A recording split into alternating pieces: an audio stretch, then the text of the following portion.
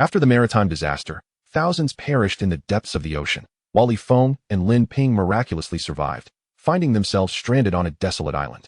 This island was both eerie and perilous. In their struggle for survival, they "Who doused me with cold water?" Feng awoke, his body rigid and chilled to the bone. It was nighttime, with the moon and stars scattered across the sky. He lay on the frigid sand. "Where am I?" Feng rubbed his eyes, gazing bewilderedly at the vast sea.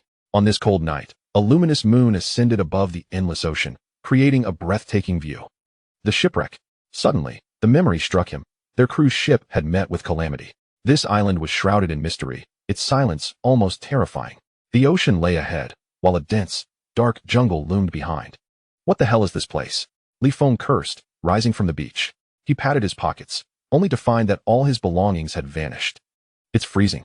As the sea breeze swept over him, he shivered uncontrollably. He needed to find a way to make fire for warmth. Without a source of heat, surviving until dawn would be a daunting challenge. "Wait, a woman." Just as he contemplated ways to ignite a fire, he noticed a woman lying beneath the rocks. She lay still on the beach, her status uncertain. As he approached, he saw that she had long hair, clad in tight jeans and a fitted t-shirt. This woman was extraordinarily attractive, with a curvaceous figure, a wasp-like waist, and ample proportions. Truly a sight to behold. Feng felt an urge to check her condition. Such a voluptuous and alluring woman should not perish. He hoped she was still alive, or at least had some residual warmth. Lin Ping, Aunt Lin. As he crouched down to assess her, he was taken aback.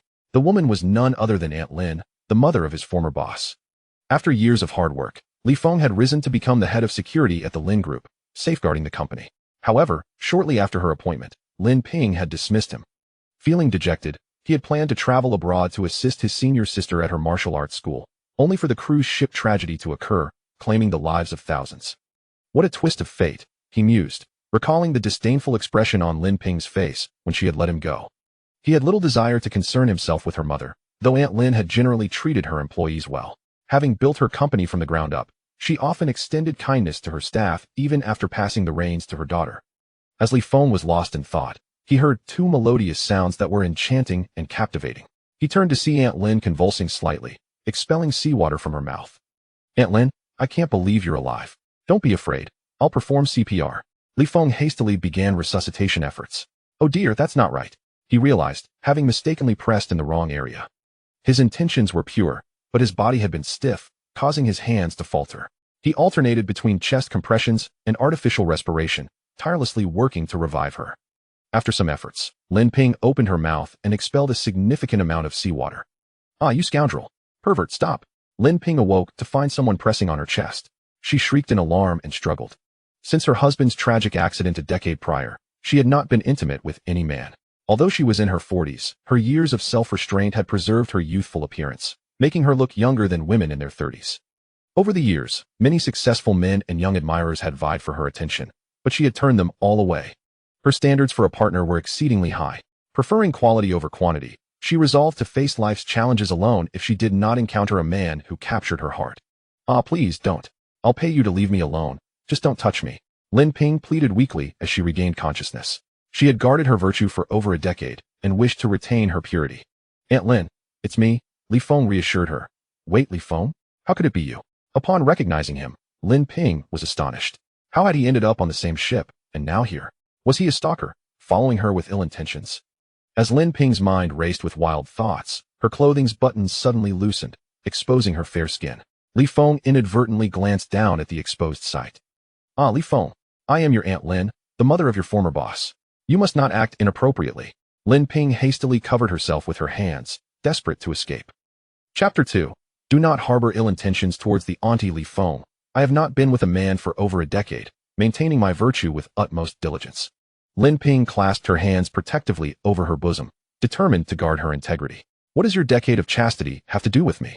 Feng replied nonchalantly. For this woman had not preserved herself for him. It was of no concern to him. "You little rascal, I am 40 years old, 15 years your senior. Do not dare to entertain thoughts of me." Lin Ping was fearful of any unwelcome advances. Should this matter reach the public, she would be too ashamed to face anyone. "You have been lonely for over a decade. If you do not make use of it now, it will be of no worth when you grow old." Feng scrutinized her ample figure. There remained a certain charm about her, undeniably feminine, alluring, and captivating. "You rogue, you lay chair." Lin Ping stumbled to her feet and fled. Throughout her years of widowhood, she had encountered numerous men of various sorts. Some young suitors even sought her to be their godmother, but she had rejected them all. After running a few dozen meters, she realized Li Feng had not pursued her. Suddenly, from the depths of the primordial jungle, an eerie bird call echoed, causing a multitude of seabirds to take flight in fright. The strange sound startled Lin Ping. As the sea breeze swept over her, a sudden clarity struck. They were stranded on a deserted island in the dead of night. The island was undoubtedly perilous. Without the protection of a man, she could be preyed upon by wild beasts at any moment. The beasts would not show mercy. They would not spare her life merely for her allure, but would feast upon her mercilessly. Her delicate skin would yield easily to their savage bites. Li Feng, Auntie wishes to establish 3 agreements with you, if you would be so kind. Lin Ping, shivering and covering herself, spoke anxiously. What do you wish to say? Li Feng inquired. Lin Ping, keeping her distance for safety, stated. First, you must not bully me. Second, you must ensure my safety. Third, you must treat me kindly. You are not my mother. By what right do you make such demands of me? Li Feng flatly refused. Stranded on this island, peril lurked at every corner. It was a challenge to guarantee Lin Ping's safety. As long as you ensure my safety, upon our return to the company, I will reinstate you as the head of security, with a monthly salary of 30,000. Lin Ping offered an enticing proposition. A monthly wage of 30,000 was the limit for an ordinary person. Li Feng, during his time at the company, had only earned 10,000. Do not paint me a grand picture. A good horse does not turn back to eat old grass. Since your daughter dismissed me, I have no intention of returning. With that, Li Feng turned to stride into the forest, seeking timber to spark a fire. Without a fire, he would surely freeze to death that night. Li Feng, where are you going? Auntie is afraid. Seeing him depart, Lin Ping suddenly felt a wave of fear. The island was eerily ominous. I cannot meet your conditions. Let us each be well apart. Li Feng harbored some resentment towards the mother and daughter duo. He had been diligent at the company, only to be inexplicably dismissed for failing to salute the new president during work hours. Li Feng, Tinger should not have dismissed you. I have chastised her privately several times. I apologize on her behalf. Lin Ping hastily softened her tone, seeking to make amends. If apologies could resolve all conflicts, then what purpose would the law serve? It is not that Li Feng is petty and unwilling to accept an apology. A mere expression of regret cannot rectify such matters. As a gust of sea breeze swept through, Lin Ping felt an intensified chill enveloping her. This island is exceedingly peculiar. Observing Li Feng gradually retreating, she contemplated pursuing him. Yet she was apprehensive of being taken advantage of in the process. Torn between the two, she found herself in a tumultuous dilemma. Li Feng, wait for me. What conditions must I meet for you to agree to protect me? After a moment's hesitation, Lin Ping summoned her courage to chase after him. Unless you agree to be my woman, I have no obligation to safeguard you, Li Feng replied, glancing back at her. Aunt Lin, you truly are quite proud. With such an exquisite figure, had you lived in ancient times, you could have supported an entire family as a wet nurse. You little rascal. How dare you harbor such thoughts about your aunt? I have traversed more bridges than you have roads. Lin Ping rebuffed him, unwilling to acquiesce. If you refuse, I will not force you. When the beasts come to devour you, perhaps you can plead with them to spare you, having kept your virtue intact for over a decade. Li Feng retorted, you insufferable brat, do you wish to drive me to my grave? Beasts do not understand the concept of an aunt. Lin Ping exclaimed, her chest heaving with indignation. The beasts may not understand an aunt, but I understand you, Li Feng said, moving closer, causing Lin Ping to struggle for breath. Please wait a moment, she hastily interjected. In this bitter cold, if we were to be completely unclothed, we would swiftly succumb to hypothermia. We ought to prioritize starting a fire for warmth. As long as you care for me, I shall become your woman. Li Feng found her logic compelling. In such frigid conditions, being bare would surely lead to their demise from the cold. It would be prudent to seek wood and create fire first. All right. Once we resolve the issue of warmth and sustenance, you may be my woman, Li Feng conceded. Very well, that is acceptable, Lin Ping replied, gritting her teeth and nodding. I hope you do not deceive me. I detest being misled above all else. He had been deceived by the company of this mother-daughter duo before, and the shadows of that experience lingered. Silly boy, as someone with experience, how could I deceive you? Rest assured, I have nothing to gain from such deceit, Lin Ping said, biting her lip and casting a seductive glance at Li Feng. Her gaze was indeed captivating. As the two of them trudged through the exhausting journey, parched and weary, they emerged from the forest, and Li Feng meticulously surveyed their surroundings. Although the moonlight illuminated the scene, the primordial forest remained shrouded in darkness. Recklessly entering could easily invite an attack from wild beasts. Li Feng, this forest is ominously dark. Will we be able to find wood? Lin Ping trembled from the cold.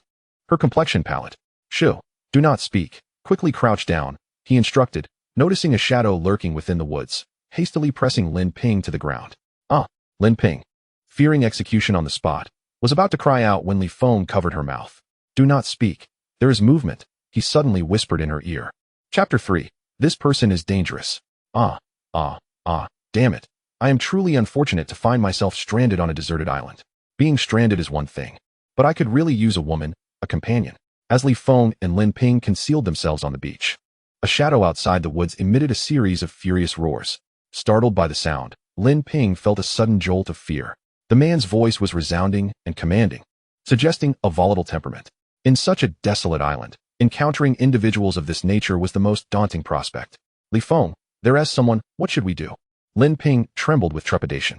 She would rather face Feng than any other unfamiliar man. At least she knew him and felt assured he would not impose any unwanted advances upon her. Even if such a situation arose, he would not harm her. But other men were terrifying. Do not fear. I am here, and I shall protect you, Feng reassured her. Will you truly safeguard me? Lin Ping felt a wave of emotion. You have already promised to be mine. Naturally, I will protect you, he affirmed. The roar of that voice unsettled her further, and she longed to distance herself from the man. Let us leave this place and search for timber elsewhere, Lin Ping suggested, hoping to quietly evade the stranger. No. Feng shook his head, lowering his voice. It is nighttime, and the foliage in other areas is denser, obscuring our vision further. If it were daytime, we could navigate around and keep our distance from him. But at night, the forest is even more impenetrable. Then what shall we do? Lin Ping was frantic, unsure of the next course of action. Despite her previous success in the business world, establishing her own company and navigating numerous challenges, those experiences seemed trivial in the face of such savagery on this island. Let us boldly make our presence known, Feng proposed, refusing to cower in hiding. What if he intends to harm me? Lin Ping feared for her safety, acutely aware that her allure might provoke unwanted attention from any normal man who laid eyes on her. Relax, Feng replied casually. Hey, I am your woman. How can you tolerate the thought of another man harming you? At that moment, she remembered her status as Feng's partner. My goodness, there are indeed other people. Upon seeing Feng and Lin Ping, the man was taken aback, then elated, exclaiming, Heavens, there is a woman. He rushed towards them, his eyes aflame with excitement upon seeing Lin Ping, who exuded an irresistible charm. Her figure was alluring without being excessive, radiating a magnetism that captivated him. As he beheld her exquisite form, his eyes glistened with desire, and he swallowed hard. Feng, Lin Ping instinctively stepped behind him as the man, towering at 185 meters with a robust build and tattoos adorning his face, approached. Though Feng was also tall, he did not possess the same imposing stature. Hello. I am Tong Meng, Tong as in fairy tale, Meng as in fierce. May I ask for your names? He inquired with a friendly demeanor. I am Feng. This is Lin Ping, they replied in unison. So, it is Brother Li and Ms. Lin. Are you both survivors as well? Tong Meng's smile was warm, yet a certain ferocity lingered in his presence. He was undoubtedly a formidable character. We are survivors from the cruise liner. Have you encountered any other living souls? Lin Ping was deeply concerned about her daughter, Lin Ting. She fervently wished for her daughter to avert misfortune and survive any calamity. Aside from you two, I haven't seen a single living soul, Tong Meng cursed vehemently, his words laced with profanity. Lin Ping felt a wave of repulsion at his crude language. I apologize, Ms. Lin, I shouldn't have spoken so in your presence. Please disregard it. Tong Meng hastily offered his apology. It's all right, Lin Ping replied with a slight shake of her head. She prayed fervently for her daughter's survival. Aunt Lin, let us proceed, Feng suggested, eager to search for wood to start a fire. They were freezing, their bodies nearly numb with cold. If they did not find a way to ignite a fire soon, the risk of hypothermia loomed large. Should they succumb to the cold, the consequences could be dire, ranging from severe frostbite to death. Brotherly, we are all compatriots, castaways on this desolate island. Let us devise a plan for survival together. Tong Meng insisted, seeking to join their ranks. As he spoke, his roving gaze scrutinized Lin Ping, growing more satisfied with each glance, his heart swelling with excitement. No need. We shall fend for ourselves and not interfere with one another. Feng firmly rejected the proposal. Brotherly, our bodies are stiff with cold. If we do not find a way to quickly start a fire and seek nourishment, we are certain to perish from the cold or hunger. I possess a windproof and waterproof lighter. Let us unite our efforts to gather wood, Tong Meng asserted, producing a steel lighter that sparked a flame with a satisfying click. To his surprise, he wielded a waterproof lighter. Very well, I accept your offer. Let us search for wood together and ignite a fire, Feng conceded, seeing the potential in the lighter. With this tool, They could save a significant amount of time, otherwise. Their frozen limbs would make it nearly impossible to create fire by traditional means. Haha, brother, you truly are a clever one, Tong Ming exclaimed, moving closer like a gorilla, prompting Lin Ping to hurriedly step aside. Disappointment flickered in his eyes as he sensed her avoidance, yet he masked his displeasure with jest. Brother, you are indeed fortunate. Having just washed ashore, you've encountered such a remarkable woman. Surely, you two are having a splendid time together? Do not speak so recklessly, Lin Ping began, wishing to clarify. But Li Feng suddenly signaled her to remain silent. She felt a surge of anxiety towards this man. Haha, brotherly, Ms. Lin appears to be shy. With such a curvaceous figure, you must be quite fatigued, I presume? Tong Ming continued his banter. Li Feng remained silent, a cold smile playing on his lips. Fully aware of Tong Ming's ulterior motives, Tong Ming sought to extract information, aiming to discern whether Li Feng had any prior intimacy with Lin Ping that would leave him drained and vulnerable. In this frigid climate, such exhaustion could weaken him further. Understanding these dynamics, Tong Ming saw an opportunity to act.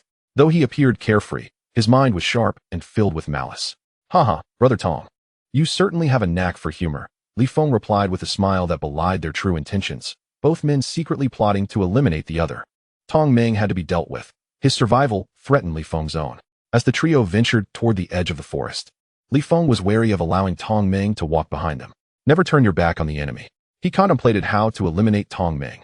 Yet the time for action had not yet arrived.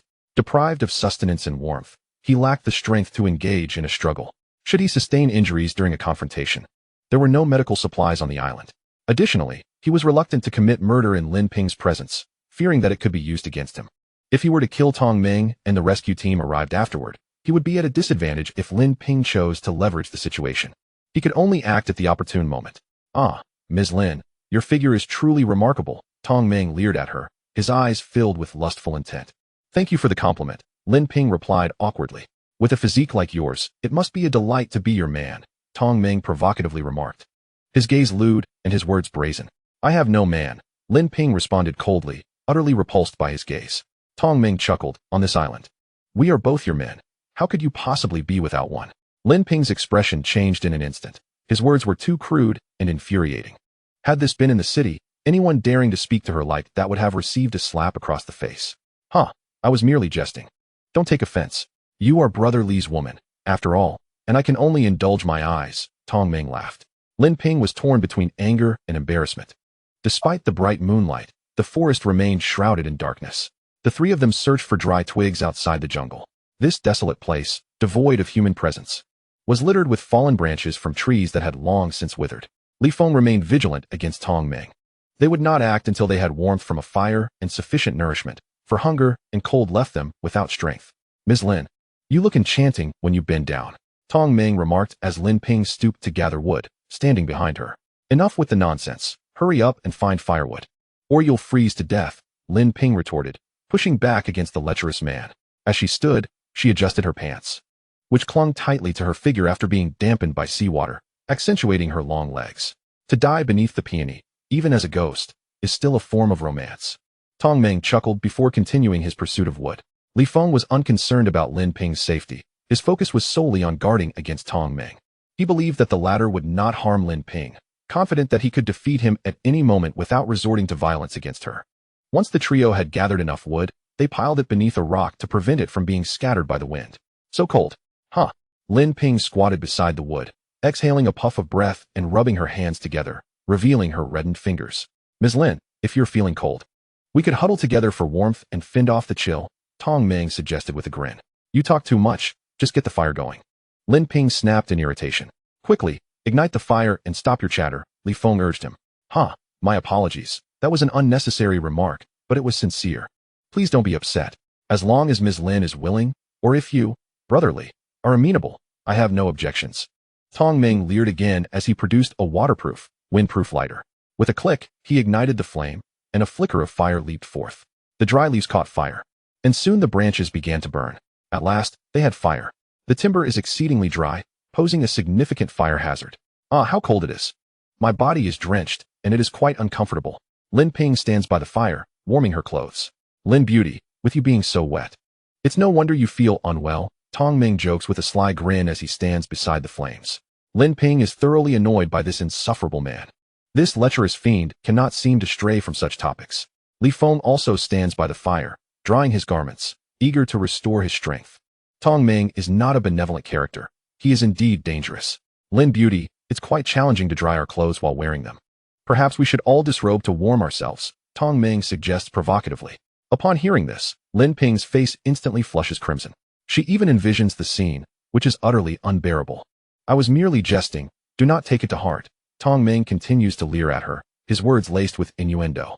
Spare us your nonsense. If you cease your prattle, no one will consider you mute. Li Feng warns him to mind his words. My apologies, brotherly. I am accustomed to jesting. Please disregard my remarks. Tong Ming offers a disingenuous apology. Ah, Li Feng, it appears there are coconut trees over there. Lin Ping points towards a nearby stretch of beach.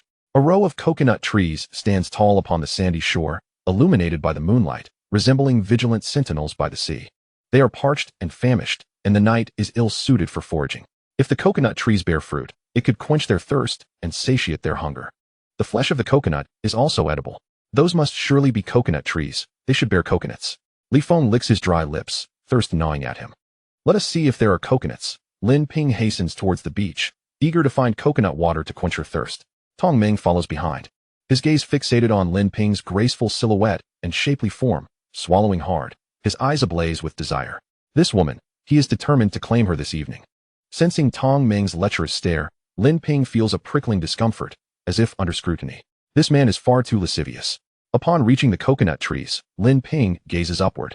These towering trees, 5 or 6 meters high, are lush and verdant, adorned with numerous ripe coconuts, gleaming yellow against the foliage. Wow, Li Feng, look at those coconuts. They are enormous. Lin Ping exclaims, pointing excitedly at the fruit above. As she raises her hand, her stature appears even more regal. Indeed, Lin Beauty, they are quite substantial. Tong Ming observes, his gaze lingering unabashedly on her chest. Feeling the weight of the Lecheer's gaze, Lin Ping instinctively covers herself with her hands. Tong Ming, cease your frivolous talk. We must devise a way to retrieve the coconuts to quench our thirst. Li Feng contemplates scaling the tree with ease but wishes to conceal his abilities. Having once served as the head of security at the Lin Corporation, he is agile and adept in various martial arts. Revealing his prowess prematurely would only make Tong Ming wary. Ha ha ha, as long as I personally intervene. Acquiring those coconuts will be effortless, Tong Ming thinks, eager to display his strength before the woman.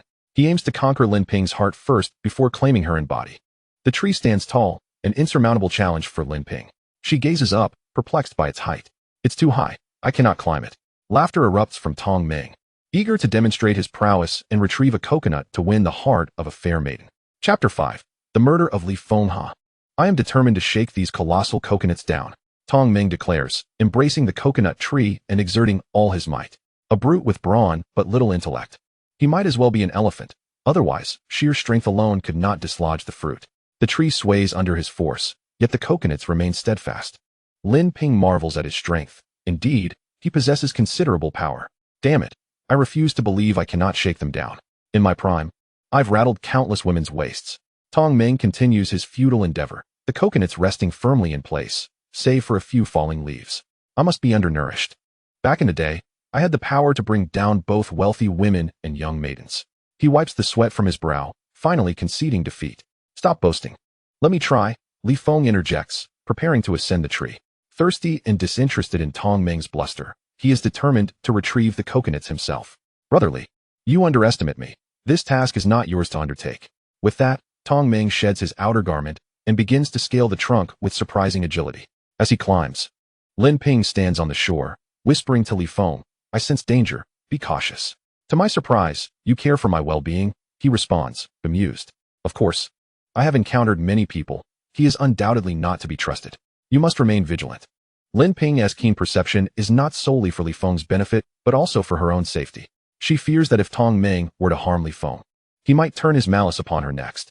Tong Ming's malevolence is evident, and she foresees the dire consequences should he succeed. Rest assured, I shall be wary of him. Just as Li Feng speaks, a coconut, weighing several pounds, unexpectedly plummets from above, narrowly missing his head. Quick as a flash, he dodges the impending blow.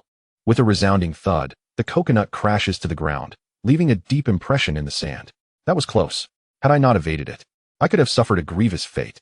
Tong Ming, are you blind? Why would you recklessly throw coconuts? Lin Ping exclaims, her anger palpable. Li Feng casts a cold glance upwards. Apologies, brotherly. It was not my intention. My view from up here is obstructed, and I nearly harmed you. I sincerely apologize. Tong Ming feigns contrition from his perch. No matter, just be more careful next time. Li Feng sees through the pretense, biding his time until he is well fed and ready to confront him. Brotherly, are you uninjured? Tong Ming inquires, masking his true intentions with a facade of concern. I am fine, Li Feng replies nonchalantly, yet he understands that Tong Ming's actions were deliberate, a ploy to orchestrate an accident. How fortunate you are unharmed. Had that struck your head, the consequences would have been dire. Tong Ming felt a wave of disappointment. His previous attempt had been deliberate, yet he had faltered. Haha. You've worked hard. Quickly, gather some more coconuts to quench our thirst, he remarked. Li Feng's smile did not reach his eyes. Tong Ming, be more careful next time.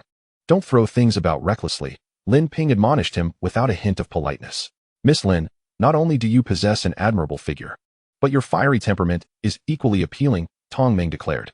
After tossing down several golden coconuts, he descended from the tree with measured grace.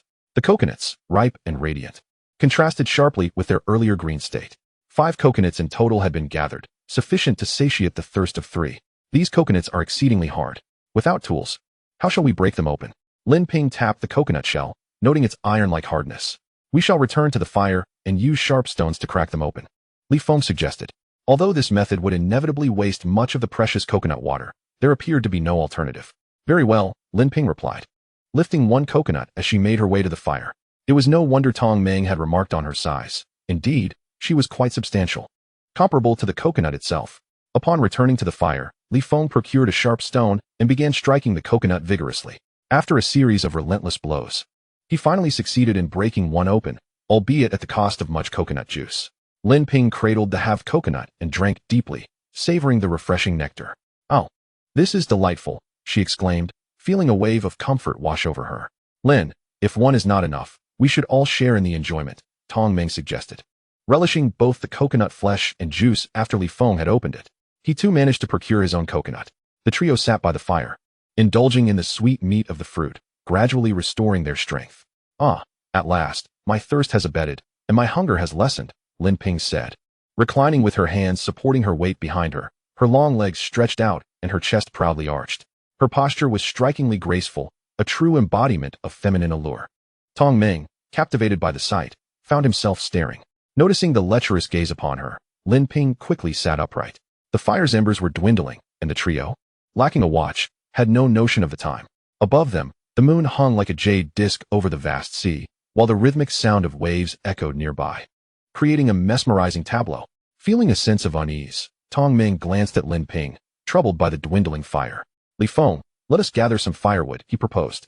All right, Li Feng replied, recognizing the urgency. I shall join you. Lin Ping, wishing to contribute, expressed her desire to assist. Fair lady, as you are the beauty here, allow us men to tend to you while you rest by the fire, Tong Ming leered, preventing her from moving. You can rest by the fire while I accompany him, Li Feng suggested with a smile. Very well, I shall await your return by the fire. Please, be cautious, Lin Ping agreed, reluctant to move since her clothes were still damp. Watching the two depart, she felt a gnawing anxiety. An ominous premonition lingered, as if something was destined to transpire that night. After Li Feng and the others departed from the fire's edge, they arrived at the outskirts of the jungle. Here lay an abundance of fallen dry wood. In the tranquil depths of night, the sound of crashing waves and the rustling of the wind through the grass seemed to meld into the silvery moonlight, evoking a sensation that was both serene and perilous. Li Feng expressed his discontent. I no longer wish to partake in this charade. Let me speak plainly. I intended to hurl a coconut at you, but you dodged it, truly. You possess remarkable fortune. Tong Ming finally laid bare his intentions, shedding all pretense. Chapter 6. The moment of confrontation, you have finally revealed your cards, forsaking all disguise, remarked Tong Ming. As he laid his cards on the table, Li Feng remained vigilant, prepared for any eventuality. They had recently endured hunger and cold, devoid of strength to engage in conflict. With their survival concerns addressed, tensions were poised to erupt. Li Feng, when two tigers contend, one must surely be wounded. Had I the stealth to assassinate you earlier, I would have relished your demise, but now, I harbor no desire to kill you, Tong Ming spoke with candor. His intention was to eliminate Li Feng without direct confrontation, knowing that a struggle between them would inevitably result in injury. What do you propose? Li Feng inquired. I have taken a liking to Lin Ping. I wish to be with her. After I have had my way, I hope you will not interfere, for if you do, I shall end your life, Tong Meng stated bluntly. Are you threatening me? Li Feng asked, incredulous. Brother, do not be foolish. That woman holds herself in high regard, with lofty expectations of a partner. Once we escape this island, you and I will be nothing in her eyes. Instead, let us take advantage of our time here and together possess her. When the rescue team arrives, we can dispose of her afterward. This secret will remain between the three of us, undetected by anyone, Tong Meng suggested, scheming to forcibly claim Lin Ping. You are indeed ruthless. You must have committed many such deeds in the past. Li Feng marveled at his malicious schemes. I have indulged in violence, arson, and extortion. I have committed every crime imaginable. Stick with me, and when we leave this island, I shall elevate you to my subordinate. Tong Meng grinned wickedly, revealing his past misdeeds. If I refuse, you would strike me down immediately. Even if I consent, you would still find a way to eliminate me. Li Feng dismissed his words as deceitful. Should they conspire together to violate and murder Lin Ping, Tong Meng would undoubtedly seek to remove him before their departure from the island. For no one wishes to have their secrets exposed. Brother, if we join forces in this heinous act, we shall be of the same ilk. And I would never turn against you, Tong Meng vowed fervently. Lin Ping, seated by the fire, observed the two conversing not far away and was suddenly seized by an unsettling premonition. She felt an ominous change in the atmosphere. A gust of sea breeze enveloped her, sending a chill through her body, causing her to tremble involuntarily. I have sworn before heaven that as long as you align with me in this endeavor, I shall never plot against you. Should you refuse to join me, do not blame me for being merciless. Tong Meng glared harshly at Li Feng, awaiting his response. Are you resolute in your decision? Li Feng asked. Damn it, I've wanted that woman for a long time. It's just that I was freezing and starving just now. Soaked to the bone. I hope you give me a clear answer. Don't test my patience. Tong Meng clenched his fist, a murderous glint flashing in his eyes. If Li Feng dared to refuse, he would make a move right now. I don't oppose your decision, but remember what you just said. Don't try to harm me behind my back afterward. Li Feng pretended to give in, but he could never go along with such a vile act. Nor could he allow Lin Ping to be molested. After all, she was his woman. Haha, brother, don't worry. I keep my word. I won't secretly harm you. Tong Meng smirked slyly, planning to deal with Lin Ping first, and then find a way to kill Li Feng in secret later.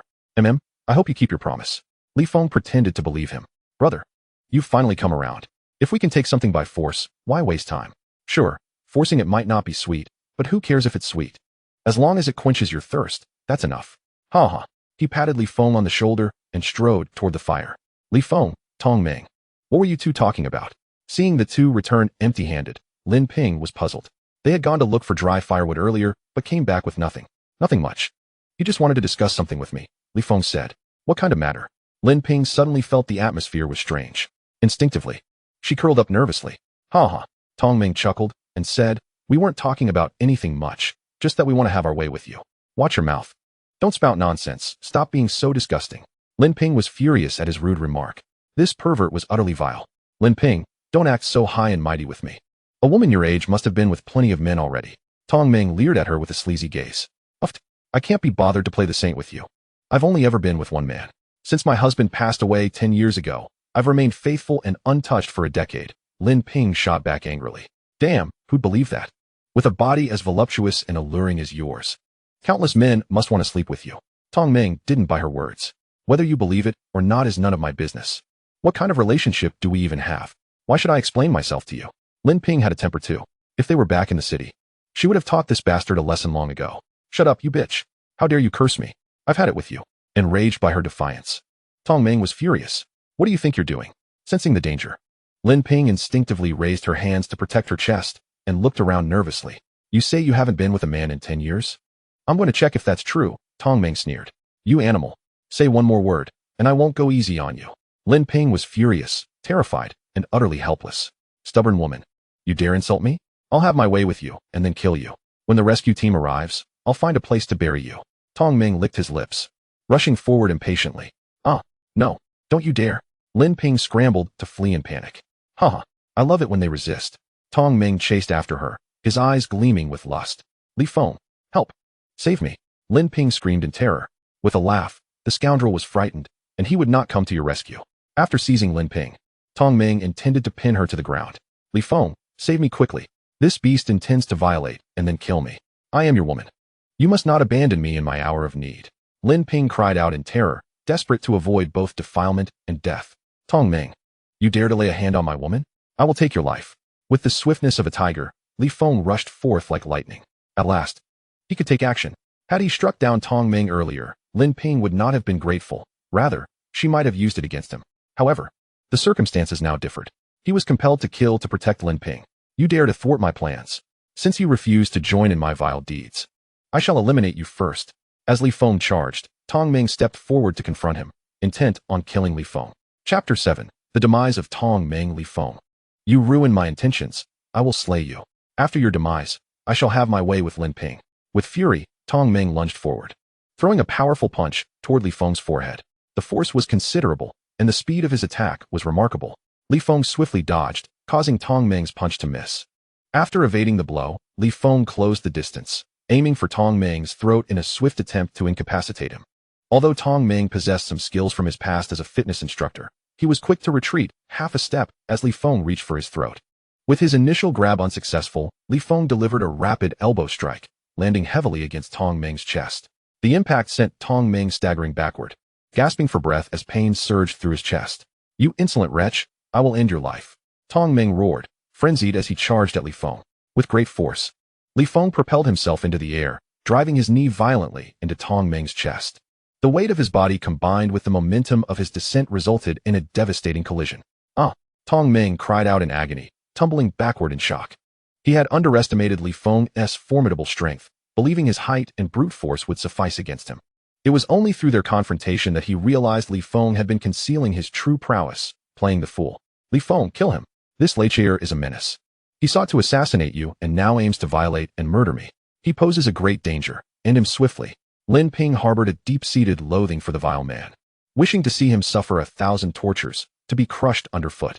Aunt Lin, killing is a crime. Li Feng feigned reluctance, though the desire to kill had already ignited within him. This is a deserted island. No one will know if you take a life, even if it is discovered later. I will stand by you because you acted to save me, Lin Ping asserted. This declaration was precisely what Li Feng sought. Should he commit murder, he intended to entangle Lin Ping in the act, ensuring she could not hold it over him once they left the island. With her words, they became accomplices in this dark endeavor. Aunt Lin, with your assurance, I feel reassured. Li Feng pressed onward. You wretch, I shall fight you with all my might. Tong Ming, rising, attempted to grapple with Li Feng, relying on his brute strength as his advantage.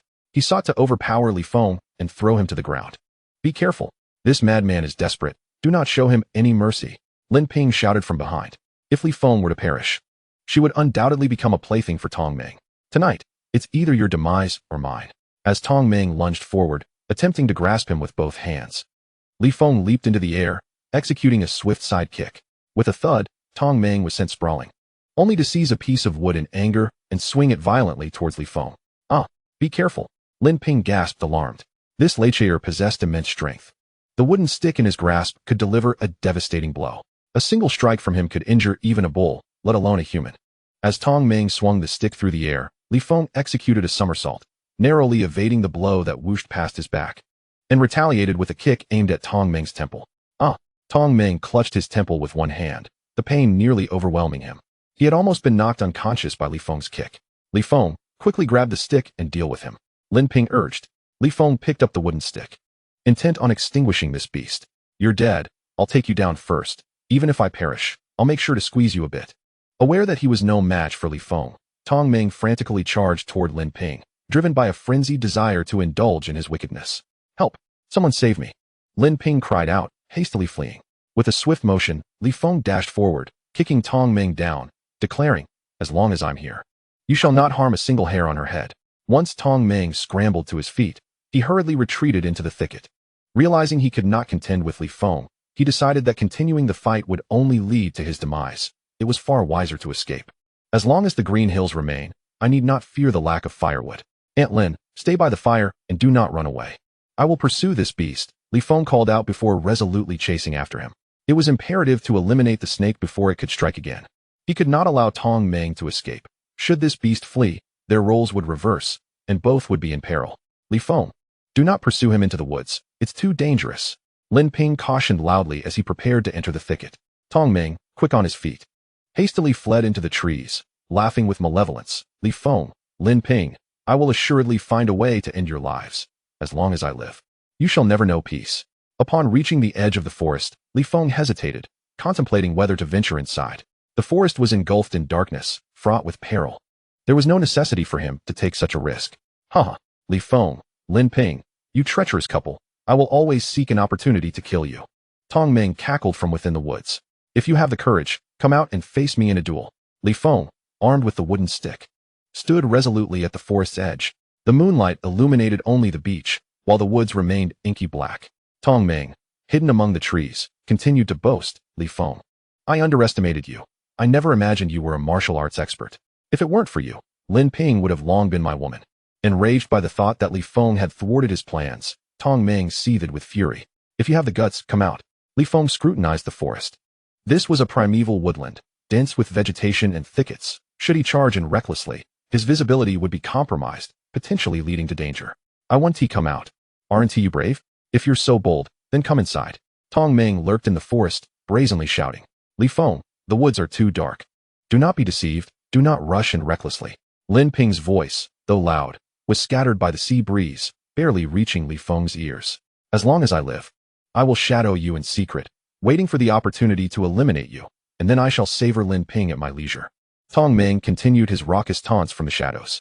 Hiding in the woods is no display of prowess. If you are a man, come out and duel me. Li Feng sought to provoke him into a one-on-one confrontation. I shan't fall for your tricks. I intend to drive you mad. Suddenly, Tong Ming let out a horrific scream, a cry that was both mournful and agonizing. Upon hearing this dreadful sound, Li Feng's complexion turned ashen. A wave of foreboding washed over him. An ominous shadow of death loomed in the night sky. After Tong Ming's scream, silence descended. The air was thick with the scent of blood. It was clear he had met a grim fate at the hands of some malevolent force. Li Feng, come back. Come back quickly. Alarmed by Tong Ming's cry, Lin Ping shouted in terror. She could only imagine the presence of a vicious creature that had ruthlessly slain Tong Ming. Aunt Lin, do not fear. Stay close to the fire, Li Feng urged, retreating with a wooden stick in hand, hastily making his way back to the fire. Tong Ming's anguished scream echoed painfully in his mind. Li Feng, what could be lurking in the woods? Tong Ming's scream was so harrowing. Lin Ping trembled in fear by the fire. I do not know what it is, Li Feng replied, shaking his head. Could it be a wolf? Lin Ping inquired anxiously. Impossible. It cannot be a wolf. Li Feng dismissed the notion. Wolves lack the strength to kill with one strike. Then perhaps a tiger? Lin Ping suggested. If it were a tiger, there would surely be a roar, and the forest would be in disarray. Li Feng refuted this possibility as well. What, then, is it? Lin Ping was frantic with fear. I am uncertain. This island is too eerie. Li Feng prayed for the rescue team to arrive soon. The atmosphere was unnervingly strange. That creature was undoubtedly vicious and adept at hunting. Tong Ming had not even had the chance to call for help or struggle before it struck. A gust of wind swept through the trees, causing them to sway ominously. Li Feng, this place is terrifying. Lin Ping hurriedly sought refuge in his embrace. Do not fear. I will protect you, he reassured her, holding her tightly. Having you here is a comfort. Lin Ping felt a surge of happiness. Since her husband's passing, she had not found solace in a man's arms for over a decade. Now, after so many years, being cradled once more brought her warmth and a sense of security. She realized she too craved a man's care and protection. She was not as strong as she had imagined. Li Feng's hands encircled her waist, his lips brushing against her cheek.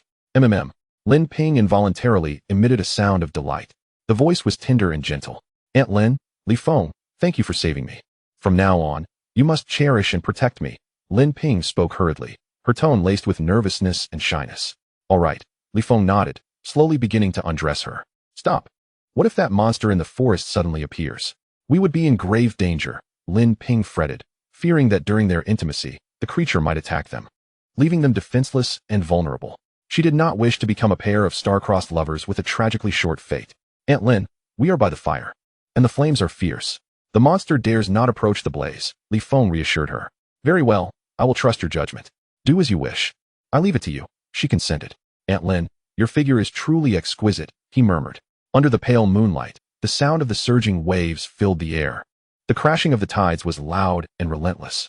After some time, the two sat by the fire, their clothes disheveled. Li Feng, you are truly remarkable. Aunt Lin respects no one but you, Lin Ping confessed, feeling a profound sense of happiness and fulfillment.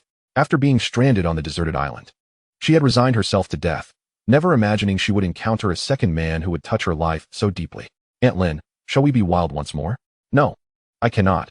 Lin Ping rubbed her aching waist, nearly in pieces from exhaustion. She massaged her thighs and thought of her daughter, Lin Ting.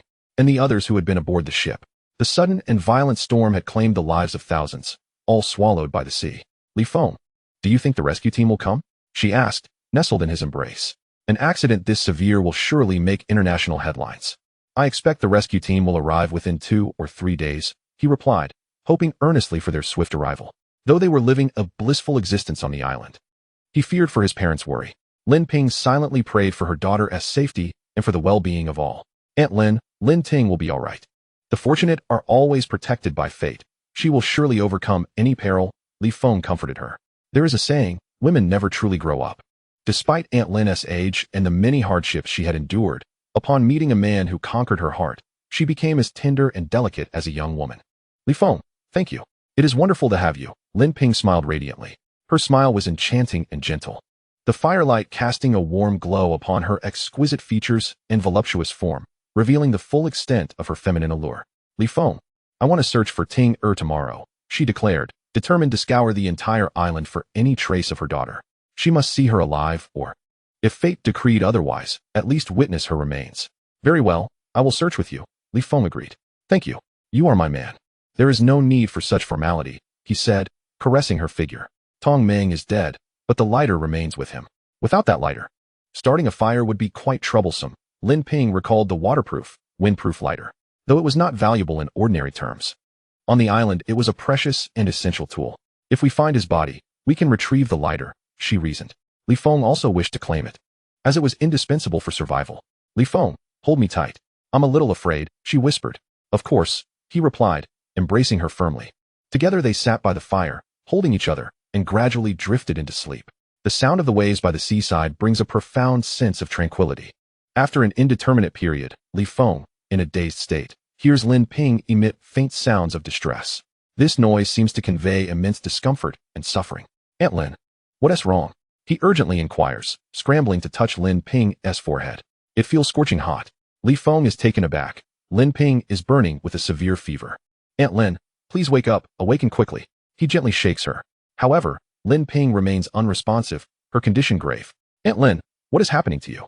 Li Feng continues to shake her, filled with regret for the events that transpired earlier.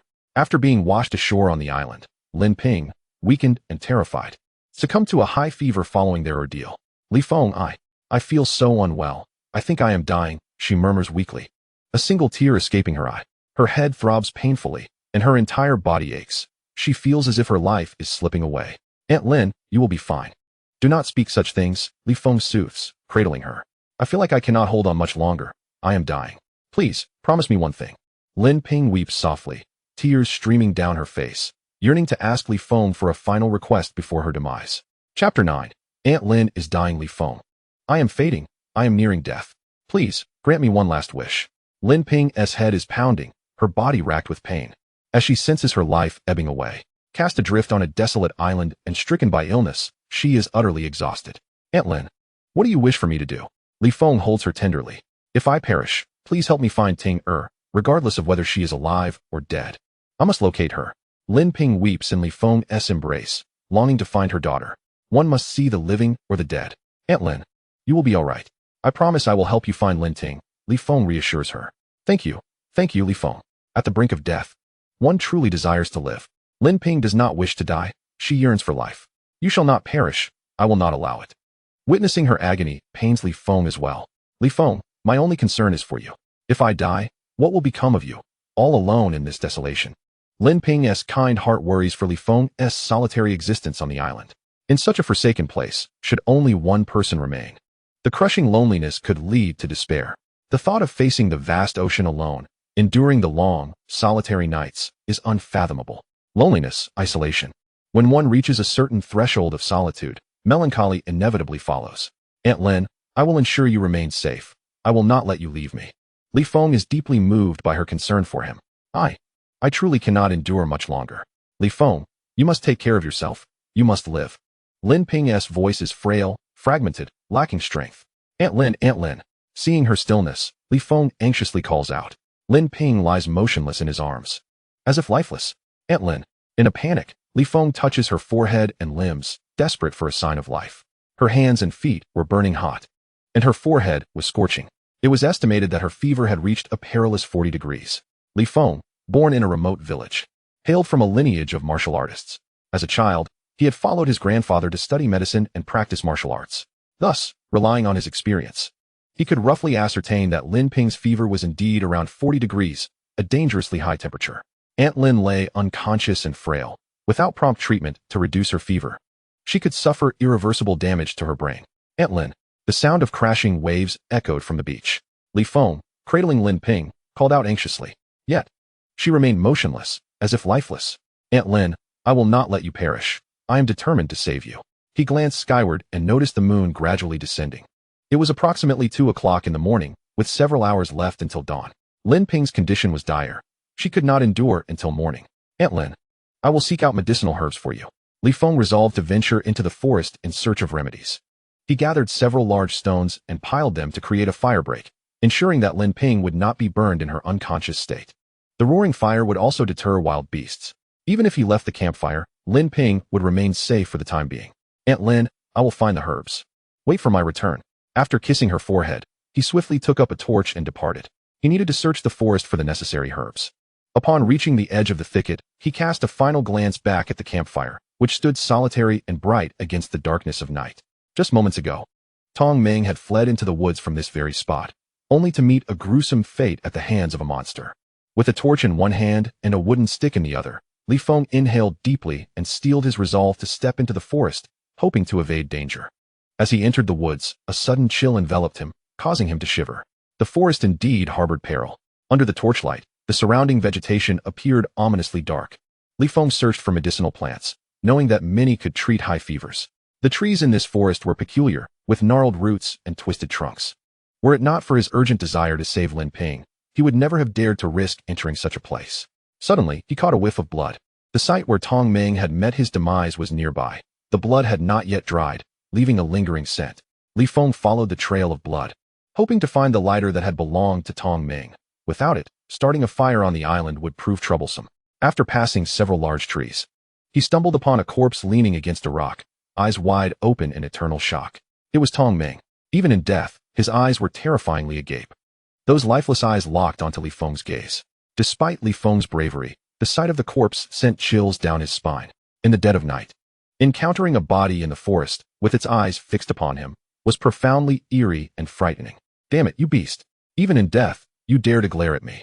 I'll kick you to hell. Startled, Li Feng erupted in a fit of rage. In his rural upbringing, as he trained in martial arts under the guidance of his grandfather, the old man once imparted a piece of wisdom. Should one traverse the night roads and be startled by an entity, one must not succumb to fear, but rather summon the courage to curse loudly. For malevolent spirits, too, harbor a dread of the fierce. In moments of human anger, one's inner fire blazes fiercely. Although Li Feng did not subscribe to superstition, he preferred to believe it might hold some truth rather than dismiss it entirely. Damn you, beast. While you were alive, I feared you not. Now that you are dead, should you dare to glare at me, I shall obliterate your entire lineage. With resolve, Li Feng strode forward. And to his astonishment, the eerie sensation dissipated as he embraced his fury. Approaching Tong Meng, he observed that the unfortunate man's heart had been pierced by an unknown force. The creature that assaulted Tong Meng was formidable indeed, managing to penetrate his heart with a single strike. Aside from the heart's wound, there were no other external injuries. This island harbored fearsome monsters. After slaying Tong Meng, the creature had not consumed his remains. What manner of beast was this, so powerful and lethal? Li Feng raised the torch, scanning his surroundings for immediate threats. Satisfied there was none, he hastily searched the corpse and retrieved a lighter from Tong Meng's pocket. Since you are dead, this will be of no use to you. Might as well do me a favor with it. May you be reborn as a good person in your next life. He tucked the lighter into his coat pocket and gathered dry twigs nearby to fashion a new torch, which burned even brighter than the last. He had no time to bury Tong Meng's body, nor did he wish to honor the creature with such an act. As he turned to depart, a rustling noise behind him caught his attention. What could it be? He spun around in alarm, only to witness Tong Meng's lifeless form stirring. No way. Is it rising from the dead? Panic surged through Li Feng as he saw the corpse move. Could it be that Tong Meng had become a zombie? This was implausible. Zombies did not exist, and the dead did not rise. Just as his mind raced with confusion, Tong Meng's body lunged forward. Startled, Li Feng thought, am I seeing things? Chapter 10. From now on, I am your husband. Even if you have risen from the dead and become a zombie, I can still defeat you. Shaken, Li Feng recalled his grandfather's words. Gathering his courage, he prepared to confront the unknown with composure. He remained unconvinced of the existence of zombies. With a sudden thud, Tong Ming's body collapsed, followed by an eerie sound. A large, dark head, resembling a giant mushroom, slowly lifted. That ominous shape against the night sky was terrifying. As it raised its head and revealed part of its body, Li Feng's heart sank. Good heavens, what a massive snake. It was none other than a king cobra, stretching an impressive 4 to 5 meters in length. The creature coiled its lower body while the upper half reared, menacingly fixating its gaze upon Li Feng. As man and snake locked eyes, a chill coursed through Li Feng. The beast was perilous and capable of delivering a venomous bite. Even an elephant would succumb to its strike. How could there be a king cobra in this forest? Li Feng raised his torch and began to retreat. As he did, the fearsome king cobra advanced slowly toward him. A wave of terror surged forth, overwhelming him like a relentless tide. Li Feng would rather face a wolf than encounter such a creature. The king cobra, having recently laid its eggs, was fiercely defending its territory. As the beast approached menacingly, Li Feng dared not engage in close combat, fearing the venomous spray. He bent down to pick up a small stone and swiftly flicked it with force. With a whoosh, the stone soared and struck the cobra in its eye. Trained in martial arts under his grandfather, Li Feng was adept in numerous techniques, including the art of flicking objects with precision. In truth, this technique was not as mystical as it seemed. With prolonged practice, an ordinary person could slice through a cucumber with a playing card. With a hiss, the large serpent writhed in agony, rolling frantically in the grass, twisting its body in pain. Snakes do not rely on sight to pursue their prey. They depend solely on their sense of smell, rendering their eyes a vulnerable spot. After injuring the great snake, Li Feng hurriedly vacated the area. Once he felt he was at a safe distance, he cautiously searched the jungle for medicinal herbs. Beneath a tree, he spotted a cluster of buplurum and several other traditional herbs. At last, I have found the medicinal plants, he thought. Just as he intended to approach them, when he suddenly heard a rustling above. A chilling sound echoed ominously overhead. Having honed his skills over the years, Li Feng possessed an acute sense of hearing, able to detect even the slightest disturbance. When he looked up, he beheld a vibrant, venomous snake coiled atop the treetop. Where did all these snakes come from? He mused. With a swift flick, he launched another stone, striking the smaller snake squarely on the head. This snake, less than half a meter long, was no match for his strength. Upon impact, the snake fell from the tree, its head grotesquely deformed. This is the fate of those who dare to intimidate me, Li Feng thought. After dispatching the snake, he cautiously approached the base of the tree, ensuring no venomous serpents lurked nearby before hastily collecting the herbs. With these remedies, Aunt Lin's fever would surely subside. He gathered the herbs and carefully made his way out of the forest. Upon emerging from the primitive jungle onto the beach, he spotted a fire not far away, and relief washed over him. His body had been tense with anxiety while in the forest, but now, freed from danger, he exhaled deeply. The fire's glow remained bright in the distance. Li Feng discarded his torch and hurried toward the flames, worried about Lin Ping's safety. Upon reaching the fire, he found Lin Ping still unconscious. Aunt Lin, I have found the herbs, he said, kneeling beside her and gently stroking her forehead. She was still burning with fever, the heat radiating from her body. Please hold on a little longer. I will prepare the medicine for you. After kissing her gently, he set to work brewing the remedy with coconut water. In the dead of night, finding fresh water was impossible, so he had to make do with the coconut. Using a coconut shell as a makeshift pot, he fashioned a circular container from paper to hold the water, ensuring it would not burn. He constructed a simple stove from 3 stones and placed half of the coconut shell atop it to boil the herbs. Having completed this task, Li Feng sat by the fire, gazing at the bright moon in the sky and the vast, endless ocean before him, feeling a sense of uncertainty. He hoped the rescue team would arrive soon. On the island, there is a dire scarcity of clothing, food, and medicine. If the rescue team does not arrive, survival becomes an arduous challenge. Sighing, Li Feng sat beside the fire. Lin Ping lay unconscious, devoid of companionship, and an overwhelming sense of solitude engulfed him. Should Aunt Lin perish, he would be the sole survivor on the island, and the profound loneliness would gradually consume him. Once the herbal concoction had cooled slightly, he cradled Lin Ping in his arms.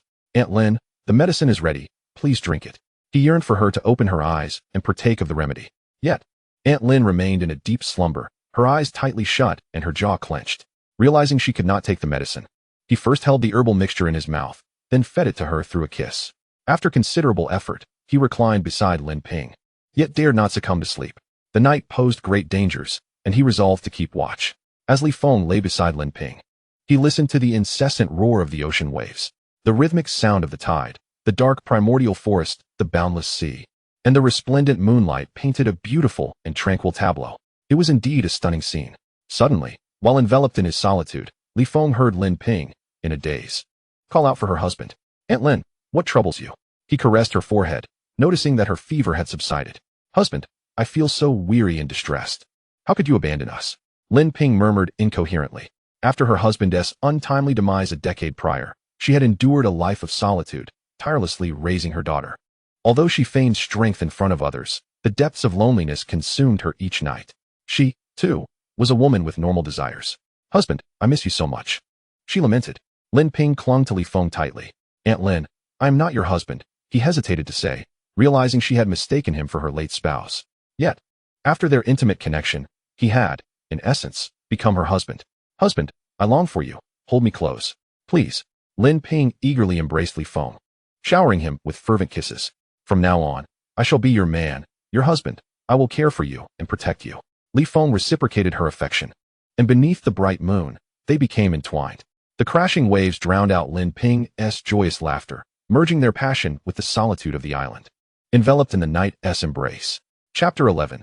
Weep, let your heart's grief flow freely, husband. How wonderful it is to have you back. My burdens will be lighter now. After their passionate encounter, Lin Ping drifted into a drowsy slumber once more. For the past decade, she had yearned for her husband. Observing her peaceful yet weary countenance, Li Feng gently caressed her cheek. "Rest assured, I will take good care of you from now on. I shall never allow you to feel exhausted again." He sought not eternal companionship, but merely to cherish the moments they shared. Engaging with those whose paths are intertwined with one's own, without guilt, is sufficient. Encountering her was a serendipitous blessing. Why seek anything beyond the moment? The surging sea relentlessly battered the shoreline and rocks. As Lin Ping slept contentedly, Li Feng continued to keep vigil throughout the lengthy night, fearful of sleep.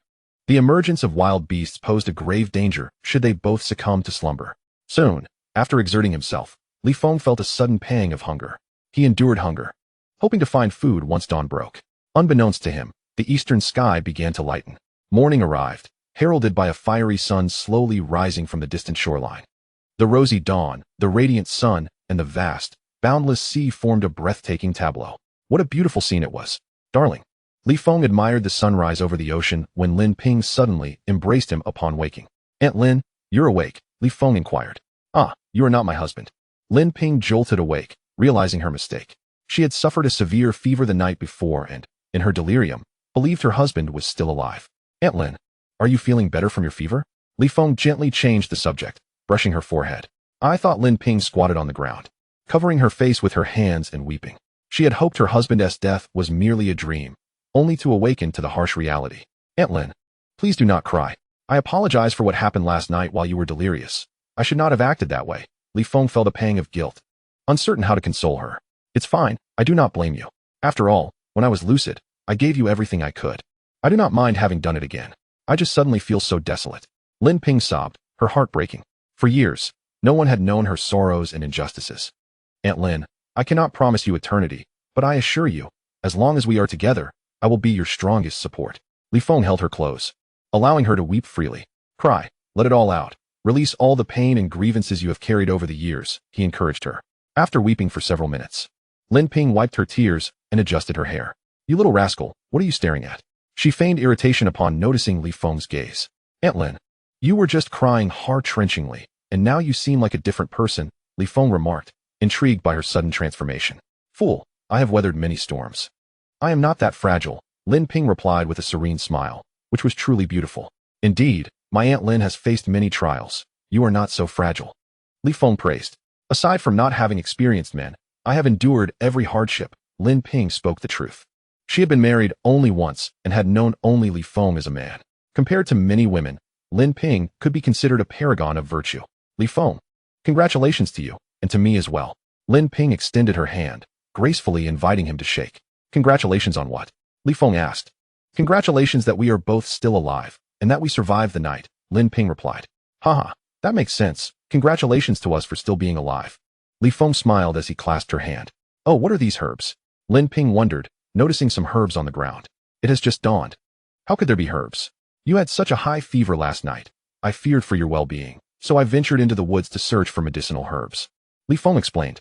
You actually went into the woods for herbs last night?" Lin Ping exclaimed in surprise. Yes, I did, Li Feng nodded. Fool. Tong Meng perished in the forest last night, and yet you dared to venture forth, Lin Ping chastised, her anger directed at his reckless bravery. The situation was dire last night, which compelled me to brave the woods in search of medicinal herbs, he replied. Did you encounter any danger? Lin Ping anxiously scanned him for signs of peril, fearful for his safety. Indeed, the forest is fraught with danger. I faced some crises, yet fortune smiled upon me. Not only did I evade calamity, but I also procured the herbs to treat your ailment. The memories of the previous night's dangers left Li Feng feeling unsettled. Fool. Was it worth risking your life for me? Lin Ping was deeply moved, unprepared for the lengths he would go for her sake. You are my woman. It is my duty to protect you, and naturally, I would risk everything for you, Li Feng declared. Thank you. From now on, you shall be my man, Lin Ping said, embracing him with warmth. Whatever you desire from me in the future, I willingly consent. You are my true man from this day forth. Although they had shared passionate moments the previous night, the first time was merely for survival and emotional connection, while the second was a mistaken belief that Li Feng was her husband. From now on, however, her heart was wholly his. Aunt Lin, you are squeezing the breath out of me, Li Feng remarked, feeling as though a mountain bore down upon him in her tight embrace. Fool, you benefit and still complain. How many men would long for my embrace? I do not covet them, she teased, planting a kiss on him, her eyes sparkling with affection. Aunt Lin, dawn has arrived. Today, we must seek water and food. Without these essentials, survival will be a formidable challenge. Li Feng prepared to search for fresh water and sustenance. All right, my husband. I shall follow your lead, Lin Ping tenderly addressed him. Chapter 12. The Perilous Expedition into the Forest. Li Feng, I am famished, Lin Ping lamented as dawn broke. Her stomach painfully hollow. They had gone a night without food, and their wild escapades had severely drained their energy. Aunt Lin, let us first scour the beach for supplies before we delve into the forest in search of water and nourishment, Li Feng suggested, surveying the sandy shore where turbulent waves crashed against the land. What could we possibly find on the beach? Lin Ping queried. After the cruise mishap, it is plausible that items from the ship may have been washed ashore. We might be fortunate, he replied. Very well, I shall trust your judgment, Lin Ping acquiesced. As they walked along the shoreline, hours passed with no success. Li Feng, it seems the ship's belongings have not made it to the beach. We should not waste any more time. Let us think of alternative solutions, Lin Ping said, rubbing her aching stomach. Since there is nothing on the beach, we should venture into the forest for food, Li Feng decided, preparing to enter the woods. Without fishing nets, catching fish along the coast proved exceedingly difficult, and the scant seafood would not suffice to satiate their hunger. Additionally, consuming seafood without water would only induce nausea, yet the forest posed its own risks. Tong Meng had met his demise at the hands of a creature last night, and Lin Ping feared encountering similar dangers. With daylight upon us, the forest should be less perilous, Li Feng observed, gazing at the vast, untamed wilderness. This island was indeed expansive and shrouded in mystery. The dense, primordial forest loomed behind them, an impenetrable expanse of darkness that seemed to stretch into infinity. The boundless woods resembled a vast, ebony sea, instilling a profound sense of unease. Darling, I will follow your lead. Wherever you wish to go, I shall accompany you, Lin Ping declared. Are you truly so obedient? Li Feng was taken aback by her newfound docility. A saying aptly captures this sentiment. When one marries a chicken, they follow the chicken. When one marries a dog, they follow the dog. Lin Ping smiled coyly. Oh, so you dare to liken me to a chicken or a dog? Li Feng playfully feigned an attack. Be gentle. You scoundrel. Lin Ping shot him an exasperated glance. What would happen if you crushed me? As they stepped outside the primordial forest, a gust of wind swept through, causing the trees to sway violently, and leaves danced down in a flurry. Oh, it's quite chilly. Lin Ping wrapped her arms around herself, shivering. This eerie wind feels so frigid. You must be cold. Put on my jacket, Li Feng insisted, removing his outer garment to drape it over her. I'm fine. Don't take off your clothes. If you catch a cold, I wouldn't be able to care for you. Lin Ping resolutely refused to wear the jacket. Should she fall ill, Li Feng could still tend to her, but if he were to become sick, she could not face the dangers of the island alone. I have trained my body since childhood. I am strong and healthy, and I won't catch a cold.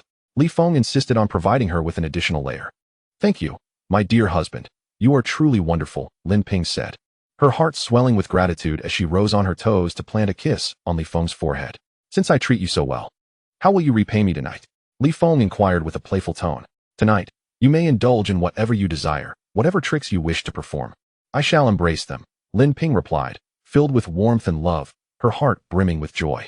She willingly contemplated giving herself to this man, never once imagining that she might love another in this lifetime. loving enough to offer not just her body, but everything she possessed. I seek not your tricks, but your genuine skills, Li Feng smiled. Lin Ping shot him a teasing glare. Though I have weathered many storms, I assure you, such matters are still beyond my expertise compared to you youngsters. As they bantered and laughed while entering the forest, Li Feng handed her a sturdy stick. The forest is perilous, rife with venomous snakes and insects. Holding this stick will keep you safer. It can help you startle any lurking serpents and serve as a walking aid to conserve your strength. Thank you, my thoughtful young man. You are truly considerate. Allow me to reward you, Lin Ping exclaimed as she playfully lunged forward and kissed Li Feng. With you, I feel so fortunate.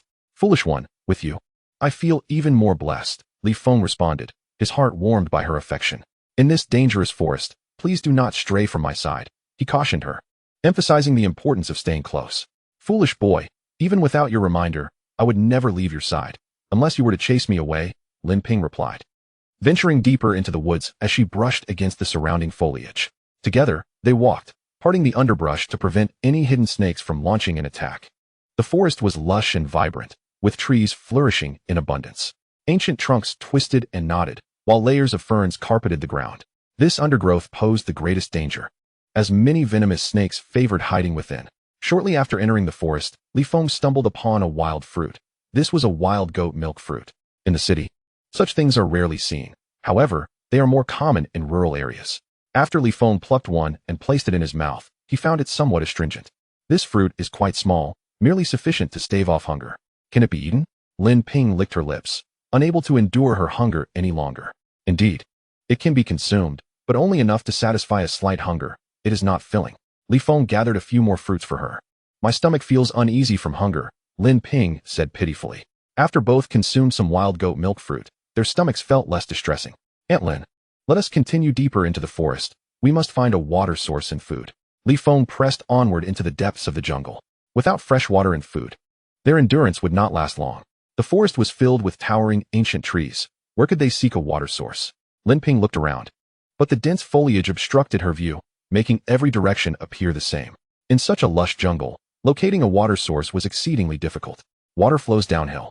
We only need to find the base of the mountain or move toward lower ground, and we should be able to locate a water source.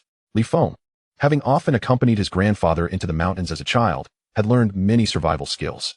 You are truly clever. It is fortunate to have you. Otherwise, I would have perished countless times. Lin Ping gazed at him with admiration.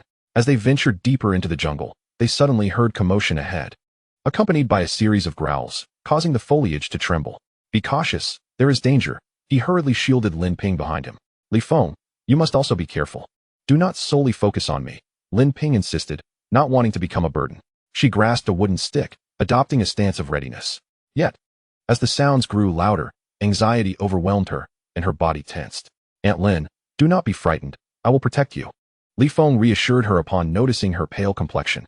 Another growl echoed, and a dark shadow dashed forth with remarkable speed, like a gust of wind. Ah, Li Feng, be careful, there is danger. Lin Ping cried out in alarm as the shadow emerged. Chapter 13. This man is fierce with a swift motion. A dark figure burst from the underbrush, charging towards them like a small tank. To their dismay, it was a wild boar, weighing an estimated 200 to 300 pounds. Its hide marred with blood. It appeared to have been injured, fleeing in panic after an attack by another creature. Get out of the way, Li Feng shouted, hastily pushing Lin Ping aside. The beast's tusks posed a severe threat. Should they strike Lin Ping, the consequences would be dire. Lin Ping tumbled into the underbrush. Her face pressed against the ground, landing in a most undignified manner. After missing Lin Ping, the boar turned and charged at Li Feng. Its tusks, gleaming and long, posed a lethal threat. If they struck a person, they would surely leave grievous wounds. Li Feng sprang into action, executing a swift roll before delivering a powerful strike with his stick. Thud! The blow landed on the boar's back. However, the force was insufficient to kill the beast. If only he had a knife or sword. The boar, struck on its spine, let out a pained roar. The beast shook its head and tail, frantically charging into the thicket, intent on attacking Lin Ping. It is often said that one tends to pick on the weak. This adage proved true. The creature seemed to sense Lin Ping's vulnerability, thus it rushed towards her in a fit of rage. Aunt Lin, be careful. Upon hearing Li Feng's urgent shout, Lin Ping hurriedly scrambled to her feet from the grass. Oh my, it's going to charge at me, she exclaimed. Brother Wild Boar, please, let us talk this through. After rising, she turned to flee. The wild boar's tusks were alarmingly long, and she feared being gored. The boar galloped wildly, pursuing Lin Ping with unbridled ferocity, as if it would not relent until it made contact. "Li Feng, help me. This wild boar wants to gore me," Lin Ping cried, her legs trembling in terror. The wild boar, having grown up in the wilderness, was imbued with untamed ferocity. Once enraged, its combat prowess surpassed even that of a gray wolf. "Aunt Lin, do not be afraid, I will save you." Just as the wild boar was about to catch up with Lin Ping, Li Feng dashed forward like an arrow, leaping to the side and executing a dual kick that forcefully struck the boar's abdomen. The creature was sent tumbling to the ground from the impact. The force of the kick caused Li Feng to be propelled backward, but he quickly rolled to his feet with a fluid motion. As the boar regained its footing, Lin Ping sprinted toward a tree for safety. Yet the beast seemed relentless in its pursuit. "Aunt Lin, quickly, climb the tree," Li Feng shouted frantically, urging her to ascend. Did that creature think it could easily bully them? It was absurd that it was chasing her down, intent on goring her. Lin Ping discarded her stick, attempting to scale the tree. As the boar charged after her, Li Feng struck its leg with a stick. The beast let out a pained roar, becoming even more frenzied. It swiftly turned to attack Li Feng. Without a weapon, he dared not confront it directly. A single strike from those tusks could be perilous on the island. Suddenly, amidst the struggle with the wild boar, he heard a startling scream. Glancing back, he saw Lin Ping climbing the tree when she inadvertently broke a branch, becoming entangled in a vine that swung her into the air. The large tree was laden with parasitic vines, and as she fell, her neck snagged, leaving her suspended and swinging. Her face flushed, eyes bulging, and tongue protruding. It appeared as though she was on the verge of a grave fate. "Aunt Lin, why are you trying to hang yourself?" Li Feng rushed over to rescue her. She was the only woman on the island. Should anything happen to her, what would he do? The wild boar relentlessly pursued them. Despite its short legs, it was remarkably swift. Upon reaching the tree, Li Feng sprang 2 meters high, grasping a sturdy branch. With abdominal strength, he hooked his legs over the treetop, hanging upside down, and quickly hoisted Lin Ping up to safety. Cough, cough, cough. Lin Ping spluttered violently, having narrowly escaped death. "Aunt Lin, are you all right? Why would you contemplate such despair?" Li Feng patted her back to help her breathe. "You fool. If you want to help me breathe, you should pat my back, not my front." After regaining her breath, Lin Ping could no longer restrain her tears. Moments ago, she had nearly perished, almost strangled by the vine that had ensnared her neck. "Forgive me, I had forgotten," Li Feng admitted, though he was well versed in such basic knowledge. Lin Ping questioned, "Were you trying to take advantage of me while I was still conscious?" Concerned, Li Feng asked, "Are you all right?" She replied, "I want to die, but I came perilously close," as she struggled to draw several deep breaths. Her neck had accidentally caught on the vine, nearly causing her demise. "I'm relieved you're unharmed. Please be more cautious next time. I never wish to experience such a moment again." After catching her breath, a wild boar began furiously ramming the tree. Enraged after being wounded by other beasts, the creature sought to vent its fury upon the two. "Aunt Lin, hold the tree trunk tightly. I'll confront this wild boar. Tonight, we feast on pork." With that, Li Feng leapt from the towering tree. "Be careful. This boar is ferocious. Don't let it injure you," Lin Ping urged anxiously, fearing for his safety. "Aunt Lin, just as Wusong once defeated a tiger in ancient times, today I, Li Feng, shall vanquish this boar. Watch me," he declared, preparing to showcase his prowess. Freed from the need to protect Lin Ping, he could now fully concentrate on subduing the beast. As the furious boar charged again, Li Feng soared into the air, channeling all his strength and the force of his descent into the wooden staff he wielded. With a mighty blow, he struck the boar's head. The staff shattered with a resounding crack. Stunned by the strike, the boar staggered, spinning in confusion. Discarding the broken staff, Li Feng rushed forward, pinning the creature to the ground. Mounted atop the boar, he seized stones and pounded its head with relentless fury. Each thunderous blow shook the earth beneath them. The boar lay immobilized, its skull crushed beneath the assault. "Wow, you're incredible," Lin Ping exclaimed, both admiring and fearing Li Feng's ferocity. This man was terrifyingly formidable. If he ever treated her as he did the boar, she knew she would be utterly powerless. After a few feeble struggles, the boar succumbed. "Damn it. Anyone who lays a hand on my woman meets this fate," Li Feng declared, delivering a final kick to the fallen beast. "My husband, you're amazing. I truly admire you," Lin Ping said, her reverence for him deepening. Women are naturally drawn to strength, and she willingly bowed to his formidable presence. "Aunt Lin, we have pork to eat tonight." After lifting her down from the tree, they returned to the wild boar's carcass. "There are so many claw marks on this boar," Lin Ping observed as she knelt to examine the wounds. Li Feng, too, pondered the strange injuries. "These claw marks are peculiar. It must have been attacked by some unknown beast." "Honey, we have no knives. How shall we prepare this boar?" Lin Ping asked. "Where there's a will, there's a way. As long as we have pork, I'm sure we'll find a method, Li Feng replied confidently. His greater concern, however, was the mysterious creature that had wounded the boar. Should it appear nearby, their predicament could become perilous. Chapter 14. A heroic rescue of a fair maiden. Li Feng aspired to emulate primitive man, utilizing sharp stones to carve pork. However, locating a slender stone proved to be a challenge. While he was in search of a suitable rock, he was suddenly startled by what appeared to be a faint cry for help emanating from the jungle. The sound was sporadic and seemed to belong to a woman. Without a knife, how am I supposed to prepare the pork? Li Feng pondered, while Lin Ping, famished, yearned for the meat. Do not speak, Lin Ping. Li Feng urged as he strained to listen to the distant sound. What is it? Lin Ping, fearing danger, inquired. I believe I hear a woman calling for help. Li Feng replied, having indeed discerned the sound. Yet, it was faint, carried away by the wind through the foliage. The cries were intermittent, almost ethereal. Foolish child. In these desolate wilds, how could there be a woman in need? Are you imagining things? Lin Ping retorted, pouting slightly. After all, she was a woman herself, capable of fulfilling all of Li Feng's desires. It was no wonder that the adage about men being fickle rang true. Having acquired her, he might yearn for another. Lin Aunt, I truly hear someone in distress, Li Feng insisted, rising abruptly. Despite the quietness of the plea, his keen hearing made it undeniable. Seeing Li Feng's serious demeanor, Lin Ping's anxiety heightened. She hoped that the one seeking aid was her daughter. Lin Aunt, come quickly. Li Feng beckoned, pulling her deeper into the forest. After sprinting several dozen meters, the cries for help became clearer. Help! Help! The voice was melodious and compelling, and one could almost envision the beauty of the woman who uttered it.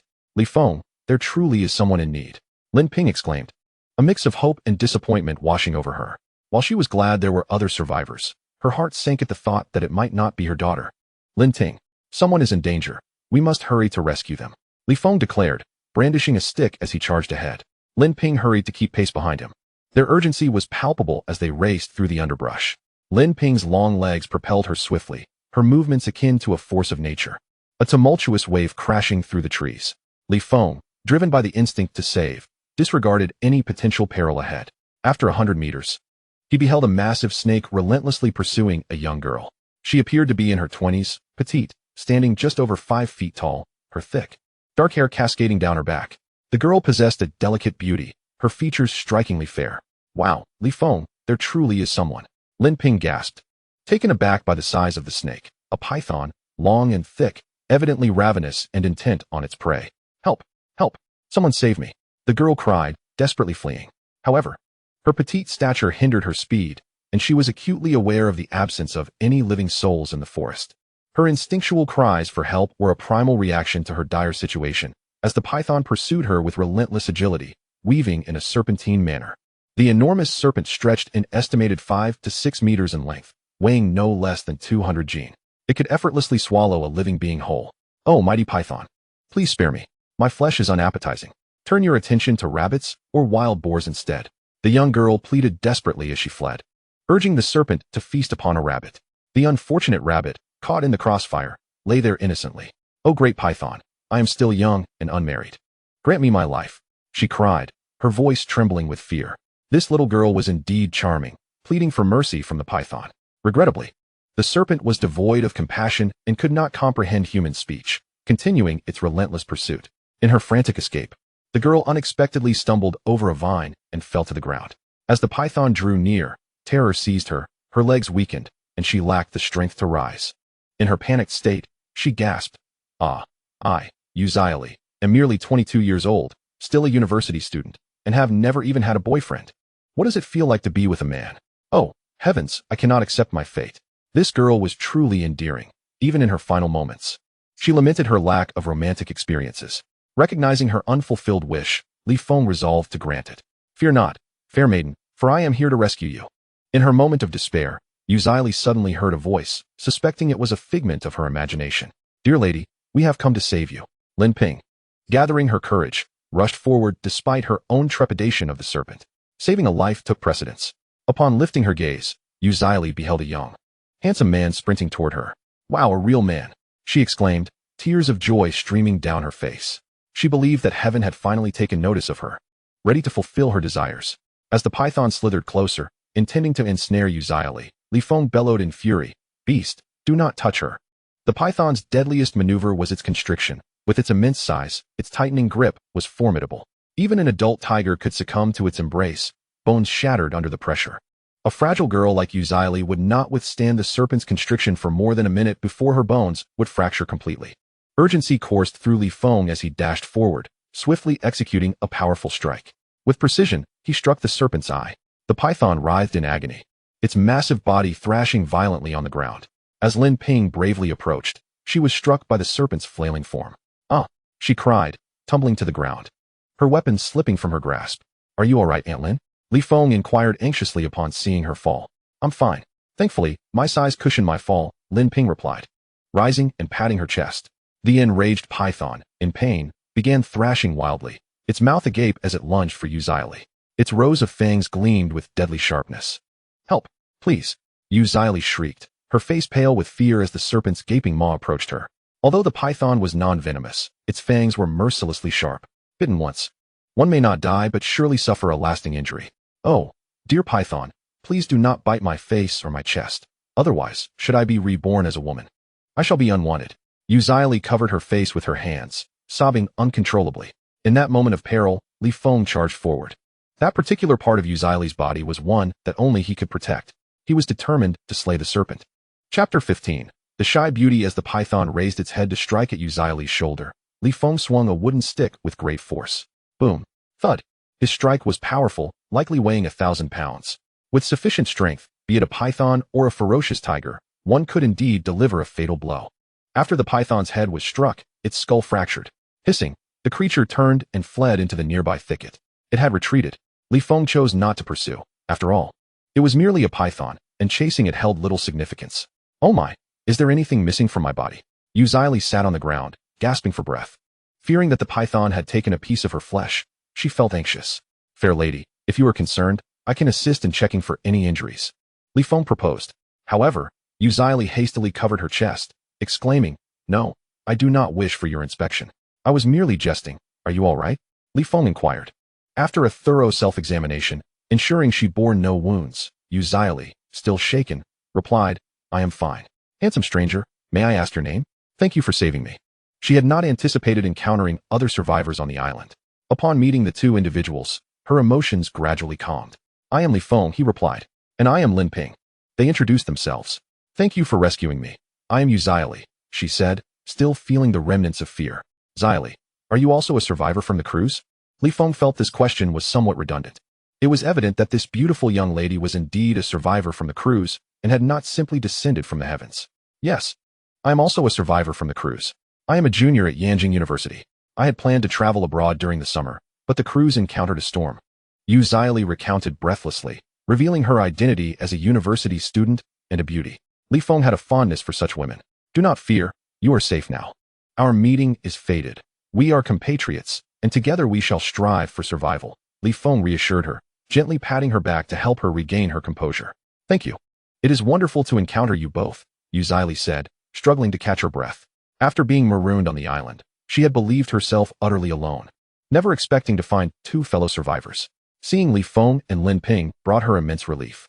Were it not for Lin Ping's presence, she might have feared Li Feng and worried about his intentions. "Yuzili, have you encountered any other survivors?" Lin Ping inquired, concerned for her daughter and eager for news. "No." Yuzili shook her head. Had she met other survivors, she would have surely banded together with them for survival. Lin Ping felt a wave of disappointment wash over her as she gazed helplessly into the forest, her heart yearning for her daughter. "Li Gu Lin Ai. It is truly fortunate to have met you both. I shall no longer be afraid at night," Yuzili declared, placing a hand on her chest as she endeavored to restore her emotional equilibrium. She felt a deep sense of fear at the thought of hiding alone in the forest. However, encountering you brought her joy. Li Feng was in high spirits. There is strength in numbers. The presence of another adds warmth, yet it must be another woman. "Shaoli, do not be afraid. We shall survive together and care for one another." After a brief moment of melancholy, Lin Ping regained her composure. "I am starving and parched. Do you have any water or food?" Shaoli gazed at the two with pitiful eyes, exhausted, thirsty, and famished. "We hunted a wild boar not far from here, but we have yet to find a fresh water source," Li Feng explained. "They have food, but no water." "A wild boar. How wonderful. I am famished," exclaimed Shaoli, pressing her hands against her stomach.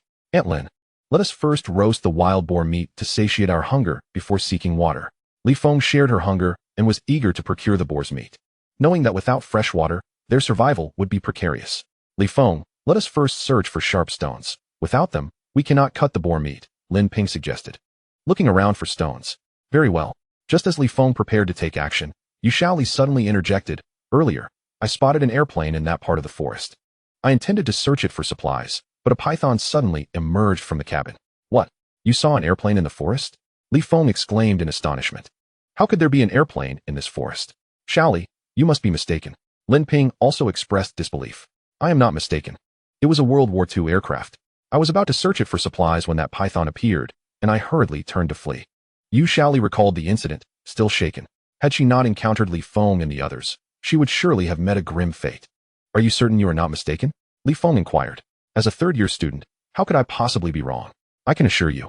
It was a World War II aircraft from the Sea Worm country, Yu Shaoli responded confidently. Aunt Lin, if Shaoli claims there is indeed an airplane, then there must be one.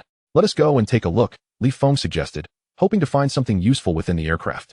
Should they uncover firearms or ammunition, it would greatly facilitate their survival on the island and better equip them to face future dangers. Very well, let us go and see, Lin Ping agreed, silently wishing for useful discoveries within the aircraft. Shaoli, how far is that place? Li Feng asked. If it were too distant, they would first partake of the wild boar meat and then seek out the airplane. Not far, only a few hundred meters away, Yu Shaoli replied. Indeed, a distance of a few hundred meters was quite close. Aunt Lin, let us first search the airplane for supplies, and then we will secure food. Li Feng resolved to endure his hunger for the moment, as it would not delay them significantly. Should they find useful items in the airplane, it would conserve much of their energy. All right, I shall heed your advice, Lin Ping acquiesced. Shaoli, do you have any opinions? Li Feng sought her perspective. You are a man, and you have saved my life. I shall follow your lead, Yu Shaoli replied, expressing her agreement. As you were pursued by the python, you cried out to the heavens, lamenting your lack of romantic experience and intimacy. Now that you have a man by your side, what are your thoughts? Li Feng playfully assessed her, noting the charming innocence and alluring figure of the young beauty before him. Though she may not match Lin Ping in height or possess the voluptuousness of Aunt Lin, her purity and youthfulness were captivating. Ah, did I truly say that? I seem to have forgotten, Yu Shaoli replied, her cheeks flushed with embarrassment. During her school days, her friends often teased her for her lack of romantic encounters, even questioning her warmth and desirability. Li Feng, the young lady is shy. You ought not to tease her so relentlessly, Lin Ping interjected, a hint of jealousy in her voice.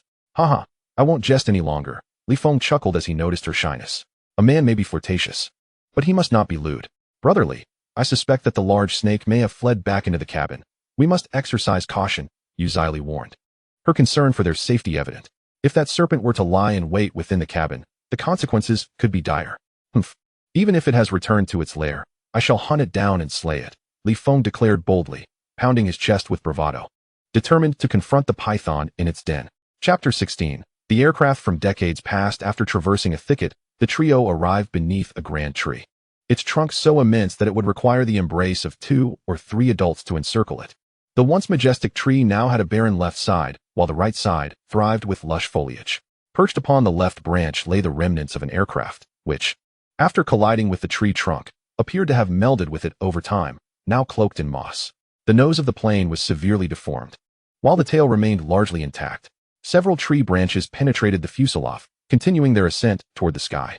The aircraft, having crashed into the great tree, was suspended approximately 4 to 5 meters above the ground, its structure in disarray and grotesquely contorted. Is that truly an aircraft? Lin Ping mused, eager to observe it up close, but Yu Shaoli quickly cautioned her to be wary of her surroundings. It resembles the planes from the wartime era of the Sea Worm Nation. How could such machinery find its way to this island? Li Feng pondered, his face etched with confusion. They likely strayed off course and inadvertently collided with the tree, Yu Shaoli conjectured.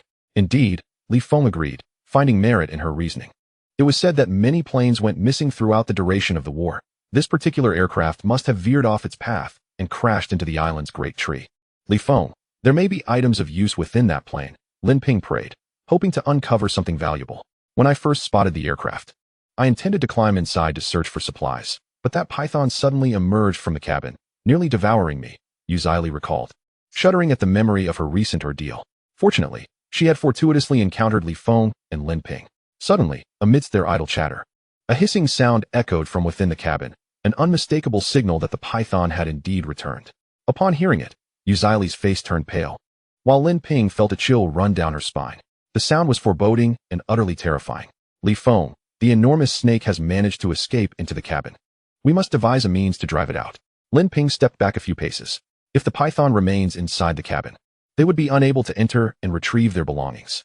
No worries, I will dash in and slay it, Li Feng declared, contemplating climbing a tree to directly confront the serpent within the cabin. Fool, the cabin is a confined space. Do not take such risks, Lin Ping admonished, restraining him from acting recklessly. Brotherly, Aunt Lin is right. The cabin is far too perilous. What if something were to happen to you? Yu Zili echoed, dissuading him from venturing forth. Let's speak cautiously and avoid ominous phrases, Lin Ping reminded her, noting that such words were ill-fated. Ah, spit, spit, spit. Even if I were to meet my end, you would not, Yu Zili replied, playfully tapping her lips in a gesture of remorse. Why do you always use such morbid expressions? Choose a more auspicious term. Lin Ping urged her to utter something more favorable. We shall surely emerge victorious, Yu Zili proclaimed, clenching her fist to signify their resolve against the serpent. Suddenly, the python's upper body protruded from the cabin, its tail concealed within. The creature's menacing gaze fixated on the three of them. A gust of wind swept through, chilling them to the bone. The sight of the snake's half-exposed body was utterly terrifying. What a nerve to frighten us with just half your body, Li Feng exclaimed, gripping a wooden stick and charging forward. You foolish child, the snake holds the high ground. It is far too dangerous to approach. Lin Ping and Yu Zili intercepted him, preventing his reckless advance. The snake's elevated position was indeed a significant disadvantage for Li Feng. It's merely a snake. I do not fear it, he insisted, confident in his ability to handle the python. We can ignite a fire beneath the aircraft, using smoke to drive it out, making it easier to confront. Lin Ping suggested wisely, presenting a practical solution. It's just a snake. There's no need to complicate matters. Li Feng dismissed her idea as overly cumbersome. Brotherly, better safe than sorry. I believe Aunt Lin's plan is more prudent, Yu Zili advised, urging him to reconsider. They both wished to shield him from danger. Even if the risk is minimal, we should strive to avoid it, she added. Very well, I shall heed your counsel. Seeing their concern for him, Li Feng complied. After they collected some wood and tossed it below, Li Feng arranged damp branches atop, facilitating the production of smoke. The python remained coiled above, reluctant to depart. Once Li Feng ignited the fire, thick smoke billowed forth, and the flames leapt higher. The serpent suddenly became agitated, writhing in response to the smoke. Li Feng, the python is coming down. We must be cautious, Lin Ping warned, gripping their sticks tightly as they warily observed the great snake. Should the creature descend and attack in a frenzy, they needed to be prepared. Fear not. With me here, this snake cannot harm you, Li Feng reassured them, dismissing the threat posed by the python. Even if several more snakes were to appear, he felt unfazed. After enduring the smoke and flames, the python descended from above.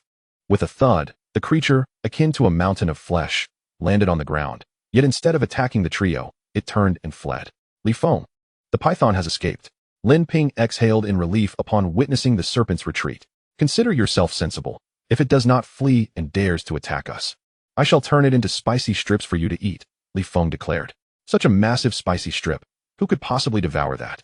The thought of using a python to make spicy strips made Yu Zili feel nauseated. She would rather starve than consume spicy strips crafted from a python. Aunt Lin, Zili, wait for me down here. I will go up and have a look. Li Feng prepared to search for supplies. Very well. Be careful, Lin Ping reminded him. Brotherly, I am concerned there might be other small snakes inside. Please be cautious. Yu Zili also urged him to stay vigilant and not be careless. Yes, I will take care, he responded. Swiftly, Li Feng dashed forward, his foot brushing against a large tree on the right.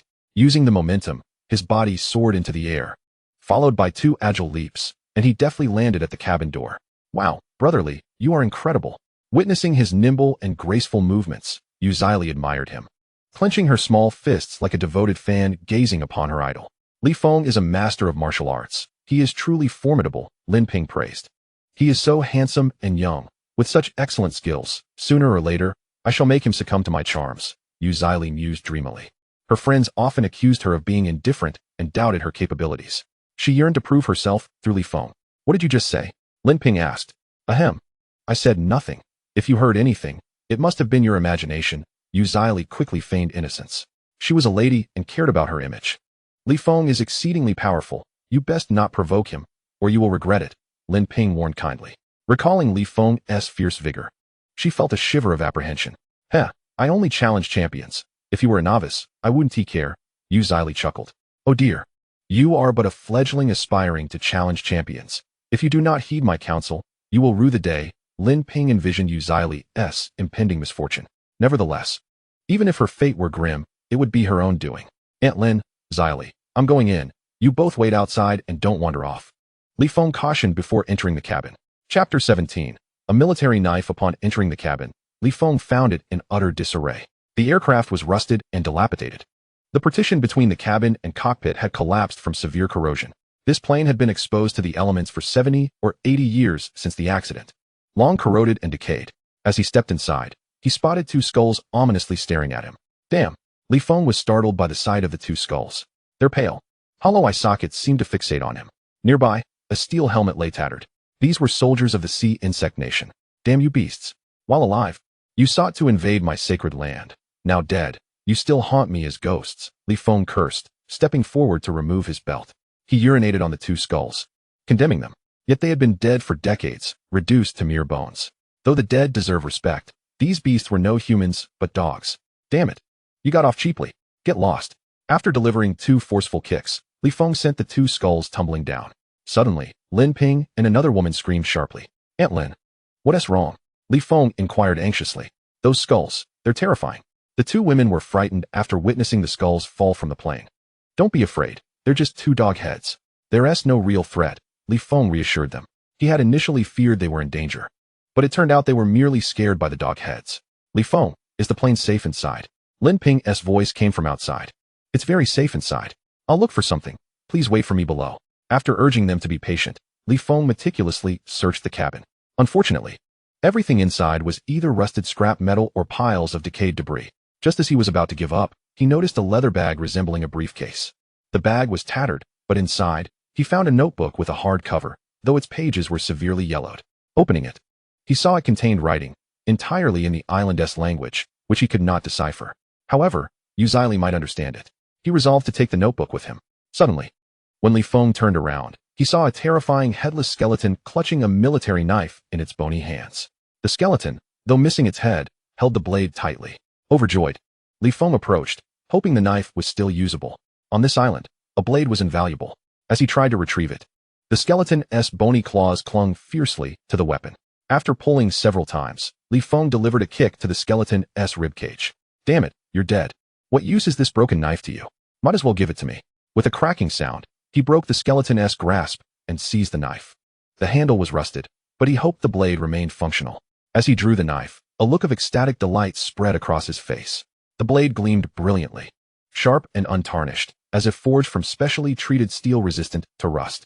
The sword was 3 feet long, exquisitely crafted, with an inscription along one side, though he could not read the island's script. Li Feng, have you found anything useful? Lin Ping called from beneath a tree. Haha. Aunt Lin, great news. Li Feng chuckled joyfully, gripping the military knife. You fool, you're laughing so happily. What have you found? Curious at his mirth, Lin Ping asked. I found a military knife, a 3-foot-long blade. Li Feng performed several cool moves inside the cabin, swinging the sword up and down, pretending to strike the heavens and the earth, playfully slicing through the air, though not through any girls. Excellent. Now that you have a weapon for self-defense, we're even safer, Lin Ping said. Pleased to hear of the blade. Yes. This is my achievement. Yu Zili exclaimed joyfully, dancing with excitement. Li Feng, we are starving. If there's nothing else inside, please come out quickly. Lin Ping, feeling weak and famished, contemplated returning to roast wild boar meat. All right, I'll be out in a moment, Li Feng replied, clutching a military knife and a notebook. He approached the cabin door and leaped down from a height of several meters. Wow, this military knife has not rusted at all. It gleams beautifully and is remarkably sharp. Lin Ping exclaimed, her face lighting up upon seeing the knife. There's an inscription on the blade, but unfortunately, I cannot read the island's script. Do you recognize it? Li Feng inquired, showing the inscription to the two women. Lin Ping shook her head, equally perplexed by the unfamiliar characters. I do. Allow me to take a look. Yu Zili said, taking the knife and examining the text on the blade. It reads, bestowed by the Emperor, 1938, Aoki So. After translating the inscription, Yu Zili realized its significance. The inscription remained remarkably legible, revealing that the knife had a storied past. No wonder it had not rusted or decayed over the decades. This was the command knife granted to a general by the Emperor, a symbol of status and authority. The date marked the 2nd year of their full invasion of China. Li Feng felt an intense urge to return and scatter the bones to the winds, but his hunger sapped his strength, and he preferred not to waste time. If we manage to leave this island, selling this command knife could fetch a considerable sum, Lin Ping remarked. Bah, once we leave the island.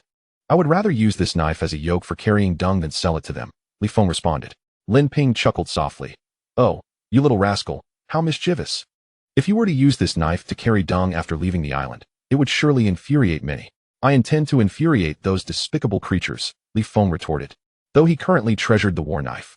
After all, it served them well, both as a tool for food preparation and as a means of self-defense. With this knife, our safety is further assured, Lin Ping declared. Xyli, I have a notebook here filled with text. Can you see what it contains? Li Feng offered the notebook to her. Sure, let me take a look, but I am quite hungry. After I finish reading, let us go have some wild boar meat. Xyli replied as she squatted down to ease her stomach before flipping open the yellowed notebook. The notebook had suffered considerable rot, revealing only a few lines on the first page. Chapter 18, One person died. The notebook, having been soaked by rain, had deteriorated severely. Only the first page bore any legible text. After reading it, Xyli tossed the notebook aside. According to Aoki So's account, after the plane's mishap, their group of 7 had 3 seriously injured. How strange, Li Feng pondered, perplexed. What is it? Lin Ping inquired. I only saw 2 skulls in the cabin. If there were 7 in their party, where did the other 5 go? He questioned. The presence of just 2 skulls suggested that the other 5 had survived. What does it matter where they went? It has been 70 or 80 years. Even if those brutes survived back then, they likely perished long ago, Xyli concluded. Indeed, there is merit to that statement. Li Feng pondered, reflecting on the passage of nearly 80 years. Those individuals who had once survived have now succumbed to the inevitability of old age. Li Feng, I am exceedingly famished. I feel as though I might perish from hunger. Lin Ping lamented, her disinterest in the discourse evident as she crouched weakly on the ground, cradling her abdomen. Let us procure some wild boar meat. After feasting, we shall search for a water source. The trio departed, soon locating the wild boar they had encountered earlier. What a magnificent beast, exclaimed Xyli, her face lighting up at the sight. In truth, a wild boar weighing 200 to 300 pounds is not particularly large. Li Feng, this boar is substantial. It would be a pity for any of it to spoil. We must devise a method for preservation, Lin Ping insisted. Aware of the importance of sustenance on the island and wishing to avoid waste. Let us first satiate our hunger, Li Feng replied, shouldering the wild boar as they made their way back to the beach. The island experienced significant temperature fluctuations between day and night, and wild boar meat spoils easily. While the seaside was abundant in salt, it was unsuitable for direct consumption due to the risk of poisoning. The process of filtering sea salt was overly cumbersome. Wow, brotherly, your strength is truly remarkable, Xyli exclaimed, taken aback as she witnessed Li Feng hoisting the 300-pound boar with ease. He is indeed a warrior among men. Nowadays, men can typically manage only 50 to 100 pounds. I have trained rigorously since childhood. My strength is beyond the ordinary, Li Feng explained. You are truly impressive. You could lift this wild boar and simultaneously carry both of us. Xyli envisioned this scene in her mind, imagining Li Feng hoisting her and Lin Ping onto his shoulders. Such delightful fantasies. The fire by the beach still flickered, unextinguished. After casting the boar onto the ground, Li Feng brandished a sharp blade to carve the meat. Lacking fresh water, let us cleanse the meat with coconut water, Lin Ping suggested, hoping to wash it before grilling. No need, Li Feng countered, skewering the meat onto wooden sticks. This is freshly killed boar. As long as the meat remains uncontaminated, it can be grilled directly without washing. This method enhances its flavor, preserving its essence. He skillfully sliced 3 pieces of lean meat from the boar's hind leg, distributing 1 to each person. The 3 gathered around the fire, grilling the succulent meat, while the relentless sound of crashing waves provided a soothing backdrop. After approximately 10 minutes, the aroma of roasting meat wafted through the air. Once the wild boar was perfectly charred to a golden hue, the tantalizing scent enveloped them. Lin Ping and Xyli, nearly in tears from hunger, could hardly contain their excitement. All right, we may begin, Li Feng declared, and the 2 eagerly tore into their portions. Starved, they devoured the meat ravenously. This is exquisite. So delicious it brings me to tears, Xyli exclaimed, lost in sheer delight. Indeed, it is delightful. I have never tasted anything so divine, Lin Ping remarked, licking her fingers, determined not to waste a single drop of grease. The way she licked her fingers was quite graceful. In truth, the wild boar meat was not a rare delicacy. Their hunger rendered it utterly delectable. If it is delicious, indulge further. A full stomach is essential for productivity. Li Feng's words nearly caused Xyli to drop the meat from her mouth in shock. The young beauty, wide-eyed, found her mind racing with certain images. Was Li Feng being too greedy? Did he intend? Are you daydreaming? Seeing her adorably silly demeanor, Li Feng found her utterly charming. You just mentioned that being well-fed is conducive to productivity. What exactly do you intend to accomplish? Yu Zili braced herself for a hasty retreat, unwilling to risk her safety for a mere feast of wild boar meat. That would be too trivial. After we satiate our hunger, we shall seek fresh water and devise a means to construct a shelter, Li Feng declared. Without a wooden cabin or any refuge from the elements, should it rain tonight, the three of us would surely be drenched. Oh, so the tasks you speak of pertain to such matters. Yu Zili felt a sense of relief wash over her. As long as it was not of another nature. She was at ease. What do you think I meant? Li Feng inquired. I have no idea, so please refrain from questioning me further. Yu Zili feigned ignorance, pretending to be oblivious. In truth, she was quite perceptive. Li Feng, do you think the rescue team will arrive today? Lin Ping frequently gazed out at the sea and sky. It had been nearly 2 days since the cruise liner's mishap. The rescue team ought to be on their way. Regardless of whether they come or not, we must prepare ourselves in advance, Li Feng insisted.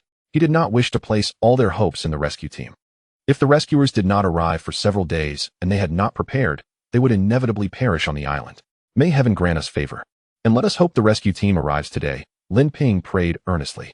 Once the trio had filled their stomachs and taken a brief respite, Li Feng resolved to set out in search of a water source. Relying solely on coconut water was insufficient for quenching their thirst. They needed to locate fresh water. Moreover, the supply of coconuts was limited, and without a water source, they would eventually find themselves in dire straits. Standing atop a rocky outcrop, Li Feng sought a vantage point from which to survey the forest. This primeval expanse was vast and boundless, and lacking a sense of direction made finding a water source exceedingly challenging. He noticed a ridge off to the left, seemingly rising from the forest and extending toward the beach. Aunt Lin, Zili, there appears to be a mountain range in that direction. If we ascend along the ridge, we should be able to locate a water source, Li Feng indicated. All right, we will follow your lead. The two women agreed, obediently heeding his guidance. Wherever he directed, they would follow. Feeling sticky and uncomfortable, Yu Zili remarked, once we find water, I am in desperate need of a proper bath. She tugged at her collar, expressing her discomfort. After walking several hundred meters along the beach, they beheld a grand mountain whose ridge extended slowly from the depths of the primordial forest to the seashore. The undergrowth was less dense here, making the path more navigable. This mysterious mountain range featured sheer cliffs and towering peaks, with some cliffs adorned with pines. Presenting a splendid vista, Li Feng led the two women upward along the mountain range, while they cautiously followed behind, armed with wooden sticks. The air was filled with the calls of various birds echoing from above. Upon hearing those strange sounds, the two women anxiously glanced skyward. Fortunately, with Li Feng by their side, they felt a sense of security. Otherwise, they would have been overwhelmed by fear. Do not be afraid. As long as I am here, no matter whether it be wolves or tigers or any malevolent spirits, they cannot harm you, Li Feng reassured the two young ladies. With this 3-foot-long blade in hand, augmented by unparalleled martial prowess, he harbors no fear of any wild beast. After hearing his comforting words, the two women felt a sense of security within.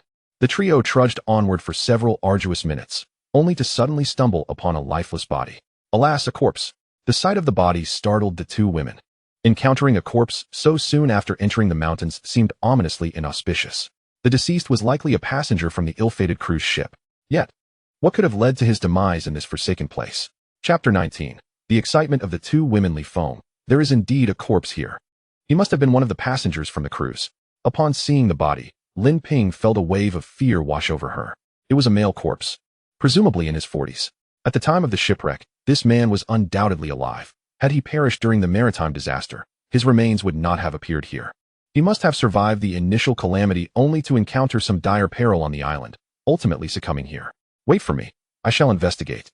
Li Feng instructed the two women before swiftly approaching the body. The corpse bore a ghastly pallor, and there were no visible signs of trauma. Its peculiar hue resembled that of a ghostly figure, instilling dread. Suddenly, Li Feng noticed 2 small puncture wounds on the right hand.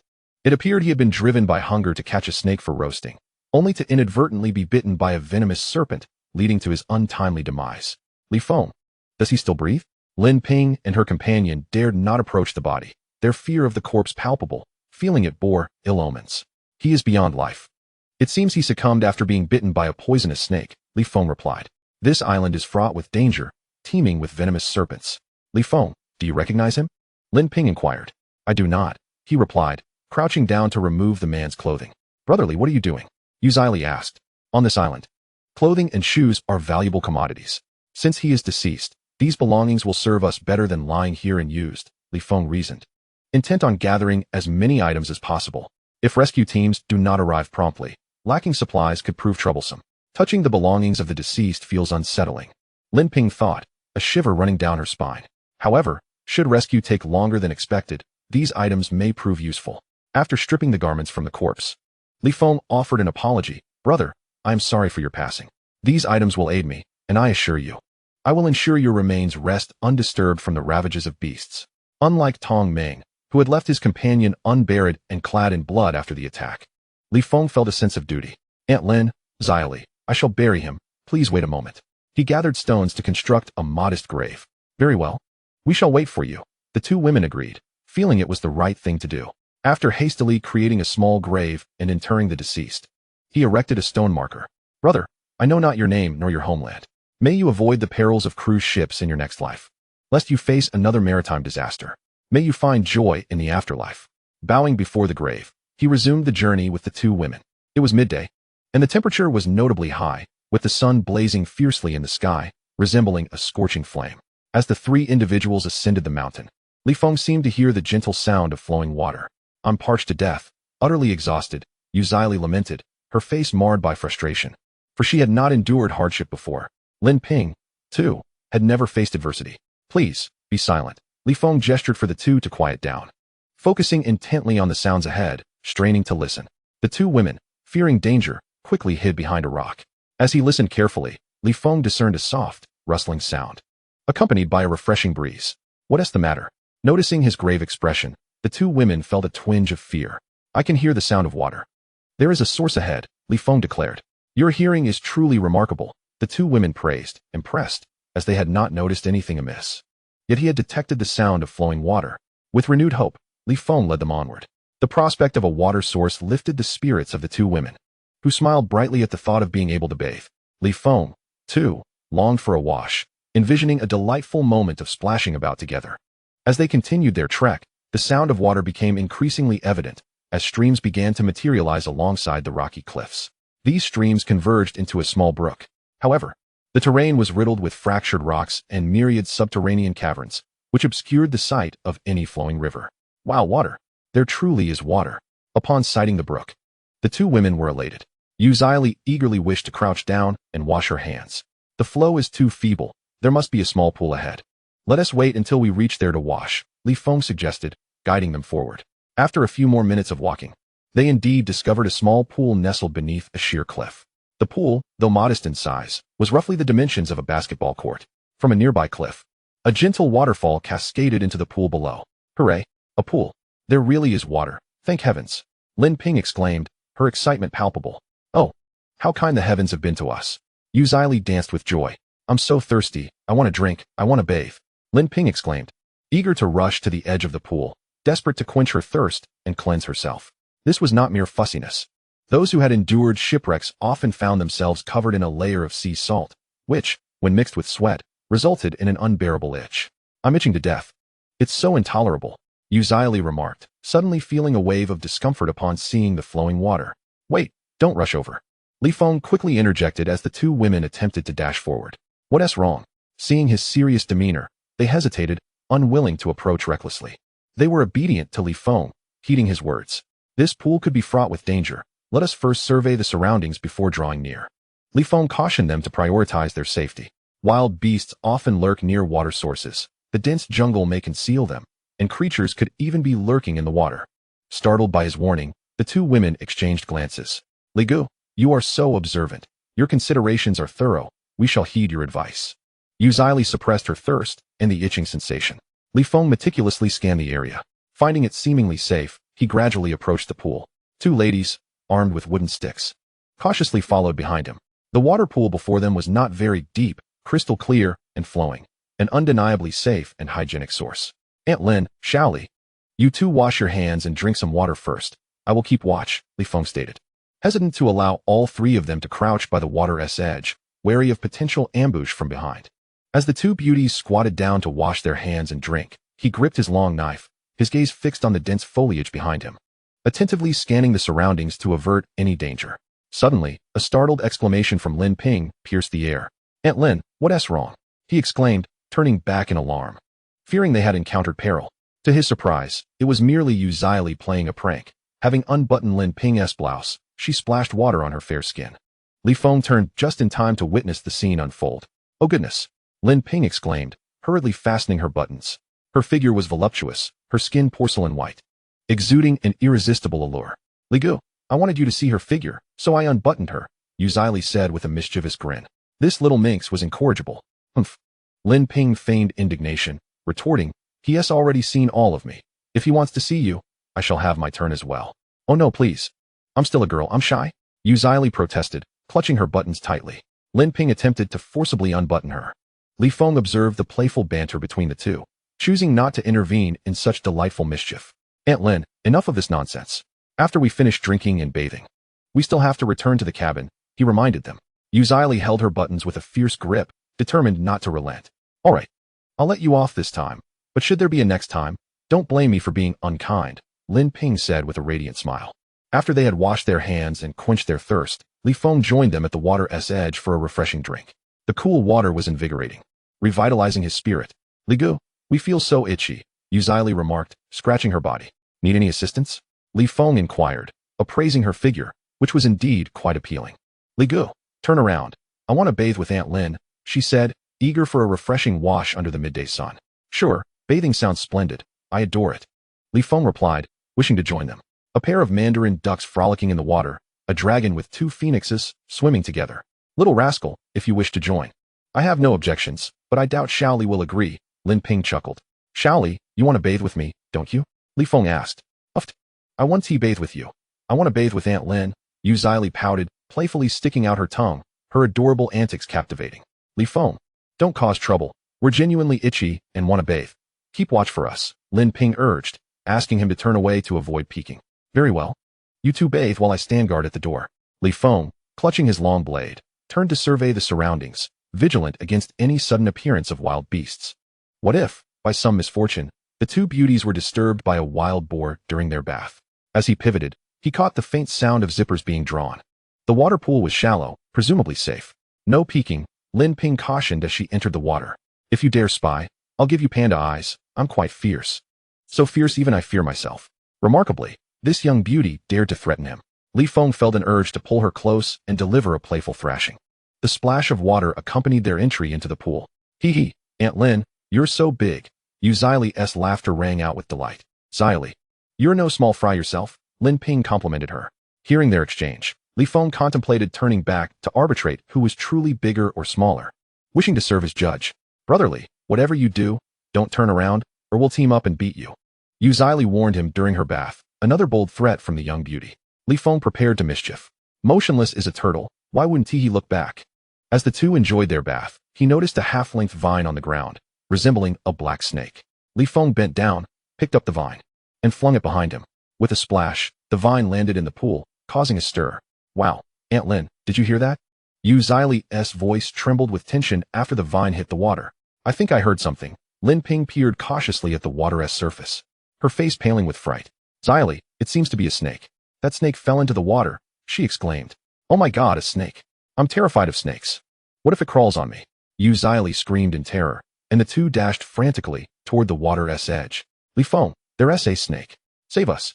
Brotherly is snake. We're terrified." The two women shrieked loudly, flustered as they scrambled out of the water.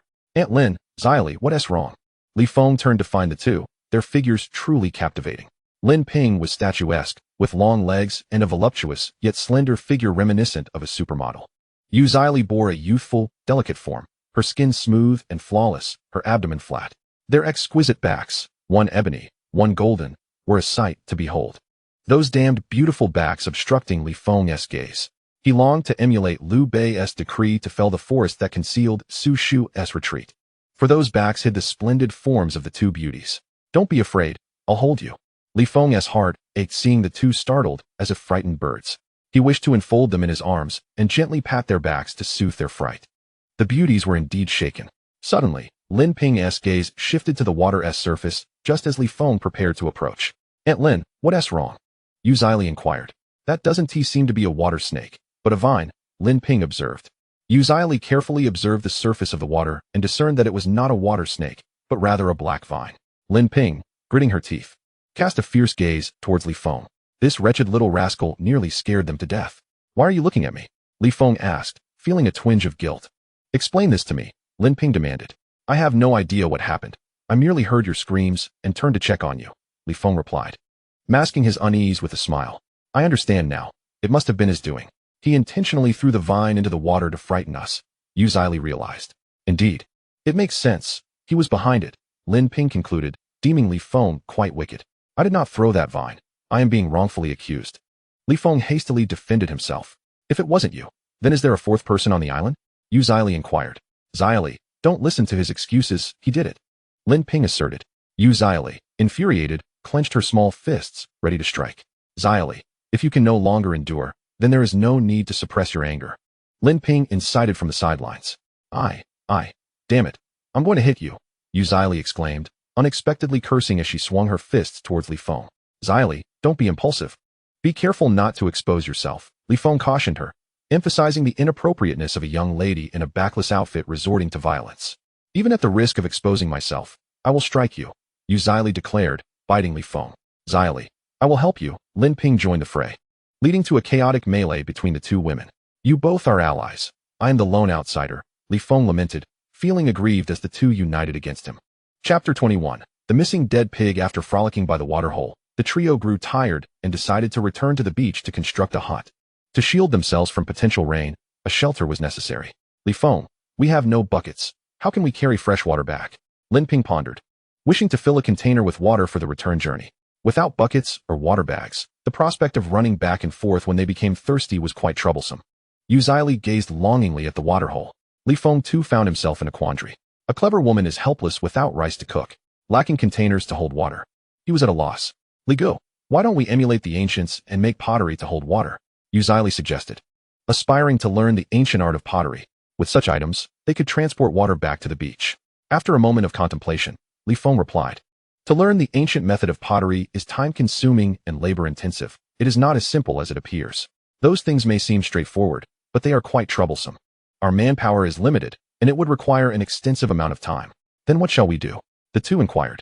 Let us construct the hut at the foot of the mountain, not far from the waterhole, serving a dual purpose, Li Feng proposed, presenting a compromise.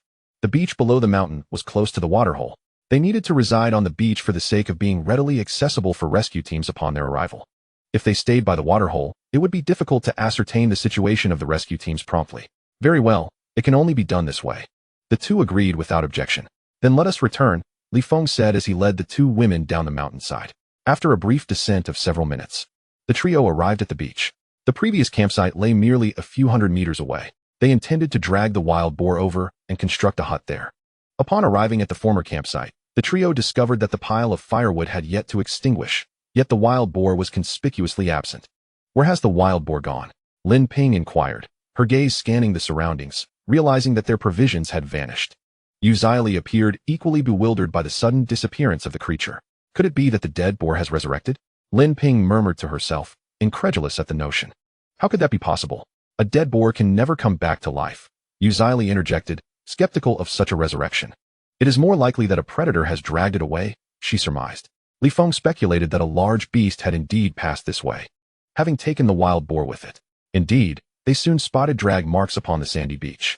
Li Feng, the wild boar was certainly taken by a beast, Lin Ping noted, having also observed the evident traces. What kind of creature could have pulled the wild boar away? The thought of a predator lurking nearby suddenly instilled fear in Yu Zili, causing her to feel unsafe. A smaller predator could not have moved such a beast. Perhaps it was a wolf, tiger, or leopard. This place is perilous. We must remain vigilant. Li Feng gripped his long knife, cautiously surveying their surroundings, anxious that a beast might snatch away the two women. If any creature dares to take them, it shall be I who carries them away, not the beast, he declared. At the mention of wolves, tigers, and leopards, Yu Zili shivered. Heavens, may they not drag me away. I would rather be devoured by Li Feng than by a beast. Lin Ping rolled her eyes at her. Aunt Lin, please do not give me that look. I am serious. If Li Feng were to consume me, at least I would be left with a complete corpse, but if a beast were to feast on me, I would be reduced to nothing but bones. Yu Zili lamented, her expression one of despair. Could you refrain from uttering such ominous words and stop frightening yourself? Lin Ping admonished. This island is fraught with danger, day or night. You must not stray from my side. Feng cautioned the two women to remain safe. They needed to stick together, never departing from one another's presence. Even if you attempt to shoo me away, I shall not leave. I will cling to your leg. Refusing to budge, Li said, her face reflecting her trepidation. Feng, the food is gone. What shall we do?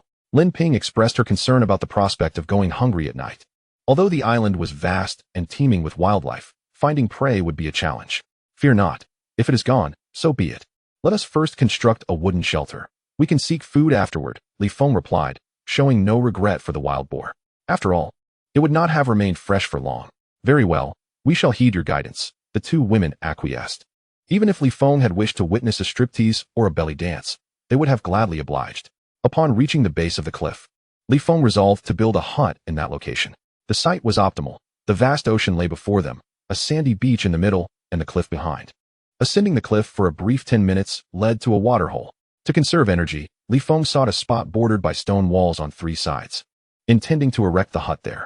With the 3 stone walls, they could easily construct a rudimentary hut using wood and thatch, ensuring it would be sturdy and resilient against the wind. Li picked up a branch and inscribed 3 English letters in the sand. SOS. She wrote these letters in large, bold strokes, easily discernible even from 100 meters above.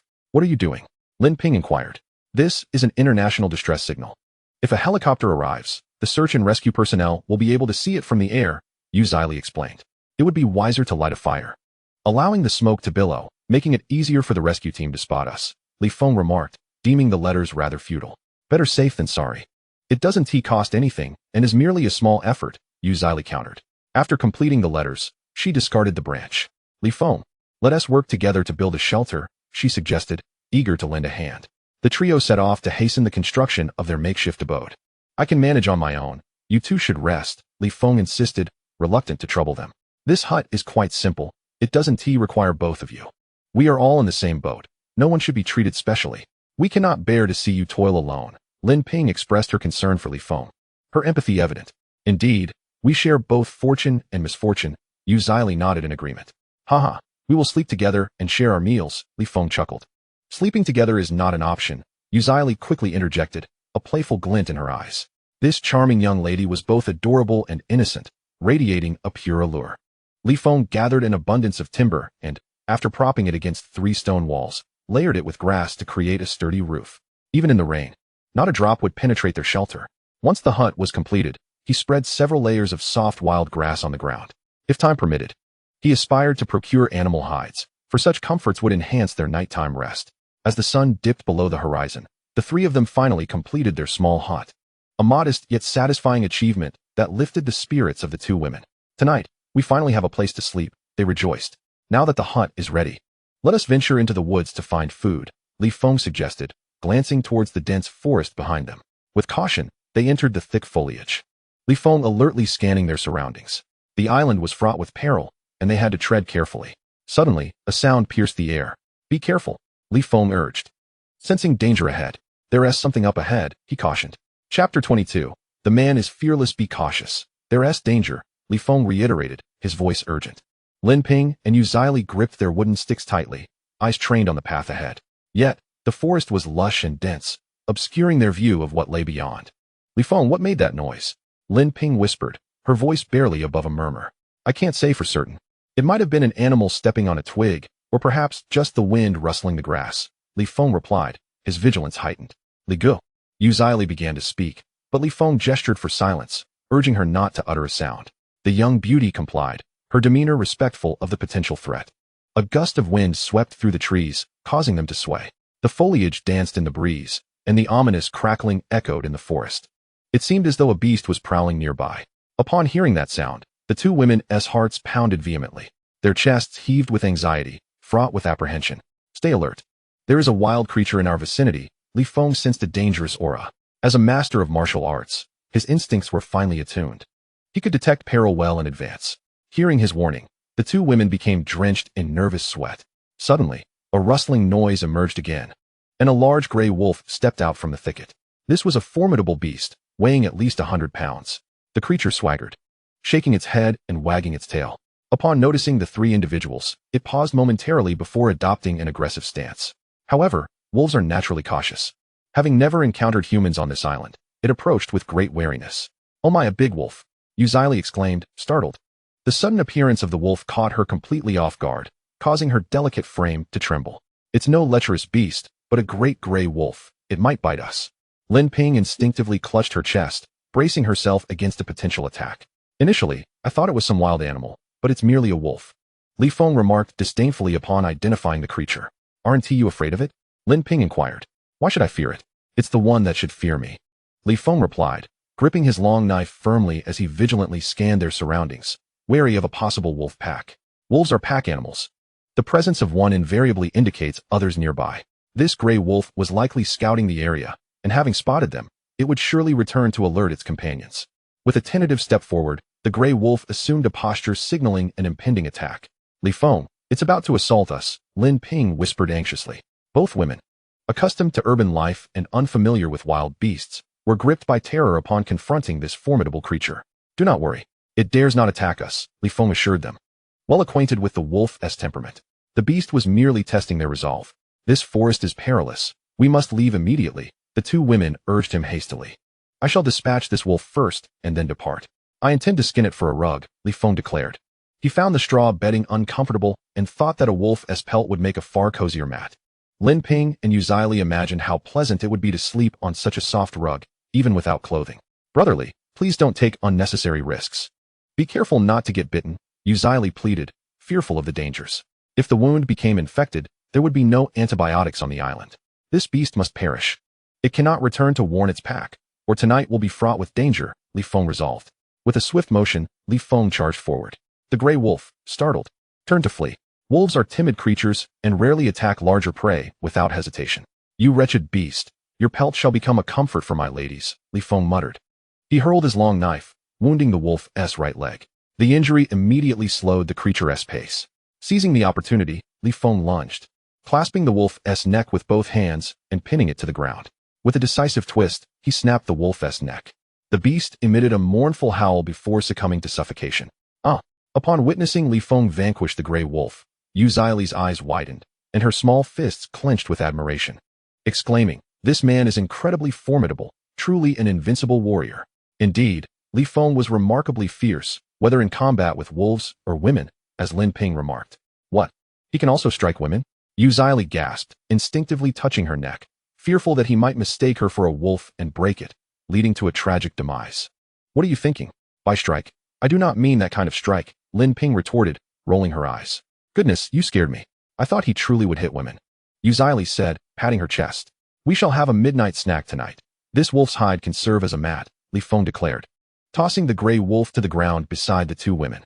"You are truly impressive." Lin Ping felt a sense of security in his bravery and strength. "Li handsome, you have worked hard," Yuzili said, gently patting Li Feng's chest. "It was nothing. It is only to be expected," he replied, mimicking her gesture. Wishing to pat her chest as well, Yuzili quickly recoiled, having never been touched in such a manner. "Li Feng, this forest is the wolf's territory. We should refrain from coming here in the future." Lin Ping nervously scanned their surroundings. "It is far too perilous here. I do not wish to return," she added. "The primitive forest is fraught with dangers. Nowhere is truly safe. We must exercise caution in the future," Li Feng stated, speaking the truth of the perilous wilderness that surrounded them. Even if they departed this area, other forests harbored their own threats. "Li Feng, night is approaching. We should return to camp," Lin Ping suggested, glancing at the sky as dusk descended. The sky was ablaze with fiery clouds, an alarming crimson hue that seemed as if the firmament had been stained with blood. "Aunt Lin, wolf meat has a strong gamey flavor. I shall seek out some wild vegetables to complement it," Li Feng resolved, preparing to forage. Without wild vegetables, the wolf meat would be unpalatable. He planned to hunt for other prey the following day.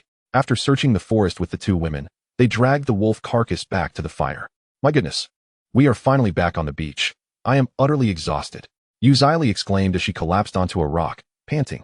Lin Ping, equally fatigued and drenched in sweat, removed her outer garment, revealing a figure that was nothing short of breathtaking. "This physique is simply exquisite and captivating," Yuzili remarked with mischief. "Aunt Lin, your figure is too tempting. I wish to share a bed with you tonight." "What are you implying?"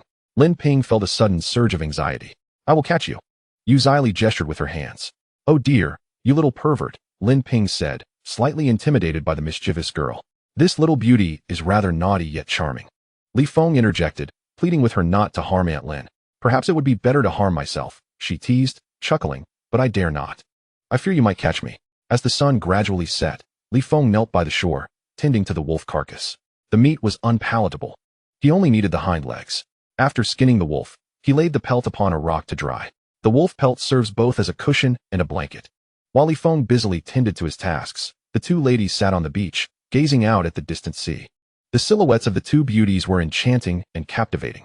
As they faced the ocean, their serene postures and charming expressions painted a tranquil scene.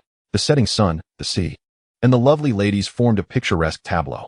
Feng hoped to finish his work soon to engage in a deeper conversation with the two enchanting women, wishing for an uneventful night and the timely arrival of the rescue team. Chapter 23. Aunt Lin, you have suffered greatly. As darkness fell, the island was enveloped in pitch blackness. Tonight, there was no moonlight, and the entire island seemed shrouded by dark clouds. The distant sound of crashing waves created a soothing ambience. Feng and the two ladies gathered around the fire, grilling wolf meat. The flickering flames cast a warm glow on their faces, which appeared slightly yellow in the dim light. The night was exceedingly dark and quiet. Yet having these two beauties nearby alleviated Feng's sense of solitude. The greatest fear of a person is loneliness. When one experiences profound isolation, the mind can suffer serious fatigue. Hello, brotherly, Aunt Lin, let us reacquaint ourselves, Yuzaili said, sitting by the fire with her arms wrapped around her knees. Relishing the tranquil night, with companions, food, and a source of warmth, her spirits were high. Must we truly reintroduce ourselves because there are two of you? Feng inquired. Isn't our daytime acquaintance sufficient? It's during the night that deeper exchanges can occur, she replied. I am Yuzaili, a third-year student at Yanjing University, and my family is relatively well off. Unlike her brief introduction during the day, she now elaborated on her background, revealing her family's considerable assets and that she was their only child. I am Feng, hailing from a remote mountain village. My ancestors produced a martial arts champion and operated a martial arts school. My grandfather is a renowned kung fu master in the region. Feng also provided a detailed self-introduction. Wow, your family's heritage is truly magnificent, having produced a martial arts champion. No wonder you are so formidable, Yuzaili remarked, giving a thumbs up. In urban settings, she might not have regarded martial arts as significant, but here on the island, where danger lurked at every corner, such skills held great importance. After some light conversation, the wolf meat was ready. Feng encouraged the two ladies to wrap the meat in wild greens for consumption. Thankfully, the greens mitigated the strong odor of the wolf meat. After finishing their meal, the trio enjoyed some coconut juice. Ah, I'm so full and comfortable, Yuzaili exclaimed, patting her stomach. After a long day, she finally felt she could rest. Aunt Lin, shall we check the hut? After their barbecue, Feng felt a wave of warmth coursing through him and hinted to Lin Ping to join him in the hut. You seem quite eager. Lin Ping chuckled knowingly before asking Yuzaili, do you wish to rest in the hut as well? Hee, I've eaten too much. You two go ahead and rest. I'll keep watch outside. The young beauty understood their intentions and opted not to intrude. Yuzaili, it's dangerous outside. You should also take refuge in the hut, Feng urged.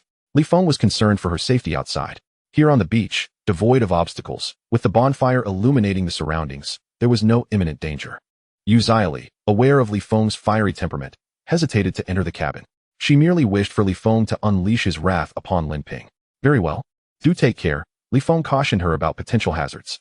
However, the beach lacked dense foliage, and the bright flames provided excellent visibility.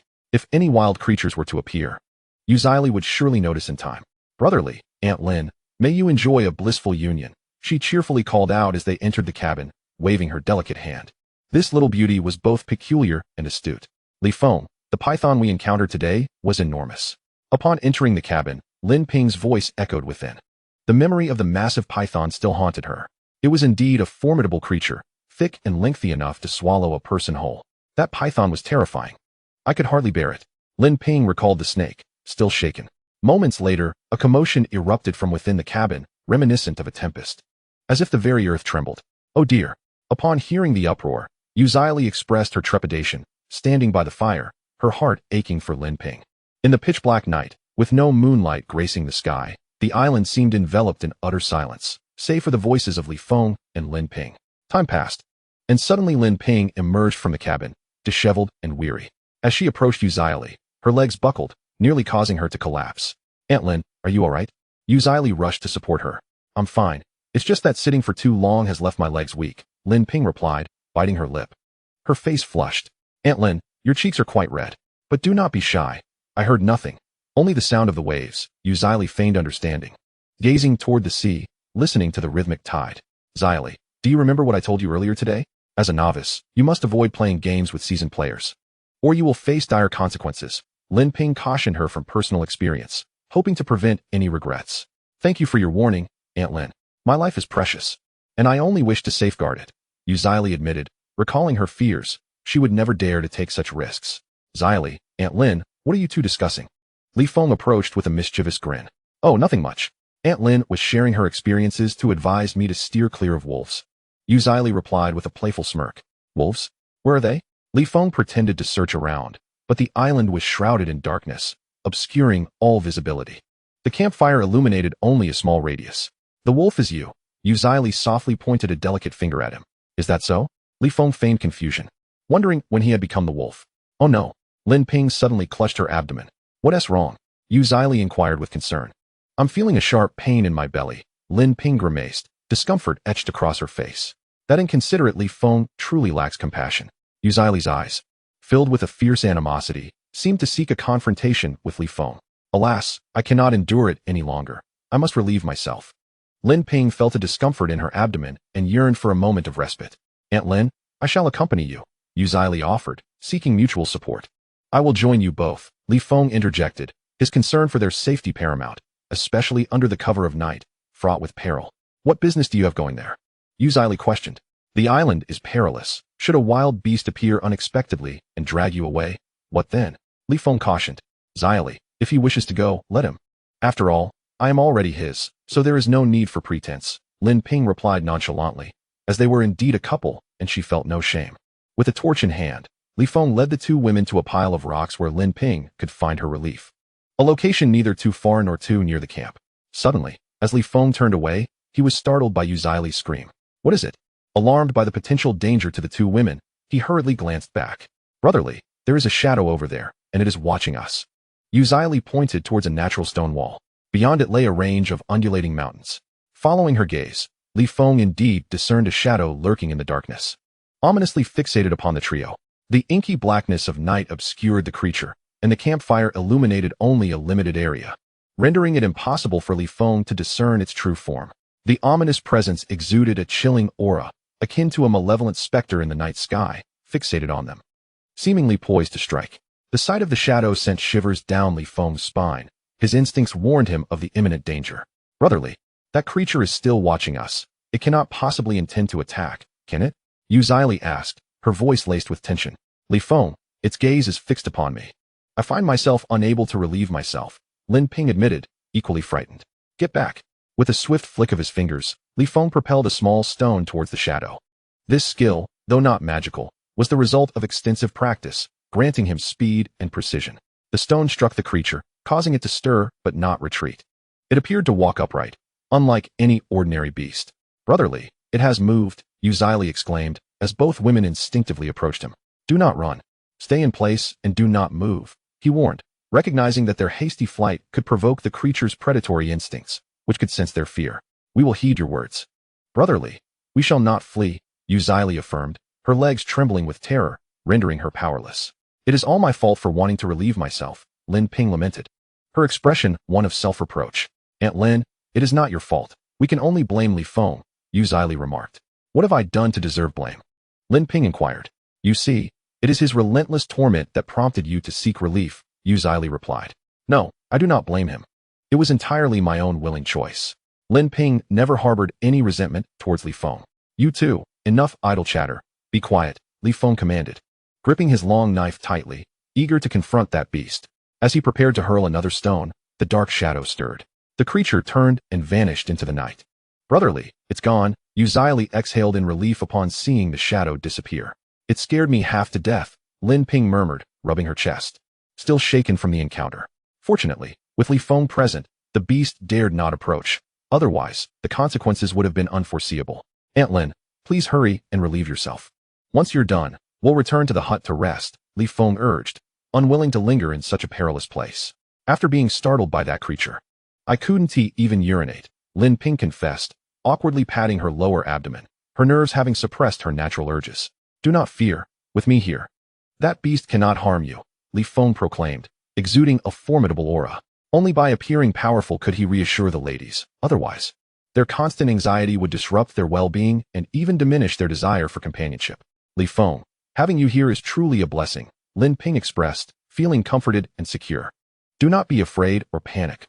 Once you have finished, we shall return, Feng soothed them, scanning the surroundings vigilantly to preempt any threats. After Lin Ping finished, the three hastened back toward the fire. At last, they reached the campfire, bringing much-needed peace to the two women. My goodness, we've made it back alive. I was nearly terrified to death. Xylee wiped the sweat from her brow, still visibly shaken. Xylee, with Feng here, we are safe, Lin Ping reassured her. I am not yet married, nor have I ever been in love. I do not even know what a man's affection feels like. It would be such a loss if I died now, Xylee pondered, admiring her delicate figure. You will easily find a suitor, after all. I am a man and can fulfill your desires, Feng volunteered confidently, feeling it his duty to assist. Who else but me? Lin Ping wished to see Xylee's dreams fulfilled, not wanting her to depart this life without experiencing love. You asked me not to play King of Glory. So I obeyed, Xylee admitted, intimidated by Feng's prowess. No worries. If needed, I will step in personally to help, Lin Ping assured her. You can help with that too? Xylee was astonished. I fear you might be at a disadvantage. If you cannot defeat him, I will help you both, Lin Ping declared. Suddenly, Lin Ping delivered a punch to Feng. Why did you hit me? Feng asked, startled from his reverie and fantasies by the blow to his chest. That punch brought him back to reality. If you dare to mistreat Xylee, I will fight alongside her, Lin Ping warned, then turned toward the hut to rest. With you Xylee following closely. After replenishing the firewood, Feng returned to the hut, which was enclosed on three sides by stone walls, with the front barricaded by piled stones, providing a secure refuge. The flickering light filtered through the vent into the humble cabin, revealing Lin Ping reclining gracefully upon the straw mat. Her slender figure and elegant repose were captivatingly enchanting. Xylee, curled up with her knees drawn to her chest and leaning against the stone wall, possessed a petite and alluring form. Wow, Aunt Lin, your sleeping posture is truly beautiful. It's a pity I'm not a man. Otherwise, I would devour you, Xylee teased, playfully pinching Lin Ping's long leg. Enough of your nonsense. If you were a man, with your petite stature, I wouldn't even look your way, Lin Ping retorted. That's all right, even though I'm a bit short. I can always stand on a stool, Xylee replied with a mischievous grin. With Feng's height, standing at over 6 feet, and you barely reaching 5 feet. I genuinely worry for you, Lin Ping joked. Not to worry. He's strong. At worst, he can just give me a hug. What is the need for a woman to be so tall? I might be small, but I am charming. Though I may not be tall, I can be adorable, Xylee said, making a playful face. The allure of a petite woman often stirs a man's protective instincts. You two should get some rest. At dawn, we will venture into the mountains to seek prey and gather provisions. Feng urged the two to settle down, aware of the tasks awaiting them the following day. You and Xylee should rest. I will keep watch, Lin Ping insisted, prepared to take the night watch. The night posed dangers, necessitating someone to keep vigil. Though the cabin was sturdy, it was not a cave. Should a beast leap onto the roof, they would be in peril. Sleep well. I will guard the first half of the night, Feng assured, wanting the two beauties to rest soundly. You didn't sleep last night. You must rest tonight. Lin Ping expressed her concern for his well-being. Brotherly, you were up all night, yet you're still so energetic today. You're truly impressive, Xylee declared, giving him a thumbs up. This man is remarkably resilient, she added, her admiration evident. Xylee, I'm speaking seriously with Feng, please don't jest, Lin Ping said with a serious expression, continuing. Feng, you are our sole protector. Our safety relies entirely upon you, so you must ensure you are well rested. Brotherly, Aunt Lin is right. It doesn't matter if we don't rest well, but your sleep must be sufficient to maintain your strength, Xylee echoed gravely. Even if Feng were skilled, lack of sleep could dull his reflexes in times of danger. All right, then I shall rest first. You two can take turns keeping watch, Feng said, laying down on the straw bed. As the two faced each other, Xylee, the little imp, whispered teasingly to him. After a brief period of playful banter, drowsiness overcame him. May this night pass without incident. Chapter 25. The Strange Nightmare After Drifting into Slumber. Feng was beset by a nightmarish vision. He dreamt that the island was fraught with peril. A band of savages had seized Lin Ping and Xylee, intent on making them their brides and breeding vessels. Feng chased after them fervently, but upon entering the forest, the thick fog obscured his path, causing him to lose sight of the two women. Feng, Save me. Brotherly, hurry. Their cries echoed through the misty thicket. Wielding his long knife, he shouted in pursuit, yet he could not catch up to them.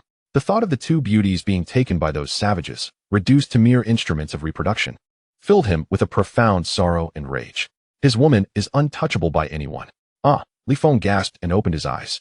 Dawn had arrived. It was merely a nightmare. Thankfully, just a dream. Li Feng awoke, drenched in sweat. Where are Lin Ping and Yu Zili?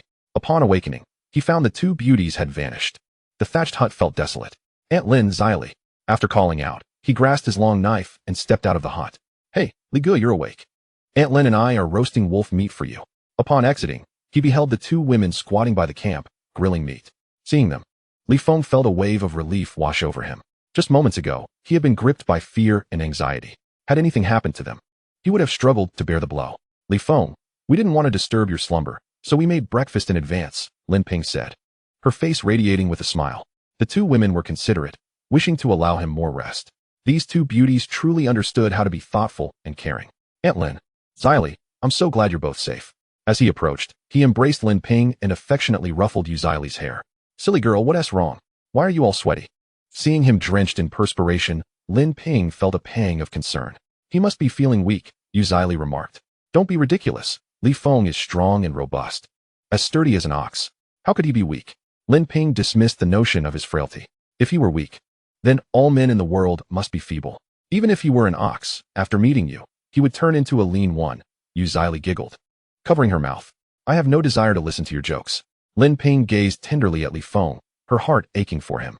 She never anticipated loving a man so deeply in this lifetime. Deeply to the bone, to the very soul. I just had a nightmare. Remembering the vivid nightmare, Li Feng felt a sense of foreboding. Could it be a divine warning? What did you dream about? Lin Ping inquired. I dreamt that a group of savages on the island captured you both, wanting you to bear their children, treating you as. As the memory of the nightmare resurfaced, an unsettling feeling gripped him, a sense of crisis overwhelming him. He felt an uncanny accuracy in such dreams. Would the nightmare eventually come true? Silly boy, don't frighten yourself. It was just a nightmare. Lin Ping gently wiped away his sweat with her hand.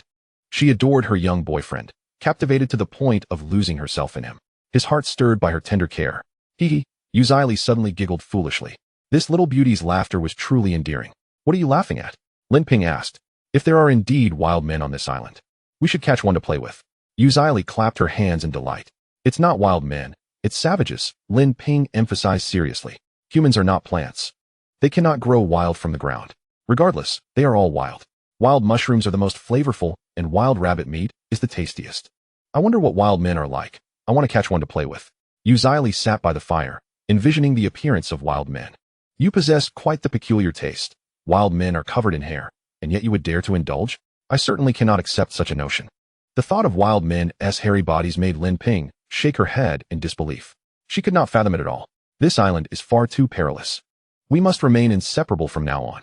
Li Feng surveyed the surroundings with his long knife in hand, which served as his assurance.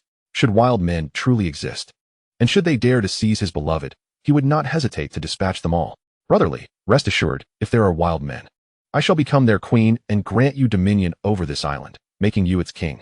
Yu Zili proclaimed with a sense of camaraderie. You wish to sacrifice yourself for me to become king of the island? Li Feng smiled faintly. Yet, his desire was solely for the beauty before him. Who would yearn to rule in such a desolate place? You ungrateful wretch. Lin Ping suddenly tapped her on the head. Ouch, Aunt Lin, that hurt. Yu Zili rubbed her head in feigned pain. You little ingrate. Perhaps I ought to knock you senseless. Lin Ping pretended to be angry. Why do you call me ungrateful? Yu Zili tilted her head, puzzled. Li Feng treats you so well, and you wish to become the queen of wild men. Does that not make you an ingrate? Lin Ping remarked. Hee, I was merely jesting. I have no interest in wild men. They likely smell quite foul after days without bathing. Yu Zili had only been joking. If it were to truly come to being a wild man's wife, she would rather perish. After the wolf meat was roasted, the trio sat by the fire to partake in breakfast. The meat was unappetizing, its flavor overwhelming. Once breakfast concluded, they ventured into the woods to hunt for game and gather wild vegetables, stocking up on provisions. It had been 2 or 3 days since the maritime disaster, and the rescue team had yet to arrive. Could they have lost their way? Li Feng, this is the 3rd day, and still no sign of the rescue team. Are they not coming? Lin Ping's appetite waned at the thought of the rescue team possibly not arriving. Yu Zili also bore a heavy heart, consumed by worry. Considering the day of the incident, today marked the 4th day. The rescue team will inevitably come. As long as we persist, we shall leave this place. Li Feng sought to uplift the spirits of the two ladies, lest they succumb to despair and illness. Li Feng, thank you for your concern. We will certainly strive to survive. The two women ate heartily. Yes, that's the spirit. As long as we are alive, we will surely escape this island. Witnessing the two ladies shift from worry to joy, Li Feng felt a sense of contentment. Wow, how splendid.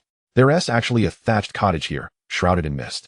While they were having breakfast, a voice of delight suddenly echoed from the jungle. Someone is coming. Chapter 26. Encountering the living, oh heavens. You have been so kind to me. I have encountered companions.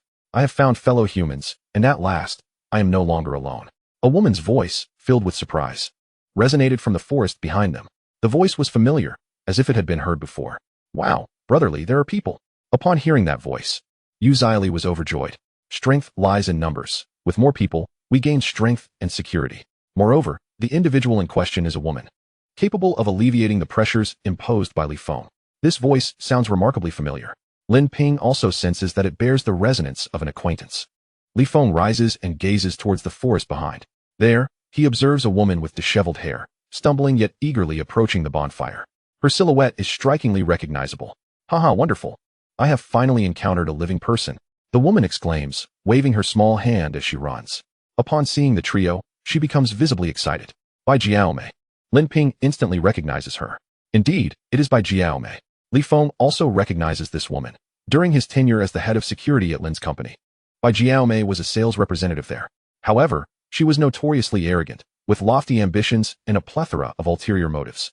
During her time at Lin's Group, she frequently engaged in fraudulent invoicing and deceitful reimbursements. When discovered, rather than showing remorse, she resorted to threatening the company. It is rumored that after leaving, she found a wealthier patron and became his mistress. But those events unfolded later. Aunt Lin, do you know her? Yu Zili inquires. Not just know her. We have had our share of conflicts, Lin Ping responds. Her resentment rekindled as she recalls Bai Jiaomei's embezzlement of company funds, leaving behind bitter words upon her departure. The company has nurtured a treacherous wolf. Aunt Lin, what kind of conflict did you have? Yu Zili probes further. It's a long story, but she is certainly no saint. Lin Ping reflects on past grievances. Bai Jiaomei had embezzled at least over 100,000 from the company, inflicting significant losses. Since she is your adversary, allow me to confront her, Yu Zili declares, clenching her small fists. With those little arms and legs, who can you possibly fight? Lin Ping retorts. Aunt Lin, I understand the enmity between you and Bai Jiaomei, but we are compatriots, both facing adversity. If she seeks redemption, let us extend her a chance, Li Feng expresses, harboring no particular fondness for the woman. Yet, they are all individuals in distress. If she has indeed chosen to turn over a new leaf, they should strive for survival together. After all, Bai Jiaomei poses no threat to them. We are all in dire circumstances. I shall not hold her past against her during such times. Lin Ping exhibits a sense of understanding. She prefers not to engage in disputes with Bai Jiaomei while facing hardship. The island is perilous, and survival is challenging. Having an additional person would mean increased strength. At the very least, during nighttime vigils, an extra person would provide an added layer of security. Haha, I have finally encountered a living person. My goodness. I have been terrified for these past few days. Bai Jiaomei exclaims excitedly as she approaches, only to suddenly pause in astonishment. Wow, Li Feng, what a surprise. You, the little head of security, are still alive? And we were on the same boat before the shipwreck? Upon seeing him, Bai Jiaomei is taken aback. What? Do you look down on me as a mere head of security? Li Feng questions. This woman has yet to shed her former bad habits. In the past, whenever Bai Jiaomei encountered him at the company, she always maintained an arrogant demeanor. However, the majority of people looked down upon his profession. At times, Li Feng even held disdain for himself. He reflects on his ancestry, which produced a martial scholar and founded a martial arts academy, while his grandfather was a renowned master. Upon reaching his generation, he had fallen to such depths. I simply did not expect that you, the petite security captain, would realize the inappropriateness of your words and hastily amend your statement, her face alight with a smile. Li Feng, I apologize if my words seemed disrespectful. I was merely delighted to see you alive. This island is fraught with peril, and she required Li Feng's assistance and protection, thus reluctantly conceding. Indeed, your survival brings me joy as well, Li Feng replied with a slight nod. Thank you. After expressing her gratitude, Bai Jiaomei suddenly noticed Lin Ping beside her. Lin, it's truly you. I can't believe you are still alive. Do you wish for my demise? Lin Ping inquired. Please, Lin, do not misunderstand. I had no idea you were aboard the ship. How could I wish for your death? Bai Jiaomei explained with a smile. genuinely unaware of Lin Ping's presence on the vessel. There is no need for explanations. Let us not dwell on the past and consider it settled, Lin Ping replied, eager to move beyond previous grievances. Their current plight on the deserted island rendered survival paramount. Lin, I am at your service. If you prefer not to mention the past, we shall not. We are both in distress and should support one another to survive. It is fortunate to encounter you these past few days. I have been hiding in the woods and have encountered numerous venomous snakes, which terrified me, Bai Jiaomei confessed, her heart still trembling from the experiences of the last few days. She had been anxious and fearful, especially at night when solitude enveloped her in dread. Have you encountered any other companions? Lin Ping, every time she met another survivor, sought news of her daughter. Over the last few days, I have not seen a single soul, not even a corpse. Had I encountered others, I would not be alone, Bai Jiaomei lamented, her heart heavy with sorrow and a sense of injustice. Lin Ping felt a profound sense of loss and fear. Since the shipwreck, she had met several individuals, but had yet to find her daughter, Lin Ting. Ah, you have a lovely young lady with you as well. May I ask, what is your name? Bai Jiaomei inquired with a smile upon seeing Yu Zili. My name is Yu Zili. That is a beautiful name. I am Bai Jiaomei. Thank you for the compliment. Your name is lovely as well, and you are quite beautiful, Yu Zili responded courteously. Bai Jiaomei indeed had an appealing name and possessed a certain charm, though rumors suggested her private life was rather unrestrained. At just 30 years old, she had already had over a dozen former partners, along with numerous fleeting encounters. It was speculated among the men at her previous workplace that Bai Jiaomei's romantic liaisons totaled no fewer than 20 to 30 individuals, enough to form a considerable assembly. However, this was her personal life, and Li Feng paid it no mind. As long as her health remained intact, her choice of partners was her own affair. Even if complications arose. Oh dear, I am starving and parched. Do you have any food? Bai Jiaomei inquired weakly, clutching her stomach, feeling exhausted, hungry, and thirsty. We have wolf meat and coconuts. Li Feng indicated the provisions and juice on the ground. Splendid. I am nearly famished. Bai Jiaomei crouched on the ground, devouring wolf meat voraciously while sipping fruit juice.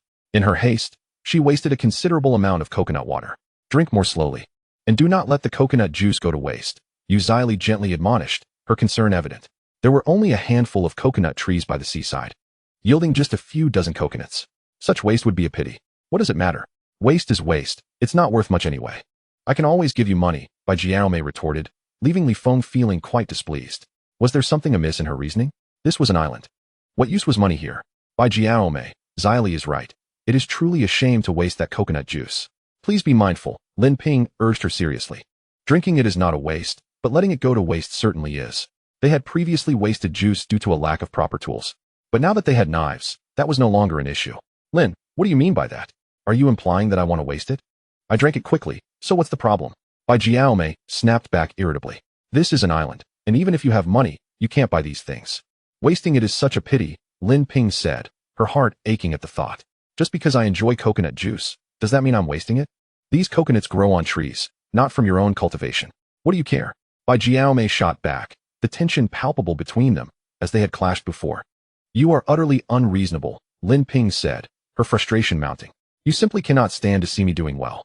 After I left your company, I have thrived. And now you are filled with envy and jealousy, Bai Jiaomei reminded her of their past.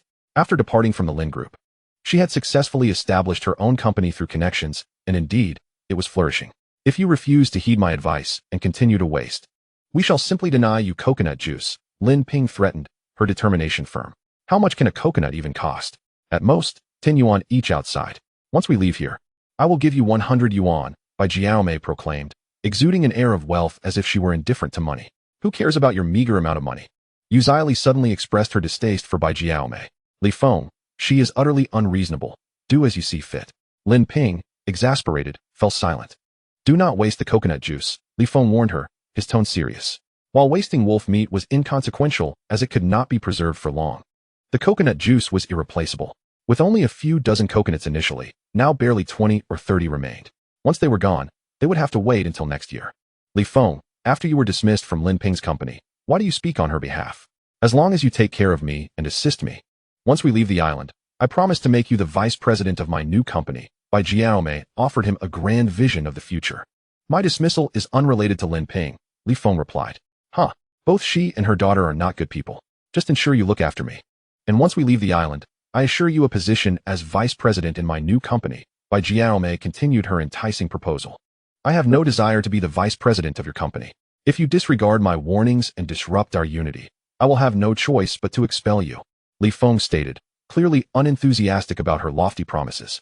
After departing from the island, he resolved not to return to his former profession. He intended to venture overseas to establish a martial arts school alongside his senior sister. His father, in his younger years, had taken on a female disciple. His senior sister treated him with great kindness, extending multiple invitations for him to join her abroad. However, his attachment to his homeland proved too strong to forsake. Bai Jiaomei felt a surge of frustration, but, upon meeting Li Feng's icy gaze, quickly adopted a smile, apologizing for her earlier outburst, attributing her clumsiness to hunger which led to her spilling coconut juice. Her explanation was somewhat plausible. Please be more careful next time, Li Feng admonished sternly. Understood. I will certainly pay more attention, Bai Jiaomei nodded eagerly. Do not ever suggest that I take on the role of vice president again. You cannot sway me. And I have no desire for such a position, Li Feng warned her against further discussion of such matters. Such deceptive words are not even credible to a child. I understand. I vow never to mention it again, Bai Jiaomei replied. Her spirits dampened as she had hoped to win Li Feng over, but found herself mistaken. Mr. Lin. Xia, I apologize for my earlier behavior. I was simply too hungry and lacked the strength to hold the coconut properly, resulting in the waste of much coconut juice. Please forgive me, she humbly requested, lowering her stance. It's all right. Just be mindful in the future, Xia responded nonchalantly. Lin Ping remained silent, choosing not to dwell on the matter, understanding that it is quite normal to fumble when one is famished. At last, I feel satiated and refreshed. This sensation is truly delightful, Bai Jiaomei exclaimed contentedly as she sat by the fire, rubbing her belly. Li Feng, we must continue our search for food and wild vegetables. Time is of the essence. Let us act quickly, Lin Ping urged, eager to return before nightfall when the forest could become perilous. Bai Jiaomei had just finished eating and needed a moment to rest. Li Feng recognized that those who have recently eaten after prolonged hunger require a brief respite. Let her rest here while we search for food, suggested Xia. She remained at the camp, aware that facing wolves and wild beasts alone could be dangerous. And Li Feng was reluctant to leave her unattended. Although there was a thatched hut, it did not offer substantial safety. Very well, let us take a short break.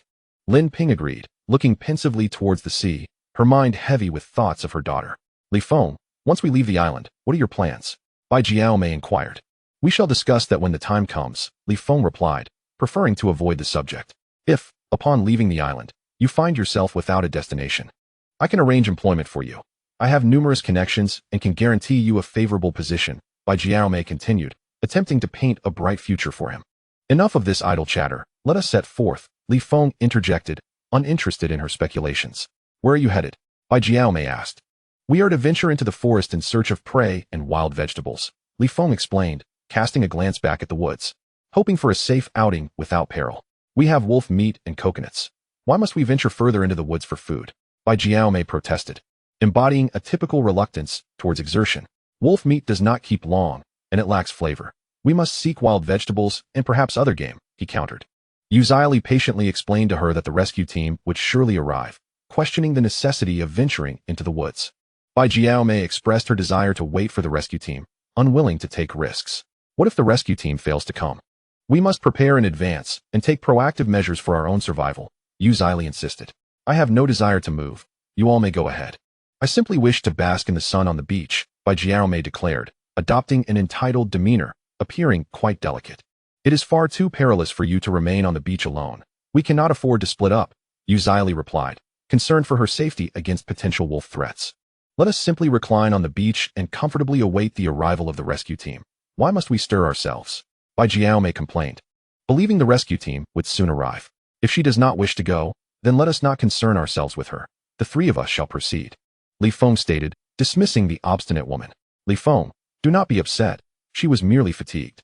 I will heed your words. If you say we should go, then we shall, Bai Jiaomei pouted, deliberately lowering her neckline to reveal her fair contours, seeking to entice Li Feng. Put that away. Who does not possess such attributes? Lin Ping remarked with disdain. Old habits die hard. Bai Jiaomei remained unchanged, still attempting to allure others. Did she truly believe that revealing a mere glimpse would ensnare a man's heart? Aunt Lin possesses both greater beauty and allure, yet she does not flaunt it so readily. Xia chuckled. Lin Ping rolled her eyes in response. Is that something to be displayed so casually? Enough chit-chat, let us proceed. Li Feng armed himself with a long knife and led the three women into the forest. As midday approached, The heat in the jungle intensified. Li Feng made an effort to steer clear of areas inhabited by wolves, knowing that should they encounter a pack, they would have to confront the situation. The forest was lush, adorned with towering ancient trees, their branches heavy with foliage. Countless majestic trees stood, their roots entwined with the earth, while ferns and moss thrived in abundance. In this primeval forest, areas with towering trees had minimal underbrush, making navigation relatively easy. However, where the trees were sparse, thorns abounded, leaving nearly no path. The three women cautiously followed behind Li Feng, armed with wooden sticks. He sought to hunt for game and gather wild vegetables, which could be easily preserved by drying them, allowing for months of sustenance. My goodness, this wretched place is exhausting. I can no longer continue, Bai Jiaomei lamented. Sulking with a frown, her face flushed from brush contact. Perhaps you should complain less. Xili and I are more delicate than you. Yet we have not uttered a word of complaint, Lin Ping remarked. Am I not permitted to voice a few grievances? My words do not affect you. Bai Jiaomei retorted angrily. You are utterly unreasonable, Lin Ping replied, exasperated. This woman was inept at everything, yet excelled at complaining. They were marooned on a deserted island and needed to surmount every obstacle. What purpose did complaining serve? You simply harbor resentment towards me, targeting me at every turn. Is it because I earned a bit more than you at the company in the past? It was merely what I was entitled to. Bai Jiaomei brought up old grievances once more. During her tenure in the company, she often engaged in fraudulent invoicing, sometimes even issuing counterfeit invoices. Over the span of 2 years, she deceived the company out of more than 100,000. If you believe I am targeting you, then I have nothing more to say. Lin Ping was weary of wasting words on her. Even uttering another sentence felt tiresome. I no longer lack money, at worst. When I return, I shall reimburse you for that amount. Bai Jiaomei boasted with an air of affluence, as she truly was not in need of that sum anymore. I am not concerned about your trifling complaints, Lin Ping remarked. Yu Xili interjected with a fair comment, asserting that Aunt Lin was absolutely correct, stranded on a deserted island. We should overcome adversity rather than perpetually lament. Xili, she is deliberately targeting me, yet I have no grievances with you from our past encounters.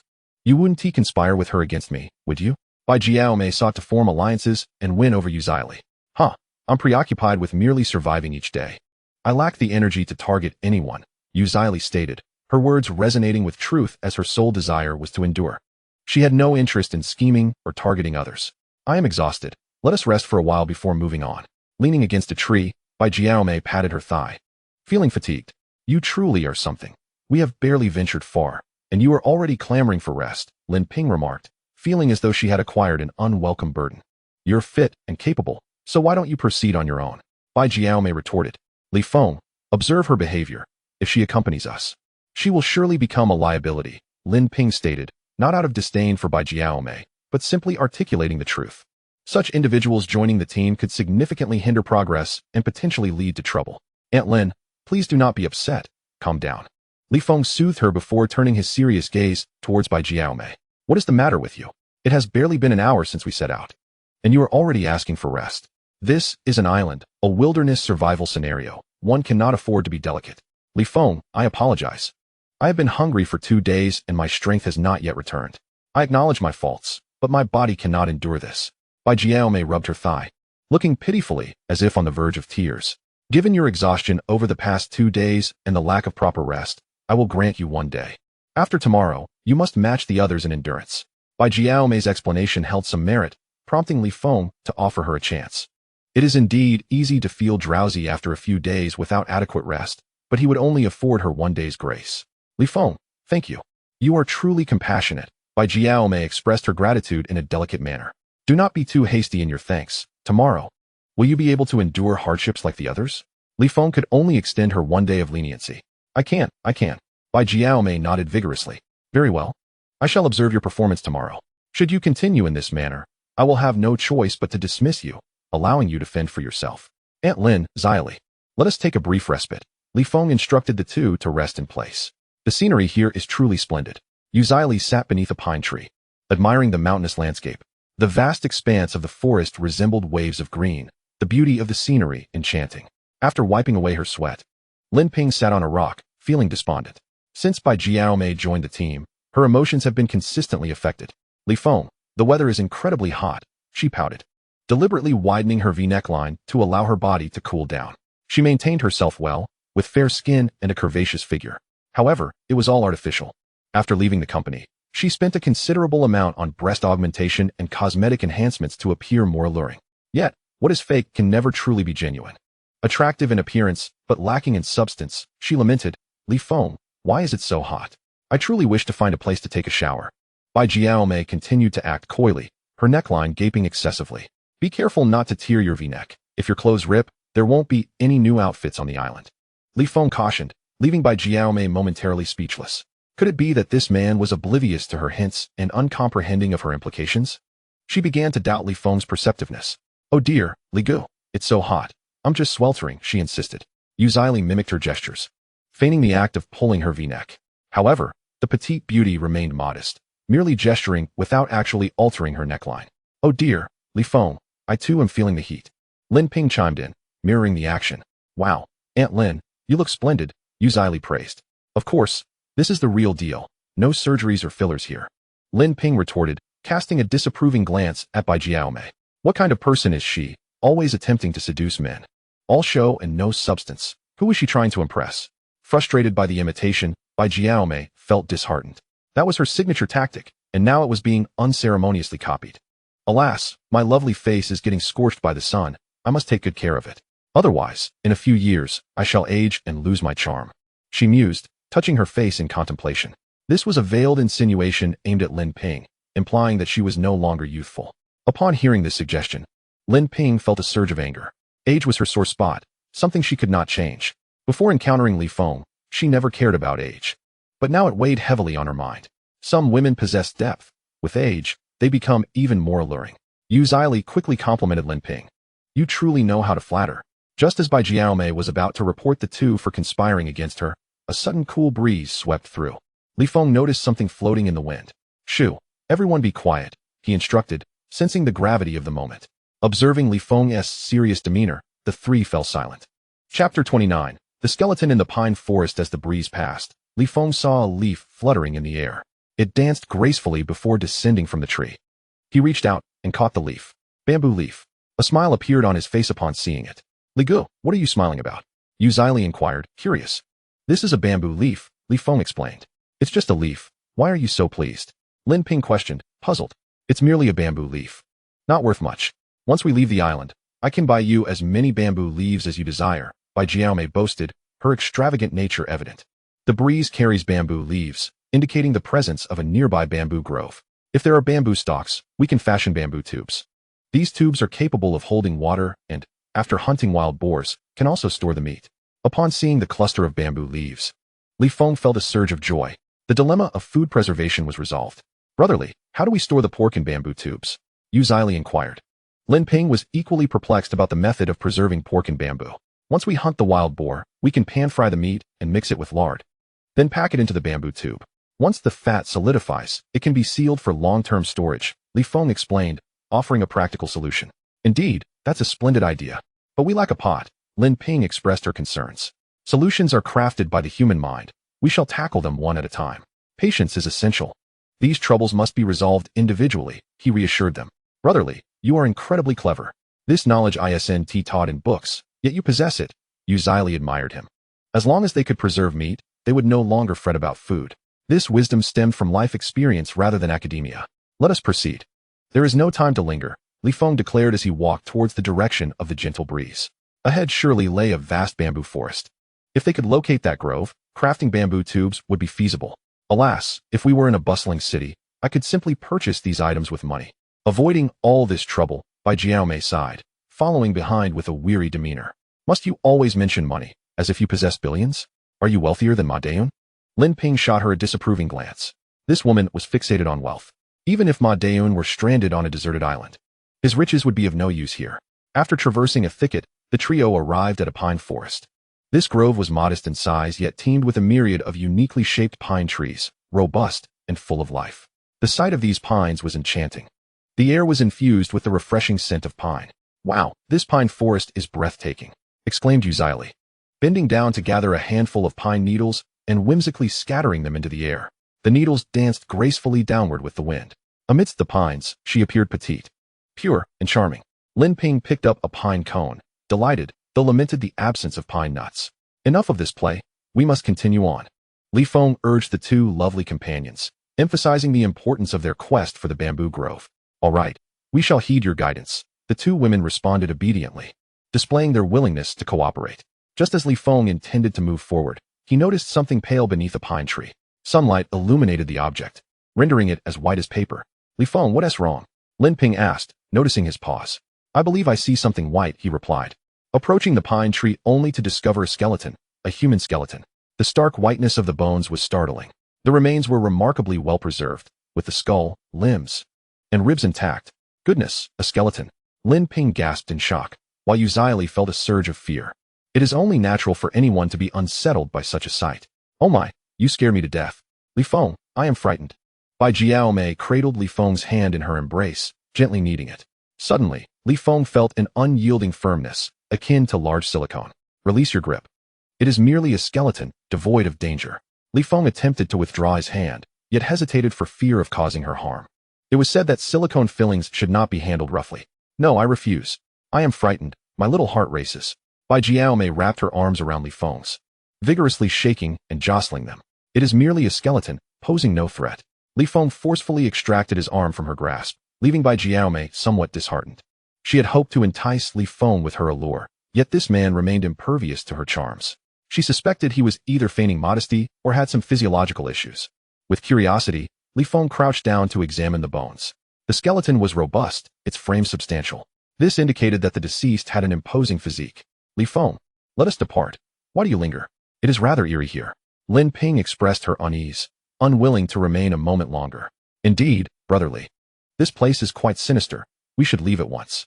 Yu Zili concurred, equally unnerved by the sight of the bones.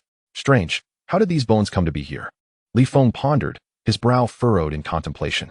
Could they belong to the islanders from that ill-fated flight? Lin Ping suggested. Previously, they had discovered a notebook on that plane, which documented that 7 islanders were aboard. However, only 2 skeletal remains were found in the cabin. This set of bones might belong to one of the 5 missing individuals. Li Feng scrutinized the remains, deducing, this individual cannot be an islander. What makes you so certain? Lin Ping inquired. Islanders are typically of shorter stature with smaller bones. Yet these remains exhibited strength and a broad frame. Li Feng hesitated, then continued. Moreover, the ill-fated flight occurred 7 or 8 decades ago. While these bones are no more than 5 years old, he assessed the color of the bones, concluding that they could not have been deceased for long. By the way, where are the clothes? Yu Zili mustered her courage to inquire after inspecting the skeleton. What garments?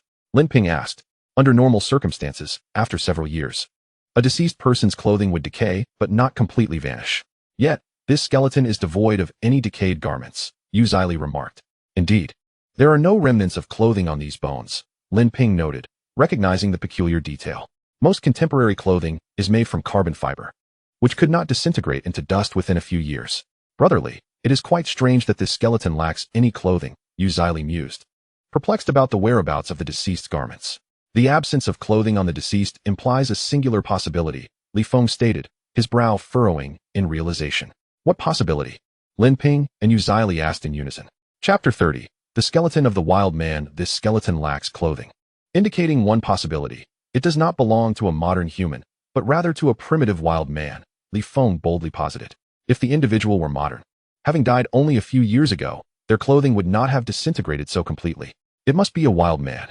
Lin Ping and Yu Zili were startled, both simultaneously recalling Li Feng's nightmare. Could that dreadful vision truly manifest? Li Feng himself was haunted by the nightmare from the previous night. He had dreamt of a band of savages abducting the 2 women, intending to enslave them as playthings and bear offspring. Unexpectedly, such savages indeed inhabited the island.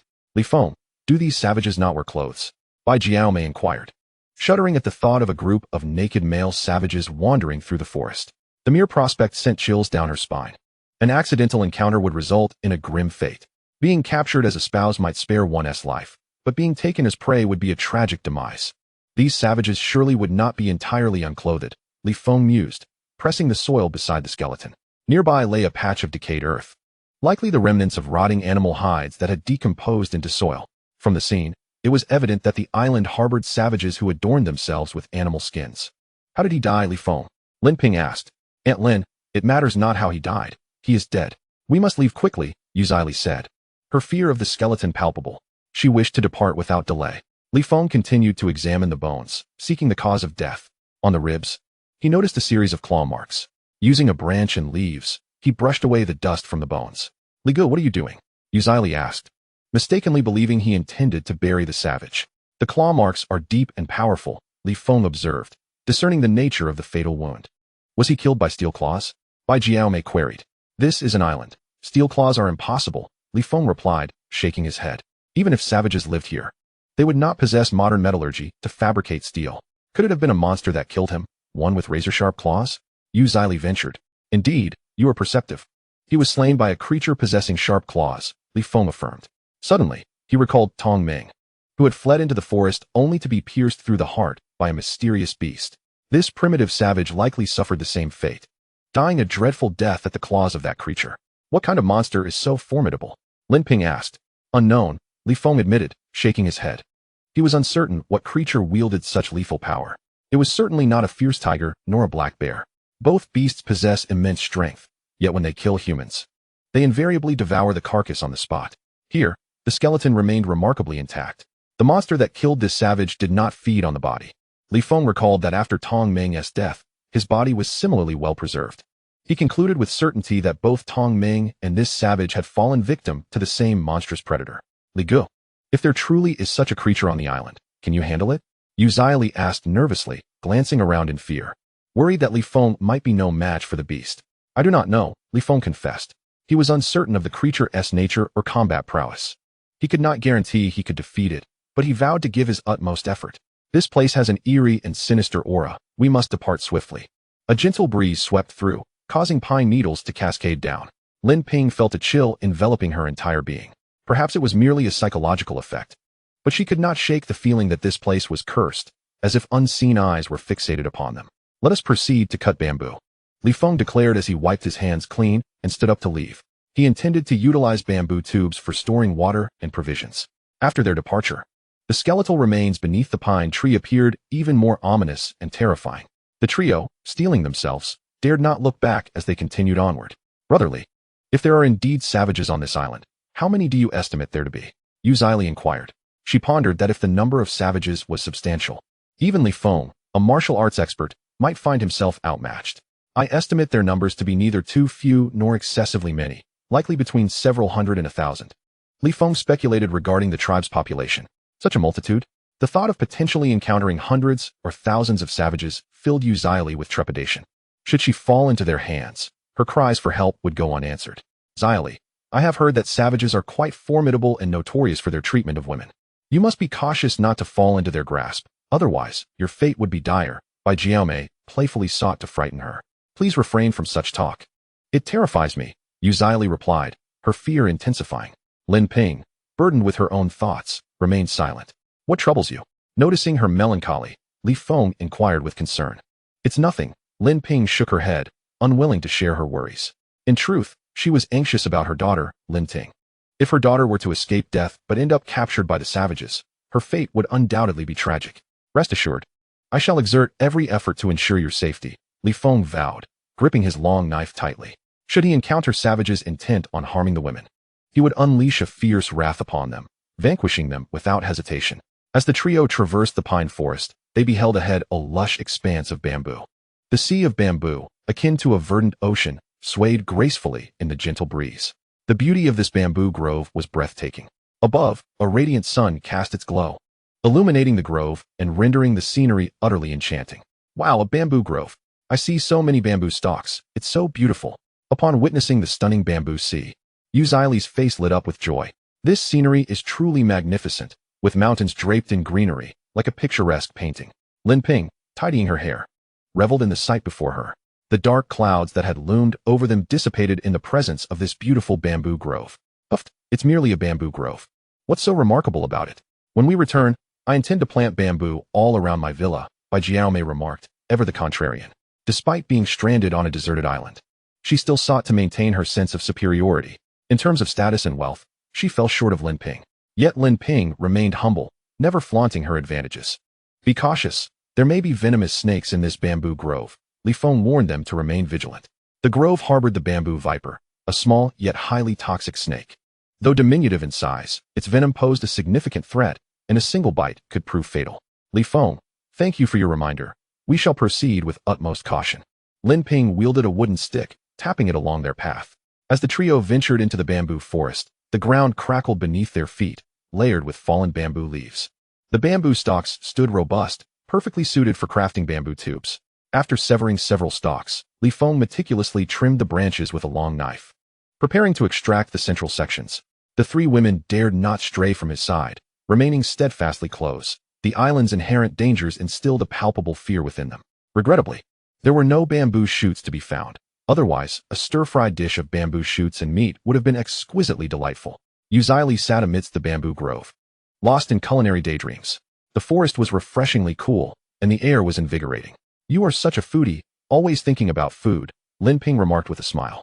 "Indeed, I am a foodie. My hearty appetite has led to my ample figure," Li replied, glancing down, admiring her voluptuous form, a physique she increasingly cherished, one that attracted the admiration of men. "How utterly disgraceful. Bamboo shoots and meat are hardly noteworthy," Bai Jiaomei interjected with a sardonic tone. Li chose to ignore her, as the woman constantly sought to provoke discomfort. "Be cautious, danger lurks." Feng suddenly sensed an imminent threat while he was engaged in cutting bamboo. Alarmed, he swiftly warned the three beauties, who promptly rose to their feet, startled. Chapter 31. The conspiracy against Lin Ping. Upon Feng's warning, the three women stood up in haste, scanning their surroundings, yet failing to spot any beasts. "Brotherly, there's no danger," Li said, surveying the area, her anxiety palpable as she found no evidence of wild animals. Lin Ping and Bai Jiaomei echoed her sentiments, perplexed as to where the danger might lie. "Shoo!" Feng gestured for silence. Though the beasts had yet to reveal themselves, his instincts alerted him to the presence of a large creature nearby. Having trained with his grandfather in the deep mountains from a young age, his intuition was finely attuned to impending threats. The moment danger approached, he could acutely sense the looming peril. Observing Feng's serious demeanor, Lin Ping began to perspire profusely. "Feng, you must be overreacting. It's broad daylight. What danger could there possibly be?" Bai Jiaomei scoffed, dismissing his concerns. Brotherly has asked for silence. Refrain from speaking. Li urged her to be quiet. "There's no danger here. Why make such a fuss?" Bai Jiaomei expressed her discontent. As Feng remained vigilant, suddenly, the hairs on his arms stood on end. A sense of dread enveloped him. "There's a tree over there. Proceed carefully and climb it to take refuge," Feng instructed, pointing toward a towering ancient tree nearby. The bamboo grove housed a majestic tree, its branches plentiful and easy to ascend. "Understood," Lin Ping and Li replied, cautiously making their way toward the tree. They dared not scream or run, for Feng had warned them that fear could provoke an attack from wild animals. How amusing, on such a fine day. What danger could there possibly be? Bai Jiaomei remained rooted in place, unconvinced of any threat. "Your fate is of no concern to us," Lin Ping said dismissively, unwilling to further persuade her. Just as the two women approached the great tree, a gust of wind swept through the bamboo forest, sending leaves fluttering down like confetti in the woodland. Several birds fluttered anxiously across the bamboo grove as an ominous threat descended upon the forest. A ferocious roar echoed through the trees, and a shadowy figure emerged amidst the dense bamboo, obscured by countless stalks, revealing only a silhouette, tall, imposing, and dark. The air grew thick with a palpable sense of peril, as if death itself swept through the grove like a violent storm. The beast's roar thundered like rolling thunder, stirring the bamboo leaves into a frantic tempest. "What on earth is that?" White Jiaomei shrieked in terror. Lin Ping and Li, having taken shelter beneath a tree, glanced back in fright. The shadow was unmistakable. It was a black bear. Such dreadful luck. Feng's eyes gleamed with steely resolve. He dreaded encountering a large predator, for any injury on the island was tantamount to a death sentence. "Ah, a black bear! A black bear!" White Jiaomei, who had been dismissive moments before, now screamed in sheer panic. "Stop shouting. Quiet. Be still." Feng snapped irritably, despising the woman's hysteria and regretting the decision to keep her along. "Feng, the black bear will eat me. Please, kill it." White Jiaomei cried out desperately. "Don't scream. Move quietly to the tree and climb up," Feng commanded. He knew the black bear was an adept climber and surprisingly swift, but if all three of them ascended the tree, he could confront the bear below without worrying about their safety. The black bear emitted a series of guttural roars, pounding its chest as it ambled upright on its hind legs. Cautious rather than frenzied, it did not charge wildly. I'm afraid the black bear will devour me. Help!" White Jiaomei ignored the warnings and, with a piercing scream, bolted toward the tree.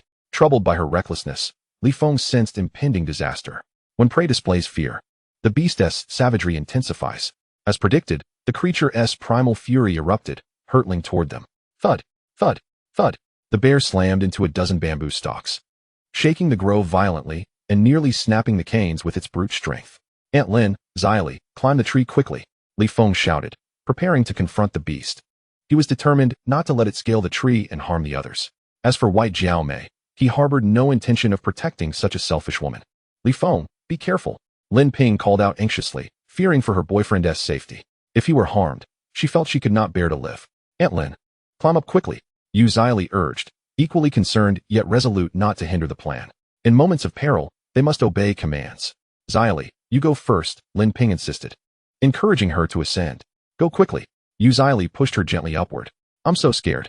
This black bear is terrifying, both whispered as they clambered up the tree. Suddenly, White Jiao Mei rushed forward, shoving them aside. You selfish fool, White Jiao Mei, disregarding Li Feng's orders, foolishly acting on your own, and now pushing us away. Xylee fumed, seething with anger. Lin Ping was also infuriated. The woman was utterly foolish and selfish. I do not wish to be devoured by the black bear. I must climb the tree first. Bai Jiao Mei clung to the trunk, frantic and unable to ascend. Overcome by fear and weakness, she lacked the strength to climb. Seizing the moment, the black bear charged forward. When it stood on its hind legs, it towered nearly 2 meters tall, exuding an overwhelming, terrifying presence akin to a mountain pressing down. Li Feng noticed numerous scars adorning the bear's abdomen, the marks of past injuries that had long since healed. You beast! If you desire to consume my beauties, I shall take your life. With a swift motion, Li Feng plunged his blade towards the bear's belly. Despite his speed, the agile creature deftly deflected the strike with its massive paw. Li Feng, undeterred, swung his sword with precision, the sharp edge cleaving into the bear's flesh repeatedly. In agony, the beast roared, driven mad by the pain, and lunged at him. Li Feng sprang from the ground, leaping into the air, his legs clasping a bamboo stalk. Soaring over 2 meters high, just as he secured his grip, the bear's paw came crashing down. With a resounding crack, the thick bamboo snapped under the force. But Li Feng narrowly evaded the blow, which could have gravely injured him. As the bamboo fell, he seized another, twisting in midair, and swiftly aimed a strike at the bear's head. The blade found its mark, and blood gushed from the bear's wound. Enraged, the creature charged at the 3 women. Perceiving Li Feng as a formidable opponent and seeking easier prey. Oh no, the black bear is coming. Mother, I do not wish to die. As the beast approached, Bai Jiao Mei's eyes glinted with a chilling resolve, and she pushed Lin Ping to the ground. Lin Ping screamed in terror, taken aback by Bai Jiao Mei's ruthless betrayal. Never expecting such treachery, Aunt Lin, Xylee cried out in panic. With a thunderous roar, the bear lunged towards Lin Ping, its powerful paw poised to crush her skull. The sheer force of the blow, combined with its weight, threatened to obliterate her. Li Feng, take care of yourself and of Xylee. Lin Ping shouted in a final moment of desperation, wishing for the safety of her boyfriend and Xylee after her demise. Chapter 32, The Reckless Scheming Woman. Li Feng, take care of yourself and of Xylee. Lin Ping's last thoughts were of concern for the two. Aunt Lin, Xylee sobbed in fear. Just as the bear was about to strike Lin Ping, Li Feng leapt from the bamboo, grasping her foot and pulling her back. A tremendous crash echoed through the forest as the ground trembled, countless bamboo leaves cascading down, and a deep crater formed where the bear's paw had struck. Lin Ping narrowly escaped the attack, her heart racing. That was close. Thank goodness Li Feng saved me just in time. Otherwise, I would have surely perished. Lin Ping felt utterly powerless, her mind blank and chaotic as if she were ensnared in a realm of confusion. The enraged black bear, after missing its strike, charged towards her with ferocity. Damn it, just because the tiger is silent, do you think I'm a sickly cat? Dare to harm my woman, and I shall ensure your line is extinguished. Li Feng, with a deft kick, propelled Lin Ping several meters away. His strength, however, was not meant to inflict harm. As she landed amidst the bamboo grove, Li Feng soared into the air, balancing on 2 bamboo stalks. With a sharp crack, the bamboo bent, and he took advantage of the moment to thrust his blade into the bear's eye. With a piercing roar, the bear's left eye was punctured, blood gushing forth as it writhed in agony, swinging its massive paws in a futile attempt to strike him. Yet, Li Feng remained suspended in midair, eluding its desperate blows. The beast, in excruciating pain, rolled about wildly before fleeing in terror after several agonizing tumbles. Sighing in relief at the bear's retreat, Li Feng's sole concern was the safety of the 2 women. He had no desire to pursue the creature. Its speed made it nearly impossible to catch. Li Gu, you are truly remarkable. You actually drove the black bear away. Are you all right? Xylee inquired, still shaken by the recent ordeal. The memory of that perilous moment brought her to the brink of tears. I'm fine, Feng replied, wiping the sweat from his brow. The situation had been perilously close, with Lin Ping nearly falling victim to the bear's wrath. Linani, are you okay? Yu Zili rushed to her side, pulling her from the heap of bamboo leaves. Linani. Seeing Lin Ping completely limp, her eyes rolled back. Yu Zili called out in panic. Lin Ping lay motionless, utterly drained. Li Gu. Linani can't speak or stand. Yu Zili sobbed, collapsing to the ground in despair. Don't cry. She is fine, Feng reassured her. You are lying. You are deceiving me. Yu Zili cried uncontrollably. To her, Lin Auntie's limp state and inability to speak seemed to confirm the worst. Lin Auntie is truly fine. She is merely overwhelmed by fear, her adrenaline spiked. She just needs to rest a bit, so do not shake her, Feng explained, calming her fears. Lin Zong, you cannot be harmed. Our team cannot afford to lose anyone. Bai Jiaomei feigned concern, shedding fake tears. You insufferable wench, I shall strike you down. Yu Zili retaliated, slapping her across the face. Bai Jiaomei, stunned, exclaimed, Zili, I have no enmity with you. Why do you strike me? You wicked creature. You intentionally pushed Lin Ani to the ground, hoping she would fall prey to the bear. You are truly malicious. Yu Zili shot back, delivering another slap. Zili, you are wronging me. I did not push Lin Zong. If you strike me again, I shall retaliate, Bai Jiaomei declared defiantly. Do you take me for blind? I witnessed it with my own eyes. Yu Zili clenched her fists, gritting her teeth, her desire to eliminate this vile woman surging within her. A heart as cruel as hers was a peril to all. Zili, I harbor no grudges against General Lin. How could I possibly wish her harm? Do not unjustly accuse me. Bai Jiaomei neither admits nor dares to confess. Feng is currently administering CPR to Lin Ping and has no time to attend to Bai Jiaomei. Aunt Lin, having been overly startled, struggles to catch her breath. If she cannot regain her breath, it poses a grave danger. Many individuals have perished from shock due to sheer terror, their hearts and minds shattered. Lin Ping's eyes roll back, her body convulses. It's all right, do not fear. I have assured you, I will protect you. You are my woman. I will not allow you to perish. Feng gently caresses her, providing a sense of security. It appears as though Lin Ping, hearing his words, nods slightly despite her eyes rolling back. Zili, I genuinely did not push General Lin. I am not a cruel person. Please do not hastily label me. And do not lay a hand on me, or I shall retaliate. Bai Jiaomei, feeling guilty, refrains from striking back. You wretched woman. I could almost relish your flesh and drink your blood. If anything were to happen to Aunt Lin, I would take your life, Yu Zili exclaims, her fury palpable. Do not impose false accusations on me. I truly did not push General Lin, and Feng may not heed your words. On what grounds do you believe you can expel me? Bai Jiaomei's rebuttal lacks conviction, yet she will not admit to pushing Lin Ping. As the two engage in a heated argument, Feng continues to assist Lin Ping in regulating her breath. After his soothing words and massage, Lin Ping finally manages to catch her breath. Wow, she gasps, inhaling deeply, having narrowly escaped death. Aunt Lin, are you all right? How do you feel? Feng squats beside her, gently patting her back. Wu, my husband, thank you for saving me. You have rescued my life once more. Lin Ping buries herself in Feng's embrace, weeping like a fragile woman. Though she once was a strong female leader, her spirit weakens in the presence of a dependable man. It's all right. Do not cry. You are safe now, Feng reassures her. Though you are my man, I will not claim you for myself. Be with whomever you wish, as long as you find happiness. Lin Ping realizes that a future with Feng is unattainable. Her happiness lies in his contentment. Let us refrain from discussing such matters now. Your emotions are unstable. Take care of your health. Feng continues to console her. After a moment of weeping, Lin Ping points at Bai Jiaomei. She deliberately pushed me to the ground, intending for the bear to kill me. I witnessed it, and I will advocate for you. Feng had also witnessed the incident firsthand. Handle it as you see fit. I do not wish to complicate matters for you. He replies, while Lin Ping lowers her head in sorrow. Do not worry. I am not a saint. I will ensure your satisfaction. After soothing her, Feng approaches the two women. Zili wrongfully accuses me. You must advocate for me. I did not push General Lin. As he approaches, Bai Jiaomei preemptively casts blame.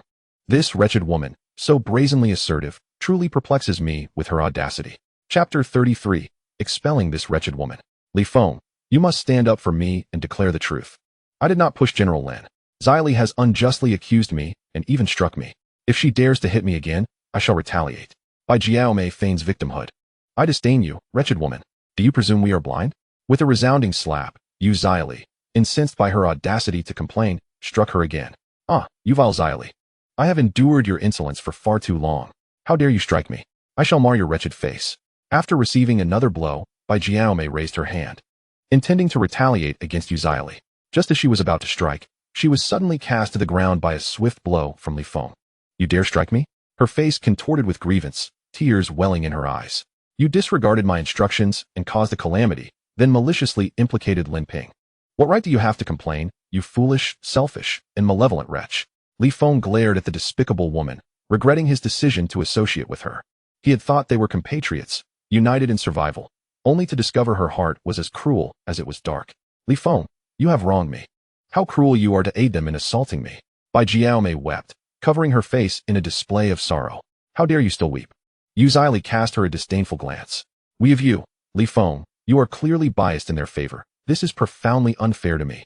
Is it because they have offered you their bodies while I have not that you choose to strike me? If you desire it, I am willing to oblige you at any time. You may have your way with me. Bai Jiaomei loosened her neckline, attempting to seduce Li Feng with her allure. If you wish, I will do as you command. I am at your service. How utterly shameless Bai Jiaomei was. If Li Feng desired her, she would not mind at all. She had numerous past lovers, engaging in countless fleeting affairs, many of whom she could scarcely recall. Losing one more man like Li Feng would be of no consequence. Refrain from harboring such sordid thoughts. I have no interest in you, Li Feng retorted, unwilling to entertain her advances. Xili has not wronged you. It was indeed you who pushed me to the ground, nearly causing my demise. Lin Ping approached, wielding a stick. Her steps unsteady as the memory of the earlier terrifying incident flooded back, leaving her in a state of apprehension. Had it not been for Li Feng's formidable strength, she might have met a far worse fate. Li Feng, do not believe Lin. We had previous conflicts at the company, and she bears me ill will, maliciously slandering me. Bai Jiaomei, with tears in her eyes, pleaded her case. They have not wronged you. I witnessed it with my own eyes. You are beyond redemption. Depart. Li Feng ordered her to leave, permitting her to fend for herself. What? You wish to expel me? Bai Jiaomei panicked, knowing that without support on the island, her survival would be in jeopardy. I have no need for your kind. I do not wish to see you. Depart at once. Li Feng declared. No. Please do not cast me away. I recognize my faults. It was indeed I who pushed Lin, but it was unintentional, an accident. With desperation, Bai Jiaomei fell to her knees, pleading. You are foolish, selfish, and scheming. Your presence is a curse. Li Feng resolved to rid himself of this detestable woman. Li Gu, your decision is indeed wise. Your brilliance is unparalleled. Yuziali expressed her agreement, while Lin Ping remained silent, offering no opinion. She complied entirely with Li Feng's arrangements. Li Feng, I realize my mistake. I was frightened and inadvertently made a grievous error. I implore you for another chance. Bai Jiaomei knelt on the ground, pleading desperately. Yet, she vowed that once she left the island, she would seek revenge on the three of them. The humiliation she endured today would be repaid tenfold in the future. Humph. In chaotic times, one must first eliminate the hypocritical saint. We do not wish to play the role of a saint. Distance yourself as far as possible. Yuziali felt no sympathy for her. Such a woman did not deserve it. Li Feng, do you truly intend to drive me away? I acknowledge my mistake. Please, grant me one opportunity. Bai Jiaomei crawled over, clinging to his leg with a pitiful demeanor. Xili is correct. In turbulent times, we must rid ourselves of the hypocrites. I have no desire to be one. Leave me be. Li Feng forcefully pushed her away. Li Gu, I fear the black bear may return. We should leave swiftly. Yuziali glanced around anxiously, worried the bear might reappear. All right, let us depart. Li Feng picked up the bamboo tube and led the two women away. Li Gu, allow us to carry the bamboo tube. Your responsibility is to ensure our safety. The two women took the initiative to hold the tube. I wish to share the burden. Let us carry the bamboo tube together. Bai Jiaomei hurried over, eager to ingratiate herself with the three. Humph, we do not require your assistance, lest you inadvertently lead to our demise. Yuziali coldly shoved her aside. Let us go. Li Feng continued onward with the two women, seeking prey and wild vegetables along the way. If they failed to find anything, they would return to the camp to devise a plan. Observing the three depart, Bai Jiaomei followed closely behind. Do not follow us. Seeing her trail behind, Yuziali attempted to expel her. Lin Ping also regarded her with disdain. This woman was exceedingly treacherous. No one dared to team up with her for survival. If she were to seize an opportunity in the future to betray other teammates, the consequences would be dire. Li Feng, I understand your aversion toward me and that you will not forgive me, but I beg you for one favor. Bai Jiaomei clasped her hands in supplication, desperately pleading. Li Feng glared at her coldly, anticipating her inane remarks. This place is too perilous. I beseech you to lead me out of the jungle. Once we reach the beach, I swear I will not trouble you again. Bai Jiaomei implored, yearning to escape. She feared the black bear's return would lead to her demise. Your survival is of no concern to me. With that, Li Feng turned and walked away. As the three departed, Bai Jiaomei continued to follow, maintaining a distance of several meters. She dared not come too close, nor stray too far. Li Gu. She is trailing us. What should we do? Yu Zili inquired. Ignore her. Let her fend for herself, Li Feng replied, wishing to rid himself of Bai Jiaomei without resorting to violence. Oh no, I've fallen. It hurts so much. Noticing Li Feng's indifference, Bai Jiaomei intentionally tumbled, feigning distress. Li Feng did not look back. Her demise would be inconsequential to him. It hurts so badly. Li Feng, will you forgive me? I promise, once we leave the island, I will give you my company. She spun grandiose illusions in an attempt to deceive Li Feng, yet alas, her fanciful promises proved utterly ineffectual. The trio retraced their steps, and as they traversed a thicket, sudden rustling emerged from the underbrush ahead. Be cautious, Li Feng warned, instinctively shielding the two behind him. My goodness, could it be that ferocious bear again? Yu Zili gasped, startled. This cursed island seemed relentless in its perils, a place fraught with terror. Lin Ping, too, was gripped by anxiety and dread, fearing the dreaded bear's return. That beast was formidable and perilous indeed. Chapter 34. An unexpected assault. Li Feng discerned movement amidst the surrounding foliage. Sasha, he murmured, the grass appears to be swaying. A gust of wind swept by, carrying the scent of wild beasts. Lin Ping's tension mounted, her voice barely restrained. Yu Zili, drenched in nervous sweat, clung to Li Feng's words with unwavering faith. Be alert. Something approaches, Li Feng cautioned, nodding towards a towering tree nearby. The two hurriedly scrambled upward. Lin Ping, tall and slender with lithe limbs, ascended swiftly, then helped Yu Zili clamber up after her. Li Feng, you must come up quickly, they implored. Your safety in the tree suffices. Do not concern yourself with me. Li Feng replied, reluctant to climb. Firmly gripping his long blade, he vigilantly surveyed their surroundings. Li Feng, Zili, and Madame Lin have climbed up. Is there danger? Bai Jiaomei called out from a distance of several meters. Li Feng dismissed the cruel, cunning woman with disdain, indifferent to her fate. A sudden wolf's howl shattered the silence, and 5 gray wolves emerged from the forest, each advancing from a different direction. These beasts were robust, their eyes glowing green, claws razor-sharp. Ah, Li Feng wolves! Lin Ping exclaimed in alarm. This was but a fraction of the pack. Li Feng had slain 1 wolf earlier, now 5 more appeared. The entire pack likely numbered between a dozen and 20. The primeval forest's abundant prey sustained them well. Brotherly wolves, climb up and hide, Yu Zili implored, fearful for his safety. I intend to claim their pelts, Li Feng declared, preparing to slay the wolves. 1 pelt was insufficient. He desired more.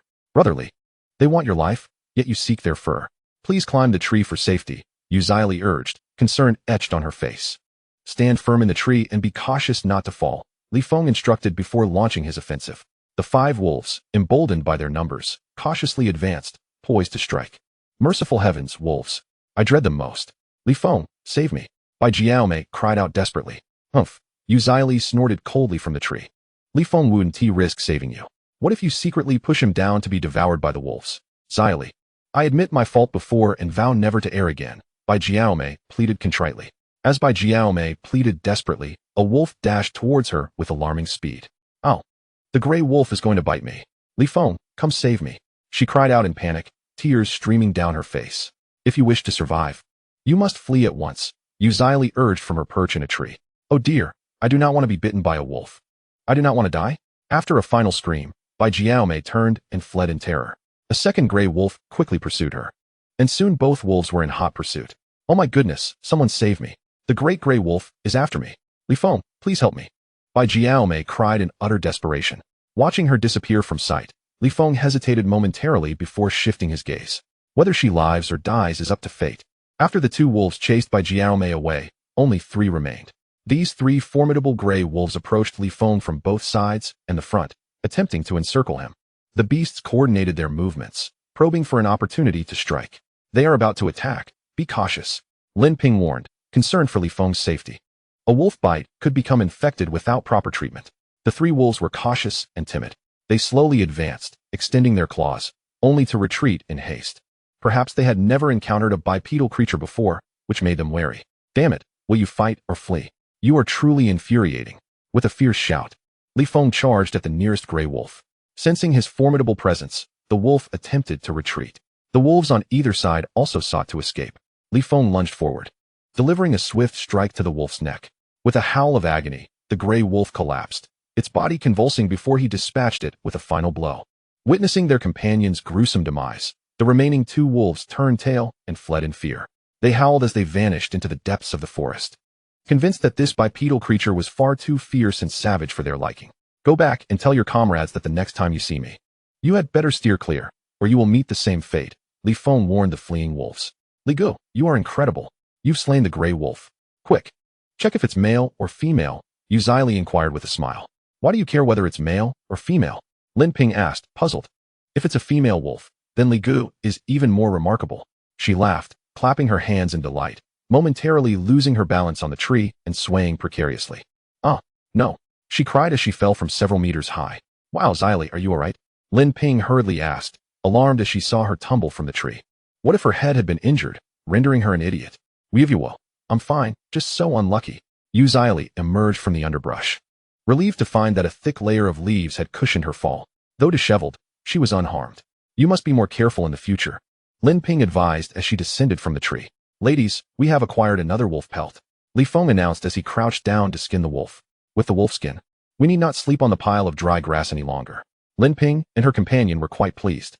Frequent nights on the dry grass could lead to lumbar issues. Tonight, we shall indulge in wolf meat once more. As Li Feng skinned the wolf, he intended to take the most succulent portions of the meat. Wolf meat again. The thought of consuming it made the two beauties feel nauseated. The taste of wolf meat was rather unpleasant, with an overpowering gamey flavor. You shall endure for a day or two, he reassured them. Li Feng also desired to seek a more desirable prey, but time was of the essence. As long as we do not go hungry, there is no need to burden yourselves, he added. Lin Ping smiled gently. Brotherly, as long as we don't starve, we shall be fine. Yu Zili quickly forced a smile. After those two wolves escaped, they would surely summon more of their kind. We must hasten our departure from this place. After skinning the wolf, Li Feng took a portion of the meat with him. He could handle a few wolves, but a large pack would be far more challenging. Were it not for the two women, he would fear no number of wolves. However, he felt responsible for their safety. Li Feng, has Bai Jiao died at the jaws of the wolves? Lin Ping gazed toward the silent forest ahead. There was no movement. Could it be that Bai Jiao had indeed perished? Chapter 35. The Joy of the Two Beauties. Li Feng, is Bai Jiao dead? Lin Ping contemplated venturing forth to check. Aunt Lin, she nearly caused your demise. Why concern yourself with her? Yu Zili, recalling how that wretched woman had almost harmed Lin Ping, felt her anger rise. I wish to see how she fares, Lin Ping insisted. If she has been bitten by those two gray wolves, the scene would surely be horrific. Witnessing her tragic state would haunt our dreams tonight. The thought of such a scene filled Yu Zili with dread. A living person, mangled and torn, would undoubtedly be a gruesome sight. Lin Ping hesitated as well. She should be alive. If she had been torn apart by the wolves, we would have heard her screams. She reasoned. Li Feng estimated that the woman had not met her demise. If she were being attacked by wolves, there would be cries of agony. Brotherly, will you go to check on her? Yu Zili inquired. Let her fend for herself, he replied, turning away with the wolf skin and meat in hand. He had no desire to concern himself with that woman. Even if Bai Jiao had perished, it was of no consequence to him. As the trio returned to the seaside, twilight was approaching. The waves surged upon the shore, frothy and tumultuous.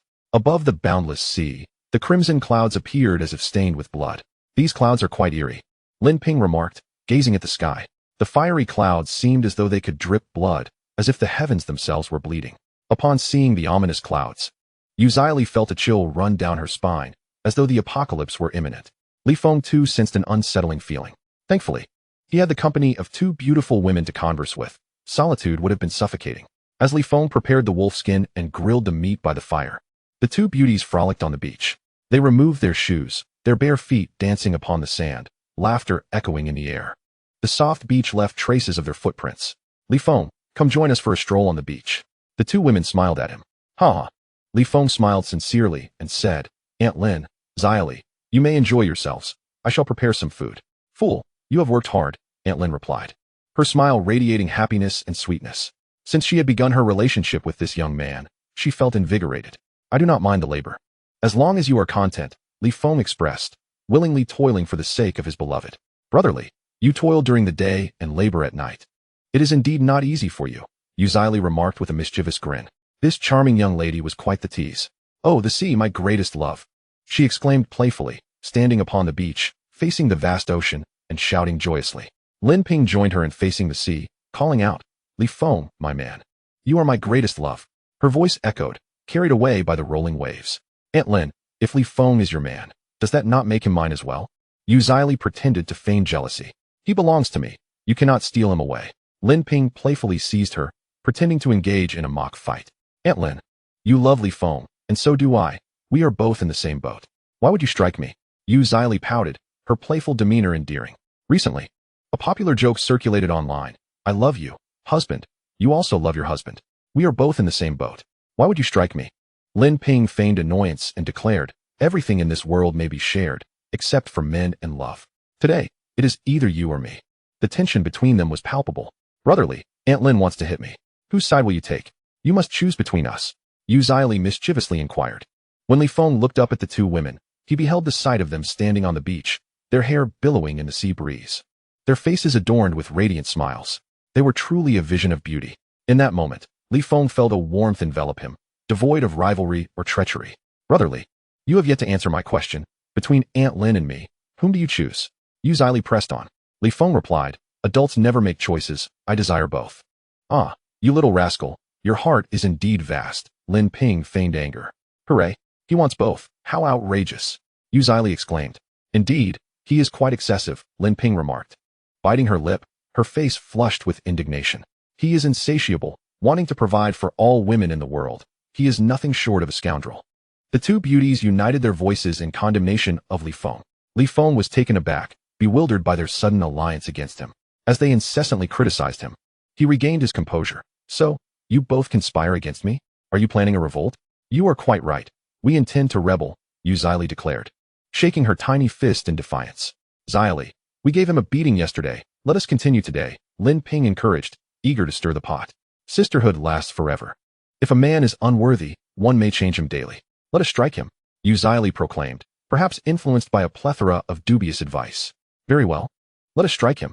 After Lin Ping nodded in agreement, the two beauties rushed over simultaneously. What do you want? Li Feng hurriedly inquired as he saw them approaching. We don't want anything. We simply want you, Yu Zili declared, landing a playful punch on his shoulder. Are you attempting to murder your husband? Li Feng engaged in a lively banter with the two women. The sounds of their playful scuffle echoed across the beautiful beach, illuminated by the setting sun and the rising tide. Before they realized it, night had fallen. A silvery moon rose gracefully over the sea, casting a serene glow. This moon, round and luminous, hung silently in the sky. As darkness enveloped the surroundings, the trio gathered by the fire to enjoy a late-night snack. This wolf meat is truly unpalatable, Li Feng remarked, deciding to seek a more suitable prey the following day.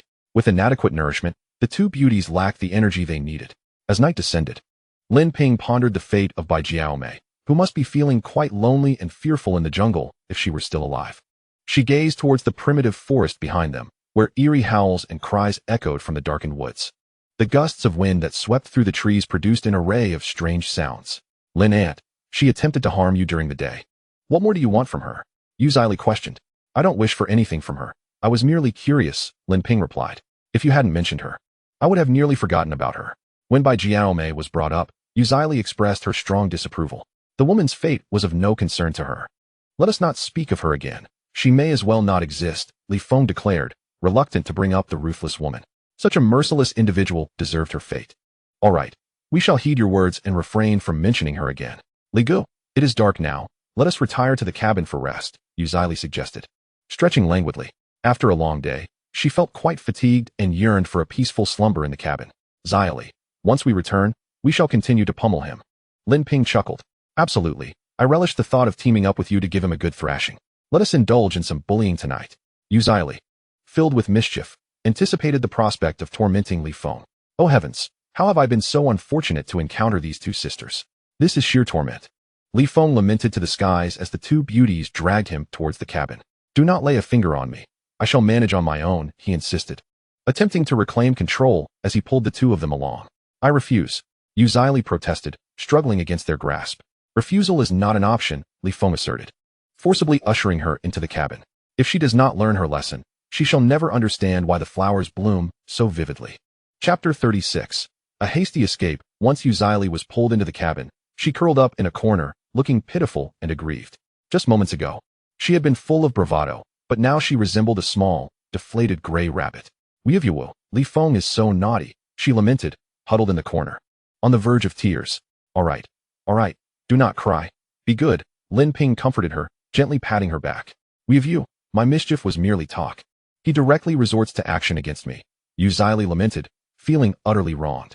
Seeing her forlorn expression, Lin Ping could not help but chuckle. Zili, I merely employed a few techniques like the 18 dragon subduing palms, along with the Shaolin dragon claw and Wu Dang's cloud soaring technique. I possess many more skills. Would you care to test them? Li Feng had just inquired when she hurriedly waved her hands, saying, I won't try anymore, I won't try. Li Feng, do not bully Xiaoli. She is still young. You should be more lenient with her, Lin Ping remarked. Aunt Lin, you are so kind to me. He is heartless enough to hit me. Yu Zili feigned a pitiful demeanor, on the verge of tears. This charming young lady was lively and adorable, adept at being endearing, pouting, and pretending to be helpless. Xiaoli, please do not cry. Just be nice to him in the future, Lin Ping consoled. My cruelty towards him is merely verbal. Yet he resorts to violence against me, Yu Zili pouted. Then next time, you should retaliate against him, Lin Ping suggested. I cannot possibly defeat him, Yu Zili replied, her eyes brimming with unshed tears.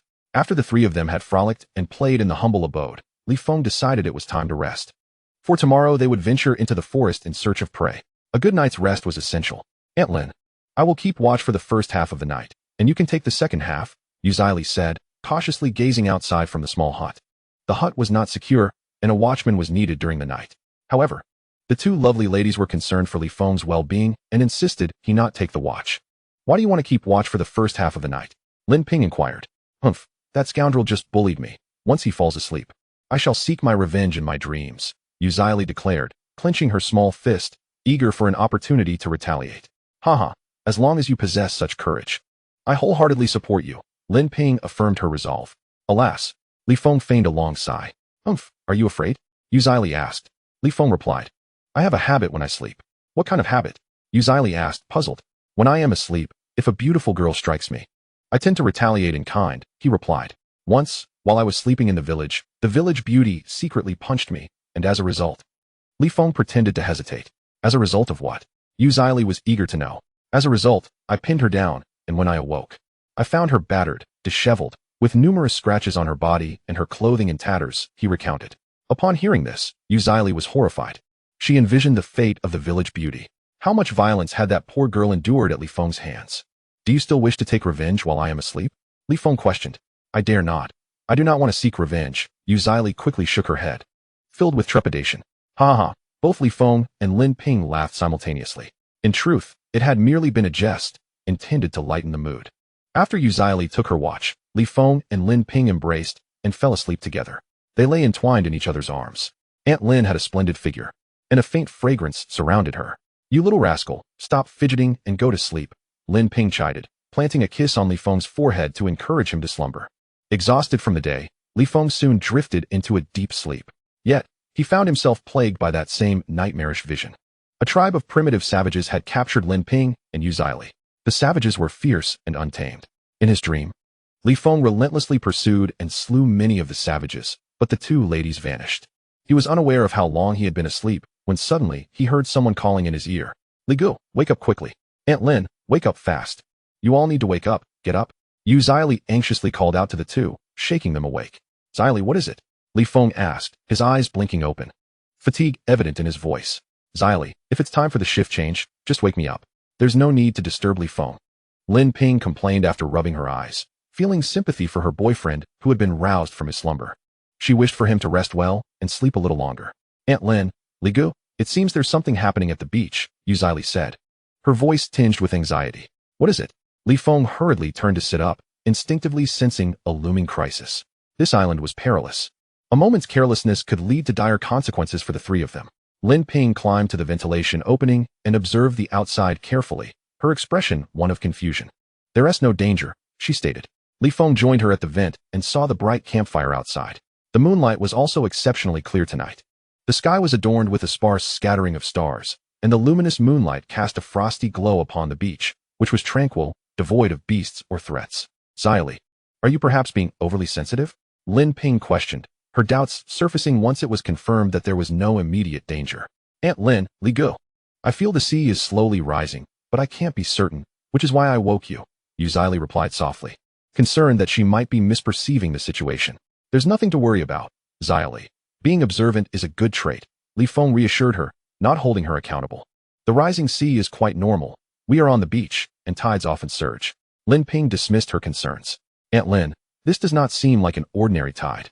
Yu Zili insisted, pointing to a branch. I remember that branch was over 10 meters from the shore, yet now it is completely submerged.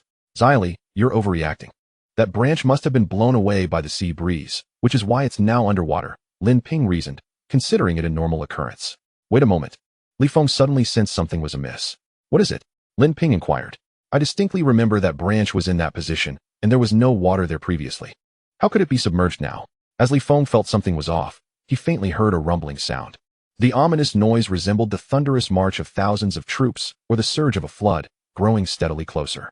Lin Ping and Yu Zili also heard the sound. What is that noise? Yu Zili asked, her anxiety escalating. This is bad.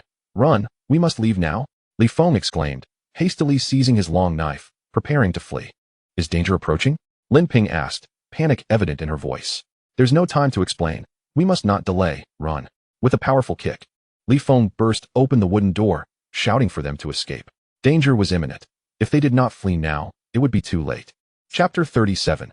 A frenzied escape after taking his long knife. Li Feng led the two women out of the hut. The booming sound from the sea resembled the thunderous charge of an army, growing ever closer. Run! Li Feng shouted in urgency. What is happening? Why is there noise coming from the sea? Lin Ping inquired, her worry intensifying. The tide is coming. The sea is rising. We must leave this place immediately. Li Feng warned, fully aware of the tide's formidable power. The camp was perilously close to the sea. If they did not flee, they would be swept away by the tide. What about the items? Li Feng inquired. Lin Ping was reluctant to abandon the wolf meat, wolf skin, and bamboo tube. Take the wolf skin, leave the rest, she decided. In a state of urgency, Li Feng shouted, and the two of them hurriedly took 2 pieces of wolf skin, discarding the meat and bamboo tube. Suddenly, a thunderous roar echoed, and the sea level rose dramatically. The surging tide, akin to towering waves, surged forth with immense power. The entire shoreline seemed to transform into a colossal force, sweeping across with primal energy. The beach vanished before their eyes, submerged by the relentless waves. The thundering sound was earth-shattering, as if the very ground was collapsing and the heavens were spinning. As the water surged uncontrollably, the terrifying scene resembled the apocalypse. Oh my God, this is so frightening, Yu Zili exclaimed, her expression frozen in shock. Lin Ping also wore a face of sheer terror. Humanity appeared insignificant in the face of nature. A mere natural disaster was beyond human control. Stop looking, we must flee immediately, Li Feng shouted, prompting the two women to hastily escape, clutching the wolf's skin in a panic. Oh no! Just as Yu Zili turned to run, she accidentally stepped into a crevice, becoming trapped at the ankle. Zili, hurry up and run, Lin Ping urged anxiously as she noticed her friend frozen in place. Aunt Lin, brotherly, I'm sorry. I'm useless. Please don't scold me. Yu Zili's lament was swallowed by the roar of the waves. What's wrong? Lin Ping asked. My foot is stuck in the rocks. I can't pull it out. Yu Zili cried in desperation. You, what are you doing? You excel at eating, but fail at everything else. Lin Ping scolded, exasperated. You will. If I die, I want to be able to eat. Yu Zili sobbed. Aunt Lin, brotherly, don't worry about me, just run, she pleaded, her voice filled with urgency. She attempted several times to extricate her foot, but to no avail. As the relentless waves drew closer, panic set in. She did not wish to endanger her companions. Better for her to perish alone than for them all to be lost. You are such a fool. Li Feng turned back, unwilling to abandon Yu Zili, but the water was rapidly advancing behind them. The tumultuous waves roared, threatening to obliterate everything in their path. As the waves approached, Yu Zili felt an overwhelming sense of fear and suffocation. Humanity is so insignificant before the vast ocean. Brotherly, don't come back for me, just go.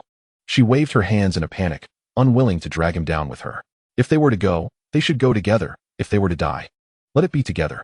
Li Feng rushed over and gripped her thigh, pulling with all his might. Pull, pull. Ah, it hurts. It hurts so much. Yu Zili cried out in agony, perspiration beading on her forehead, her face turning pale. Lin Ping, filled with anxiety, watched the two. She longed to assist, but feared it would endanger Li Feng. Brotherly, the tide is closing in. Forget about me and flee. Yu Zili pushed him away with all her strength, attempting to free him from her predicament. Don't speak. I will never abandon you, Li Feng insisted, trying to lift her away. However, her ankle remained trapped in the crevice, refusing to budge. Li Gu, if you don't leave now, it will be too late. Hurry, urged Yu Zili, tears streaming down her face. You and Aunt Lin must survive. Once you leave the island, remember to burn paper money for me. Don't worry about me. If you perish, I shall burn paper money for you when I return, along with a few men to keep you company, Li Feng retorted, not without irritation. One man will suffice. Too many will be wasted on me. Yu Zili took his jest seriously. A thunderous roar echoed as monstrous waves surged forth, sweeping up the yellow sands, threatening to engulf the three of them. If swept away by the tide, their fate would be sealed. Lin Ping, witnessing the terrifying waves, trembled with anxiety. Aunt Lin, Li Gu, you must leave at once. Yu Zili, in a state of desperation, pleaded, if we must go, let us go together. If we are to die, let us die together. Clenching her teeth, Lin Ping was unwilling to abandon the two.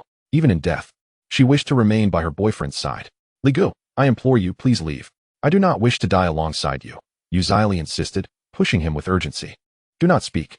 If you do not want to die with me, I certainly do not wish to die with you. Li Feng continued to cling to her. If we perish together, you will blame me in the afterlife and strike me. Yu Zili sobbed loudly, filled with regret and self-reproach, feeling inadequate. She was touched that Li Feng would not abandon her in such peril. After a prolonged struggle, Li Feng suddenly devised a plan. He tugged down Yu Zili's pants. You lay chair. Are you attempting to take advantage of me before we die? She exclaimed, hastily jumping up and clutching her pants tightly. Even in death, I wish to maintain my innocence. I truly wish to take advantage of you. Now, flee for your life.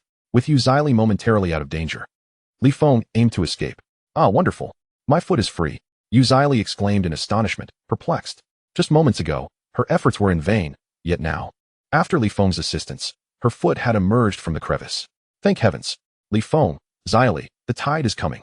Run, Lin Ping exclaimed, grateful that Yu Zili had evaded danger. The waves loomed closer, now merely a dozen meters away. Li Gu, my foot is injured. I cannot run. Do not concern yourself with me. You must escape with Aunt Lin. Yu Zili felt a deep sense of shame for her injury. Enough of this. I will not abandon you, Li Feng declared, bending down to hoist her onto his shoulder. With her safely secured, he dashed forward, fleeing from the terrifying tide that surged ever nearer. Run, run, Li Feng shouted, urgency driving them forward. Time was of the essence. Even a minute's delay could spell doom. Lin Ping, standing at nearly 170 centimeters, her athletic legs propelling her swiftly, raced ahead. Ugh, ugh, Yu Zili murmured, perched on his shoulder. What are you babbling about? Be quiet. Li Feng urged her to silence. My stomach is pressed against your shoulder, hence my involuntary sounds, Yu Zili replied. Why don't you call out? Li Feng felt an overwhelming urge to set her down and give her a couple of slaps. To his surprise, Yu Zili did indeed call out. Instantly, Li Feng felt a significant relief on his shoulder. It turned out that the girl had fallen off. Li Feng, Zili has fallen, Lin Ping exclaimed anxiously after glancing back. This burden is driving me mad, thought Li Feng, seething with frustration. Brotherly, I'm just a nuisance. Don't worry about me, or we'll all be lost. The tumultuous waves crashed against the rocks, splashing the three of them. Don't speak. I will not abandon you, Li Feng stated as he bent down to lift her. Suddenly, he spotted a massive shadow emerging from the depths of the water. Oh my, what is that? Lin Ping also caught sight of the enormous creature, her mouth agape in terror. Chapter 38. Ambush in the jungle. My goodness, what is that? It's dark and enormous. Lin Ping gasped as she observed a colossal, shadowy figure being pushed towards the shore by the surging waves. It appeared to be a giant shark. After a fleeting glance, Li Feng hurriedly hoisted Yu Zili and continued their escape. The trio raced upwards along the mountainside, fortunate that the moonlight illuminated their path. As they ascended, the relentless waves pursued them relentlessly. The water crashed against the rocks, showering them with droplets, leaving them drenched. In their panic, they had stumbled upon a sheer cliff. This cliff was stark and stood about 5 to 6 meters high. Lin Ping attempted to climb it, but the surface was slick from the seawater. After several fruitless attempts, she shouted in desperation, Li Feng, this cliff is too slippery. I can't climb up. Li Feng surveyed their surroundings. The water was rapidly rising. There was no time to escape through another route. Zili, I'll throw you up first. With all his might, he launched Yu Zili upwards. She grasped the rocks tightly, struggling to ascend. Brotherly, Aunt Lin, I'm up here. You both hurry. Yu Zili lay on top, extending her hands to pull them up. Aunt Lin, you go first. Li Feng urged her to climb. No, you go first, Lin Ping insisted, wanting to give him the chance. Don't waste time, hurry up. As Li Feng pushed her waist upwards, Yu Zili pulled from above. With a tremendous effort, Lin Ping managed to climb up safely. The water surged rapidly below, reaching Li Feng's knees and continuing to rise menacingly. Li Feng, hurry up, the two women called out, trying to help him ascend. Don't worry about me. I can make it. Li Feng scrambled up the cliff with the agility of a gecko, his climbing skills unparalleled. When he finally reached the top, He felt utterly drained.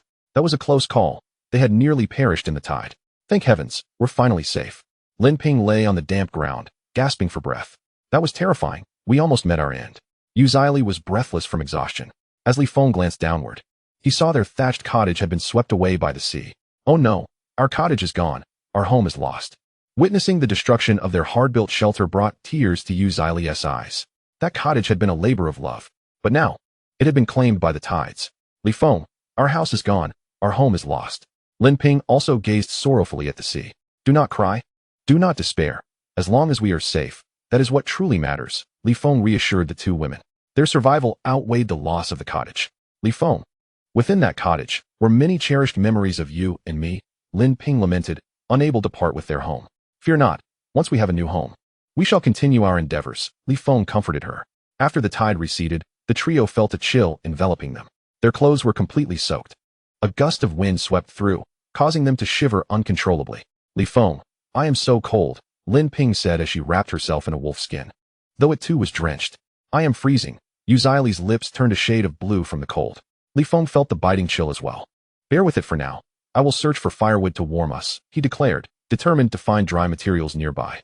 Without a fire, Lin Ping and Yu Zili would surely succumb to the cold. It is wonderful to have you here, Lin Ping thought.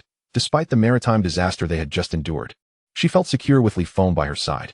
This jungle is teeming with dangers. We must be cautious of venomous snakes and wild beasts during the night. Li Feng warned the two women to stay vigilant.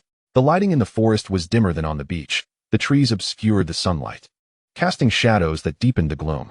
The densest parts of the woods were cloaked in darkness. We shall heed your advice, the two women said, gripping their sticks tightly as they surveyed their surroundings. The jungle was thick with underbrush, and the ground was littered with weeds.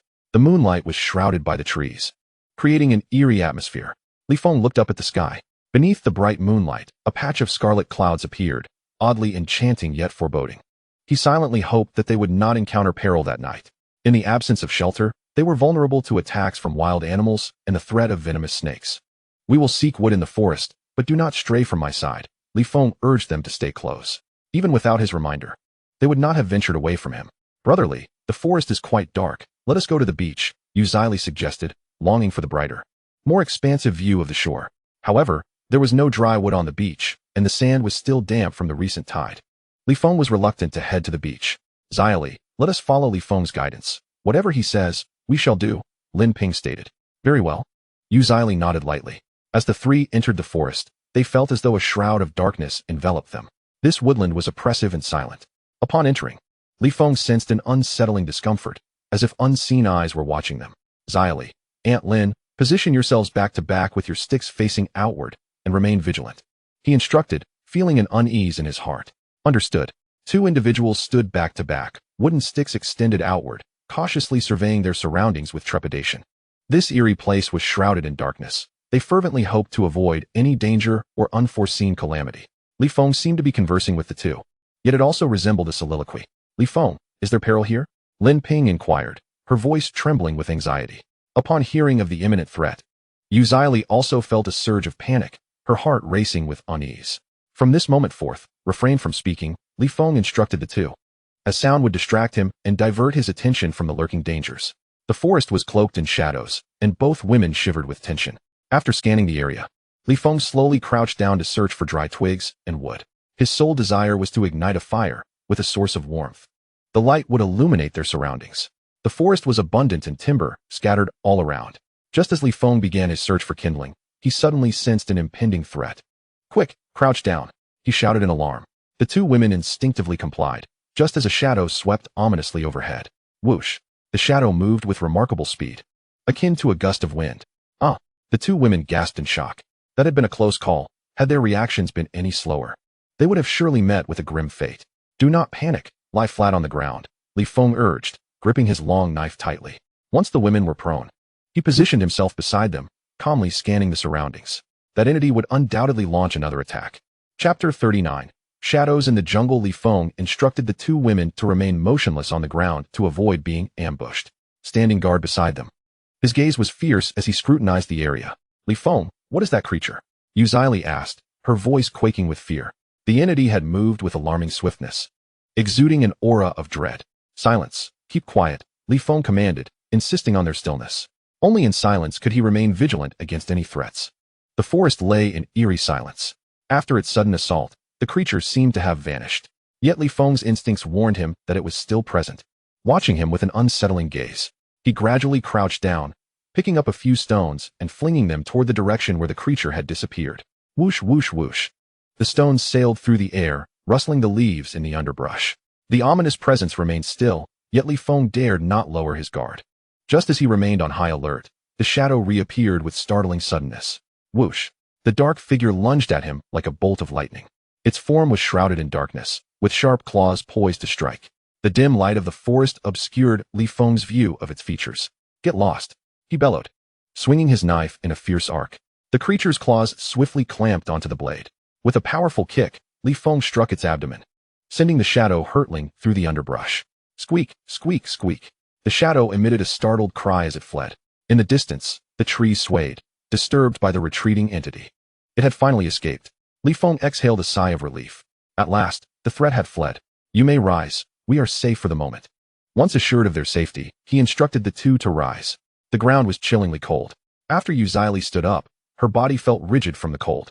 Lin Ping also sensed a tightness enveloping her, making her quite uncomfortable. Are you both all right? Li Feng inquired. We are fine, but what was that creature?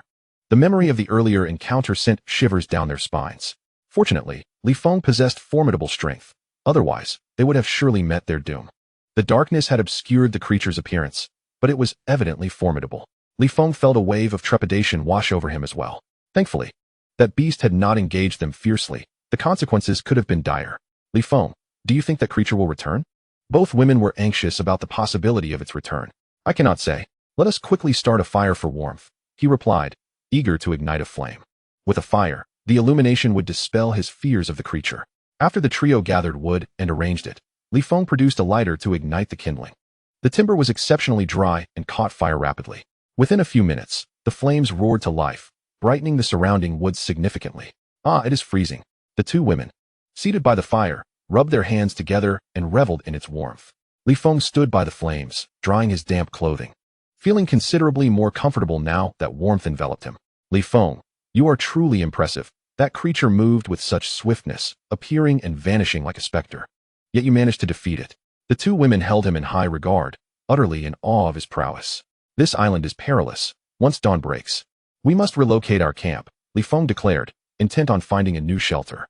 He was unwilling to construct a hut on the beach again, as the threat of another tide could endanger their lives. Thankfully, Yuzili was astute enough to notice the danger in time. Had she not, the three of them would likely have been swept into the sea to become a feast for sharks. Li Gu, the beach is too hazardous. Let us build a shelter within the woods, Yuzili suggested. The forest was a safe distance from the beach, rendering them less vulnerable to tidal surges. However, the woods were also home to nocturnal beasts, and a hut there would offer little defense against such threats. Li Feng was reluctant to construct a shelter in the forest unless it were exceptionally sturdy, capable of withstanding the assault of wild animals. Yet, their limited manpower made it exceedingly difficult to erect a robust dwelling. Where shall we seek our campsite then? Lin Ping queried. After a moment of contemplation, Li Feng responded. There are mountains nearby. Let us find a cave to reside in. Caves provide warmth and dryness, and they are quite secure. If we seal the entrance at night, we need not fear the beasts. However, Yuzili hesitated. But what is it? Li Feng asked. If we reside in a cave, should a rescue team arrive, it may be challenging for them to locate us. She expressed her concern about the potential difficulty of being found. Living on the beach would facilitate easier access for rescuers. If a rescue team comes, they will likely have helicopters. Once we spot a helicopter, we can create smoke in the woods to attract their attention. Li Feng felt there was no necessity to remain on the beach, as the forest would suffice. Very well, we shall follow your lead. Both women acquiesced to his decision. As the three individuals sat by the fire, the moisture from their bodies dissipated into the air. The two beautiful women, their clothes thoroughly soaked, clung to their forms like second skin, accentuating their voluptuous figures to striking effect. The hour must now be late into the night. Once dawn broke, they planned to venture to the beach in search of items, then traverse the mountains in search of a cave to shelter in. Li Feng meticulously mapped out the actions for the following day. What are we seeking on the beach? Lin Ping inquired. As the tide rises, the debris from the ships may be washed ashore by the waves. If fortune smiles upon us, we might discover some useful items, Li Feng responded, silently hoping for favorable luck on the morrow. Their resources were scarce, and the lack of supplies weighed heavily on their minds. The thought of venturing to the beach the next morning filled Lin Ping with both anxiety and trepidation, as she yearned for any clue regarding her daughter. The mere prospect of encountering her daughter's lifeless body on the shore would shatter her heart, while the possibility of finding nothing would leave her feeling despondent, caught in a painful dilemma. "Lin Auntie, what troubles you?" Yu Zili noticed her pallid complexion and inquired with concern. "I am fine," Lin Ping managed to reply, though with evident difficulty. "Lin Auntie, your face is so pale. Are you unwell?" Yu Zili assumed she was suffering from an illness. "Zili, truly, I am well. I simply wish to remain quiet for a moment," Lin Ping said, despondently taking her place by the fire's warmth. Ever since the maritime disaster, her thoughts had been consumed by her daughter. "Fortune favors the worthy. I believe Lin Ting is safe, and you will be reunited in due time," Feng reassured her, placing a comforting hand on her shoulder.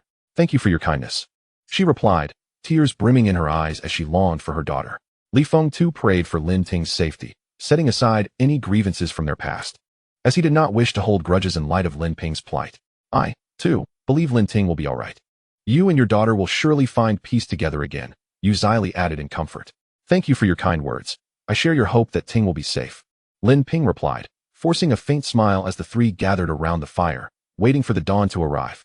Time passed, and soon, a ray of sunlight broke upon the sea. The breathtaking sunrise over the ocean was both mysterious and magnificent.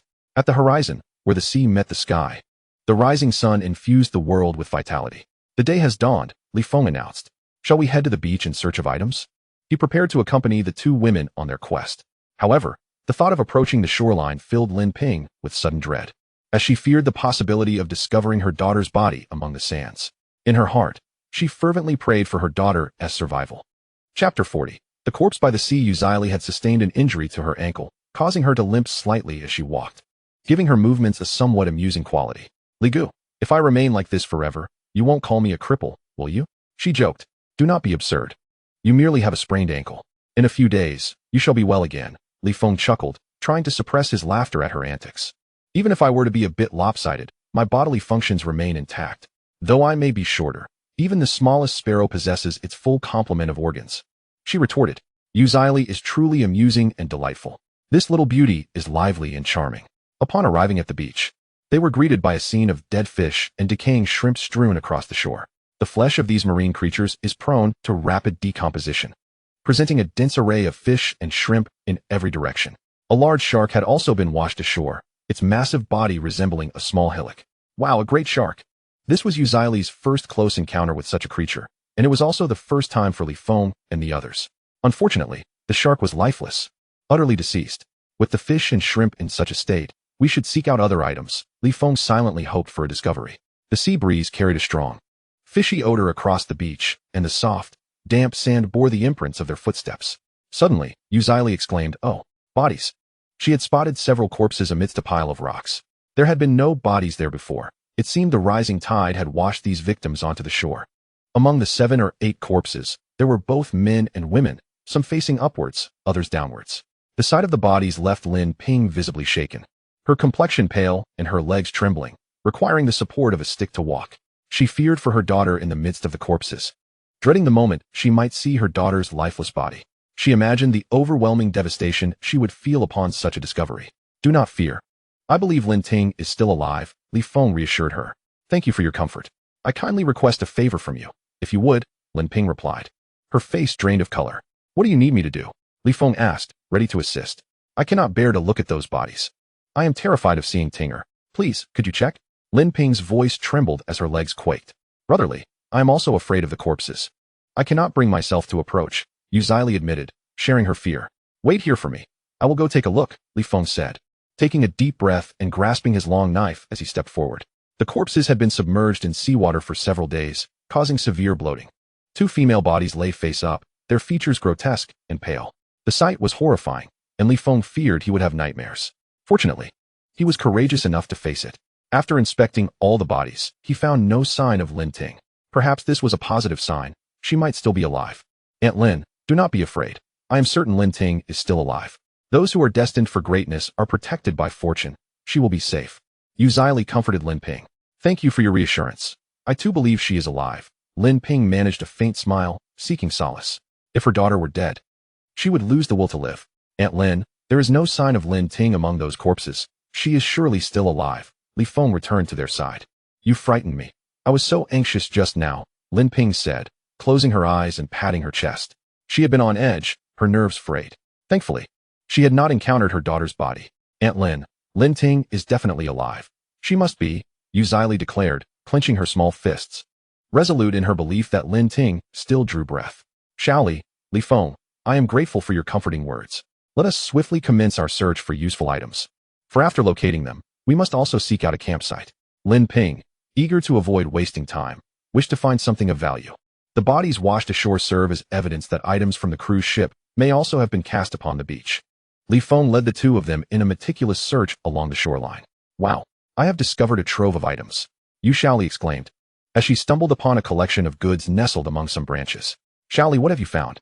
Upon their arrival, they beheld an assortment of snacks and several packets of salt among the items. Although the chips had succumbed to the brine, the packets of salt remained intact. Haha, we are fortunate indeed. This salt will prove invaluable. Li Feng carefully stowed the salt in a plastic bag.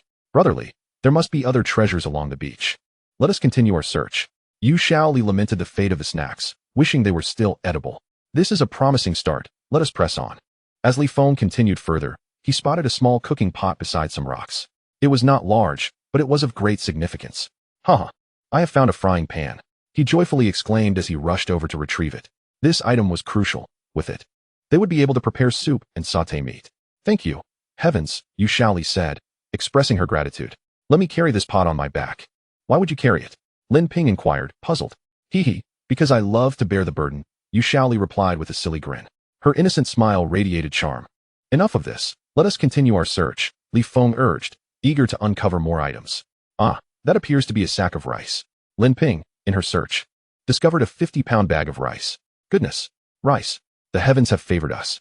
Upon seeing the bag, Yu Shaoli felt a surge of joy, her earlier discomfort forgotten.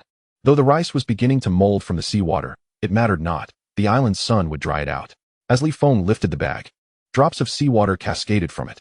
Brotherly, this rice is quite heavy. It will be cumbersome to carry into the mountains, Yu Shaoli expressed her concern. They had to traverse the mountains in search of a cave, and carrying the hefty sack would be taxing.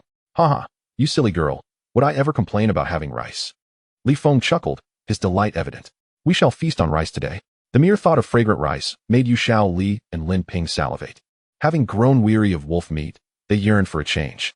In the future, we shall dine on wild vegetables and game, with rice as a rare treat. Li Feng noted, intent on being frugal.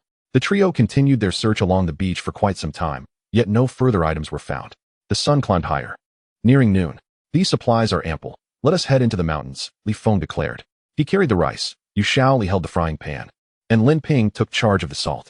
Together, they ascended the rugged mountain path, the melodies of birds echoing around them. Quack, quack. A peculiar chorus of bird calls echoed from the mountaintop, prompting Li Feng to gaze upward at the heavens. This strange cacophony did not bode well. Chapter 41. The skeletons in the cave. As the trio ascended the mountain range, they encountered bizarre rock formations atop the sheer cliffs. Intermittently, the eerie cries of the strange birds resonated through the vast wilderness. Lin Ping and Yu Zili exchanged anxious glances upon hearing the unsettling sounds. Wary of the potential presence of wild beasts in these deep, uncharted woods filled with strange cliffs and stones. The creature from the previous night had been formidable. Fear not, for I am with you, Li Feng reassured the two women. With the daylight illuminating their path, he felt no trepidation towards any lurking beasts. Are you fatigued? Noticing their exhaustion, Li Feng suggested a brief respite. Let us rest only upon finding the cave, they insisted, unwilling to squander precious time. Very well. We shall pause only when we locate the cave, he replied, wiping the sweat from his brow. The two ladies were equally drenched in perspiration. It's sweltering, Lin Ping exclaimed, her clothes clinging tightly to her form, accentuating her voluptuous figure. Yu Zili, equally fatigued, displayed remarkable resilience, determined to persevere despite their exhaustion. After traversing countless piles of jagged rocks, they arrived beneath a precipice. Across the chasm lay an expanse of open ground, offering a splendid vantage point. Below the sheer cliff, a dark cave entrance loomed. Aunt Lin, Zili, behold, there lies a cave, Li Feng exclaimed, gesturing towards the cavern. Indeed, it is a cave. The discovery elicited joy from the two women, who yearned for rest after their arduous journey. The cave entrance was situated approximately 2 meters above the ground. Its ominous darkness tinged with an unsettling quiet. Climb onto the rocks and await my return, Li Feng instructed them, urging the two to ascend a few meters to ensure a broader view and safeguard against potential animal attacks. Li Feng, we wish to accompany you, Lin Ping insisted, unwilling to be separated. Brotherly, I too wish to venture into the cave with you. Yu Zili echoed her sentiments. Given the uncertainty within the cave, I fear the sudden emergence of threats. Please wait here while I assess the situation, Li Feng cautioned, wary of the possibility of snakes or other beasts lurking inside. It was safer for the two ladies to remain behind. Be cautious and prioritize your safety, they urged, their eyes filled with concern as they watched him approach the cave. I shall be careful, he reassured them, placing his belongings down and gripping his long knife with vigilance as he approached the cave's entrance. His footsteps were light, the blade never departing from his grasp. The two women watched his silhouette with bated breath. As Li Feng neared the cliff, he discovered a small stream flowing nearby. The water was clear and untainted, a welcome revelation. Aunt Lin, Zili, there is a water source here. If this cave proves suitable for habitation, our lives will be greatly facilitated. The discovery of the stream uplifted his spirits immensely. How splendid. We won't have to journey far for bathing in the future, he mused with delight. Upon discovering a water source, Yu Zili clapped her hands joyfully, hoping that the cave would be suitable for habitation. Lin Ping joined her in prayer, her hands clasped, wishing for the cave's safety. After arriving at the cave's entrance, Li Feng picked up a stone and cast it into the darkness within, seeking to ascertain any lurking dangers. If there were threats inside, the stone would coax them into revealing themselves. A resounding splash echoed as the stone landed, and suddenly, a creature erupted from the cave. To his surprise, it was a plump wild chicken that flapped its wings in a frantic escape. Li Feng, momentarily startled, breathed a sigh of relief. Wow, Li Feng, a wild chicken. Lin Ping exclaimed with delight. Brotherly, there's a wild chicken. Yu Zili echoed, equally thrilled.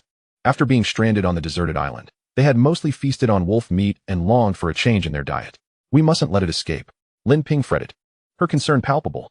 Fear not, it cannot flee, Li Feng assured, swiftly launching two pebbles that struck the wild chicken's legs with precision. With a painful cluck, the chicken collapsed, and he dashed forward to swiftly sever its head. Wow, brotherly, you are ruthless, but I admire that, Yu Zili remarked, her admiration evident as she observed his swift and efficient actions. Stay put and do not wander, Li Feng instructed the two, then leaped into the cave's entrance. Inside, he found the cave to be modest, spanning approximately 20 to 30 square meters. Its shallow depth allowed sunlight to filter in during the day. Although small, it was adequate for their needs. Li Feng, is this cave suitable for living? Lin Ping asked, anxiety lacing her voice. Yes, it is quite suitable, he confirmed with a nod. Wonderful. Thank heavens we have finally found a place to dwell, Lin Ping exclaimed gratefully. Residing in the cave promised greater security, free from the threat of wild beasts or the wrath of storms. With stone slabs to seal the entrance, they would be well protected. Brotherly, can we come in now? Yu Zili inquired, just as Li Feng's gaze fell upon a skeletal remains hidden in the cave's corner. The empty eye sockets of the skull stared back at him, sending a chill through his spine. Goodness, he gasped, startled by the sight of the bones. The hollow eyes were unsettling and eerie. Li Feng, what is wrong? Lin Ping asked, concerned for his welfare. There are indeed skeletal remains in this cave, he replied. Could it belong to a wild man? Yu Zili recalled the skeletal remains they had encountered in the pine forest. I'm not certain. I shall investigate further, but you two must remain vigilant outside, Li Feng decided, contemplating the safety of leaving them alone. It would be wiser to bring them with him into the cave. Though the bones were frightening, they posed no immediate threat. He would regret leaving them outside should any danger arise. Linani, Zili, come with me to explore the cave, he beckoned them. All right, they responded in unison. After the two individuals descended from the rocks, they approached the entrance of a cave. Pull me up, urged Yu Zili, extending her hand for Li Feng to assist her. Aren't you afraid of the skeletons inside? Li Feng inquired. Uft, as long as I am with you, I fear no monsters in this cave, Yu Zili replied sincerely.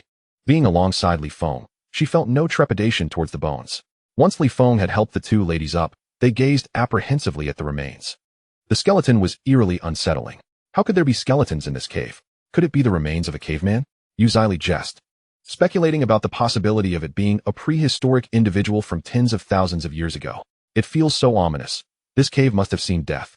Which is rather sinister, Lin Ping remarked, feeling a chill run down her spine. Places where death has occurred are never auspicious.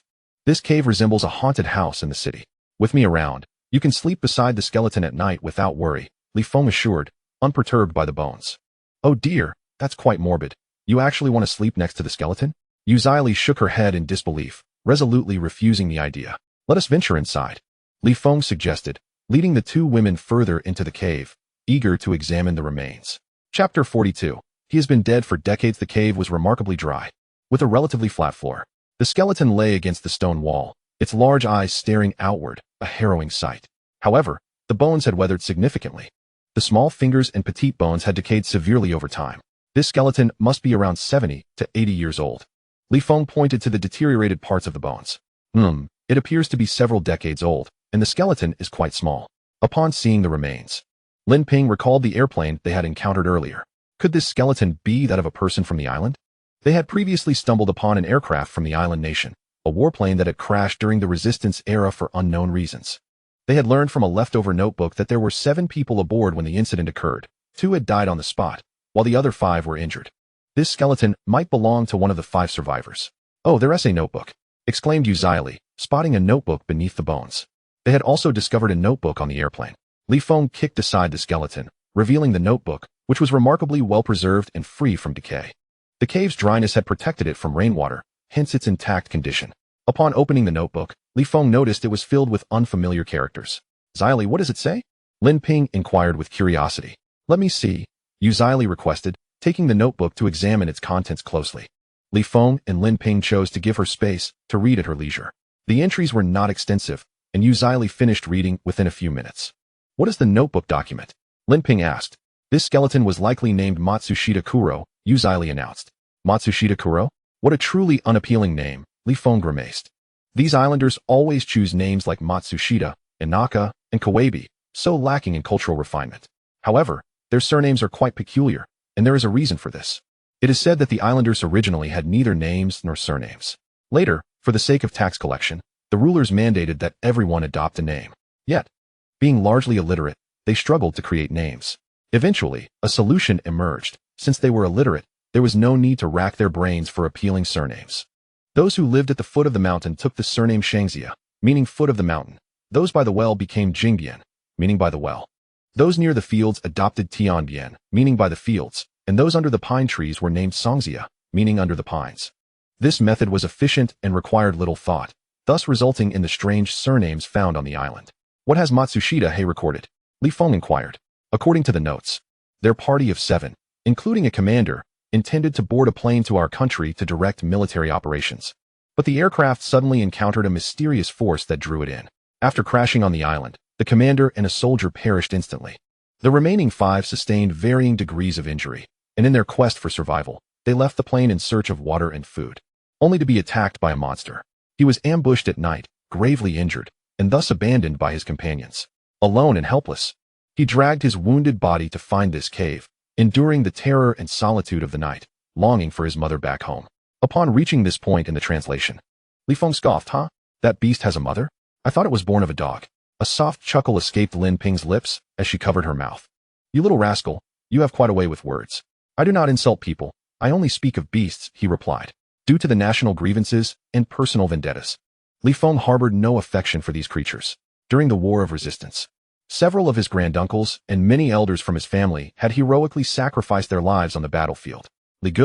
Matsushita recorded in his notes that he was severely injured by a monster. "Could it be the same creature that attacked us last night?" Xili queried. "Indeed. That is quite possible," Feng nodded. "That monster must have lived for an exceedingly long time, hasn't he? 70 or 80 years, perhaps?" Lin Ping marveled at the creature's longevity. "I suspect there is more than one of these monsters. They likely have descendants, allowing their kind to proliferate to this day." Feng remarked, his brow suddenly furrowing. "If that creature indeed has relatives, and they have been reproducing, their numbers could be considerable. Wouldn't that put us in grave danger?" Lin Ping and Xili shared this concern. "How strange," Xili murmured suddenly. "What is it?" Feng inquired. "When Matsushita and his companions encountered trouble, they should have had firearms. How could they not defend themselves against those monsters? Is it possible that those creatures are impervious to blades and bullets?" Xili speculated, doubting that the monsters feared firearms. "All carbon-based life forms crumble before gunfire. That monster must have attacked them at night, leading to his severe injuries." Feng remained skeptical about the idea that the monster was unscathed by bullets. Lin Ping found the explanation rather plausible. Yet, there were no firearms left behind in the cave. His weapon must have been taken by his other companions, she noted. "Feng, these bones in the cave are eerie. Seeing them sends chills down my spine," Lin Ping said, clasping her hands tightly to her chest. She wished to avert her gaze from the skeletal remains. Allow me to douse it with urine first, then I shall dispose of it, she said. Just as Li Feng was about to relieve himself upon it, Yu Zili hurriedly covered her eyes, exclaiming, "You rogue. My apologies, I completely forgot you were nearby." Li Feng replied with an awkward smile. "We are destined to dwell in this cave henceforth. Do not create an unbearable stench." Lin Ping rolled her eyes at him. "I will first reduce it to ashes before preparing a meal." The trio toiled tirelessly until noon without a morsel to eat, and Li Feng felt the pangs of hunger. The two women were equally famished, their stomachs growling in protest. After he cast the bones outside, he ignited a fire to incinerate them to ashes. "Damn it! I commanded you to turn to dust after death," he muttered. Yet, even after the bones had been reduced to ashes, he still felt an unsatisfied urge for vengeance. "Li Gu, I am starving," Yu Zili and Lin Ping lamented, emerging from the cave with their hands clutching their bellies, looking desolate and exhausted. "I shall construct the cave entrance. You two are in charge of procuring food," Li Feng proposed, ready to delegate tasks. "All right. We shall first use the iron pot to steam rice and prepare a dish of braised chicken rice." The mere thought of such a delectable meal made Yu Zili salivate. They had discovered a bag of rice by the seaside and, earlier, had caught a wild chicken. "Today we shall feast." "Excellent. Let us collaborate harmoniously," Li Feng affirmed, shaking hands with the two lovely women before they parted ways to fulfill their respective duties. With a nearby stream facilitating the washing of food, he began to pile stones to fortify the cave entrance. As long as he constructed it well, a stone slab would serve as the door. Inside the cave, he laid down straw and wolf pelts to fashion a bed, envisioning a romantic and blissful life ahead, abundant food, drink, and the company of beautiful women. Truly, he felt like a winner in the game of life. Chapter 43. This thing is terrifyingly Gu. Your strength is truly remarkable. In less than 3 hours, you have completed the cave entrance. Yu Zili praised as she beheld the stone structure, leaving only a stone door. "With my own hands at work, how could I not be swift?" Li Feng admired his own speed. The stones, some weighing hundreds of pounds and others merely dozens, were stacked securely, so sturdy that even an elephant could not breach them. "It is a pity you were not conscripted as labor for the Great Wall during the reign of Qin Shi Huang," Yu Zili remarked. "With my strength, had I lived in that era, I would have been a general, not a mere laborer," Li Feng declared, striking several formidable poses. Once he finished the entrance, the two women had prepared a feast. The campsite was filled with a tantalizing aroma. "It truly is braised chicken rice," Li Feng realized, astonished that Yu Zili had not merely been jesting. "Li Gu, my culinary skills are quite commendable, are they not?" she asked, pointing at the pot with eager anticipation for praise. "All the credit goes to Zili. I merely assisted," Lin Ping interjected, admitting her lack of culinary prowess. "Let me have a taste," Li Feng said, crafting chopsticks from a twig to sample the braised chicken rice. Indeed, it is exceptionally delicious. Since arriving on the island, he had not savored such fragrant fare. "Li Gu, my cooking is quite good, isn't it?" Yu Zili inquired once more. "Indeed, it is splendid, remarkably so," Li Feng responded, giving her a thumbs up. "Hee hee." Yu Zili smiled joyfully, declaring herself a master chef delayed by university. This girl had no sense of modesty. Give her a hint of sunshine, and she would shine brilliantly. Offer her praise, and she would genuinely believe herself capable. The trio used wooden sticks as makeshift chopsticks, voraciously devouring the delicious fare from the pot. It was exquisite, delectable beyond compare. I had never tasted such culinary delight. The two beauties were on the verge of tears from happiness. In a city restaurant, they would not have found the food remarkable, but here, on the island with its scarce resources, it was a feast. After satiating their appetites, Lin Ping patted her belly. "Ah, the feeling of being full is simply delightful. So comfortable." Yu Zili stood up to stretch her limbs. "Li Feng, the chicken is gone. Apart from a bag of rice, we have no other provisions." Lin Ping frowned, troubled by their food scarcity. "We must set out to hunt for prey now." Li Feng couldn't afford to rest. The urgent task was to find sustenance. "Brotherly, we've exhausted ourselves all day. Can we not hunt tomorrow?" Yu Zili hesitated to move, reasoning that since they were full, a little hunger at night wouldn't matter. "No." Li Feng shook his head. "If it rains tomorrow, it will be difficult to venture into the mountains for game. We must prepare in advance." Although the weather seemed unlikely to turn, the island's climate was unpredictable. "Zili, don't be lazy. Let us heed Li Feng's plan," Lin Ping said. "All right." Yu Zili nodded obediently. "Li Feng, where shall we hunt?" Lin Ping surveyed their surroundings, confronted by an endless expanse of forest. The trees loomed like an ocean, vast and oppressive. Li Feng gazed ahead. "Let us seek prey in that patch of forest, but we must return before darkness falls. Regardless of whether we find anything, we must be back before night descends. The forest is perilously dark at night."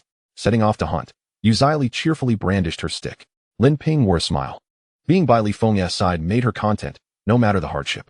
The forest is fraught with danger. Once we enter, stay close at all times. Li Feng cautioned as they approached the primal woods, glancing back at the two women. We will remember, they replied solemnly, aware of the forest's treacherous nature and the need for vigilance. A slight misstep could lead to dire consequences. As Li Feng stepped into the woods, a gust of wind rustled the leaves, prompting his silent wish to evade danger. Let us go, he said, stealing a glance at the sun before leading the two into the ancient forest. This verdant expanse was lush with towering trees and dense underbrush, where thorns and weeds thrived everywhere. Li Feng forged ahead, with Lin Ping and Yu Zili flanking him. They kept vigilant, swatting away any foliage that might conceal a lurking venomous serpent. Li Feng, this forest looks the same everywhere. What if we get lost? Lin Ping expressed her concern. The primordial woods were a labyrinth of trees, with scenery that mirrored itself, making it easy to lose one's way. Once lost and unable to locate the campsite, wandering through the forest at night can be perilous. Rest assured, I shall not lose my way. As Li Feng pressed onward, a large black serpent suddenly lunged forth from the underbrush.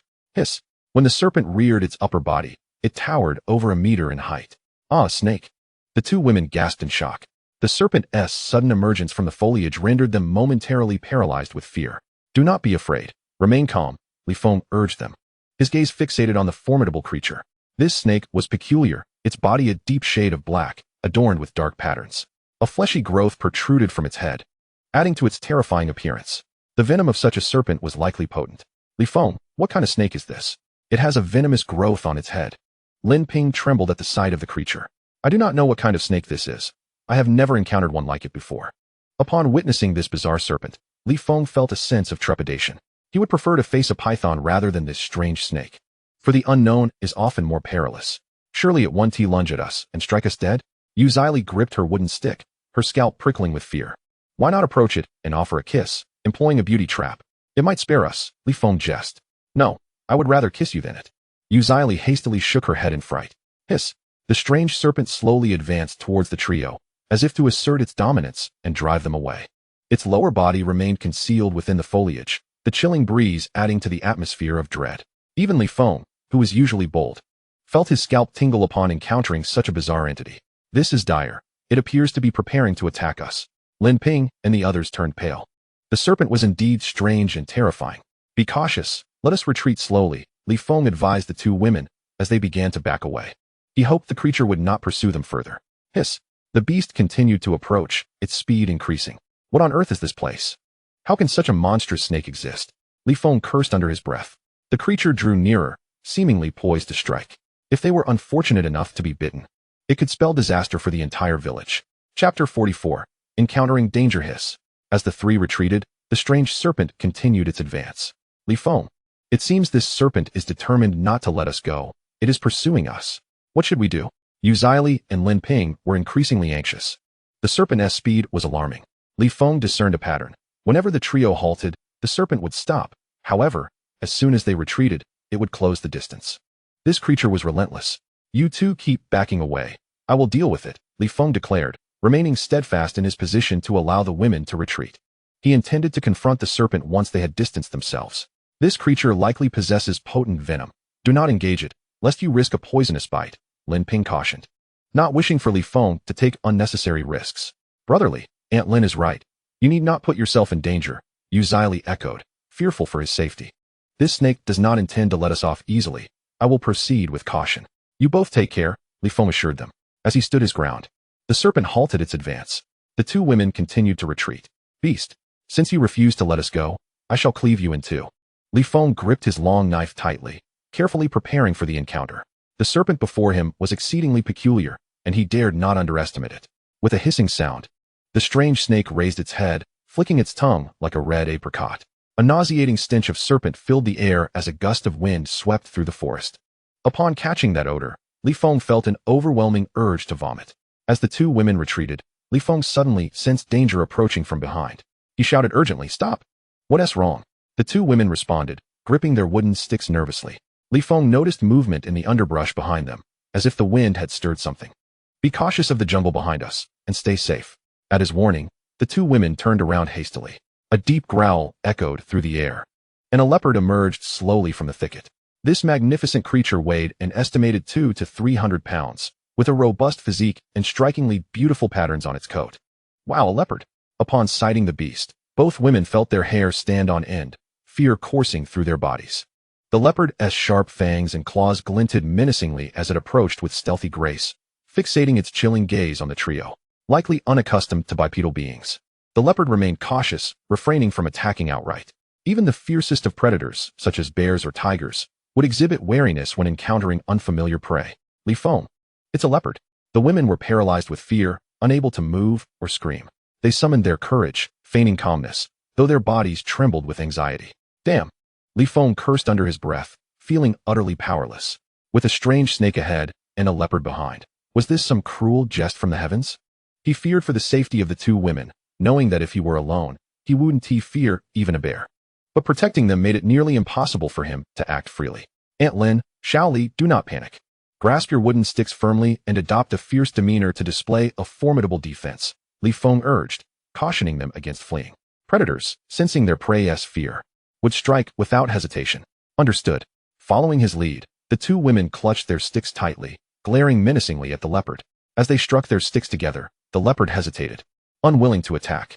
The peculiar snake continued to flick its tongue as it slithered slowly towards the trio, while the leopard lingered in the background, poised to pounce. Feng, with his long knife in hand, racked his brain for a strategy, anxious about the potential casualties of Lin Ping and Shaoli. Feng, the leopard is preparing to attack us. What should we do? With each step the leopard took, Lin Ping's forehead glistened with sweat. Their luck seemed unfathomably poor to encounter both of these beasts simultaneously. Stay calm. Do not panic. Feng, too, was drenched in sweat, fearing the strange serpent far more than the leopard. Aunt Lin, let us climb that tree. Yu Shaoli pointed to a tree nearby, hoping to escape its grasp. Can we climb the tree, Feng? Lin Ping inquired anxiously. Stay composed. Do not panic, do not run, and absolutely do not climb the tree, Feng implored, forbidding them from seeking refuge in the branches. The leopard was an exceptional climber, unmatched in its speed and agility among the treetops. If the two women attempt to climb the tree to evade danger, they would only meet a quicker, more brutal demise. Very well, we heed your words. But the leopard draws near. The faces of Lin Ping and her companion turn pale with anxiety. The leopard slowly approaches them, poised to strike. This beast intends to test the waters before launching its attack. Meanwhile, the monstrous serpent swiftly slithers towards the trio, resembling a giant, menacing strip of chili. Upon noticing a stick nearby, Feng hatches a bold plan, determined to take a chance. He bends down to retrieve the stick and swiftly kicks the ground with his toes. Whoosh! A pebble is sent flying towards the serpent's head. The serpent, rearing its upper body, tilts back to dodge the incoming projectile. Simultaneously, Feng spins around and dashes toward the leopard like a bolt of lightning. He aims to eliminate this beast first before turning his attention to the serpent. He rushes forth like a gust of wind, and the leopard lunges at him with ferocity, akin to a tiger leaping across a ravine. Feng executes a 180-degree turn, his back nearly grazing the ground. Whoosh! The leaping leopard, with its claws extended, soars over him. In that instant, Feng seizes the opportunity and strikes upward with his blade. Roar! The leopard's abdomen is struck, blood gushing forth. In agony, the beast lands on all fours, mad with pain, and pivots to attempt to bite Feng. The serpent, too, hastens toward them. Witnessing the serpent's approach, Feng swings the stick in his left hand, sending it hurtling through the air. Boom! The stick spins and strikes the serpent's midsection. Crack! The serpent's upper half is hit and becomes limp. Seizing the moment, Feng charges at the leopard, intent on dispatching the beast with utmost swiftness. If he can eliminate one of them, the pressure will be significantly alleviated. Yet, the leopard, despite its injuries, moves with astonishing speed and agility. After a horizontal swipe, the leopard skillfully retreats, evading Feng's lethal strike. Sensing that Feng is a formidable opponent, it hastily turns back, launching a frenzied attack on Lin Ping and her companion. How dare this beast assail us? The two women, armed with sticks, muster their courage to confront the leopard, fearing that Feng may not be able to hold on much longer and wishing to share the burden. Be cautious. This creature is far too powerful. You are no match for it.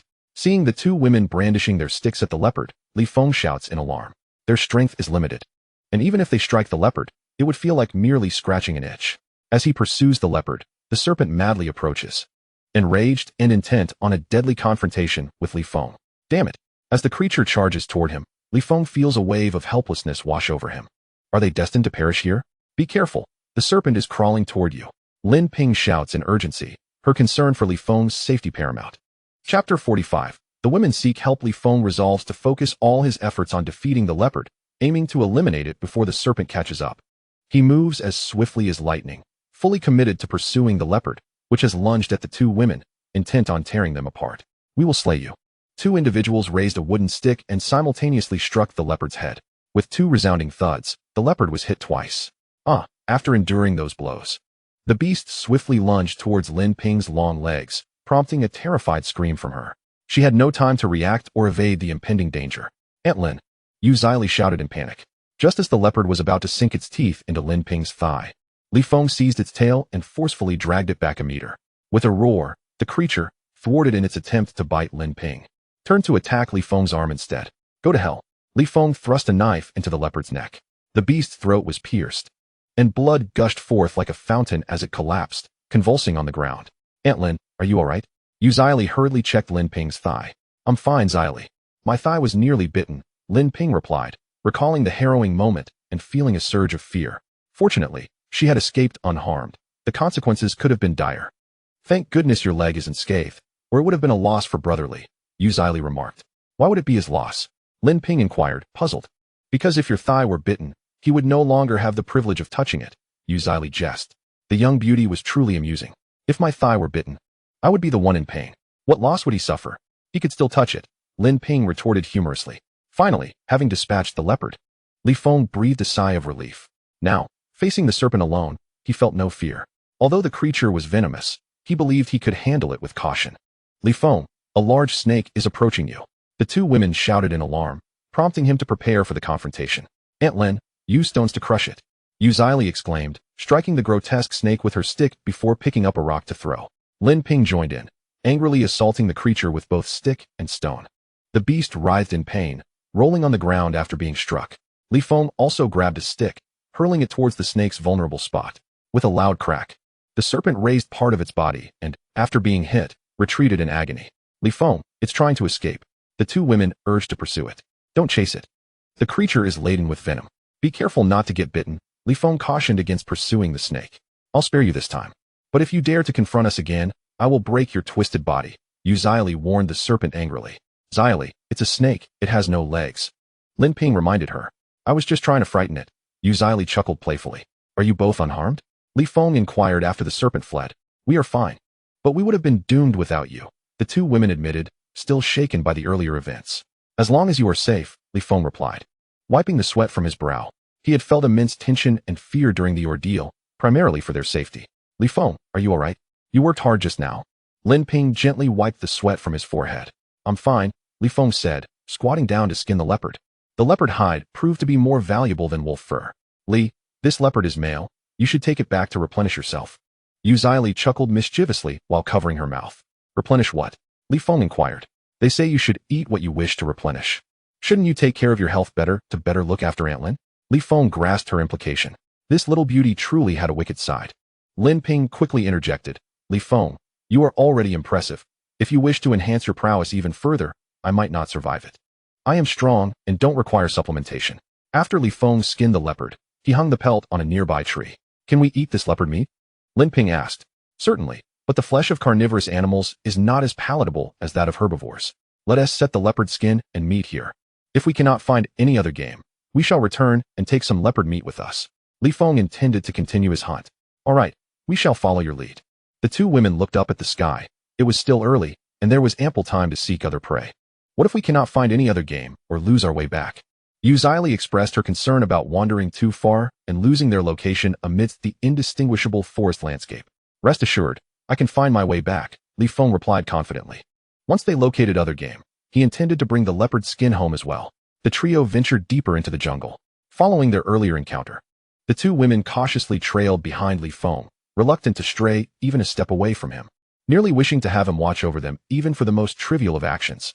The jungle was not particularly dense. The ground was rocky with sparse trees, and lush green grass was prevalent. Suddenly, Li Feng spotted scattered droppings in the grass. This appears to be goat droppings. Wild goats are here. Upon seeing the droppings, Li Feng was elated. The presence of these droppings indicated that wild goats had recently passed through. Wow, I adore goat meat. Where are the wild goats? Yu Zili exclaimed joyfully, scanning her surroundings.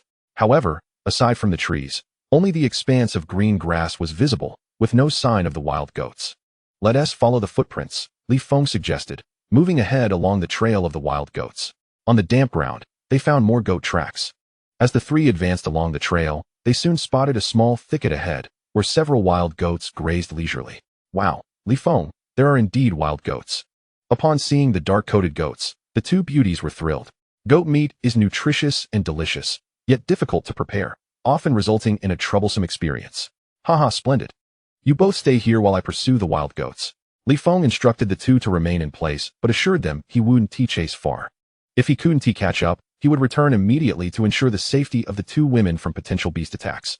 Li Feng, be cautious and don't run too far, the two women cautioned, fearing for his safety. With a swift dash, Li Feng dashed towards the goats, causing them to panic and flee. Don't run.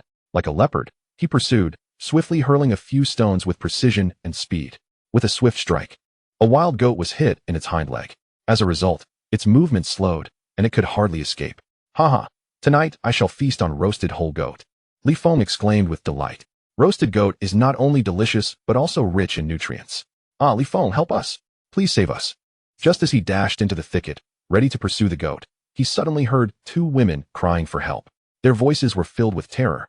Hastily, Li Feng exited the jungle, and upon witnessing the peril the two women faced, he was taken aback and astonished. To his surprise, there were indeed wild men on this island. Chapter 46. There are truly savages here. Upon emerging from the thicket, Li Feng beheld three wild men joyously encircling the two beautiful women. What the hell? There are truly savages on this island. How terrifying. The three wild men were of average build, their heads adorned with branches, clad in animal skins, and their hair was filthy and unkempt as they trod barefoot. Ululu, ululu. The three wild men danced merrily around the two beauties. Clearly, they had never encountered modern humans or such alluring women before. Their excitement soared upon the sight of these enchanting ladies, and they wished to seize them for their own amusement. Ah, Li Feng, there are wild men. Come save us. Lin Ping and her companion screamed in fright. They were terrified of the savages, though they were of the same species. These wild men exhibited a feral nature devoid of humanity. It was evident that these savages belonged to a tribe and possessed a certain level of intelligence. Their potential for harm far surpassed that of wild beasts. After circling the two beauties a few times, the three wild men prepared to make their move. Li Feng, please come save us. The two women were pale with fear, their faces drained of color. If captured by the wild men, their fates would be worse than death. Shrouded in darkness, being attacked by beasts would be quick and clean, but being taken by savages would lead to torment and suffering. Damn it, get away. Li Feng shouted as he charged forward. He had previously dreamt of the two women being abducted by wild men. Little did he know that this dream was a grim reality. There were indeed savages on the island. Li Feng, there are wild men. We are terrified. As he rushed towards them, the two women cried out in panic.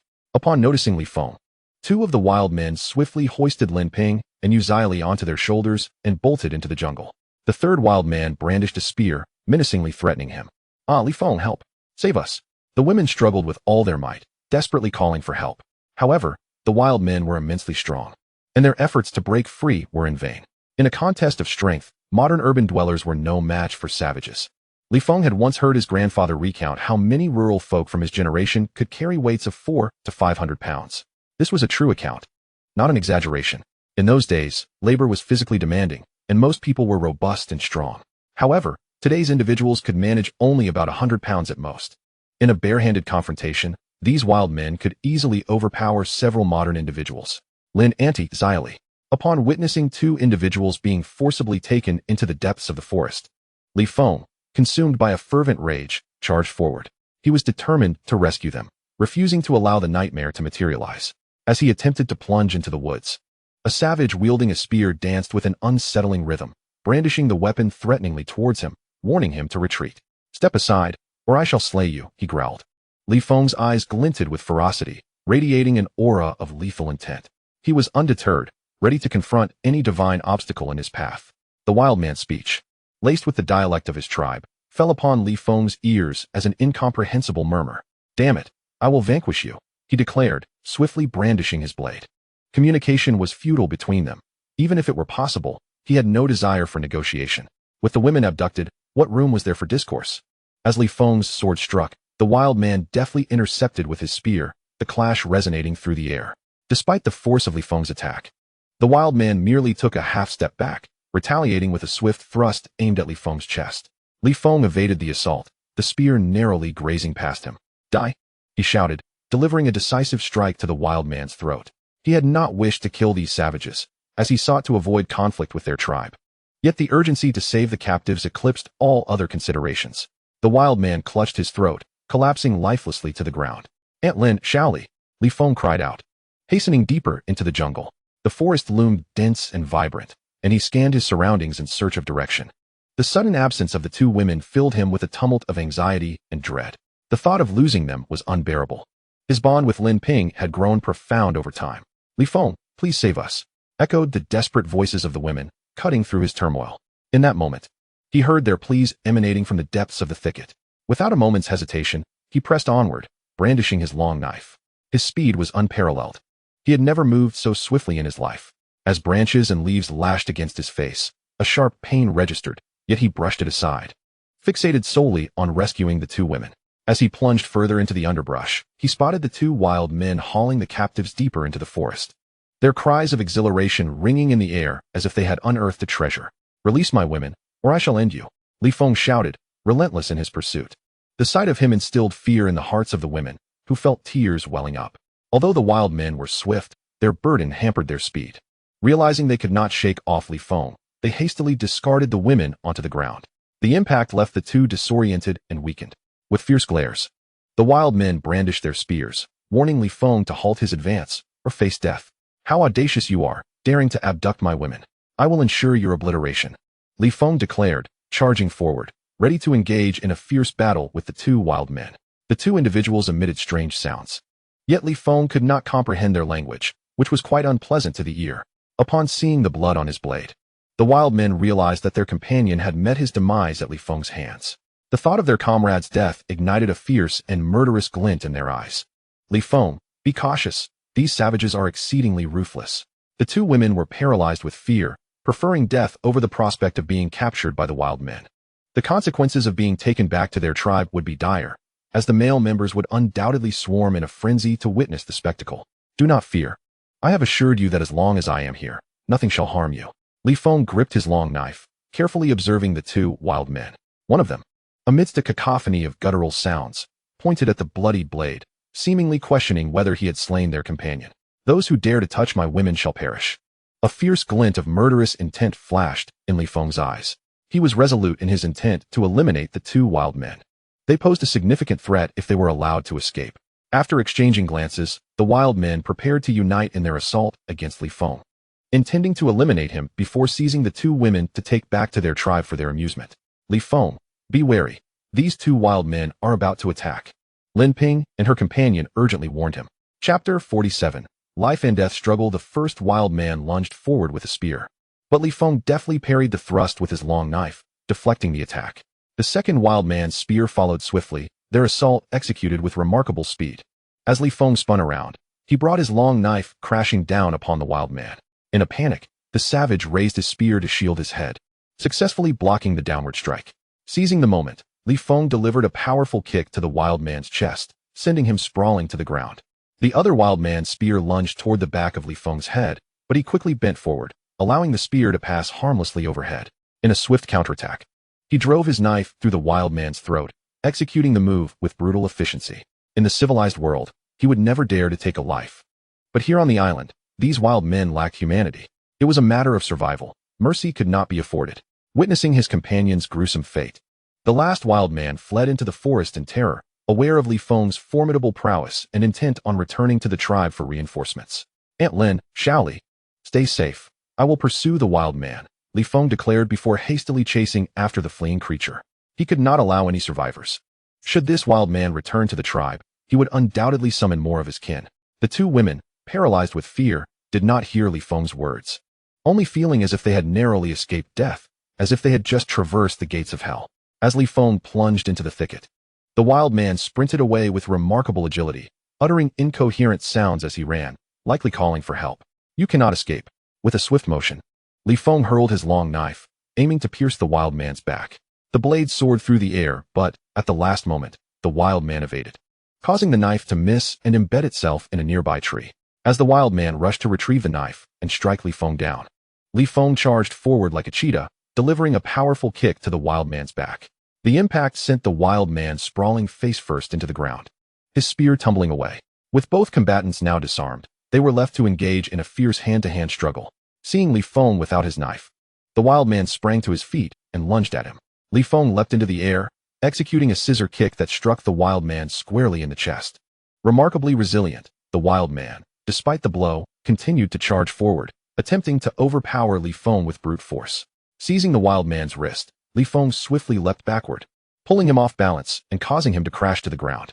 Li Feng's knee collided forcefully with the wild man's chest, eliciting a pained gasp that revealed a foul stench. The wild man's teeth were caked with plaque, a nauseating sight that nearly overwhelmed Li Feng.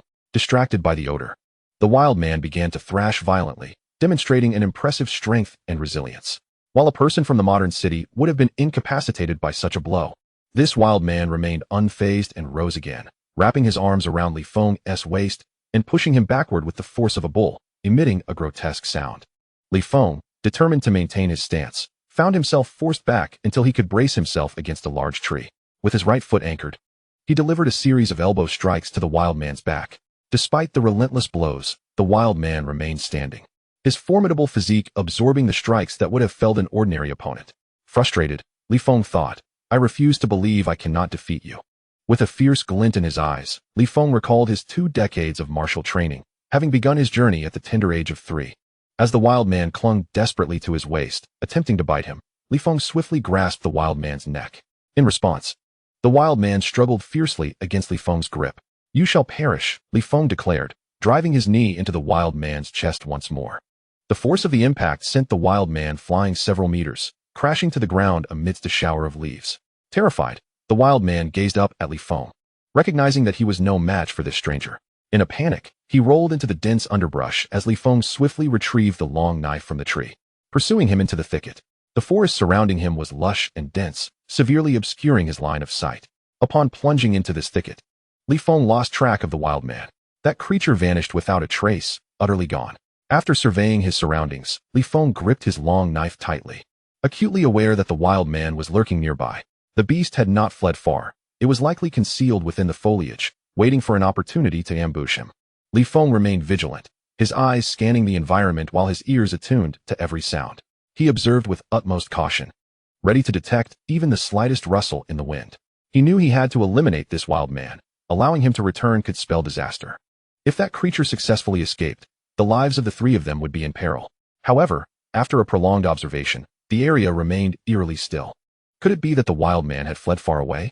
No, he surely had not gone far. He must be lurking nearby, fixated upon him. Li Feng recalled the words of the old man. In the face of danger, one must not succumb to panic but remain calm and composed. Anxiety and fury would not resolve the issue. They would only cloud his judgment. "Humph, I know you are close. You cannot escape. I shall slay you," he declared. With that, Li Feng swiftly leaped into action, intending to ascend a tree for a better vantage point. From above, he could more easily search for the wild man, for that creature would not elude his grasp. Chapter 48. Slaying the wild man. Upon reaching a branch 2 meters high, Li Feng quickly climbed an additional 4 or 5 meters. From his elevated position, he scrutinized the surroundings. There, he spotted the wild man crouched in a dense patch of grass, a perfect hiding place. "Beast, I see you. Let us see where you will run," Li Feng thought as he descended from the tree and made his way toward the wild man's concealed position. Realizing he had been discovered, the wild man erupted in a fit of rage, charging out. With a primal roar, he attempted to employ the same tactic as before, aiming to seize Li Feng's waist once more. "Curse it! I shall not use my knife this time. I will defeat you with my bare hands." "I refuse to believe I cannot kill you," Li Feng declared. He thrust his long knife into the ground, preparing to engage the wild man unarmed. Yu Zili and Lin Ping should be safe for the moment, as the nearby wild men were absent, and certainly no beasts prowled in the vicinity to threaten them. As Li Feng planted his knife, the wild man lunged at him again, attempting to tackle him from behind. Anticipating the move, Li Feng stepped back, causing the wild man to miss entirely. With a swift motion, Li Feng struck the back of the wild man's head. The beast was left dazed, stars dancing before his eyes as the world spun around him. Seizing the opportunity, Li Feng grasped the wild man's head and twisted it with the speed of wringing out a watermelon. With a sickening crack, the wild man's neck broke. and he perished instantly. Humph. Even without my knife, I can dispatch you within 10 seconds, Feng boasted. After slaying the wild man, he dragged the body away, intent on burying it or disposing of it in a cave. Otherwise, the tribe would surely go mad searching for revenge upon discovering their comrade's corpse. Feng, it is truly splendid that you have finally returned. Xylee and I were consumed with worry just moments ago, upon seeing him drag back the corpse of a savage. Lin Ping felt a surge of anxiety and was on the verge of tears. Aunt Lin, please do not weep. I am unharmed, Feng reassured her. We of you will, brotherly. We were almost taken by the savage. Thankfully, you were here to rescue us once again. The recollection of the harrowing scene earlier made Xylee's eyes brim with tears. Had they been captured, they would undoubtedly have faced unspeakable horrors. The mere thought was terrifying. Life would be worse than death. Rest assured, I have dealt with these savages, Feng stated, casting the body aside. The existence of savages on this island troubled him, as he feared that after the demise of these three, the tribe would seek revenge. The prospect of hundreds or thousands of savages arising filled Lin Ping with dread. Even though Feng was formidable, he could not possibly contend with such overwhelming numbers. Brotherly, what shall we do? Xylee, devoid of ideas, felt lost. We should minimize our activities in the future to avoid encounters with the savages, Feng suggested. As it was the only plan he could conceive. By reducing their outings, they should be able to evade the savages. What if these three do not return for an extended period? The tribe will surely come searching for them, Xylee inquired. Lin Ping found her reasoning sound. If these three savages remained missing for too long, their companions would undoubtedly seek them. As long as those savages do not discover the bodies, they will not suspect us. Nor will they realize that others inhabit the island, Feng explained. Why is that? Both women asked in unison. Because the island is home to numerous wild beasts, as well as that monster. The companions of these three savages will likely presume they were killed by animals and thus have vanished. Upon hearing Feng's analysis, the two women acknowledged its validity. We must properly dispose of these three corpses. Together, Feng and the two women dragged the bodies out of the thicket. Once the three corpses were gathered, he contemplated the best method for disposal. Burying them would require digging, which was too cumbersome, and burning them would produce a strong odor. Feng, you are truly remarkable. You managed to slay these three savages. Lin Ping expressed her admiration for his prowess. Xylee was equally in awe. They were merely three savages. I did not regard them as a threat. Had it not been for your presence, I would have unleashed my full might without hesitation. I would not fear even a dozen or 20, Feng asserted, speaking the truth. In the absence of encumbrances, as long as he wielded a long knife, he would dare to confront even a multitude of savages. Impressive, you are indeed formidable. The two women admired his strength. You both should take a moment to rest. I will scout the vicinity for a cavern. Feng set out to locate a cave in which to conceal the three bodies.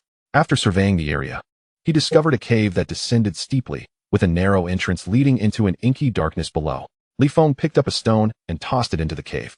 After a considerable pause, sounds echoed from the depths, indicating the cave was quite profound. Xylee, Aunt Lin, there is a cave here. We can dispose of the three savage corpses within and then seal the entrance. Upon returning to the two women, Feng assisted in dragging the lifeless bodies closer. Wow, this cave is exceedingly dark, Xylee exclaimed as she peered into the abyss. Be careful, don't get too close, Lin Ping cautioned her, emphasizing the danger of a potential fall. With a playful giggle, Xylee responded, it's all right.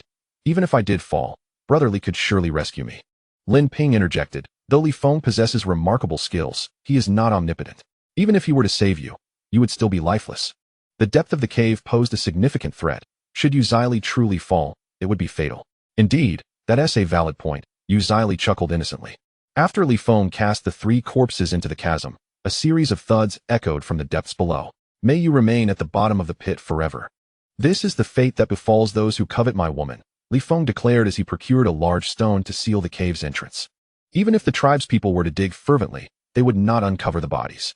Once the grim task was complete, the trio rested beneath a rock. Weary from the recent turmoil, as the sun began its descent, they lamented the lack of time to hunt for food, relieved only by the presence of the leopard meat, which would stave off hunger for the night. Feng, I fear that the wild tribe resides nearby. If we are too close, we may find ourselves in peril. Lin Ping expressed her concerns, wishing to distance themselves from the tribe. The wild tribe is not close. These three were likely out hunting and happened upon us by chance. Feng reassured her. What makes you so certain? The two women inquired, eager to understand his reasoning. If the tribe were nearby, there would be numerous signs of their activity, he observed, scanning the surroundings. The absence of such signs indicated that the wild tribe was indeed far away. Brotherly, You are truly astute. I want a hug. Yu Zili purred like a docile kitten, nestling into his embrace. Cease the flattery. The sun is setting. Let us return the way we came, Li Feng said, holding her for a moment before preparing to depart, taking the leopard's skin and meat with him. With no time to hunt today, they would have to wait until tomorrow. Alas, Li Feng sighed, gazing at the sinking sun. I hope the rescue team arrives promptly. This island is fraught with danger. Should they delay further and we become surrounded by the wild tribe, our chances of survival would be exceedingly slim. Chapter 49. The eerie noises of the night after nightfall. The three returned to their campsite. The remnants of yellow braised chicken rice lingered from the afternoon. Li Feng cooked the leopard meat, adding wild vegetables and mushrooms. The meat was not particularly palatable, its odor quite pungent, but the wild greens provided some relief. As darkness enveloped the surroundings, they gathered around the campfire, the only source of light amidst the inky blackness. The bright red flames illuminated a radius of several dozen meters. Yet the oppressive atmosphere weighed heavily upon the two women as they gazed at the shadowy forest and the night sky, stranded on this deserted island for several days. The absence of the rescue team weighed on their minds, robbing them of their appetite. Why aren't you eating? Li Feng asked. Noticing the two women lost in their thoughts, struggling to swallow their food, Li Feng was concerned that their poor diet would adversely affect their health. Brotherly, is the rescue team not coming? Yu Zili's voice was barely audible, tinged with despair and heavy with worry. Lin Ping was equally troubled and restless. Allow me to share a story with you, Li Feng said, noticing their lack of appetite and wishing to uplift their spirits. Please, no horror stories. We'd be terrified. Yu Zili pleaded, recalling the skeletons they had seen in the cave earlier that day, which only deepened their fear. This is not a tale of terror, Li Feng assured them. You tell stories too? Then we are eager to listen, they responded, curious to hear what he had to say. After gathering his thoughts and gazing at the night sky, Li Feng began by the firelight. When I was a child, my grandfather once told me a story, an event he personally experienced. In 1962, after crossing snowy mountains to engage the enemy, he and several comrades became lost and lost contact with the main forces. Upon hearing this, the two women grew solemn and respectful, surprised to learn that Li Feng's grandfather had been a war veteran, a true hero. Li Feng's deep voice continued steadily. My grandfather and a few comrades, all inexperienced recruits, found themselves disoriented in the snow-covered wilderness, struggling to re-establish communication with their unit. Morale was low and spirits were heavy. During their meager supper, none had any appetite, but my grandfather knew that no matter the circumstances, one must first nourish the body. He paused, then resumed. The following morning, the enemy launched a surprise attack. His comrades, exhausted from a sleepless, fasting night, were too drained to mount any defense. Yet my grandfather fought with extraordinary ferocity, single-handedly slaying several foes. Not only did he protect himself, but he also saved several comrades and earned military honors. As Li Feng recounted the tale, it was as if he relived his grandfather's ordeal, the calm resolve and patriotic valor that defined him. Your grandfather was truly an extraordinary man. If we survive this, I must pay him a visit, Lin Ping said with heartfelt admiration. Yu Zili echoed, I have the utmost respect for war heroes. If we make it back alive, I will certainly seek him out. You likely won't have the chance, Li Feng said quietly. Why? They asked in unison. Because my grandfather passed away from liver cirrhosis a year ago, he revealed, the memory weighing heavily on him. Raised by his grandfather, Li Feng had spent little time with his parents. Oh, he has gone, Lin Ping exclaimed in surprise. Brotherly, I'm sorry for stirring such painful memories. Yu Zili expressed regret. It's all right, Li Feng replied, shaking his head.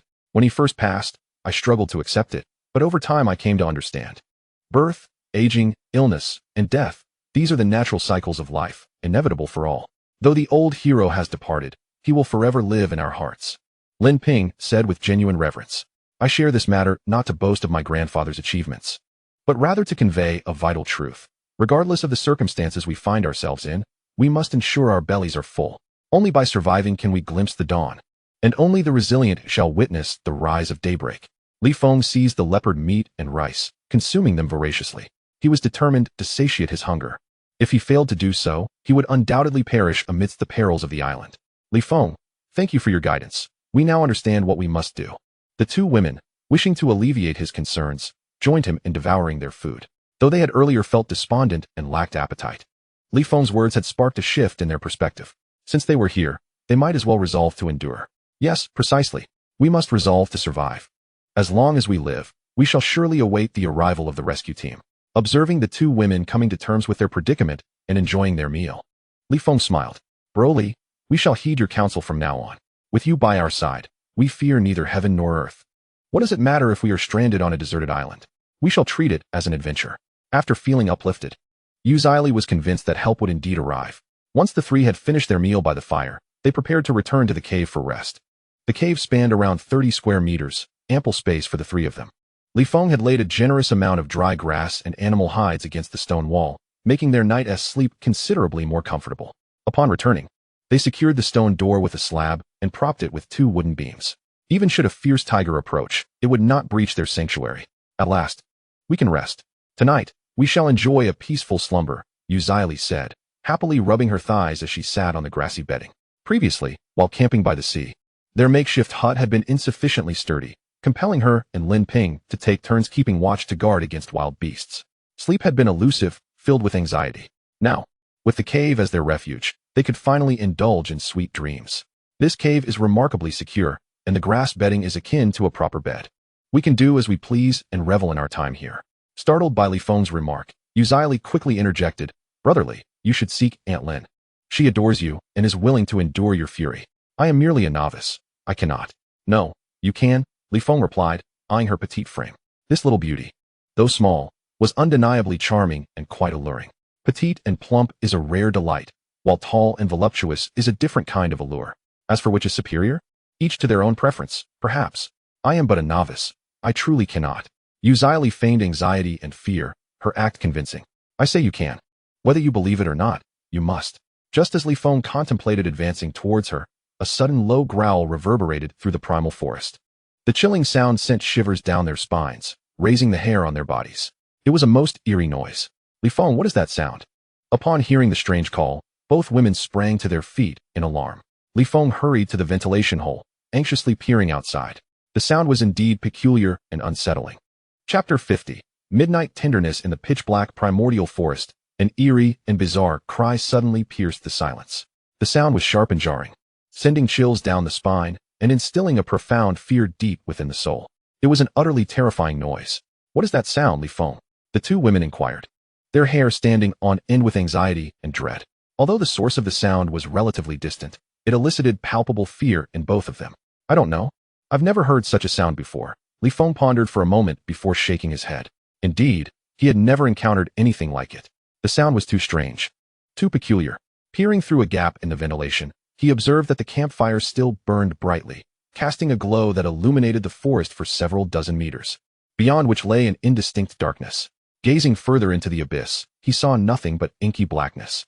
The uncanny cry echoed from the depths of that darkness. As the 2 women grew increasingly anxious, the eerie call persisted. "Oh my goodness, that scared me to death," Uzili exclaimed as she hurried towards Feng. Lin Ping, too, ran over in fright. "Feng, we're scared," they said, wrapping their arms around him tightly. The 2 beautiful women clung to his arms, seeking solace. What a majestic peak this was, a moment that epitomized the summit of existence for a man. "Fear not, for I am here. I assure you both will be safe." Feng comforted them, holding them close to allay their fears. That accursed cry had frightened his lovely companions. The piercing sound continued to echo, wild and furious. As it persisted, a cacophony erupted from the distant primordial forest, as if countless beasts were rushing about in a panicked flight. Feng continued to gaze outside, but the darkness shrouded everything, rendering visibility impossible. Yet, the commotion within the forest grew increasingly tumultuous. It seemed as though a multitude of creatures were fleeing for their lives. "What could that sound be?" "It's astonishingly powerful," Feng murmured, his brow furrowed in concern. "That entity must be terrifying, a nemesis to all creatures great and small." Hence, upon emitting its sharp cry, all the birds and beasts of the forest were thrown into a state of panic. Upon hearing the horrifying clamor, Uzili's voice quivered. "It's still safer on the beach." During their previous stay on the beach, they had never encountered such a situation, nor had they heard such unsettling noises. On their very first night in the primordial forest, they were faced with this ordeal. "Since we cannot return to the island, we must make the best of our situation. As long as we remain inside the cave, we need not fear even a pack of tigers or wolves." Feng continued to embrace the 2 beauties, gently squeezing, patting, and rubbing them in an effort to soothe their nerves. "Feng, could that creature be the monster recorded in the notebook?" Lin Ping suddenly recalled the skeleton they had seen in the cave during the day. Before his demise, Matsushita had documented the existence of a formidable creature on the island. Uncertain, perhaps yes, perhaps no. Yet, with a long blade in hand, I shall confront any beast that dares approach. Li Feng endeavored to project an aura of formidable strength. Only by exuding sufficient power could the two beautiful women feel secure. After a prolonged cacophony of shrill, monstrous cries, tranquility gradually returned to the forest, and the night regained its former serenity. How wonderful! The sound has finally ceased. The two women peered outside through a ventilation shaft, and upon observing the stillness, they sighed in relief. The terror they had just experienced was overwhelming. Fear not. The cave is a sanctuary, Li Feng reassured them, wrapping his arms around their slender waists. Alas, this island is fraught with danger, tribes of savages, lurking monsters, serpents, and black bears. Lin Ping felt a throbbing headache. Any one of these threats could claim their lives. Our numbers are too few. If only we could encounter more survivors, united in purpose, we could collectively face these perils. Yu Zili expressed her hope for more companions, believing that additional male allies would provide strength in times of danger. Lin Ping scoffed. What good is it to have many if they only engage in treachery and deceit? It would be better with just the three of us. She recalled the earlier incident with Tong Ming, who had attempted to assassinate Li Feng, only to meet his own demise. Yet, this remained their secret. Known only to the two of them, even Yu Zili was oblivious. It was not that Li Feng lacked trust in her, but the fewer who knew of such matters, the better. Perhaps you have a point, Aunt Lin. If a multitude only leads to scheming and betrayal, we would indeed be at greater risk, Yu Zili concurred. As the hour grew late, Li Feng suggested they retire for the night, eager to rest before tomorrow's hunt for sustenance. He aimed to gather ample provisions, hoping to remain in the cave thereafter to avoid detection by the savage tribe. While he feared neither beasts nor monsters, the primitive tribe posed a much graver threat. Though feral creatures and monsters embodied brutality, they lacked intelligence, driven solely by instinct and a thirst for blood. The primitive tribespeople, however, were merely less advanced. Their intelligence was keen. If they were to attract the attention of such a tribe, their lives would be in jeopardy. I will sleep inside, Aunt Lin in the middle, and brotherly outside, Yu Zili declared, planting a gentle kiss on Li Feng's lips before returning to the grass bedding, resting against the stone wall. Lin Ping nestled in the middle, while Li Feng lay on the outermost edge. As the three reclined on the grass, their spirits lifted in cheerful conversation. Having found a safe and reliable refuge, time slipped away unnoticed as they chatted, until eventually, Yu Zili succumbed to slumber. Her rhythmic breathing resonated softly, a soothing melody in the stillness. She faced the stone wall, her back to Lin Ping, sleeping soundly. Li Feng lay on the grass, his thoughts consumed by the day's events, a weight of concern settling upon him, fretting over his inability to ensure the safety of the two women. Just as his mind spiraled into worry, Lin Ping suddenly turned, cupping his face in her hands and kissing his lips. As Li Feng was about to speak, Lin Ping gestured for him to remain silent. Could it be that this enchanting beauty longed for him, desiring to share tender moments upon the grass bedding? Yet, Yu Zili still lay nearby. Fortunately, this little beauty was in a deep slumber, having been startled during the day and exhausted from it all. She was unlikely to awaken. Lin Ping gradually shifted her body, positioning her lips close to Li Feng's ear, softly murmuring, "Silly boy, you worked hard today. Thank you for saving us. Would you like me to repay you?" Her voice was sweetly intoxicating, gentle and melodious. Just as Li Feng was about to respond quietly, Lin Ping took his hand and drew him into the inky darkness of the night. In the cave, after a prolonged interlude, Lin Ping succumbed to exhaustion and fell asleep. Li Feng lay on the grass bedding, burdened with thoughts as he listened to the sounds of the wind outside. The cold breeze rustled the leaves, and the strange noises from earlier had subsided. With the two beauties soundly asleep, the cave was filled with the faint sounds of their breathing. Yu Zili faced the stone wall, her back turned to them, while Lin Ping maintained a standard sleeping posture, her hands resting on her abdomen, her long legs extended straight. Suddenly, a crisp sound echoed from outside as Li Feng attempted to sleep. There was commotion outside. Grasping his long knife, he approached the cave entrance. Upon reaching the stone door, he peered through the ventilation opening. The campfire still flickered, casting a glow against the pitch-black night sky. He caught sight of a shadow flitting past with remarkable speed. Rubbing his eyes, he attempted to observe more closely, but the shadow had vanished. Noticing the fire dwindling, Li Feng considered venturing out to add more wood. Once the flames extinguished, the outside would be engulfed in darkness, and the cave would be shrouded in gloom as well. Sighing, he shook his head. The outside was too perilous. The oppressive presence of the dense, dark forest nearby was unsettling. This cursed place was indeed dangerous. After contemplating the night sky for a while, Li Feng returned to lie down on the grass bedding. The two beauties were sleeping soundly and peacefully. How carefree these young women were, seemingly untroubled despite being stranded on an island. Perhaps it was Li Feng's presence that allowed them to rest so comfortably, providing them a sense of security. As he lay on the grass bedding, gazing up at the cave's ceiling, a sense of unease crept over him. Perhaps it was the lingering spirits of those who had perished within these walls. He felt an inexplicable discomfort. Suddenly, he heard Lin Ping softly utter an her voice tender and enchanting, even more so than before. Tinger, where are you? I miss you so much. Mama truly longs for you. Lin Ping, in her slumber, spoke of her dreams, reflecting her thoughts of the day. She yearned for her daughter, Lin Ting, and thus dreamt of her. Don't be sad, Auntie Lin. I will always be with you, always protect you. Li Feng embraced her, and they fell asleep in each other's arms. Though the island was desolate, the night sky was dark, and the cave held an air of mystery, Li Feng felt secure with the two women by his side. Xiao Feng, darling, I love you. Lin Ping murmured in her dreams, still thinking of her daughter, but also expressing her love for Li Feng. I love you too. You are the sweetest woman in this world, and having you is a true blessing. After kissing her gently, Li Feng held her tightly in his embrace. In his youth, he was unaware of the kindness of an aunt, mistaking the young girl for a treasure. Lin Ping was the most tender-hearted woman in the world. Li Feng, nestled in a realm of softness, comfortably drifted into slumber. However, he soon found himself plagued by a nightmare. A horde of primitive savages descended upon him, their numbers overwhelming. Outnumbered and battered, he was captured, bound to a tree, and prepared for a gruesome ritual of disembowelment. Lin Ping and Yu Zili were also seized, stripped bare by the savages who intended to torment them. Li Gu, save me quickly, cried Yu Zili in desperation. Li Feng, please help us. We do not wish to suffer a fate worse than death. Bound to the tree, Li Feng watched helplessly as the two women, exposed and vulnerable, were at the mercy of the savages. Anger surged within him, yet he felt utterly powerless. As his heart ached, the savage leader approached wielding a stone axe. This imposing figure, with wild hair and a vine-wrapped head, concealed his modesty only with a few leaves. Upon nearing Li Feng, the leader spoke a torrent of incomprehensible words before raising the axe menacingly to strike. No, please spare me, Li Gu. Yu Zili struggled and shouted. Lin Ping, in utter despair, wept and pleaded, please do not harm him. Do whatever you wish to me, just let him go. The savages could not understand their words, rendering communication impossible. As the axe struck his head, Li Feng let out a roar of defiance. He awoke with a start, drenched in sweat. The nightmarish scenes felt all too real. Daylight broke. Wiping the sweat from his brow, he noticed that the two beautiful women were missing from the cave. Lin Auntie Zili, he called out as he rushed out of the cave.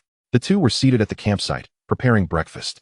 Upon seeing him emerge, drenched in perspiration, Lin Ping inquired with concern, You silly boy, why are you sweating so much? You two must have stolen away while I slept, indulging in secret affections, leaving me weak and drenched upon awakening, he teased, though Yu Zili wore a mischievous grin. Stop your nonsense, Lin Ping rebuked, her mood too serious for jest. Seeing Li Feng's distress, she gently asked, What troubles you? I had that nightmare again, he confessed, and I awoke in a cold sweat. Relieved to see them safe, he felt a sense of peace. It was only a dream after all. Foolish boy, Zili, and I did not want to disturb your sleep. Hoping you'd rest a little longer, Lin Ping said with a smile as she wiped the sweat from his brow. These two lovely women were both gentle and considerate. Always thinking of Li Feng. Lin Auntie Zili, from now on, you must not venture out alone to prepare breakfast, he said sternly, fearing for their safety. Li Gu, we care for you just as you care for us. We will continue to make you breakfast, allowing you to sleep in, replied Yu Zili. Did you not understand my meaning? You are not to leave the cave without my knowledge. If you are hungry and wish to prepare breakfast, you must wake me. Li Feng's tone was stern. There was no room for negotiation on this matter. Weep, we care about you and wish for you to rest a little longer. Yet you scold us. Seeing his severe demeanor, Yu Zili was frightened to tears. Lin Ping was also taken aback. Li Feng had never been this serious before. I apologize. My tone was somewhat harsh just now. In my absence, you are not to leave the cave without permission, lest you encounter danger. Li Feng was concerned for their safety. What if wild beasts lurked nearby? What if that group of savages suddenly appeared? Without his protection, they would be in peril. Li Feng, please do not be angry. We will listen to you from now on, Lin Ping spoke gently. Brotherly, I will heed your words as well, Yu Zili added, pouting in a rather aggrieved manner. We three shall consult one another and coexist as equals. Li Feng did not wish to intimidate them with force. He did not require their fear. The trio needed to interact on equal footing. Li Feng, I understand you mean well, your reasoning is sound, and we will follow your guidance. Lin Ping also recognized the danger of leaving the cave without permission. Brotherly, please calm down. Breakfast is ready. After we are well fed, we shall go hunting, Yu Zili said, patting his chest to soothe him. I am not angry at all. What would the need for calming down arise? Li Feng gently tapped her forehead. Ouch. That hurts. Pain, pain. Yu Zili rubbed her head, her expression adorably cute. Let us take advantage of the fresh morning air. After breakfast, we will go hunting. The midday heat will be intense, with the sun blazing. Li Feng planned to take the two women hunting after their meal, ensuring they would refrain from leaving the cave unnecessarily to avoid encounters with those savages. Wow, there are people ahead. They are actually having breakfast. The sound of cheers emanated from the woods while the trio was eating. Chapter 52. Uninvited guests. She is still alive, haha. What the hell? There are people cooking breakfast. We have come across companions again. A man cursed, his language foul. He seemed to have a foul temper. Upon hearing the voice, Li Feng and the others rose to observe. That voice sounded so familiar. Lin Ping furrowed her brow, recalling it carefully. Lei Zong, Lei Ergo. The people cooking ahead might be Li Feng and the others. Upon hearing the foul-mouthed voice, a woman spoke. Is that really Bai Jiaomei's voice? That wretched woman is still alive. Li Feng had thought she had perished at the hands of a beast, yet she had survived. Could it really be them? I haven't seen Lin Ping for ages. I miss her dearly. The raucous voice was brazen. Lei Zong, Li Feng and his group nearly drove me away before, almost leading to my demise. Do not forget your promise. If you encounter him, kill him. Bai Jiaomei seethed with resentment, her teeth clenched in hatred towards Li Feng. Brotherly, Aunt Lin, Bai Jiaomei is actually still alive. Upon hearing that voice, Yu Zili felt disheartened. That woman truly had a charmed life. After being chased by wolves into the forest, she had miraculously escaped their clutches. Her survival mattered little to Yu Zili. But she had not anticipated that Lei Zong and his brothers were also on the island. Thinking of those two individuals, Lin Ping felt a throbbing headache and a tinge of fear. Who are the Lei brothers? Do you know them? Yu Zili inquired. The Lei brothers are the local tyrants of Yunhai City. The elder, Lei Lahu, is the leader, while the younger, Lei Lauer, follows suit. Lin Ping elucidated their identities and backgrounds. It was no wonder she harbored trepidation towards these two brothers. They were indeed notorious figures. Lei Lahu was a property magnate, specializing in new district developments, while Lei Lauer was a ruthless underworld leader, known for his merciless actions and heinous deeds. Together, these brothers wielded significant influence in Yunhai City, colluding with one another for their mutual benefit. When Lei Lahu encountered insurmountable problems, he would delegate them to Lei Lauer, while the latter, when embroiled in legal troubles, would rely on Lei Lahu to smooth over connections. Encountering these two nefarious characters could spell trouble for us. Upon learning their identities, Yu Zili felt a wave of apprehension. She was reluctant to engage with such individuals, known for their cold-blooded cunning and merciless nature. Alas, I too wish to avoid them, Lin Ping lamented, feeling her headache intensify. Since we have crossed paths, let us observe the situation for now. If they dare to act unscrupulously, they shall not blame me for my ruthless response. Li Feng gripped his long knife tightly. This was his territory, and he was the master here. Even if the Lei brothers were ferocious dragons, they would have to submit in his domain. Ha ha ha, indeed, Lin Zong. Lei Lahu boisterously approached, arms wide open, eager to embrace Lin Ping. I thought you were dead. It has been ages since we last met. Are you well? As the three remained on high alert, four figures emerged from the forest, 3 men and 1 woman. The woman was Bai Jiaomei. The leader appeared to be Lei Lahu, a burly man with a rugged visage, likely in his 50s. The other man, in his 40s, was bald with a hawk-like nose and an ominous expression, clearly not a benign presence. He was undoubtedly Lei Lauer. Upon noticing the last individual, Li Feng was taken aback. It was actually Wang Qiu, a former colleague from their time as security personnel at Lin's Group, where Li Feng had served as captain and Wang Qiu as a team member. Oh, Wang Qiu is also on the island. Lin Ping expressed her surprise upon seeing him, although he had long departed from the company and was no longer one of her employees. Indeed, I did not expect him to still be alive, let alone aboard the cruise, Li Feng remarked, genuinely surprised. Li Feng, I know Wang Qiu was once under your command, but now he associates with the Lei brothers. Be cautious and do not trust anyone easily, Lin Ping warned, concerned for his safety. Rest assured, I know how to gauge the situation, Li Feng replied, wary of placing his trust in anyone other than Lin Ping and Yu Zili. Ha ha ha, who would have thought we are both lost souls in this world? What a twist of fate. Lei Lahu boisterously approached, arms open wide, seeking to embrace Lin Ping. Li Feng stood by with his long knife at the ready, while Yu Zili anxiously positioned herself behind him. If Lin Ping chose to embrace the man, he would not intervene, but such an act would surely cool their relationship. If Lin Ping is unwilling to offer an embrace, Lei Lahu, intent on coercion, would not hesitate to act. Mr. Lei, propriety dictates that men and women maintain a respectful distance. I hope you will exercise restraint. Thank you. Lin Ping stepped back, feeling a strong aversion towards this man. Previously, in Yunhai City, Lei Lahu had sought to seduce her, but she had firmly declined. The despicable man even offered 1 million, merely to share a night with her. Yet she resolutely turned him down. Lin, we are old acquaintances, having survived our trials. Do you truly deny me even a simple embrace? Lei Lahu's expression darkened. Men and women should keep their distance, Lin Ping stated sternly, her distaste for him palpable. How could she possibly embrace him? Even if every other man perished, she would never entertain such a thought. Damn it, Lin, my brother wishes to embrace you. Consider it an honor. Do not be so ungrateful. Upon witnessing his brother's rejection, the bald Lei, with a menacing glare, appeared distinctly displeased. His bald head, reminiscent of a fierce gang member, exuded a cold and commanding presence. Who do you think you're insulting? You truly lack manners. Dare to speak ill of my woman again, and I'll ensure you regret it. With a swift motion, Li Feng brandished his long knife in a threatening manner towards Lei. The audacity of this beast to insult his woman was intolerable. Who are you to threaten me with a knife? Do you seek death? Lei's dark eyes and fierce expression conveyed his wrath. In his past, he had fought and cut down anyone he desired without fear. No one had ever dared to speak to him in such a tone. Brother Lei, this is Li Feng. He once attempted to force himself upon me, but I resisted and he cast me aside. Bai Jiaomei interjected, fanning the flames with exaggerated tales. The loathsome woman had the audacity to claim Li Feng desired her. Previously, he had rebuffed her advances. How dare he wish to bed you? Lei's anger swelled upon hearing this. He has made numerous insinuations, seeking to violate my purity, but I steadfastly refused, leading to my expulsion. Bai Jiaomei feigned innocence. As if her words held truth, Wang Xiu stood awkwardly to the side, aware of both Li Feng and Lin Ping, but hesitant to approach either. He preferred to observe the unfolding drama before making any decisions. Chapter 53. Mutual schemes. As tensions escalated among the group, Wang Xiu found himself in a predicament.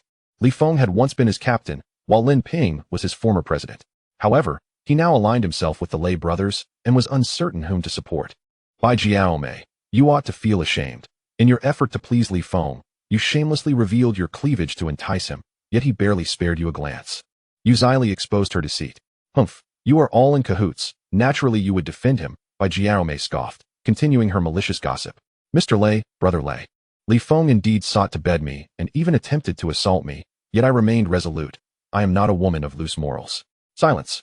Li Feng shot her a cold glare. Oh, you seem anxious, unable to bear the truth. Does your conscience trouble you? Bai Jiaomei's tone dripped with sarcasm. Please refrain from humiliating or insulting me, for you are unworthy. Li Feng felt a profound aversion towards her presence. Although he has a fondness for women, he harbors no affection for buses. This woman is akin to a bus. Dear sister, we are both lost souls in this vast world. Let bygones be bygones. And let us not dwell on the past. From this moment on, we shall be allies, supporting one another in our struggle for survival. Upon noticing the long knife in Li Feng's hand, Lei Lahu felt a twinge of apprehension. Mr. Lei, this fellow is quite audacious.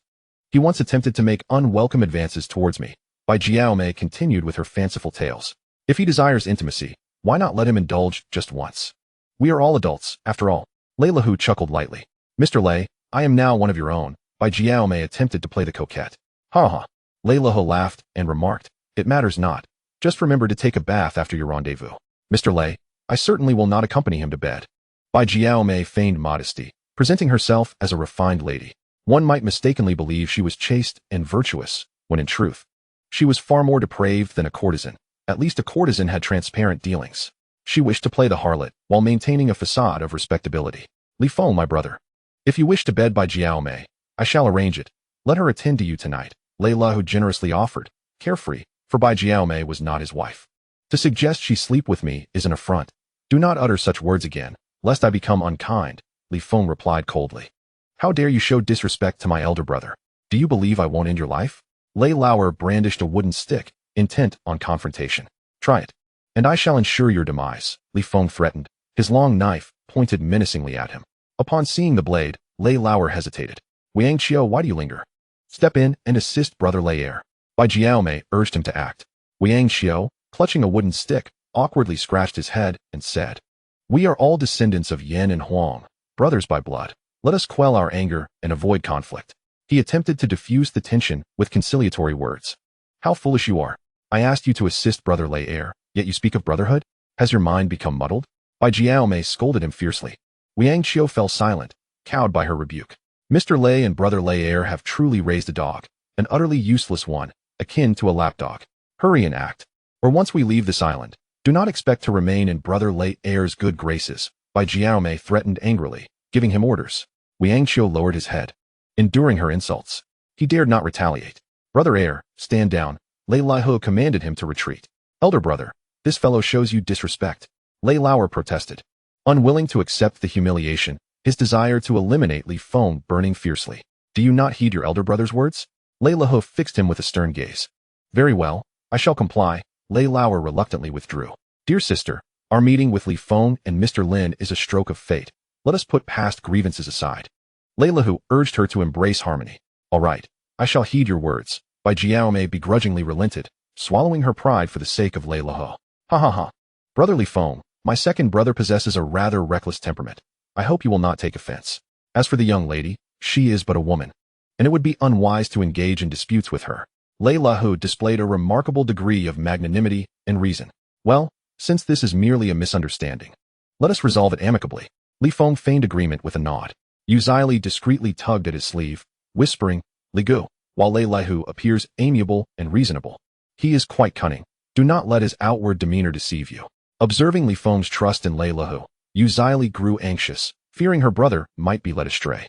Lin Ping, too, understood the true nature of Lei Lihu, recognizing him as more perilous than Lei Lauer's character.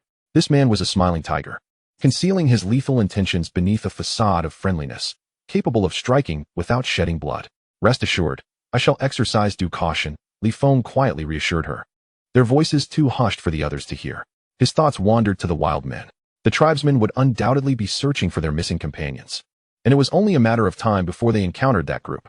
With Lei Lihu and his companions present, they could serve as a shield. When faced with a large contingent of wild men, Lei Lihu and his associates would certainly fight fiercely for their lives. Li Feng contemplated using them to divert the wild men's attention at a critical moment, thereby creating an opportunity for escape for himself and his two companions. Ha ha ha. We bear no grudges from the past, nor any enmity from the present. There are no vendettas of slain fathers or stolen wives. There is no need for our lives to be at stake. If everyone contributes a measure of love, the world would be a beautiful place, and it would be far better to coexist harmoniously rather than resorting to violence. As the tensions began to ease, Lei Lihu laughed heartily. Brother, I heed your words. Lei Lauer understood that his elder brother was exceptionally astute and was aware that he would not let the three escape unscathed. Upon seeing Lin Ping and Yu Zili, the two brothers felt their mouths water, plotting how to eliminate Li Feng. Once this Li was dealt with, the two beauties would become their playthings. Wow, there is actually a cave here, and it even has provisions. Let us rest within and indulge ourselves. White Jiaomei and Lei Lauer excitedly approached the cave, eager to take a respite inside. Stop right there. This cave belongs to us. Without my permission, no one may enter, Li Feng declared, brandishing his weapon and threatening them to keep their distance. Li, my elder brother is quite good-natured and chose not to hold you accountable earlier. Do not overstep your bounds. Leave at once, or I shall kill you, Lei Lauer warned, clutching a wooden stick, ready to fight. This cave is a natural formation, not your property. By what right do you deny us entry? White Jiaomei retorted, brazen and unyielding. Previously, when they had yet to encounter Lei Lihu and his companions, she had been subservient and overly agreeable. Now, bolstered by their presence, her true nature emerged. You truly must be lacking in common sense. I discovered this cave first, and it belongs to me. Without my consent, who dares to enter? Do not blame me for my lack of courtesy, Li Feng replied, his gaze cold and unyielding. White Jiaomei initially intended to counter him, but the chill in his eyes instilled a tinge of fear within her. Young man, this cave is unclaimed. Anyone can enter. It would be best if you do not obstruct us, or do not blame me for my lack of civility, she warned, while Lei Lauer tightened his grip on the wooden stick, prepared for confrontation. This cave was once unclaimed, but now it has an owner. I am the master of this cave. If you have the courage, try entering it. Li Feng brandished his long knife, threatening that if this beast dared to enter, he would cleave it in two. Wang Qiu, are you oblivious? Have you not noticed the conflict between us and Li Feng? Seeing his indifference, Bai Jiaomei burst out in anger. Let us value harmony and not mar our goodwill. Slap. As Wang Qiu attempted to speak conciliatory words, Bai Jiaomei struck his face with a slap. You, how dare you hit me? Wang Qiu clutched his face, suppressing his fury. What if I hit you? Do you still wish to associate with Brother Lei and his companion? As long as you satisfy them, once we leave this island, Brother Lei will assign you a project that can earn you millions, lifting you out of poverty. Bai Jiaomei promised with grand visions. Hearing this, Wang Qiu was filled with longing. He was terrified of poverty and dreamed of wealth. The Lei brothers had promised that after leaving the island, they would prosper together. Lei Lao, who had many ventures, assigning him a project could yield millions annually. Lei Lao Air was a powerful figure in the underworld. A mere word from him would deter any trouble. He fantasized about the glory awaiting him after leaving the island, arriving in luxury cars, accompanied by models, with mountains of cash at his disposal. The mere thought was exhilarating and glamorous. Contemplating these splendid prospects, Wang Qiu resolved to endure humiliation and not offend Lei Lao Hu and his comrades. Slap. As he indulged in these daydreams, Bai Jiaomei struck him once more. Why do you keep hitting me? Wang Qiu was jolted awake by the slap. Are you deaf? Did you not hear what I said? Li Feng forbids us from resting in the cave. Are you blind to this? Brother Lei Air is using people at this moment. If you do not assist him now, once off the island, he will cast you aside like a dog. Bai Jiaomei spoke sharply and venomously. Wang Qiu found truth in her words. If he did not take sides or aid Lei Lao Air now, what reason would the brothers have to support him later? Wang Qiu, for the sake of your past service under me, I offer you a word of caution. Do not be deceived by empty promises, Li Feng said kindly. Recalling old ties, they need you on this island and intend to exploit you. They paint grand illusions, but once you leave, they will surely discard you. Yu Zili warned him not to be fooled. Wang Qiu, you must not lose your wits or become their pawn, Lin Ping cautioned.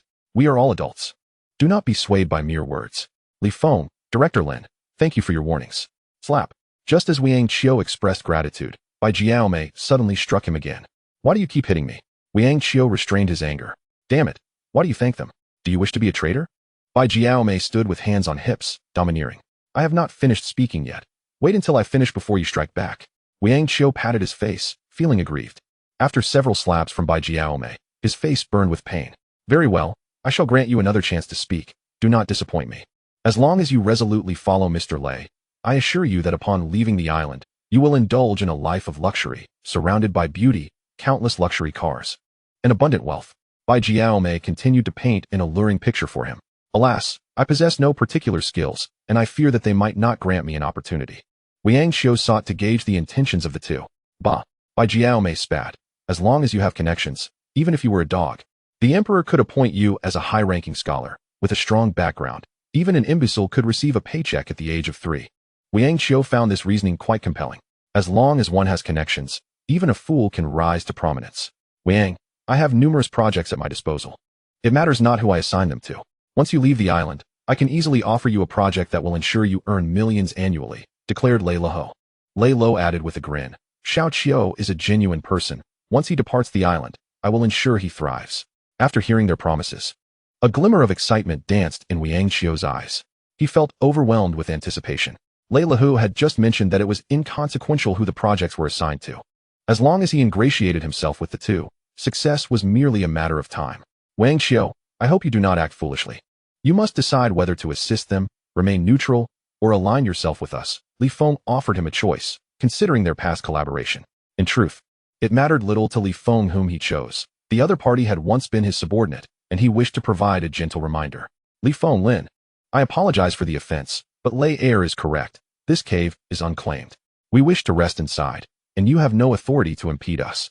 After careful consideration, Wang Qiu resolved to support the Lei brothers. Alas, Lin Ping sighed for him, perceiving him as a fool, having spent the last few decades living like a dog. Upon Wang Qiu's declaration of allegiance, the Lei brothers exchanged cunning smiles. With a 3-to-1 advantage in numbers, they felt emboldened. Since you wish to enter my cave to rest, go ahead.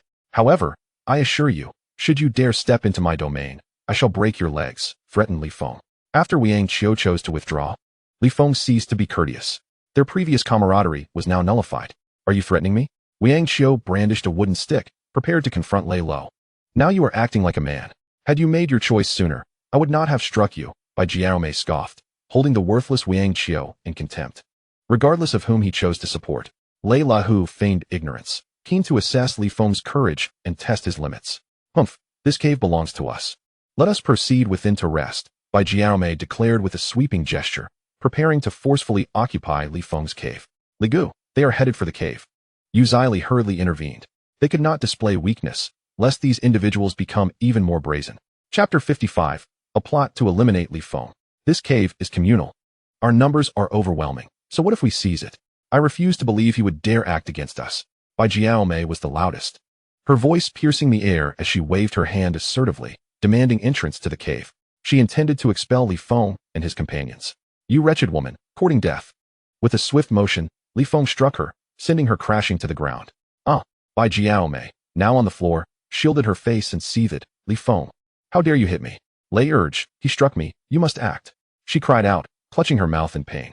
As the two approached, Li Feng brandished his long knife, warning them to step back if they valued their lives, for he would not hesitate to defend against anyone attempting to seize their cave. Yu Zili, wielding a wooden stick, glared fiercely at the group, though her petite stature and innocent appearance rendered her threats ineffective. This cave belongs to us.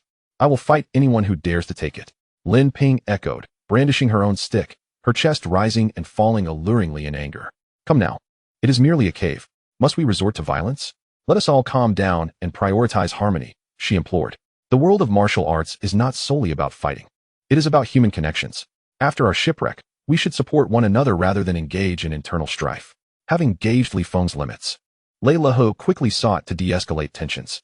Upon catching his elder brother's eye, Lei Urge retreated to the sidelines. He slapped me. Bai Jiaomei protested, unwilling to relent. It was just a slap. It's not a matter of deep enmity. Let us coexist peacefully, Lei Lihu suggested, now understanding Li Feng's temperament.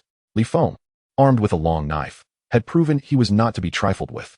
Had he not displayed such resolute strength, Lei Leho might have pressed his advantage, seeking to get closer to Lin Ping and Yu Zili under the guise of concern. However, after witnessing Li Feng's reaction, those thoughts dissipated. Li Feng, out of respect for Lei Zong, I will let this go, Bai Jiaomei begrudgingly conceded.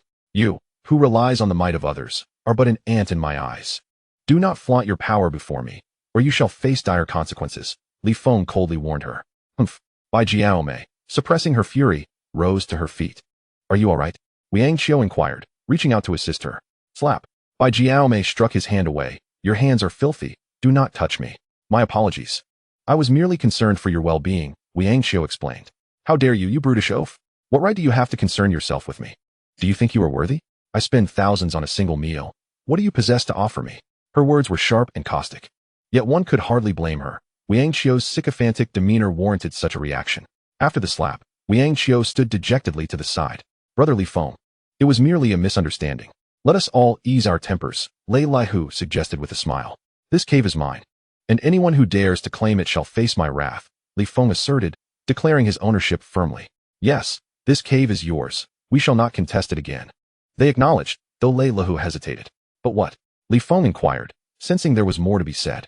Brother, we are famished. Could you spare some food to satiate our hunger? Lei Lihu pointed at the leopard meat on the ground. They were ravenous, their stomachs growling, yearning for sustenance. No. Li Feng declined. In truth, he was indifferent to the food. However, he could not afford to be too accommodating. Kindness could invite exploitation. A gentle horse is often ridden. A person who is overly agreeable is easily manipulated and bullied. Lei, how could he refuse us?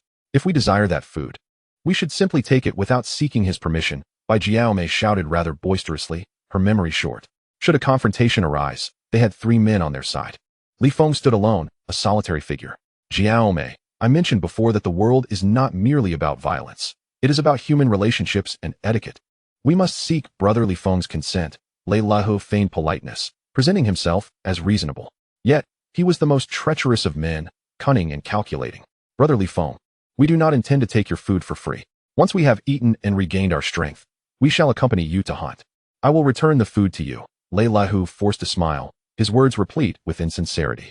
In his past life in the city, he had ruled through intimidation, eliminating those he found displeasing. Now, he was compelled to adopt a subservient stance. Very well, I shall lend you this meat. But do remember to return it to me later. Once you are satisfied, we will venture into the forest to hunt together. Li Feng stated before leading the 2 women back to the cave. Brother, thank you.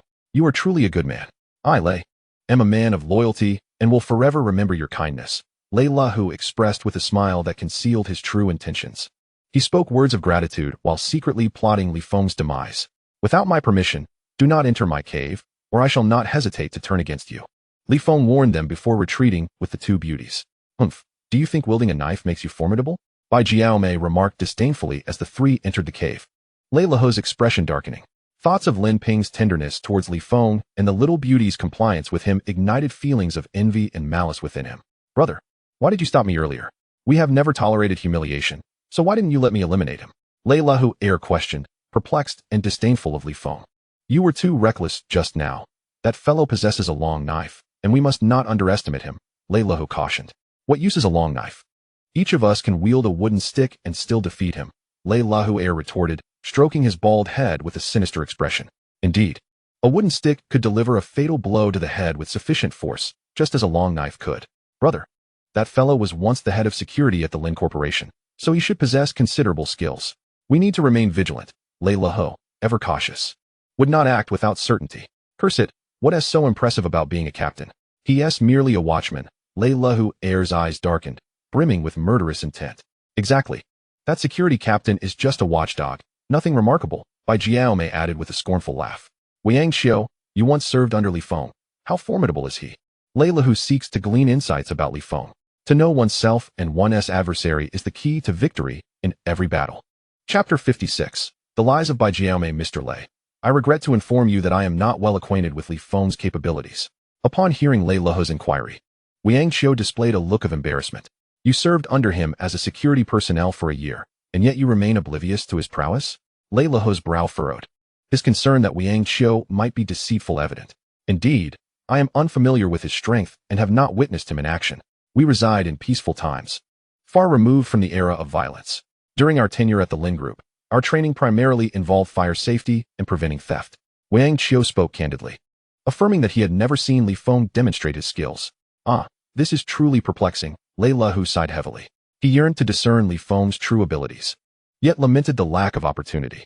Brother, 2 hands cannot contend with 4 fists. I refuse to believe that the 3 of us cannot subdue him. Lei Lauer's expression was fierce, his skepticism regarding Li Feng's martial prowess apparent. Brother, prudence is the mother of safety. If we must engage, we must do so decisively to eliminate Li Feng once and for all. Otherwise, we should not act recklessly. Lei Lahu remained unconvinced, harboring an instinctual feeling that Li Feng was no ordinary man. Mr. Lei, you are overthinking it. That fool is merely an average person without any martial skills. In his hands, a long knife is no more than a kitchen utensil, Bai Jiaomei interjected as Lei Lahu's worries deepened. Are you certain he lacks martial ability? Lei Lahu inquired. Absolutely, for an incident occurred that solidified my conviction of his ineptitude. What incident? Lei Lahu pressed for more information. Bai Jiaomei recounted. We ventured into a bamboo grove and unexpectedly encountered a black bear. That fool Li Feng, in a bid to save himself, pushed me to the ground, hoping the bear would devour me. He displayed a complete lack of manliness by using me as a shield. Had he possessed any martial skills, equipped with a long knife, he certainly would not have resorted to such cowardice. Bai Jiaomei spun a web of lies. In truth, when they faced the bear, Li Feng had driven the beast away, and it was she who had pushed Lin Ping down. Yet, she distorted the facts with her fabrications. Is this truly the case? Lei Lauer was taken aback. Absolutely true. I would not lie. If I did, may thunder strike me dead, Bai Jiaomei swore vehemently. Then how did you survive unscathed? Lei Lauer questioned, puzzled. Lei Lahu mirrored his confusion. If Li Feng had indeed pushed her down to feed her to the bear, how was it that she emerged without a scratch? After a moment's contemplation, Bai Jiaomei continued to weave her tale. At that moment, I thought I was doomed.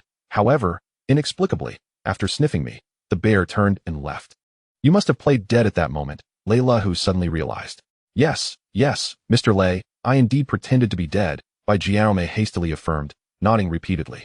She deliberately sought to deceive the 3 men, fearing that if they learned of Li Feng's martial prowess, Lei Lahu might hesitate to act. She believed that as long as the 3 of them struck simultaneously, even if Li Feng possessed some skill, he would surely not be a match for them. In order to instill confidence in the 3 individuals, she resorted to benevolent deception. The black bear, having satiated its hunger, refrained from consuming the carcass, allowing you to escape unharmed by feigning death. Lei Lahu believed her to be exceptionally fortunate. Indeed, it was fortunate that I deliberately pretended to be lifeless, thereby evading peril. Subsequently, an incident occurred that revealed Li Feng's utter lack of martial prowess. In her desire to bolster the spirits of the trio, Bai Jiaomei sought to perpetuate her fabrications. What transpired next? The prospect of gleaning insights about Li Feng piqued Lei Lahu's interest, as well as that of Lei Lauer. Bai Jiaomei recounted, later, the 3 of us encountered 3 wolves. That fool became terrified at the sight of the wolves, hastily fleeing with Lin Ping and Yu Zili, leaving me to be pursued by 2 wolves, nearly facing a grim fate. Thankfully, I encountered you all afterward, otherwise I would have been in constant dread these past few days.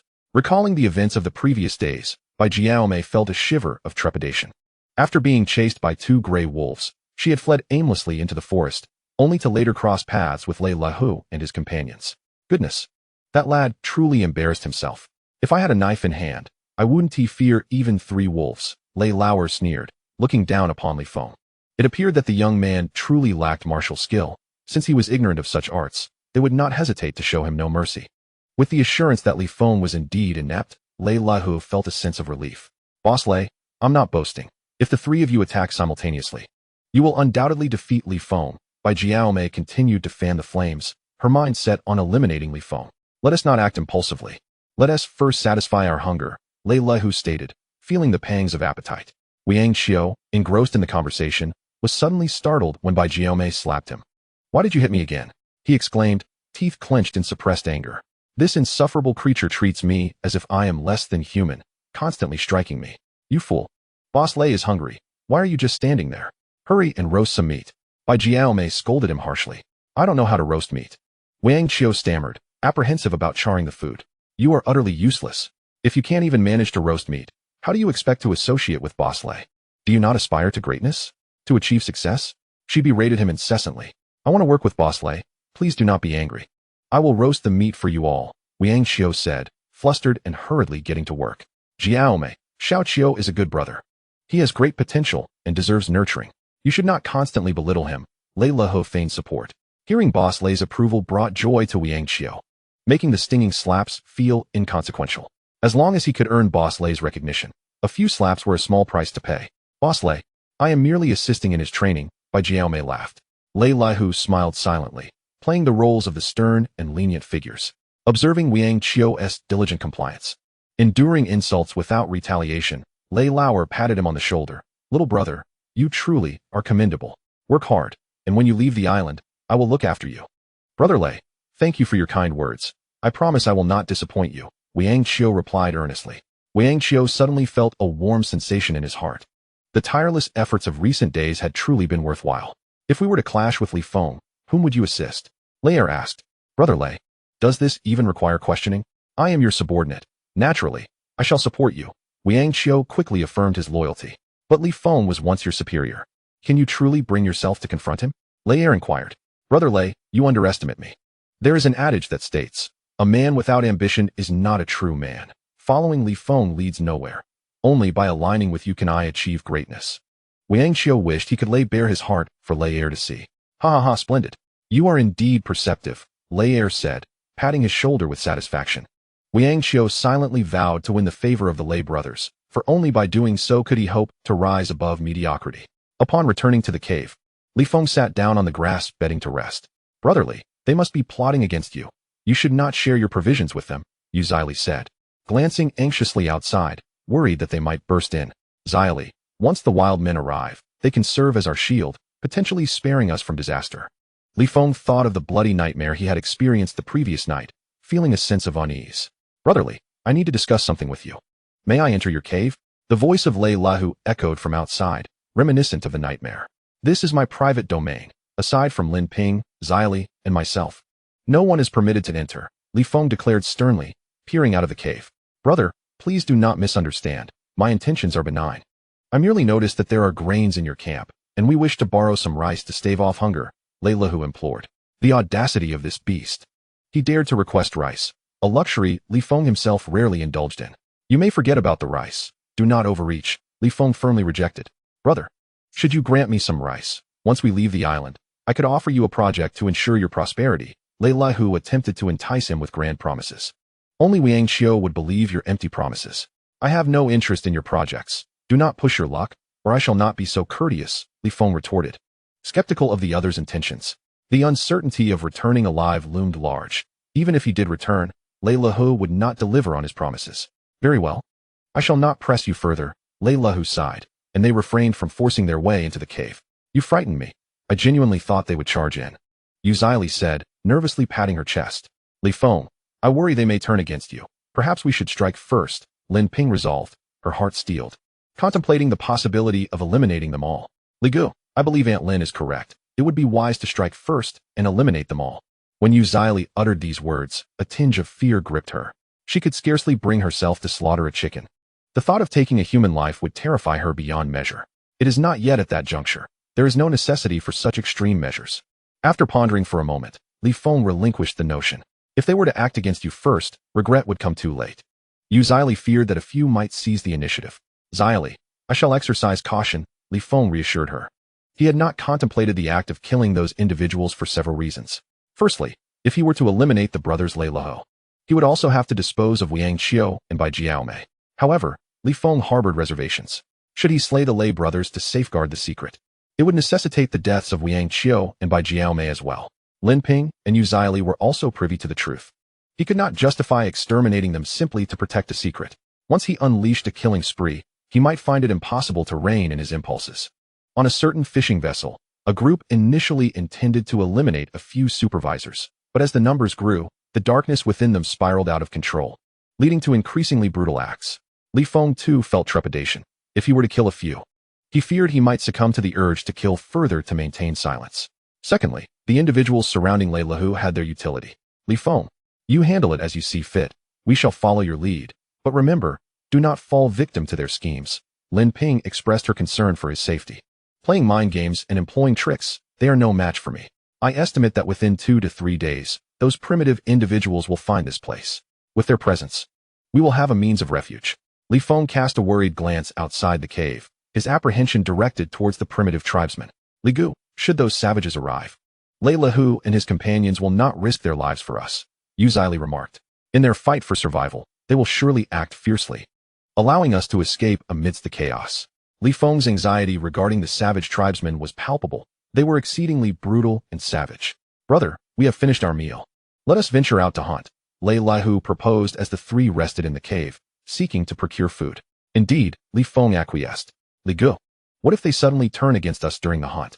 The prospect of potential violence during the hunt made Yu Zili quite anxious, as did Lin Ping. I will be vigilant and prepared to confront them, Feng asserted confidently, his assurance stemming from his own strength. You must prioritize your safety. If Lei Lehu and his group make a move, do not hesitate or show mercy, Lin Ping cautioned, fearing he might falter at a crucial moment. Understood. Feng nodded before leading the two women outside the cave. Ha ha ha, brother, thank you for your generous hospitality. Once we secure our game, I shall repay you with double the provisions. Lei Lehu beamed after his hearty meal. Let us set forth to hunt. Feng had no desire to entertain such insincere gratitude, finding it disingenuous and hypocritical. How will we divide the spoils if we catch something? Lei Er inquired darkly. Is that even a question? It will be a 60-40 split, with us 6 and Feng's group receiving 4. Bai Jiaomei, that audacious woman, truly dares to contemplate a 60-40 split. Well, I have no objections, Lei Leadai chuckled, his grin exuding a sinister aura. You may have no objections, but I certainly do. Why should it be 6 for you and 4 for us? Feng outright refused. A 50-50 division is out of the question, and a 60-40 split is even more implausible. We, the Li clan, are numerous. Thus, we deserve a larger share, Lei Leadai seethed with anger. Your numbers are of no concern to me. I possess a knife, and hunting necessitates a blade, Feng retorted. What do you propose then? Lei Leadai inquired. We take 6, you take 4. How dare you? On what grounds? Don't push your luck, or we shall teach you a lesson, Bai Jiaomei fumed. You only dare lay hands on Wang Qiu. If you attempt to strike me, I assure you, I will ensure your swift demise, Feng remarked bluntly. Bai Jiaomei only dares to confront Wang Qiu. Aside from that weakling, she fears no one. This island abounds with prey. If Feng desires a larger share, let it be. Consider it a gesture of friendship. Lei Lehu generously consented, casting a knowing glance at Very well, I shall acquiesce, Lei Leadai reluctantly agreed. Brotherly Feng, I am a man of generosity, never one to nitpick, Lei Lehu boasted, thumping his chest in affirmation. Let us proceed into the forest ahead to seek our quarry. Feng urged the others forward, unwilling to expose his back to adversaries. Brother, the forest is perilous. With a knife in hand, it is safer for you to lead, Lei Lehu suggested, wanting him to take the forefront. Lei, are you attempting to position me ahead to facilitate a backstab? Feng queried. Lei Lehu felt a pang of embarrassment. He had not anticipated such a direct question. Young man, do not presume us to be so treacherous. I am forthright and disdain underhanded tactics. Lei Leadai's expression darkened. He indeed had contemplated ambushing Feng from behind. Brotherly Feng, I swear to the heavens, should I ever intend to ambush you, May the skies unleash their wrath upon me, Lei Lahu declared, raising his fingers skyward in oath, when suddenly, a clap of thunder reverberated.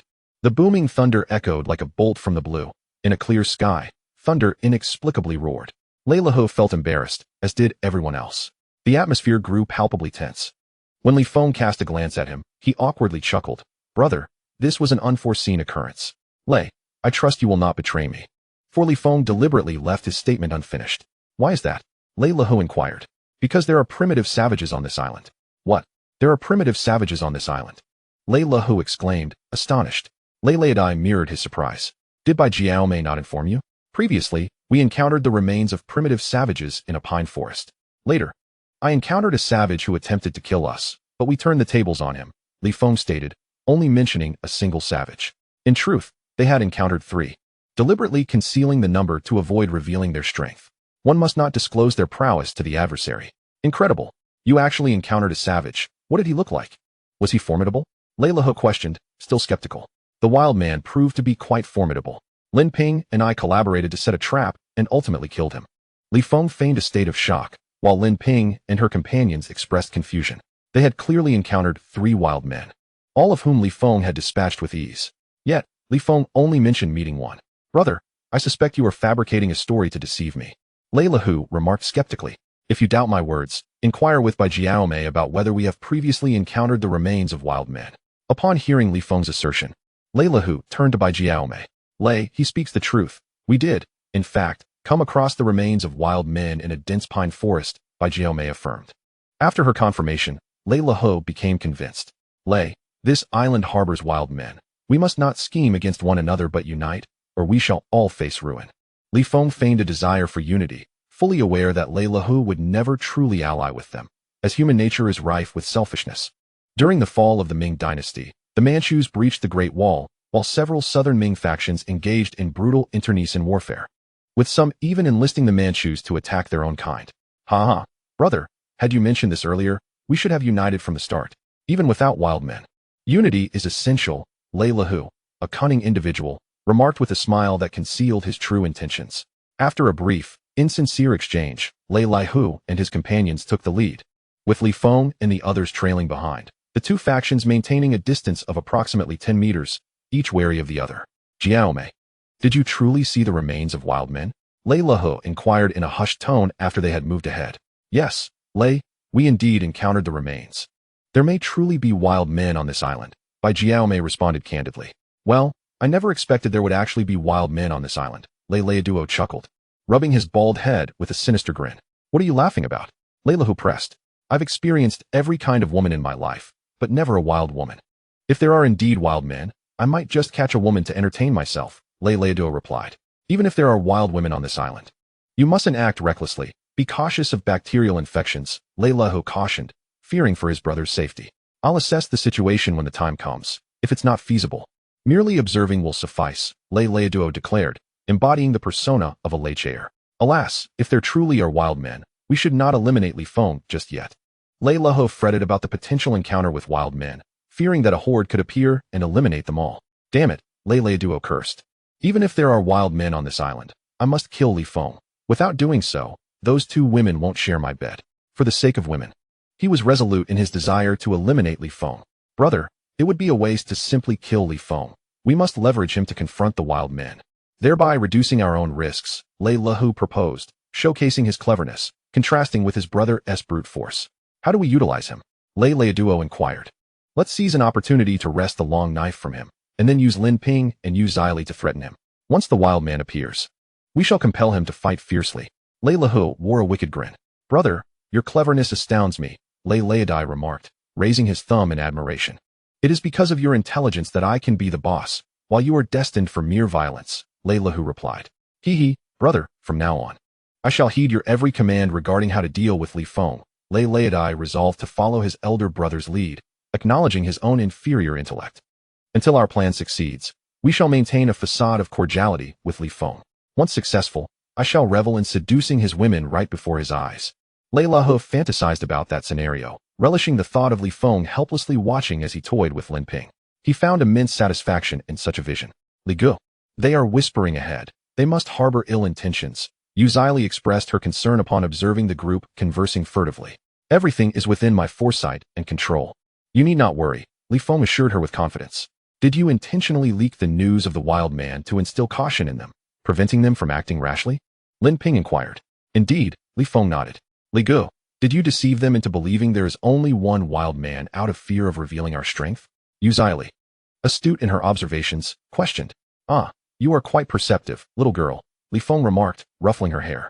I am not foolish. I am quite clever. Li replied with a sweet smile. Brothers, it is challenging to find prey if we act together. We should rather split up into several groups to search for it. Lei Lehu proposed as they ventured into the forest. Brother, you make a valid point. I suggest we divide into 3 teams and draw lots for our groupings. Lei and I concurred.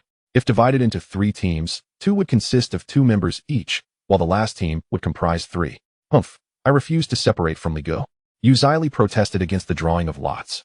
I will not part from Li Feng either, Lin Ping echoed her sentiments. Ladies, you are disregarding the organizational arrangement. We must follow orders in all our actions, Lei Lehu insisted, hoping for their cooperation. He aimed to break apart Li Feng's trio. You are not our leader. Why should we obey you? Li retorted defiantly. Lei Zong, your reasoning holds merit. I support your suggestion, Lin Ping stated, yet as the 2 women opposed. Li Feng unexpectedly agreed. Their curiosity piqued by his acquiescence, they wondered if he had failed to discern their scheme. Chapter 59, The Footprints of the Wild Man. Haha. Brother Li Feng, your understanding of the situation is commendable. You prioritize the greater good. Lei Lehu smirked slyly upon his agreement to draw lots for the team division. Lei and I contemplated pairing with either Lin Ping or Li in a secluded grove to engage in more intimate matters. If divided into 3 teams, the first 2 would consist of 2 people each, while the last would have 3. Since we have 3 individuals, our team shall remain intact. You 4 manage amongst yourselves. I shall not interfere, Li Feng responded decisively. Thunder Tiger wished to separate them, a mere fantasy. Ha ha ha, I concur with Brother Li's opinion. Li expressed her agreement with delight. I too am in accord. As Lin Ping raised her hand in agreement, her ample figure drew attention, swaying with the motion. The tumultuous waves seemed to threaten the very foundation of their existence. Thunder Tiger gazed, saliva pooling at the corners of his mouth. Back in the city, he had fervently pursued Lin Ping, harboring a long-standing admiration. Yet this woman dismissed him, unwilling to share her bed. His attempts to win her over with wealth proved futile, as Lin Ping was not in want of riches and looked down upon his meager offerings. Brother Li Feng, we are all comrades here. We must adhere to the organization's arrangements and refrain from individualism, Thunder Tiger proclaimed with grandiosity. If there is an organization, who leads? Are you our leader? Li Feng queried directly. Then let us elect a leader. Let us choose someone to captain us. Bai Jiaomei seized the opportunity to propose the election of a captain. I agree, my elder brother shall be the candidate. Thunder Air was the first to second the motion. I also support Thunder as captain, from now on. Everyone must heed his directives, Wang Qiu declared without objection, expressing his preference for Thunder Tiger to lead. Hee, Brother Li Feng, according to our old custom, the minority must yield to the majority. I trust you have no objections? Thunder Tiger inquired. In a voting scenario, they would hold the majority. I have no desire to engage in such trivial games. If you wish to become captain, I do not oppose, but do not interfere with the 3 of us. Li Feng replied, indifferent to Thunder Tiger's ambition to reign as the emperor of the island, as long as he left the trio unbothered. Thunder Tiger felt disappointment wash over him, aware that Li Feng would not acquiesce. With their disagreement unresolved, the group pressed deeper into the forest. Suddenly, Li Feng noticed a pair of bare footprints in the nearby thicket. The moist earth easily retained such marks. Look, there are footprints. Li Feng pointed to the impressions in the soil. Indeed, they are footprints, Lin Ping remarked, her brow furrowing. How could there be footprints here? Could it be that a survivor passed this way, leaving traces? Li inquired. These footprints are barefoot. They must belong to wild men, Li Feng warned, prompting Li to also observe the absence of footwear. Those wild men are unshod. It is alarming to discover signs of their presence here. If we were to encounter them, we could be in grave danger. The thought of the savage and brutal wild men sent a shiver of fear through Lin Ping. Brotherly, shall we relocate? I feel the cave camp is unsafe, Li suggested. Yet the entire island bears the marks of wild men. There is no place where we would be secure. Li Feng contemplated moving as well. The ominous presence of the wild men loomed over them, no matter where they ventured. Suddenly, a gust of wind swept through the forest, rustling the dry yellow leaves that danced down with the breeze. As the wind blew, Lin Ping and Li felt a chill envelop them, clasping their arms across their chests and shivering. Li Feng too was filled with apprehension. The threat of the wild men could descend upon them at any moment, while Thunder Tiger and his cohorts remained preoccupied with their internal strife. Brotherly Feng, what have you discovered? Inquired the curious Lei Lahu, turning back as he noticed the three engaged in hushed whispers. Nothing significant. We were merely discussing the pursuit of prey. Let us not waste time. We must continue onward. We must find food today, or we shall go hungry tonight. Lei Lahu expressed his concern about the day's potential failure. As they pressed on, Li Feng observed the soil around them, which exhibited signs of disturbance. Numerous small holes dotted the ground. These are traces of wild boars rooting about. There should be wild boars in the vicinity, Li Feng remarked. Huh, do you think you're a deity? Just because you say so, does it make it true? Bai Jiaomei scoffed. Do not interrupt Brother Li Feng. Let him continue, Lei Lahu interjected. Oh, Bai Jiaomei sulked, falling silent. Brother Li Feng, what leads you to assert that wild boars are nearby? Lei Lahu asked, lacking experience in the wilderness. Li Feng pointed to the freshly turned earth, explaining. These are recent disturbances, indicative of wild boars. If all goes as anticipated, there should indeed be wild boars nearby. Fantastic. If we manage to catch a wild boar, I shall feast lavishly tonight. Save the pig's tail for me. Lei Er, grinning, patted his gleaming bald head. Brother Lei Er, do share some with me. I too wish to replenish my strength, Wiang Qiu requested cautiously. Bah, you penniless wretch, you solitary dog. Brother Lei Er feasts with women, what use is it to you? Bai Jiaomei scorned him with a barrage of insults. Wiang Qiu, thoroughly humiliated, bore the brunt of her words. Indeed, he was without a partner. Bai Jiaomei was, after all, the girlfriend of the Lei brothers. Brother Li Feng, are you certain there are wild boars? Lei Lahu pressed on. These are indeed fresh traces left by wild boars. Though it is possible they have ventured farther away, Li Feng affirmed, fearing that the boars could have fallen prey to primitive tribesmen. If the boars remained, the situation might be dire. Their presence would suggest that the tribesmen were not merely hunting, but seeking companions.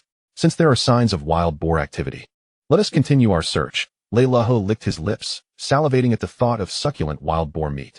As they continued their pursuit, they detected movement in a nearby grove. A massive, dark wild boar was rubbing against a tree, causing it to sway.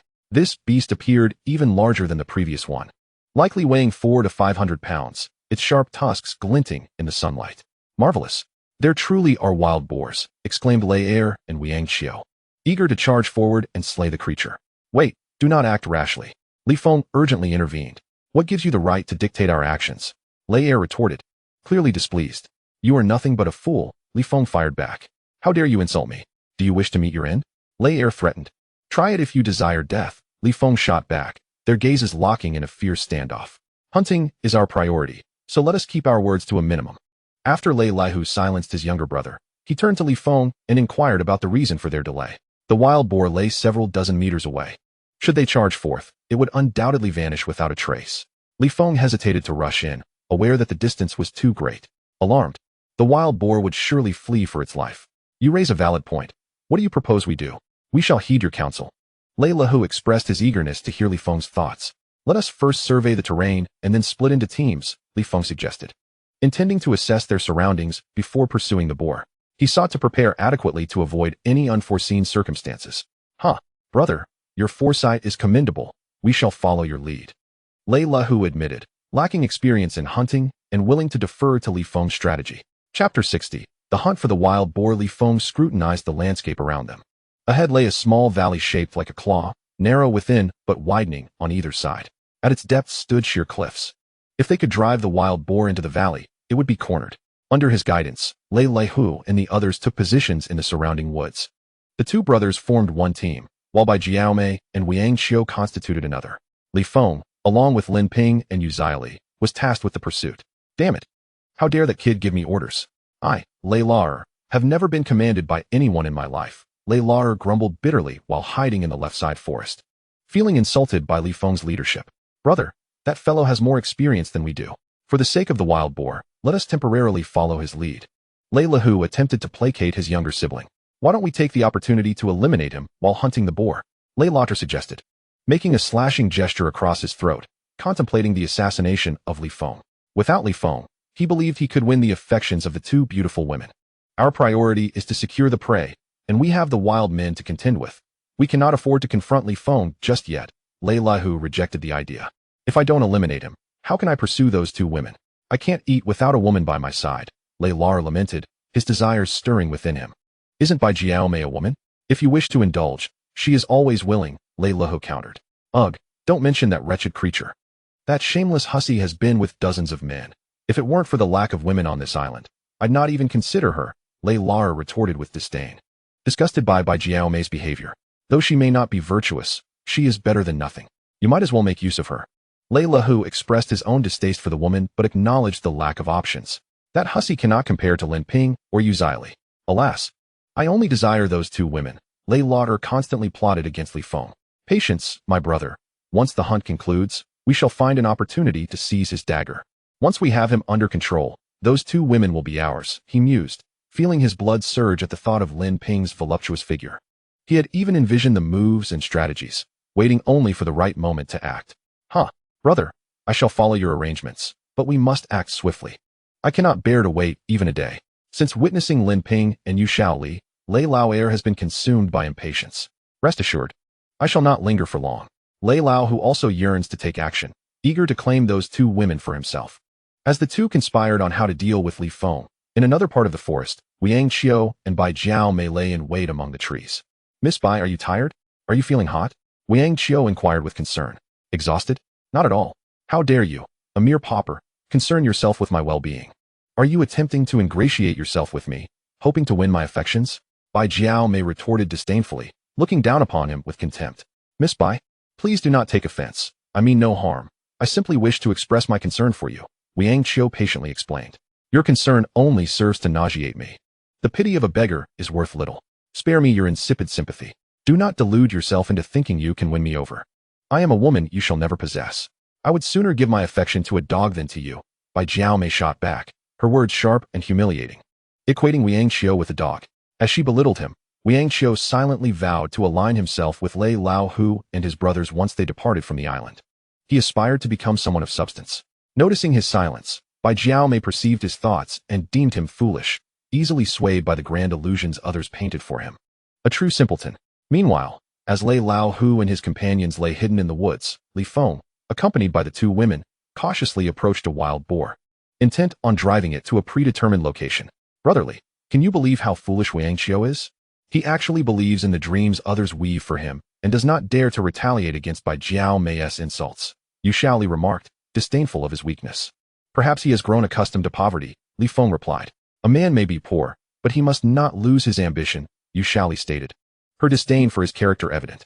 Shaoli, let us focus on ourselves and not concern ourselves with him, Lin Ping interjected, uninterested in discussing Wiang Qiu's fate, which bore no relevance to them.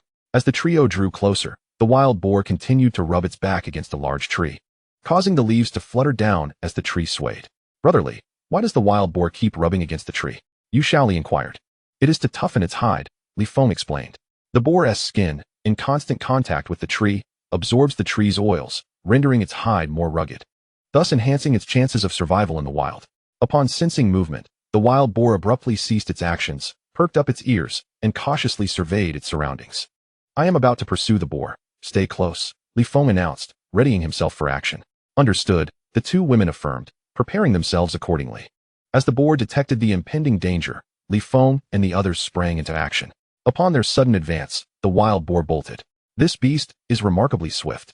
Quick, pursue it, Li Feng urged as he hurried after it, with Lin Ping and the others following closely behind.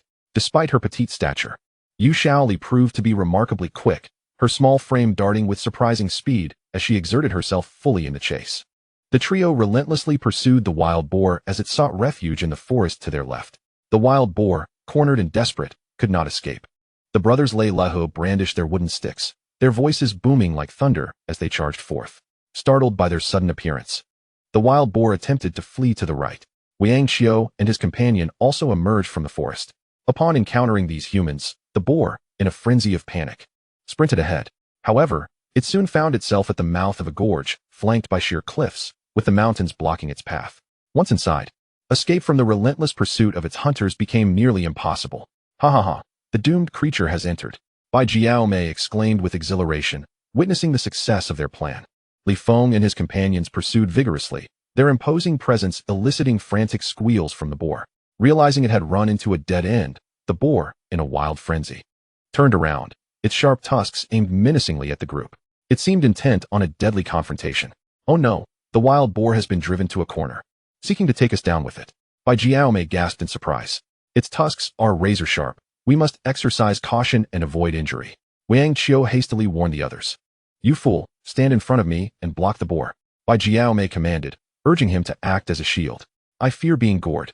Wang Qiu, intimidated by the formidable size and ferocity of the wild boar, felt a pang of dread. Why do you cling so desperately to life, you impoverished wretch? In life, you are a pauper. In death, a mere ghost, Bai Jiaomei scolded, pushing him forward to serve as a barrier. With eyes blood-red and hooves pounding like thunder, the boar charged at them. It barreled through the clearing, intent on attacking. Be careful. Stand behind me. Li Feng swiftly positioned himself to protect the two women, anxious for their safety. As the wild boar rampaged, Lei Lehu's second brother contemplated pushing Li Feng into the path of the boar's lethal tusks. Just as he prepared to act, he caught a glimpse of the icy determination in Li Feng's gaze. You would do well not to move, or your demise will be most gruesome, Li Feng warned coldly. Hey, you're mistaken. I was merely pondering how to slay the boar. Lei Lehu's second brother lied hastily. Act now. As the boar charged, Li Feng urged Lei Lehu and his companions to spring into action. They swiftly grabbed the prepared vines, using them as a makeshift barrier against the advancing beast. The boar, like a galloping steed, stumbled when its front legs became ensnared, nearly tumbling to the ground. Yet, this creature remained on its feet. With its low center of gravity, it was difficult to topple. Despite being impeded by the vines, the boar surged forward with tremendous force, nearly dragging Lei Lehu and the others down with it. Li Feng, hurry. We're losing our grip, cried Lei Lehu, collapsing to one knee under the strain. Wang Qiu and Lei Lehu's second brother also struggled to maintain their footing. Beast, perish! Li Feng shouted as he charged forward, plunging his blade into the boar's neck. With a roar, the wild boar bled profusely and collapsed, its massive body convulsing on the ground. Weighing between 400 to 500 pounds, it was a formidable opponent, yet their numbers ultimately prevailed. Hurrah! The wild boar has been vanquished. We shall feast on its meat. After the wild boar was dealt with, Yu Zili felt a surge of happiness, and Lin Ping also displayed a radiant smile. Humph, we contributed the most effort. We should receive 70%, while Li Feng and his group can have 30%. Following the successful hunt, Bai Jiaomei changed her mind and sought a redistribution. Have you not yet awakened? Li Feng thought she was speaking nonsensically. We had agreed on a 60-40 split, with us receiving 60 and you 40. On what grounds do you reverse that agreement? Yu Zili inquired. The rules we established must remain unchanged, Lin Ping asserted firmly. Why should you receive more while we receive less? Bai Jiaomei retorted defiantly. Wang Qiu chimed in. Allow me to voice a fair point. We are more numerous and should thus receive a larger share. You have fewer people, so it is acceptable for you to receive less. Humph. Your numbers have no bearing on me. It was Li Gu who discovered the wild boar, and it was he who delivered the fatal blow. You are taking advantage and yet remain unsatisfied. Yu Zili shot back promptly. I hope you can speak more courteously. Wang Qiu unexpectedly became irate. Oh my. I never anticipated you had a temper. I thought you were devoid of one. Yu Zili rolled her eyes at him. You had best not offend me, or I will not be so polite. Wang Qiu, feeling wronged by Bai Jiaomei, sought to vent his frustrations on Yu Zili. I have been quite civil in my discourse with you. At least I haven't called you a fool or a pauper, nor have I laid hands on you. If you possess the ability to express your anger, do so towards others instead of taking it out on me, Yu Zili asserted. Wang Qiu, do not seek to establish your presence here. I will not indulge you. Li Feng warned him to behave. This distribution is indeed inequitable. I demand a re-evaluation, at least 50-50. Lei also protested. A 50-50 split is out of the question. You can abandon that notion, Li Feng firmly rejected. Provide me with a reason. Lei insisted on an explanation for the rejection. We had previously agreed upon the distribution. I discovered the wild boar. I also killed it. And you lack the tools necessary. My reasons are sufficiently compelling. Would you not agree? Li Feng stated his three major justifications. As Lei simmered with anger, Lei Lehu quietly advised, second brother, do not let your temper flare. Even if he desires an 80-20 or a 90-10 split, I have no objections. Elder brother, I understand you are cunning, but your constant displays of weakness are intolerable. Lei, unaccustomed to feeling slighted, struggled to swallow his pride. Once we find an opportunity to take down Li Feng, let alone the wild boar meat, those two women will also be ours. Why quarrel so fiercely? Upon hearing his brother's words, Lei felt a sense of relief. Elder brother speaks truthfully. As long as we successfully subdue Li Feng, the entire wild boar will be ours, and those two beauties will be ours as well. Li Feng, we brothers are men of our word. Since we previously agreed on the distribution, let us adhere to it. Lei, now understanding his brother's intent, no longer cared about the distribution issue. Very well. Let us proceed according to the rules. You four can carry the wild boar back. Li Feng instructed them to gather vines and wooden poles to transport the boar.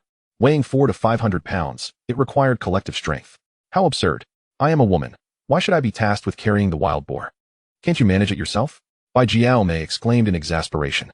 The fact that you are a woman is of no concern to me. Your birth as a female does not influence my perception. Li Feng did not regard her as a woman.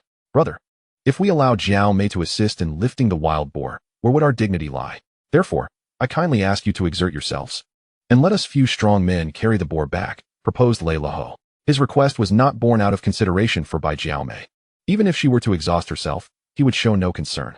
His intent was to deplete Li Feng's strength.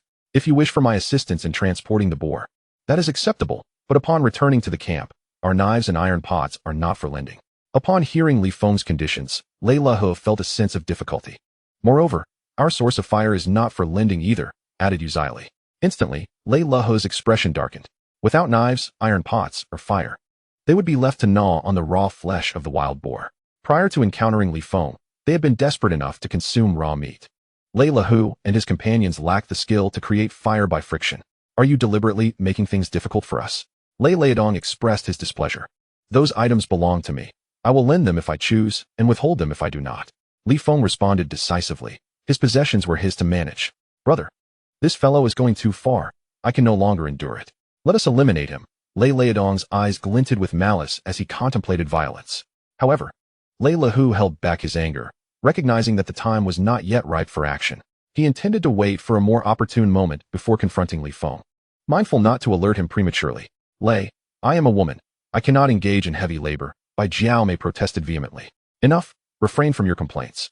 A little hardship is acceptable. After all, it will not lead to death. Lei Lahu dismissed her grievances. Curse Li Feng, I shall eventually bring about your demise. Along with Lin Ping and Xiaoli, Bai Jiaomei seethed with rage, harboring deep animosity towards Li Feng and his companions. As the group prepared to lift the wild boar, a sudden howl echoed from outside the valley. Ah, wolves! The wolves are coming. Upon hearing the howl, Bai Jiaomei was thrown into a panic. A pack of wolves appeared unexpectedly at the valley's edge. The wolf pack has arrived. Ligu wolves. Yu Xiaoli and her companion gasped at the sight of the dozen wolves. This was likely the same pack of gray wolves they had encountered before. Be cautious. Quickly stand behind me, Li Feng urged as he instinctively shielded the two women. The number of wolves was overwhelming, and they found themselves in peril. Chapter 62. A desperate escape. With each wolf's howl resonating, a multitude of large gray wolves materialized outside the valley. The sheer number of these wolves was alarming. Li Feng and his companions had previously encountered gray wolves on 2 occasions, but those encounters involved only a few. This time, the pack had come in full force, seeking vengeance for their fallen comrades. Wolves are known to harbor grudges. They sought to avenge their slain kin. As 15 or 16 wolves appeared simultaneously, their glowing green eyes emanated an eerie brilliance, and the air was thick with the scent of wolves. Oh no, the wolf pack is here. Bai Jiaomei screamed in terror, attempting to flee deeper into the valley. If you wish to survive, do not run, do not panic. For such actions will lead to a terrible fate. Li Feng raised his voice not to save the deceased woman, but out of concern that her panic might provoke an early attack from the wolf pack. Damn it, you're not my man. Why should I listen to you? Bai Jiaomei retorted defiantly. Just as she contemplated fleeing, Lei Laho's commanding voice echoed, listen to Li Feng. With his words, Bai Jiaomei hesitated to escape. Brother Li Feng, why can't we run? Lei Lahu inquired, his gaze fixed upon him, alongside Lei Lauer and Wiang Qiu. If we flee, we will show our fear, and the wolves will undoubtedly seize the opportunity to attack us fiercely. Li Feng cautioned everyone to remain calm and not to run. With their numbers, they possessed the courage to deter the approaching wolves. Very well, we shall heed your advice. Let us not flee or succumb to fear, Lei Lahu stammered, gripping his wooden stick tightly, his eyes darting anxiously towards the valley. Curse it, I fear you not. I have taken countless lives. Why should I fear a pack of beasts? Lei Lauer proclaimed, his demeanor menacing, infused with a murderous aura. He had indeed committed homicide, back in Yunhai City. A short-sighted executive attempted to usurp a project from his elder brother, and that very night, he exterminated the entire family, later fabricating a story of gas poisoning. This incident had even made the news at the time.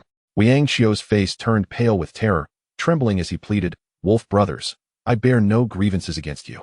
Please do not devour me.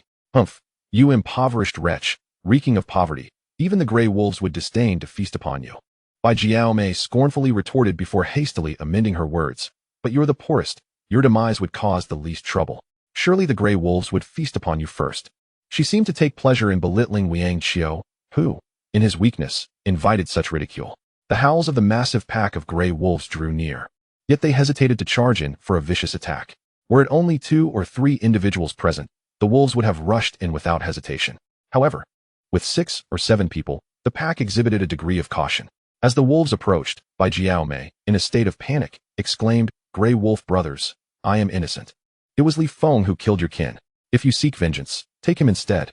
This foolish woman had the audacity to point at Li Feng. 2 of the wolves, upon spotting Li Feng, let out a series of haunting howls, having encountered him before. It seemed they were informing their comrades that he was the one responsible for the death of their kind. The pack's fierce, green-eyed gaze suddenly fixed on Li Feng. Lin Ping and Yu Zili stood resolutely behind him, calmly observing the wolves. They recalled his earlier words, in the face of danger. One must not succumb to panic but remain composed. Li Feng, you have faced the gray wolves before. Now they come seeking retribution. You must step forward and clarify the situation, Bai Jiaomei naively suggested, utterly oblivious to the futility of explaining to creatures that could not comprehend human speech. Bai Jiaomei, silence your foolish tongue. If you dare to utter another word, the gray wolves may very well claim your life. Yu Zili warned her with evident ire. I have never slain a gray wolf. Why should they target me? They ought to pursue Li Feng, Bai Jiaomei retorted defiantly. Lei Laoer's countenance was darkened with malevolence as he contemplated how to exploit this opportunity to eliminate Li Feng or perhaps seize the long knife. The wolves emitted mournful howls, as if lamenting their fallen comrades. Once their mourning concluded, the pack cautiously advanced into the valley, albeit with great wariness, daring only to approach with trepidation.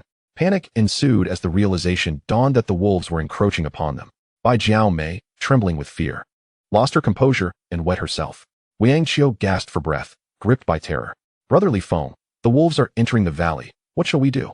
Lei Laohu inquired. Remain calm, Li Feng urged. Wolves are naturally cautious and timid. If we form a defensive formation, they will not dare to attack. He directed the others to assemble, ensuring they adhered to his command, thus instilling a semblance of order amidst the chaos. Very well, we shall follow your lead. Lei Laohu conceded, intent on first uniting to drive away the wolves before turning his attention to Li Feng.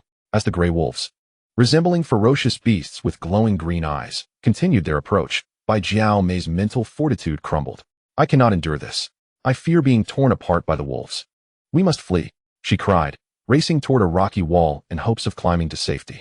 Wait for me, I am terrified too. Liang Qiu, witnessing her flight, hurried after her. Blast it. You 2 imbeciles, incapable of achieving anything yet adept at causing trouble, Li Feng seethed, wishing he could eliminate these 2 fools. The wolves, initially hesitant to advance, became emboldened as the pair fled in panic. With a chorus of howls, a dozen wolves surged forth like warriors charging into battle. Curse you, Bai Jiaomei, you have truly jeopardized us. Lei Laohu and his brother seethed in anger, realizing the woman was indeed a liability. Lei Zong, I apologize.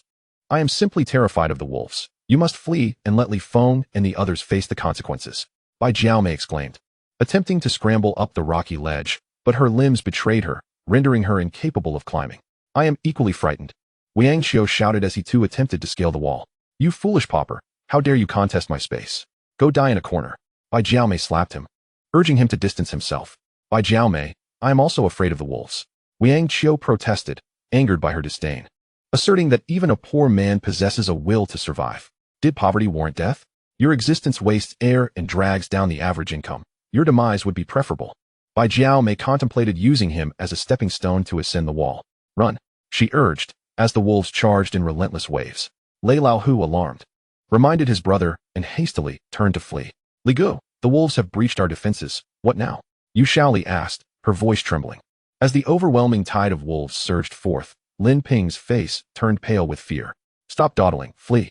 Li Feng commanded as he led the 2 women in a desperate bid for survival. Despite his formidable prowess, he realized that facing the wolves was an insurmountable challenge due to their sheer numbers. If not for the need to protect the 2 women, he could have easily escaped alone. Hasten your steps, be wary of the impending wolf pack. Li Feng shielded the 2 women as they retreated. Regardless of the peril that may arise, his foremost duty was to ensure their safety. As for Bai Jiaomei and her companions, let them meet their fate. They deserve it. Chapter 63. Quickly save Zili, damn it. The wolves have arrived. Brother, run, Lei Laoer shouted, urging his brother to flee in haste. The pack was overwhelming. with 15 or 16 formidable gray wolves. They numbered merely 7, 3 of whom were women, making it exceedingly difficult to contend with such a multitude. Haha, splendid. I have finally ascended, and the wolves can no longer reach me. Bai Jiaomei cackled, perched precariously on a sheer cliff several meters high, gazing down with a triumphant laugh. Below her lay a narrow ledge capable of accommodating 2 or 3 individuals. Miss Bai, please pull me up. Wang Qiu pleaded from below. Bah, you wretched miser. I shan't rescue you. Were you Ma Daun, worth billions, I might consider it for the prospect of instant wealth. But you, penniless and destitute. Why should I extend my aid? Bai Jiaomei retorted, rolling her eyes from her elevated position. Miss Bai, you stepped on my shoulder to climb up, without my assistance. You would have never made it. You ought to help me. Wang Qiu exclaimed, desperation evident on her brow. This woman is insufferably selfish. Heh, that was your choice to let me step on you. I made no demands, Bai Jiaomei replied dismissively. Wang Qiu felt the urge to spit blood. It was hardly voluntary. A wool, a wool. The wolves surged into the canyon, their fierce green eyes glinting ominously. Brotherly, the wolves are upon us. If you can escape, do so without concern for us. Yu Zili gasped, panic gripping her heart as she wished not to be the cause of Li Feng's demise. Zili was right. Do not worry about us. Flee now. Lin Ping echoed her sentiment, not wanting to burden him further. Silence. Remain calm, Li Feng instructed. Surveying the surroundings with a composed demeanor, he would not abandon the 2 women. In the direst of circumstances, he would as he scrutinized the terrain. He discerned that they were trapped. The exit was obstructed by mountains, flanked by sheer cliffs, with the wolf pack behind them. There was no way out. No escape in sight. While his heart raced with urgency, Li Feng suddenly spotted a rocky ledge above, a place where at least 2 or 3 could stand. If he could guide Lin Ping and the others to that vantage point, the wolves would pose no threat. Lei Lauer too noticed the potential refuge. Upon recognizing the ledge, a cunning plan hatched in his mind. He yearned to ascend and, from a position of superiority, hurl stones at Li Feng. According to their original scheme, they were not to harm Li Feng just yet, but the temptation for Lin Ping and her companion was overwhelming. He wished to eliminate Li Feng swiftly and seize the 2 women for himself. Brother, there's a spot on the cliff above where we can stand. Let us climb up. Lei Lauer pointed eagerly to the rocky formation. It was about 4 meters high, and if they could find a way to scale it, they could gain the upper hand and bring down Li Feng with stones. You are agile, my brother. Ascend first, and then assist me, Lei Laihu exclaimed, his spirits soaring at the sight of the cliff. Very well, brother. I shall ascend first, and then pull you up, he replied, exchanging a knowing glance with his brother as he prepared to climb. Upon witnessing that gaze, Lei Laihu comprehended the intentions of his younger brother. At this moment, he had no desire to take Li Feng's life. However, his brother was exceedingly eager for the 2 women. Alas, this turmoil was instigated by women. Indeed, beauty can be a source of calamity. As Lei Er attempted to ascend, Li Feng suddenly dashed forward, declaring that he had spotted the opportunity first and urging the youth to seek another path. You shall not contest this position with me, or I shall fight you to the death, Lei Er threatened angrily, contemplating using an object to crush Li Feng once he reached the top. Get lost. Li Feng forcefully kicked him aside. You dare to kick me? Lei Er exclaimed, brandishing a wooden stick in a display of desperation when a gray wolf appeared behind him. Lei Er, be careful. A gray wolf is about to bite your backside. Bai Jiaomei, perched above, called out in alarm. Be cautious, brother. Lei Lahu rushed toward him, swinging his stick at the wolf, but missed entirely. The wolf retreated in haste, causing Lei Lahu's stick to strike a stone, nearly breaking it. How dare you attempt to bite me? Lei Er retaliated, landing a blow on the wolf's head. The creature yelped in pain and turned to flee. Meanwhile, Li Feng swiftly leaped to a rocky ledge 4 meters high, a protruding cliff capable of accommodating several individuals. Aunt Lin, I've made it. Quickly grab my legs, he called, extending his foot down as Lin Ping clung to his thigh. Using his leg strength, he hoisted her up. Shally, I'm coming up. I'll pull you. After Lin Ping ascended, she attempted to help Yu Zili. Just as Yu Zili reached out, 2 ferocious gray wolves lunged forward with incredible speed. Ha ha. Big gray wolf, go for Yu Zili. Let her perish. Bai Jiaomei clapped gleefully from her perch, harboring a deep-seated animosity towards the 3 women. Ah, the gray wolf is going to bite me. As the 2 wolves charged, Yu Zili brandished a stick, trying to fend them off. However, they flanked her. And in her panic, the stick struck the stone, slipping from her grasp. In a moment of chaos, without her weapon, 1 wolf surged toward her. Shally! Lin Ping cried out in distress, contemplating a leap to save her friend. Ha ha ha, Shally, you're doomed. The wolf will finish you off. Bai Jiaomei reveled in her misfortune. As the gray wolf lunged, Yu Zili's face turned pale, her mind racing with dread. She thought to herself that her fate was sealed. The wolf would surely claim her. Begone! Just as panic enveloped her, Li Feng suddenly leaped down from above, delivering a powerful kick to the wolf's head. The creature was sent flying, rolling across the ground. As the second wolf approached, Li Feng swiftly drew his blade. The sharp edge sliced through the wolf's skull, causing it to yelp in agony and retreat, bloodied and wounded. Big gray wolves, hurry! Unite and finish off Yu Zili and the others. Destroy them. Bai Jiaomei shouted from her vantage point, her frustration palpable as she witnessed Yu Zili being rescued. Li Ge, thank you. You have saved my life once again. I thought I was doomed. Yu Zili exclaimed, shaken but relieved, on the verge of tears. She had just thought she was doomed. Don't cry, I assured her. As long as I am here, no one can harm you. As Li Feng comforted her, 5 gray wolves charged simultaneously. The other wolves lunged at Lei Lauer, Lei Leho, and Wiangxiu. Li Feng, those wolves are coming. You all hurry up. Lin Ping shouted anxiously from above. She wished she could jump down to assist the two. Li Gu, the wolves are coming. Don't worry about me, you go up first. Yu Zili urged, anxious not to drag Li Feng down with her. Don't speak. Let me get you up first, Li Feng insisted, urging her to ascend. Li Gu, there's no time. You go up first, don't worry about me. Yu Zili feared being a burden to Li Feng. I will not abandon you. I will get you up first. As the wolves charged, Li Feng aimed to save Yu Zili, hoping she would remain unharmed and not be bitten. Chapter 64. Wiangxiu was bitten by a wolf. As the 5 gray wolves approached, Li Feng sprang from the ground. With a powerful leap, he grasped the rock above, allowing Yu Zili to cling to his leg. With his immense strength, he hoisted her up alongside him. Just as they reached safety, the 5 wolves arrived below, pacing anxiously. Oh my, that scared me to death. I thought I would be bitten by a wolf. Yu Zili exclaimed, still shaken after climbing up. You will only be bitten by me, not by a wolf. Li Feng smiled reassuringly. I would rather be bitten by you than by a wolf. Your bite would be gentle, while theirs would not. Yu Zili's humor lightened the tense atmosphere. Oh dear, don't cry anymore. Lin Ping comforted her, gently patting her back. It's truly unfair. You 3 made it up while I... Ugh, how infuriating. Bai Jiaomei spat in frustration, wishing ill upon the trio. Humph, you heartless woman. You will eventually be bitten by a wolf. Yu Zili glared at her in anger. Lin Ping shared her disdain for the woman. After the 5 wolves missed their targets, they prowled restlessly below. Li Feng broke off a stone from the cliff and hurled it down with great force. The stone weighed several pounds and struck with tremendous impact. Thud! From his elevated position, the stone crashed onto one wolf's head, causing it to bleed and retreat in pain, though regrettably, it did not kill the beast. Li Feng, are those wolves here for revenge? Lin Ping asked nervously, observing the ferocious pack. The wolves seemed relentless, intent on a deadly confrontation. You two be careful, don't fall. Li Feng cautioned the women. Heeding his warning, the 2 beauties pressed their backs against the rock wall. Come on, you beasts, if you want to bite me. Come at me, I will slay you. Lei Lauer roared fiercely at the wolves. Brandishing a wooden stick, his expression was fierce, radiating murderous intent. Lei Leho, also wielding a stick, bellowed angrily. You beasts better not come any closer, otherwise, I will fight to the death. As the 2 men waved their weapons, the wolf pack hesitated, yet remained poised to attack. The gray wolves, too, are fearful of being struck and dare not sustain injuries. In the wild, a wound often signifies death for animals. Come quickly, Lei. There's still space here, hurry. Bai Jiaomei shouted from her perch upon the stone wall, which could comfortably accommodate 3 individuals. Upon hearing her call, Lei Laodai and his companion brandished their wooden sticks, brandishing threats at the encroaching pack of wolves before hastening towards her. Miss Bai, please save me. Pull me up. Wiangxiu cried out, besieged by 2 wolves. The formidable gray wolves flanked him, ceaselessly seeking an opportunity to strike.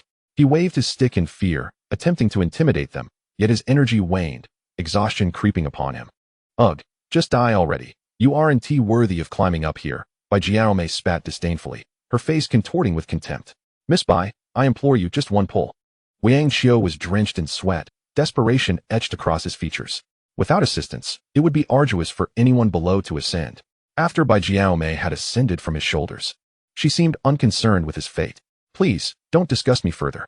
What right do you have to plead? Your entreaties are utterly worthless, Bai Jiaomei derided him, her disdain palpable. Miss Bai, if you rescue me, my life will be yours from this moment forward. I shall obey your every command. Wiangxiu felt utterly humiliated, akin to a subordinate. You foolish wretch, your life holds no value in my eyes. Your obedience means nothing to me. Bai Jiaomei continued her scornful dismissal. Suddenly, as Wiangxiu lamented, one of the gray wolves seized his thigh. The excruciating pain surged through him, nearly rendering him unconscious. As he cried out in terror, the other wolf lunged at him. Damn it, I have my limits. If you dare bite me, I will fight back. Wang Qiu gritted his teeth, enduring the agony as he grasped a stone from the ground and struck the wolf's head with all his might. The wolf released its grip, recoiling in haste. However, a chunk of flesh was torn from his right leg, blood gushing forth, staining his trousers crimson. Ah, it hurts so much. I'm in agony. Wang Qiu clutched his leg, his face contorted in pain. Shut up. Your wailing is irritating. Bai Jiaomei snapped, clearly perturbed by his cries.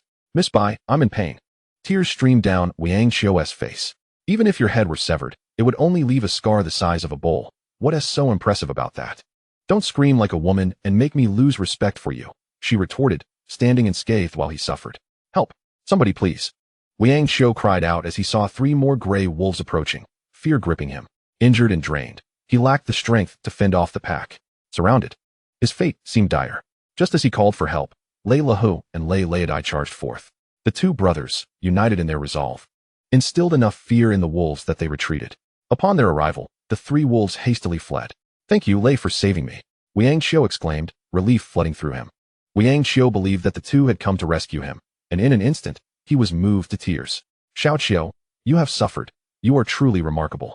After comforting him, the second brother Lei hoisted Lei Lahu and began to ascend. Bai Jiaomei pulled from above. Once Lei Lahu clumsily scrambled up, he prepared to pull his younger brother up as well. Lei Ergu, I implore you to save me too. I do not wish to perish. Wang Qiu pleaded in desperation. Xiao Qiu, you are exemplary. You will forever be our dear brother. Lei Ergu praised him, patting his shoulder. I truly do not wish to die. Please, I beg you to save me. Wang Qiu continued to implore. Rest assured, my brother, should you pass upon leaving the island, I will ensure your parents receive financial support to live comfortably. I will not forget you. Lei Ergu reassured him before hastily climbing up. Save me, please save me. Wang Qiu cried out as the pack of wolves surged towards him, his heart racing with terror. Facing such a multitude of wolves, he would surely be obliterated. Not even a remnant left behind. There's no space here. Accept your fate. There's no hope for you. Bai Jiaomei coldly rejected him. Xiao Qiu, you are our good brother. We shall never forget you. Lei Ergu comforted from above. Xiao Qiu is a commendable comrade. Should he sacrifice himself for us? We must not forget him, Lei Lahu declared with lofty rhetoric. I do not wish to die. I beg you to save me. As the wolves charged like a tidal wave, Wang Qiu's voice trembled with fear. Help! Please save me! He screamed in terror. Yet, Bai Jiaomei and the others ignored him. For there was only room for 3. Accommodating 4 would be too cramped. They were unwilling to risk their own safety. Li Feng, Captain, I beseech you to save me. Wang Qiu turned his fearful gaze towards Li Feng. The trio, however, had no intention of rescuing him. You are their comrade. Seek their aid, Li Feng replied. Unwilling to intervene. I was once under your command. You were my captain. For the sake of our past camaraderie, I implore you to spare my life. Wang Qiu hastily played the emotional card. The 2 had previously worked together at Lin's company. Our ties have long since severed. The path you chose is yours to bear the consequences. Li Feng resolutely declined, refusing to be a do-gooder. Captain, please save me. Wang Qiu cried in desperation. But Li Feng and his companions remained indifferent. Wang Qiu, there's a crevice in the rocks. Quickly, hide there. Lei Ergu suddenly spotted a narrow gap beside him. Below a massive stone, there was a fissure just large enough for a person to conceal themselves. If Wang Qiu could slip inside, he might avoid the wolves' onslaught. Hearing the suggestion, Wang Qiu hastily rolled towards it. This was a small gap between the ground and the colossal stone. Once he squeezed inside, he desperately pressed himself further in. As the wolves approached, they thrust their heads in, attempting to bite him. He quickly removed his shoes and used the soles to shield himself from their jaws. The space was exceedingly confined. Even the wolves could attack within it. One man can hold the pass against 1,000 wolves. As the pack of wolves rushed forward, all they could do was feel a sense of helplessness. The wolves howled and roared within the canyon, sending chills down Lin Ping and her companion's spines. Brotherly, do you think the wolves will remain in the canyon? Yu Zili inquired. It's uncertain, but they will likely stay for at least a day or 2, Li Feng replied, well versed in wolf behavior. Ah, a day or 2. What shall we do? The prospect of the wolves lingering for such a duration instilled a degree of fear in the 2 women. What if they nodded off against the stone walls and fell? Li Feng, too, found himself troubled. If the wolves were to guard the canyon, their escape would be perilously difficult. Alone, he could leave at any moment, but ensuring the safety of the 2 women was quite a dilemma. Brotherly, our luck has truly run out. We have encountered a pack of wolves, Lei Lahu lamented from his perch on the cliff. Li Feng ignored him. You brat. You nearly cost our lives by taking my spot. How do you intend to settle this debt? Lei Lahu glared at him in indignation. Settle it however you wish. Li Feng retorted dismissively. Li, do you dare to conspire against Brother Lei? Once we leave this island, he will seek retribution, Bai Jiaomei threatened. Silence your insolent tongue. Speak again, and I shall not be courteous, Li Feng shot back with a frigid gaze. Faced with his icy demeanor, Bai Jiaomei refrained from further provocation. Sister Jiaomei. Brother heir, we are all in this together. We should assist one another to overcome this crisis. Let us not turn against each other, Lei Lehu proclaimed, appearing congenial while harboring a cunning nature. I will heed your words, Lei, Bai Jiaomei flattered. I will too, brother, Lei Lar concurred, eager to navigate the immediate peril. Brotherly, the wolves likely will not depart soon. Although we are currently safe, prolonged standing will surely lead to numbness in our legs, making a fall likely. Should that happen, the consequences would be dire, Lei Lehu expressed his concern. The cliff was narrow, offering little room for movement. Prolonged standing would inevitably lead to discomfort. Brotherly, why don't we devise a plan to drive away these vile wolves? If we do not unite, we shall all perish here, Lei Lehu suggested, prioritizing survival before addressing Li Feng. Indeed, your reasoning holds merit, Li Feng acknowledged, fearing for the safety of the two women. Remaining stationary was not a viable solution. They could withstand it for only a few hours. Should their legs grow numb and they fall, the wolves would surely attack. Brotherly, perhaps we should take the initiative. The women can stay above while the men confront the wolves, Lei Lehu proposed after a moment of contemplation.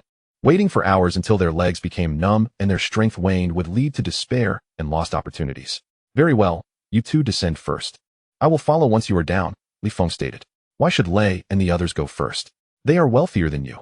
You should descend first, Bai Jiaomei countered. Bai Jiaomei, are you out of your mind? Life is equal for everyone. Why should my brotherly go down first? Yu Zili scolded her furiously. Humph. I can't be bothered to talk to you. Bai Jiaomei rolled her eyes. I have no desire to converse with someone as worthless as you. Yu Zili shot back directly. Enough. You both cease your bickering. Lei Lahu interrupted their quarrel and proposed a condition. Brotherly Feng, if you wish for us to descend first, you must agree to one condition. What condition?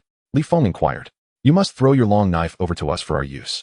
And then my brother and I will go down first. He intended to seize Li Feng's long knife for himself. Lei, your scheming is quite commendable. Do you intend to use this knife against me? Li Feng chuckled coldly, having discerned the other's little trick. In truth, even if he were to give the long knife to the two, they were no match for him. Should he desire to eliminate them, he could easily send the two brothers to hell at any moment. He merely wished to use these inept individuals as a shield against the threats posed by the wild men. Brotherly Feng, I am forthright and would never engage in such treachery. Please believe in my sincerity. Lei Lahu nearly swore to the heavens. Humph, we won't be fooled. We do not trust your deceitful words. Yu Zili scoffed. Lin Ping added coldly. Lei, we are well aware of each other's backgrounds. Your little schemes cannot deceive us. You are quite devious and treacherous, and we cannot place our trust in you. Since you do not trust my elder brother, let us all await our demise together. We might as well die together. Lei Lar responded impatiently. If we are to die together, as long as Brotherly is present, I am willing to perish alongside him. Yu Zili gently held Li Feng's hand, gazing at him with affection, and added, I am willing to die with you. Fool, what are you saying? We all need to survive. Li Feng caressed her cheek. Oh, how cheesy, it's disgusting. Bai Jiaomei mocked sarcastically. Humph, you are the one who is repulsive. Yu Zili retorted directly. What did you say? Bai Jiaomei was furious. I said you are repulsive, are you dissatisfied? Yu Zili looked down on her. Bai Jiaomei trembled with rage. Zili, do not stoop to the level of a dog. Lin Ping consoled her. Aunt Lin, I do not engage with dogs. Yu Zili held Li Feng's hand, her eyes filled with him. Suddenly, a crack echoed beneath their feet. Oh no, the rock is about to break. Upon hearing that sound, Li Feng's face fell. If this stone breaks, the three of them will surely fall. Chapter 66. She really dares to jump. With a crack, Li Feng felt the ground tremble beneath him. The rock could no longer bear the weight of the three and was on the verge of snapping. Oh no, this rock is going to break. Li Feng exclaimed in alarm.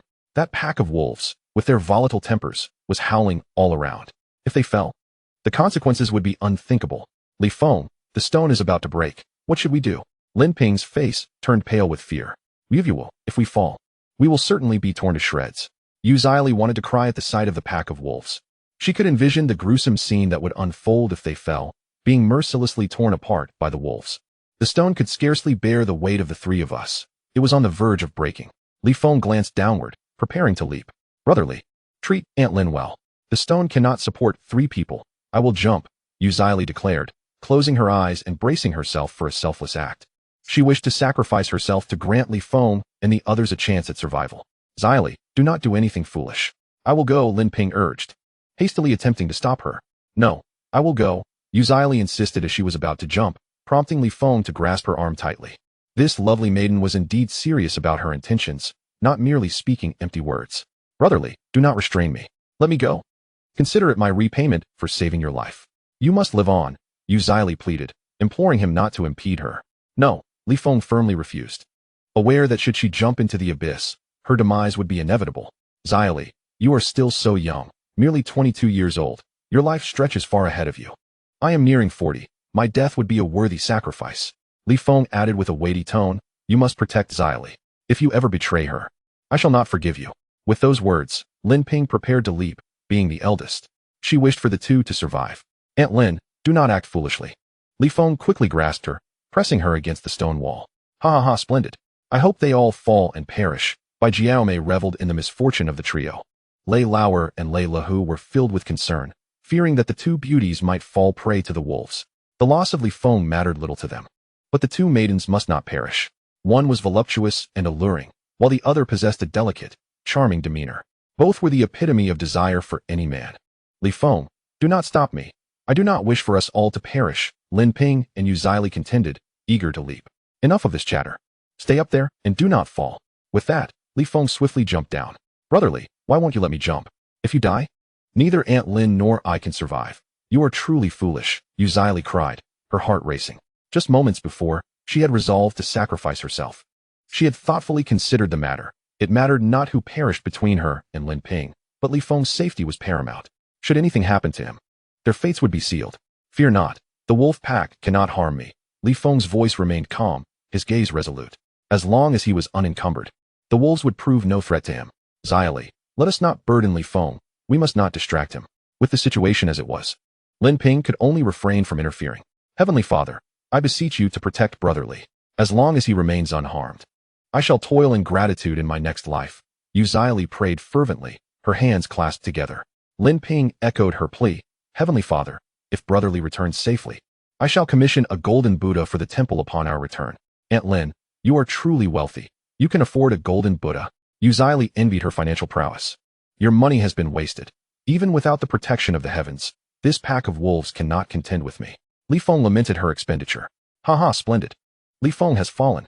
Bai Jiaomei laughed heartily, reveling in his misfortune. Upon witnessing Li Feng's descent, Lei Lauer and Lei Lahu smiled.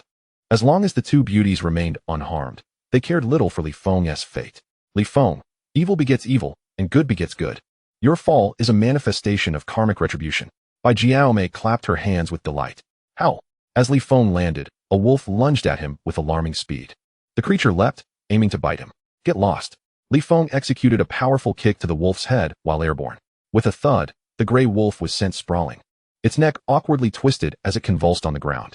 2 more wolves rushed forth, displaying wild ferocity. Die! With a swift motion, Li Feng wielded his long knife, severing the throat of one wolf. In a fluid motion, he reversed his grip, piercing the neck of another.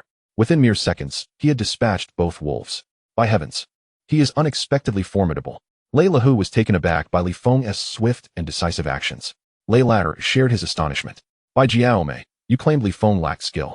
How can he be so adept? The thought of the woman's previous fabrications ignited Lei Lahu's desire to strike her. President Lei, you have wronged me. Li Feng indeed lacks martial prowess. Had he not wielded a blade, he would have surely been devoured by the wolves. Bai Jiaomei protested, her expression one of grievance. Brother, that knife is exceedingly sharp. It is entirely reasonable for him to vanquish those wolves, Lei Lauer interjected. Though Lei Lahu remained skeptical, he sensed that Li Feng was not to be underestimated. As the pack of wolves, enraged by the loss of their comrades, charged forward, their mournful howls echoed, seemingly seeking vengeance. Li Feng, do not engage directly, evade their onslaught. Lin Ping and her companion shouted in alarm, fearing a confrontation between Li Feng and the wolves. Should he become encircled, even his skills may not suffice to avert injury. How? As the wolves surged like a tide, Li Feng swiftly advanced. Spotting a towering boulder approximately 6 or 7 meters high, resembling a small mound nestled within the valley, he dashed towards it, leaping with agility. His left hand grasped the knife while his right seized a crevice in the stone, executing a graceful roll to stand poised atop the boulder. Witnessing his remarkable agility, Lei Lehu was left speechless. Li Feng undoubtedly possessed martial abilities. Fortunate they had refrained from attacking him earlier, or they would have met with dire consequences. Heavens! You allow Li Feng to escape this peril. Truly, it is unjust. Bai Jiaomei lamented the unfairness of fate when suddenly, Li Feng flicked a small stone. Thud! The stone struck Bai Jiaomei squarely in the face. Ouch! What hit me? That hurt! She shrieked, tumbling downwards. Since she courted danger, Li Feng allowed her to face her demise. Chapter 67. Bai Jiaomei is bitten. As Bai Jiaomei fell, she instinctively clutched at Lei Lehu and Lei Lair. All three plummeting together. Upon crashing to the ground, they found themselves disheveled and dazed, stars dancing before their eyes. Bai Jiaomei, you wretched woman! How dare you drag us two brothers down? Do you wish for our demise? I swear, I will end you. Lei Laodai's rage was palpable as he glared at her. Lei Ergo, please do not be angry. It was not my intention, Bai Jiaomei hurriedly explained. Indeed, it had not been her intention. Damn it, I will kill you. Lei Laodai raised a wooden stick, ready to strike her. Lei Ergo, spare me. I truly did not mean it. Bai Jiaomei, terrified, shielded her head with her hands. Second brother, let us not waste time. We must ascend quickly. Perhaps it was not her intention, Lei Lehu urged, eager to climb and unwilling to delay. If anything were to happen to us, I will surely make you pay. Lei Laodai cursed as he prepared to climb. Before the three could ascend, a pack of wolves charged at them. They had no time to climb. The trio hurriedly pressed against the stone wall, brandishing their sticks to intimidate the wolves. Howling in unison, the wolves lined up, cautiously testing their resolve to attack. Li Feng, we are surrounded by wolves. Come save us, Lei Lehu shouted, leaning against the wall and waving his stick desperately. Fend for yourselves, Li Feng replied, unwilling to intervene. Their fates rested in the hands of destiny. Li Feng, if you save me, I will reward you with 10 million upon our return. Lei Lehu quickly painted a grand picture of riches. Let's see if you can survive to make that promise. Li Feng dismissed him skeptically. Brother, he will not save us. Do not plead with him. We must rely on ourselves. Lei Laodai glared fiercely at the wolves. Come at me if you dare. I will fight you to the end. Just then, a large gray wolf, taking advantage of Bai Jiaomei's distraction, suddenly bit into her thigh. Ah, it hurts so much. She cried out in agony. With her thigh bitten, she was drenched in sweat, howling in pain. How dare you bite my woman? With a powerful swing, Lei Laodai struck the wolf on the head, causing it to bleed profusely and succumb to the blow. He was indeed formidable, wielding immense strength. The wolf, already injured by Li Feng, met its demise with that single strike. Lei Ergo, you are truly impressive. Bai Jiaomei praised through her pain. Lei Laodai, pointing at the wolf's lifeless body, bellowed like thunder, you beasts, back off. If you dare to attack again, this will be your fate. His fierce demeanor caused the pack of gray wolves to hesitate. Oh, it hurts so much. I am in agony. Bai Jiaomei lamented, clutching her thigh. The bite had drawn considerable blood, but thankfully, the flesh remained intact. Miss Bai, you have been bitten by a wolf. I too suffered a bite earlier. Bear it, and you shall be fine. Wiang Qiu, hiding in a crevice, observed with concern. How could I have almost forgotten about you, you pauper? Come out and help us fend off the wolves. Bai Jiaomei glared at him, urging him to emerge. I cannot. My thigh is injured. Wiang Qiu refused to emerge. I commanded him to come out immediately and assist us in defending against the pack of wolves. Now was a critical moment for Mr. Lei. If he remained hidden, he would be dismissed upon our return, missing the opportunity for fortune. Bai Jiaomei used this situation to coerce Wiang Qiu. Xiao Qiu, we are all comrades. I require your assistance now, so please join us in defense. Lei Lehu also urged him to join the fight against the wolves. Mr. Lei, my thigh is injured, and I am in excruciating pain. Wiang Qiu dared not venture out, finding safety within the crevice of the rocks. Xiao Qiu, in our line of work, loyalty and camaraderie hold great significance. If you emerge and stand with us against the wolves, I assure you, upon our return, you will not be neglected. Lei also attempted to persuade him to come out. The more people they had, the greater their strength. If the four of them could lean against the rock wall, confronting the wolves with wooden sticks, the pack would hesitate to attack. Brother Lei, I would like to rest a bit longer, if that is all right. Wang Qiu, overwhelmed by pain, wished for just a moment of respite. Damn it, you fool. If you do not come out, I will crush you with a stone. Bang. Bai Jiaomei picked up a rock and hurled it into the crevice. Ah!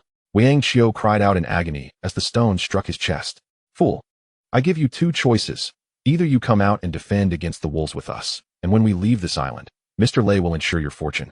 Or I will end your life with this stone. The choice is yours. Bai Jiaomei continued to threaten him with the rock. Miss Bai, please, don't be rash. Stop throwing things at me. I am willing to defend against the wolves alongside you. Fearful of the three, Wang Xiu also aspired for future wealth. Enough talk. Hurry and crawl out. Bai Jiaomei scolded him further. Mr. Lei, if I join you in defending against the wolves, will you truly help me prosper in the future? Wang Xiu, in his foolishness, still dared to hope for riches. Xiao Qiu, I am not ungrateful. As long as we face life and death together, we will be comrades. Bound by ironclad ties, I promise to lead you to prosperity. Lei Leho intentionally deceived him. Lei Er also pressed him. Xiao Qiu, in our world, loyalty is paramount.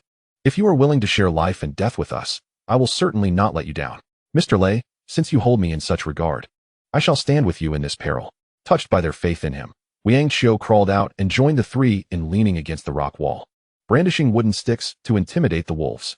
The pack, finding themselves temporarily stymied, then turned their attention towards a wild boar. You beasts, get away. As the three gray wolves prepared to attack the boar, Li Feng leaped from the boulder and rushed towards them. The boar was their prey and must not be ravaged by the wolves. Damn it, this is infuriating. Bai Jiaomei was nearly overwhelmed with rage at Li Feng's indifference. What happened? Lei Leho inquired. Bai Jiaomei, filled with indignation, replied, we were nearly devoured by the wolves, and Li Feng remained unmoved. Yet he suddenly grew agitated when the wolves attacked the boar. Does he value us less than a dead pig? The dead woman's words rang true in Li Feng's eyes. They were indeed worth less than that lifeless swine. Brother Li Feng, quickly protect the wild boar's carcass. We must not allow the wolf pack to defile it. Old Lei understands the significance of the wild boar. If you survive this calamity, I shall redistribute the spoils, 70-30. Li Feng, unwilling to expend effort in vain, stated, brother, as long as you safeguard that wild boar, I will heed your every command. Old Lei agreed.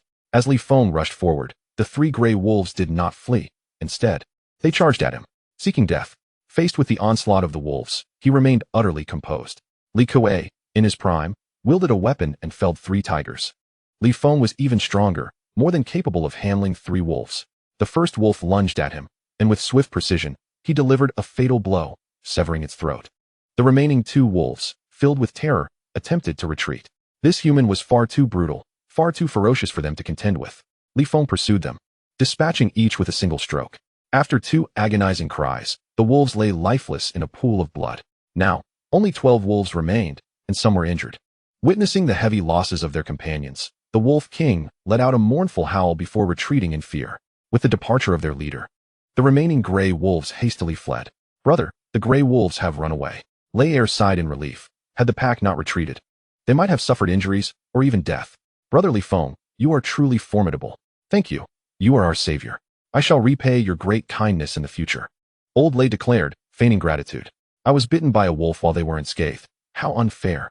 Bai Jiaomei expressed her discontent, wishing for Li Feng and his companions to suffer the same fate. Miss Bai, I too was bitten by a wolf. Wang Qiu attempted to find common ground, but was met with a slap from Bai Jiaomei. Smack. After receiving the blow, he asked, Miss Bai, why did you strike me? Bah, you wretched pauper. How dare you compare yourself to me? If you were bitten to death, it would be your own doing. Wang Qiu, swallowing his pride, chose silence. Li Feng, your luck is truly exceptional. You escaped the wild wolf's clutches. Consider yourself fortunate. Bai Jiaomei seethed, her teeth clenched. Li Feng approached her, his gaze icy. What do you intend to do? Bai Jiaomei retreated hastily. Smack. Li Feng delivered another slap. Ah! Bai Jiaomei, clutching her face in fury, exclaimed, how dare you strike me? I will retaliate. Silence your foul tongue. If you dare speak again, I shall silence you permanently. I am not Wang Qiu. Do not attempt to intimidate me. Li Feng warned, his eyes cold as ice, causing Bai Jiaomei to quieten in fear. Brother Li Feng, we are compatriots, both lost souls in this world. Please, temper your anger, Old Lei said with a beaming smile. Lei Er, gritting his teeth, suppressed his rage. Old Lei, he struck me. Bai Jiaomei complained, feeling wronged. You deserved it. You should not have uttered those words, Old Lei replied. As tears welled in Bai Jiaomei's eyes, she felt the weight of injustice. Do not provoke me, or I shall bring about your demise. Li Feng warned her before striding towards the 2 women. Old Lei, he hit me. Bai Jiaomei lamented, her discontent palpable. Sigh. Old Lei sighed, feeling that this woman was too foolish to recognize the gravity of the situation. Do not be disheartened, Miss Bai. Once we depart from this island, Lei will surely avenge you. Wang Qiu consoled her. Leave me be. With a sharp slap, Bai Jiaomei retorted angrily. You impoverished fool, spare me your insipid concern. I do not desire it. Upon reaching the stone wall, Li Feng instructed the two to descend. Brotherly, you are truly remarkable. I adore you. Upon her descent, Yu Zili leapt up, wrapping her arms around his neck, her legs snugly clinging to his waist, their faces mere inches apart. The intimacy of the gesture was palpable. Zili, please come down. There are others present. Mind your decorum. Lin Ping urged her to desist from her playful antics. I refuse. I merely wish to embrace my beloved brotherly, Yu Zili insisted, remaining steadfastly entwined around him. This enchanting maiden radiated warmth, her skin smooth and inviting. Lin Ping was at a loss for words. The young beauty certainly knew how to indulge in flirtation. Brotherly, you are so handsome. I adore you. Let me embrace your waist, and from now on, I shall only be coy with you. The little rascal reveled in her sweet flirtations. In the future, we shall embrace each other. Li Feng gently patted her back. Zili, brotherly is exhausted. Please come down. Lin Ping urged her again. Aunt Lin, you tormented him for 2 hours before. Were you not concerned for his fatigue? Yu Zili continued her playful banter. Lin Ping could only shake her head. Such matters should not be disclosed in public. Upon overhearing, Lei Lahu felt a chill run through him. Lin Ping was his most cherished goddess. The thought of his beloved goddess enduring torment alongside Li Feng for 2 or 3 hours shattered his heart. Zili, should you not descend? What will you do if the wolf pack returns? Upon hearing this, Yu Zili hurriedly complied. Indeed, I cannot allow brotherly to suffer unduly. You are the most mischievous. Li Feng teased as he pinched her cheek. I am indeed the most mischievous, and the one you cherish the most, Yu Zili replied, playfully pulling his hand. Ugh. Lin Ping made a face, almost feeling nauseous. Brotherly, I wish to discuss a matter with you. Lei Lahu approached with a sly smile. One that was both cunning and treacherous. What would you like to discuss? Li Feng inquired. Cough, cough. Lei Lahu cleared his throat. Jiao Mei and Wiang Qiu are injured and cannot carry the wild boar. I would greatly appreciate your assistance in returning it. Their injuries do not concern me. Li Feng dismissed the request. Brother, please, it would be a great favor. Lei Lahu feigned sincerity, his smile insincere and conniving. A leg injury can be treated with a simple bandage, Li Feng asserted. Exactly, they merely have leg injuries, not broken limbs, Yu Zili interjected. Who are you calling broken? Speak again if you dare. Bai Jiao Mei, clearly displeased, responded with ire. What will you do about it? If you possess the courage, act upon it. We are not Wiang Qiu. We will not allow you to bully us, Yu Zili countered boldly. Recognizing Li Feng as a formidable adversary, Bai Jiao Mei chose to remain silent. She only dared to bully Wiang Qiu. Brother, since you refuse to assist, we shall manage without your help, Lei Lahu expressed disappointment, harboring an even greater resentment towards Li Feng. After Lei Lao Air procured some vines and 2 wooden sticks. He bound the wild boar and used the sticks as a stretcher. Bai Jiao Mei complained throughout the journey, exhausted and drenched in sweat, feeling as though her waist was about to break. Wiang Qiu feigned misery, hoping to elicit sympathy from Li Feng, but Li Feng paid him no mind, regarding him as a pathetic coward, a disgrace to manhood. He was foolish and timid, a quintessential failure. Oh, I am so tired, my legs are bleeding. Bai Jiao Mei trudged on with great difficulty. Chapter 69. I know the whereabouts of your daughter, oh my. We are finally back. I am utterly exhausted. Bai Jiao Mei cried. My legs hurt so much, and my back is aching.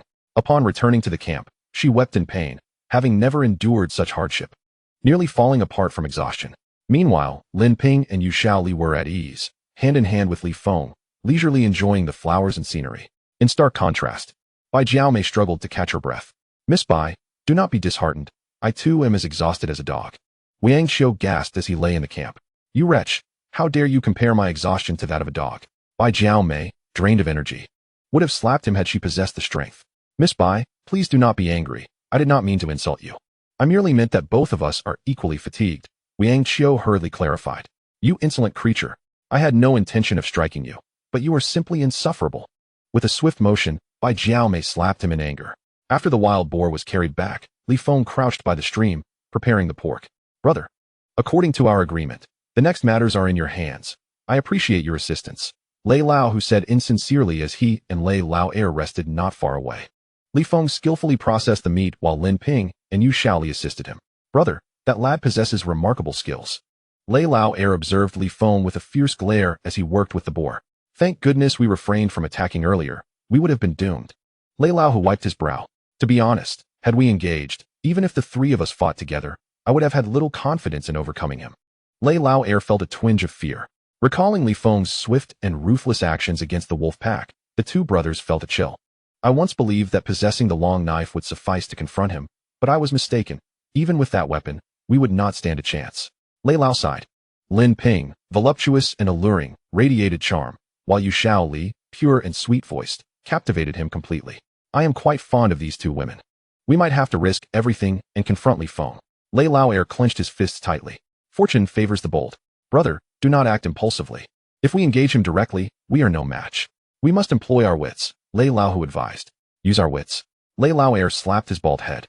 He knows nothing but violence. Without you to guide him, he would have been shot long ago.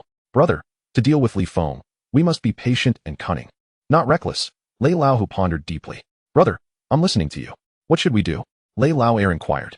Sighing, Lei Lao replied, I have no idea. I cannot think of a solution at the moment. Just then, Bai Jiaomei approached, her eyes filled with tears. Lei, I am utterly exhausted. My back feels like it's about to break, and my legs are weary. How dare you? I truly wish to strangle you. Lei Lao cursed her. Why are you scolding me, Brother Lei? Bai Jiaomei asked, feeling bewildered. Blast it, you nearly brought death upon the two of us. Lei Lao retorted. But Brother Lei, I am your girlfriend.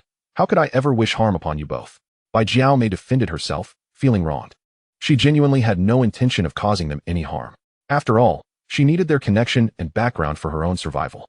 Had it not been for their plight on the island, these brothers would have never even glanced her way. You claim Li Feng cannot fight? Yet, just moments ago, he dealt with a pack of wolves with ruthless ferocity. Thankfully, we did not intervene. Otherwise, we would have surely met our doom because of you. The thought of her deceit stirred rage within Lei Lao, making him want to silence her for good. I too did not anticipate Li Feng's prowess. Bai Jiaomei stammered, fear evident in her voice. She had known he was formidable, but had not expected him to be this formidable. Sigh. It will be challenging to deal with him. As the two brothers were expressions of despair, Bai Jiaomei suddenly smiled. What are you smiling about? Lei Lao questioned. Ah, so it was this matter that troubled you. Dealing with Li Feng is quite simple, Bai Jiaomei proclaimed. How can we possibly confront someone so powerful? Lei Lao asked coldly. Bai Jiaomei responded. There is a saying that rings true. A direct assault is easily thwarted. But a hidden attack is difficult to guard against. If you wish to deal with him, I possess a strategy. What is your plan? The brothers inquired eagerly. Bai Jiaomei explained. The forest is rife with toxic plants and venomous creatures. If we poison him, I assure you he will meet his end. Even if he were an elephant, I could bring him down. This woman is indeed ruthless, filled with malice, Lei Lao thought, contemplating giving her a kick. He was hesitant to confront a cobra for its venom. The fear of being bitten before he could even poison Li Feng made him shudder. I grew up in the countryside and know of a certain plant that is highly toxic.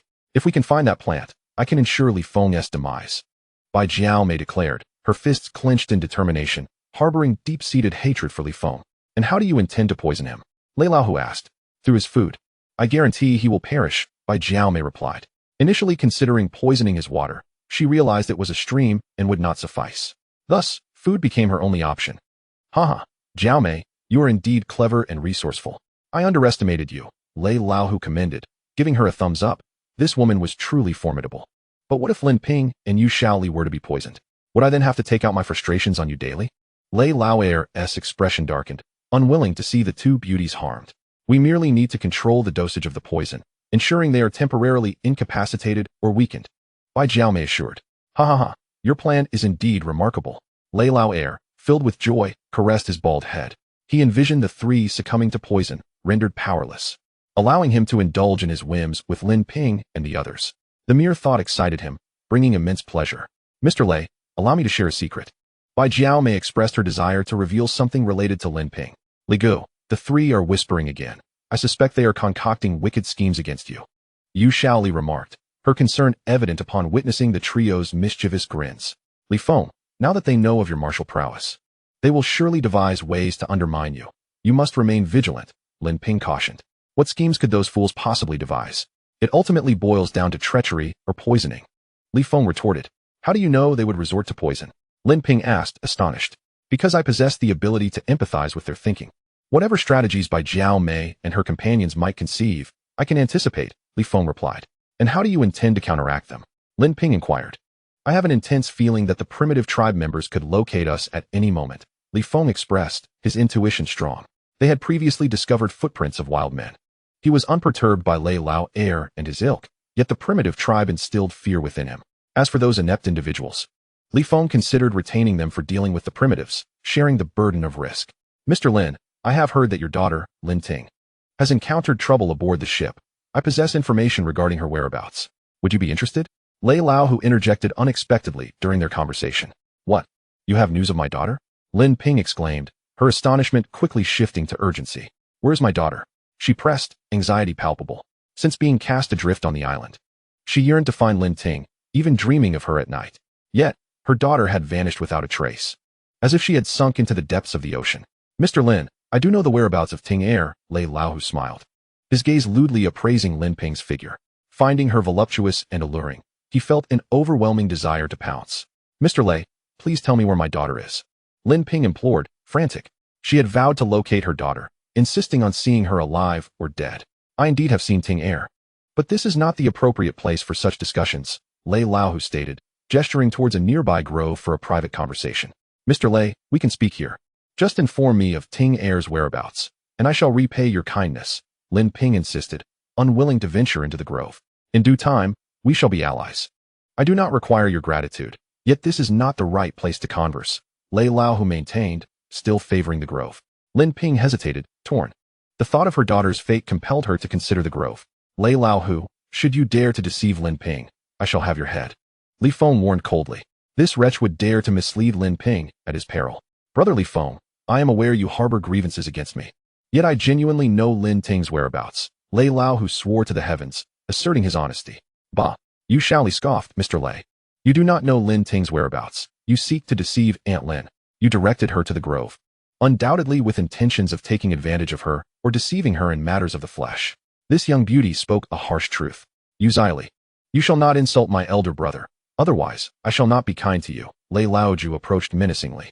His initial design was to take advantage of Aunt Lin, seeking to deceive her for his own desires. Yu Xile retorted boldly. Lei Lao, should you threaten my woman again, beware, for I shall break your legs. Li Feng admonished him to choose his words more carefully. Humph. Lei Lao scoffed. Brother, if she does not wish to know the whereabouts of Lin Ting, why should we play the role of the Good Samaritan? Lin Ting's fate is of no concern to us. Sighing, Lei Lao feigned a thoughtful demeanor, stating, I had intended to be a good person without expectation of reward, but if you do not trust me, so be it. In truth, he was unaware of Lin Ting's whereabouts. He merely sought to use this situation to lure Lin Ping into his bed. As long as Lin Ping willingly spent the night with him, Li Feng would have no say in the matter. Mr. Lei, please do not leave. Lin Ping implored as she attempted to pursue him. Aunt Lin, do not approach him. He is deceiving you. Li Feng urgently intervened. Li Feng, my yearning to discover my daughter's fate is overwhelming. Even if he is lying, I am desperate to uncover the truth. A tear fell from Lin Ping's eye. She was deeply desperate to find her daughter. Even if the chance was but 1 in 10,000, she wished to try.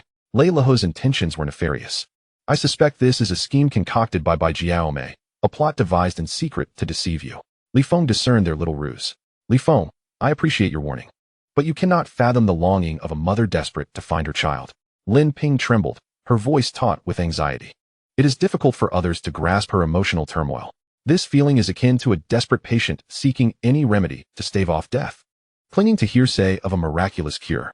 Even if it is a fabrication, the desire to pursue it remains strong. Aunt Lin, do not act impulsively, remain calm. Seeing her distress, Li Feng felt a pang of sympathy. Aunt Lin, Lei Lao is a notorious deceiver. He is certainly lying to you. Observing her sorrow, Yu Xile offered her comfort. Xile, I know he is deceiving me, but even the faintest glimmer of hope compels me to explore it. Lei Lao's words only intensified her longing for her daughter. There is no way Lei Lao has ever encountered Lin Ting, Li Feng asserted decisively. Why? Lin Ping felt a tumult of emotions, struggling to discern truth from deception. In reality, she was astute and not easily misled. She simply found herself vulnerable. Li Feng analyzed. If Lei Lao had seen Lin Ting, he would surely have imprisoned her somewhere, subjecting her to torment, and would never speak the truth to you. If he were responsible for Lin Ting's demise, he would be even less inclined to confess.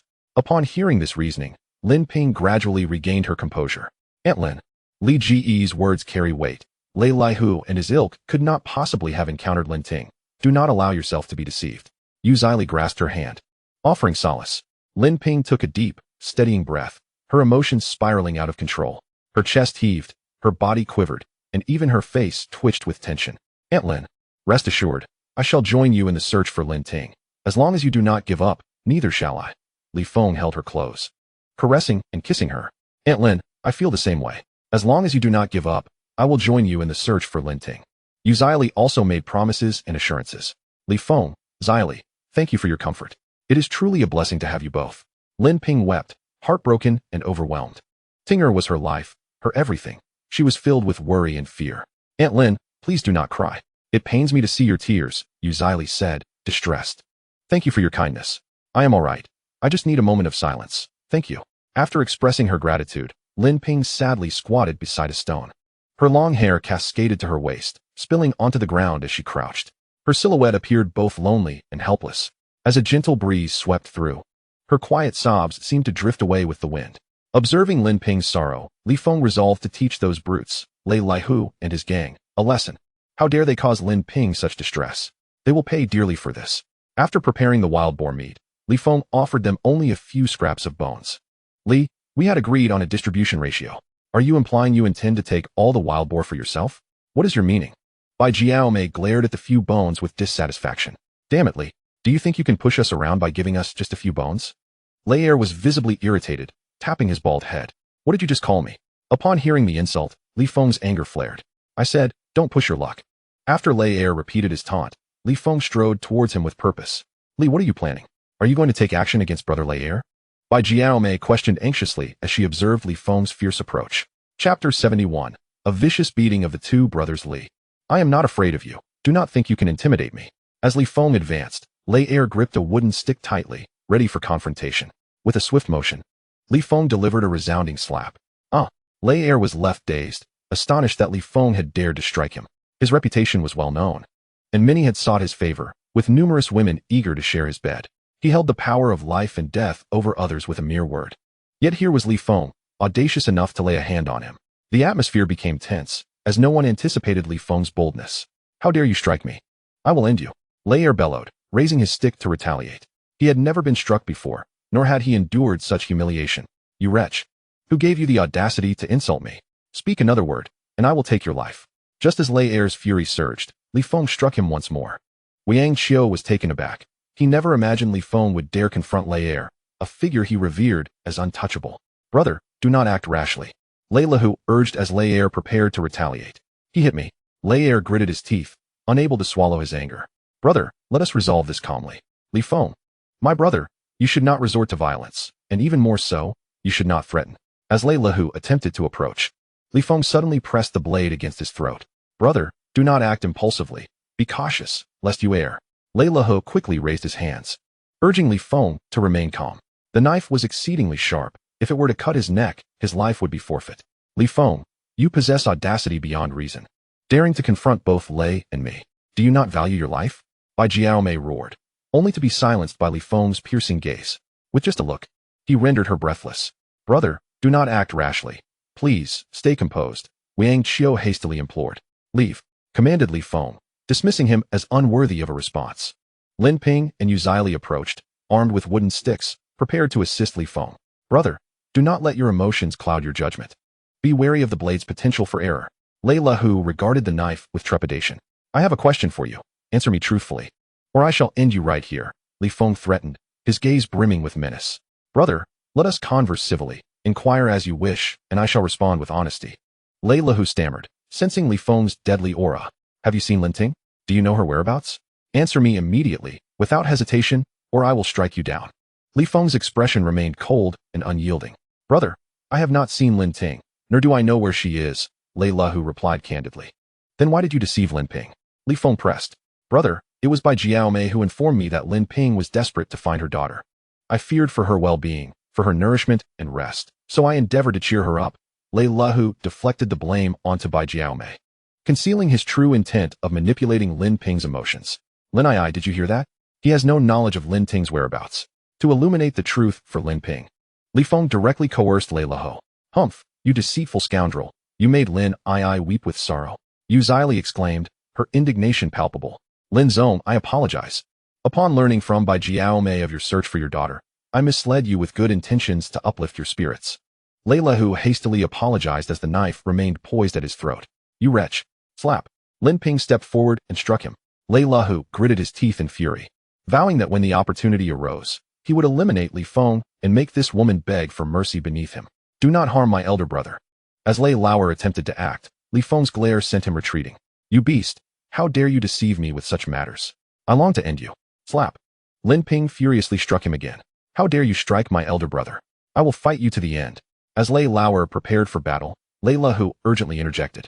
Second brother, do not act rashly. This is my fault. They are not to blame. Clenching his fists and grinding his teeth, Lei Lauer swore he would seek vengeance when the chance presented itself. Bai Jiaomei and Liang Qiu found themselves at a loss, hesitant to intervene or assist. Li Feng. My brother, I was in the wrong earlier. Please forgive me. There are wild men on the island, and we must unite, or we shall all perish. Lei Lahu invoked the specter of the wild men to intimidate Li Feng. Do not dare to target them again, or I will strike you down. Li Feng sheathed his knife, the tension momentarily dissipating. He had no desire to slaughter a few individuals. These fellows still held some utility. Brother, rest assured. I shall refrain from casting my eyes upon them any further. As Lei Lahu wore a smile, a murderous intent brewed within his heart. Aunt Lin, Shaoli, let us depart. Li Feng and the two women transported the wild boar meat back to the cave, leaving behind merely a few bones. Gazing at the remnants on the ground, Bai Jiaomei was infuriated. Elder brother, why must you swallow your pride? Lei Lauer was unwilling to accept this humiliation. Brother, engaging in a fair fight is futile. We are no match for Li Feng. We can only resort to cunning tactics, Lei Lahu whispered. Yet this is too stifling. Lei Lauer gritted his teeth in anger. Brother, even Han Xian endured humiliation, and before Zhu Yuanzhang became emperor, he once humbled himself before Chen Yaoliang. We must bide our time, Lei Lahu remarked, advocating for patience. Elder brother, all you know is to endure. We shall eventually be suffocated by this. With a thud, Lei Lauer struck the stone with his fist in frustration. Jiaomei, tomorrow we shall seek out the vegetation you mentioned to poison Li Feng. Lei Lahu could no longer suppress his ire. Rest assured, I shall ensure Li Feng meets his demise, Bai Jiaomei vowed. Mr. Lei, Miss Bai, I too wish for Li Feng's end. In a bid to ingratiate himself, Liang Qiu sought to align with them. Slap. Bai Jiaomei angrily struck him. Miss Bai, why do you hit me? Liang Qiu was bewildered, feeling as though he was treated as less than human. You wretch, why do you linger? Hurry and prepare the roasted meat. Do you wish for us to starve? Bai Jiaomei commanded him. Miss Bai, do not be upset. I shall prepare food for you. After receiving a slap, Liang Qiu obediently proceeded to roast the meat. Jiaomei, Xiao Qiu is a good brother. Please refrain from hitting him in the future.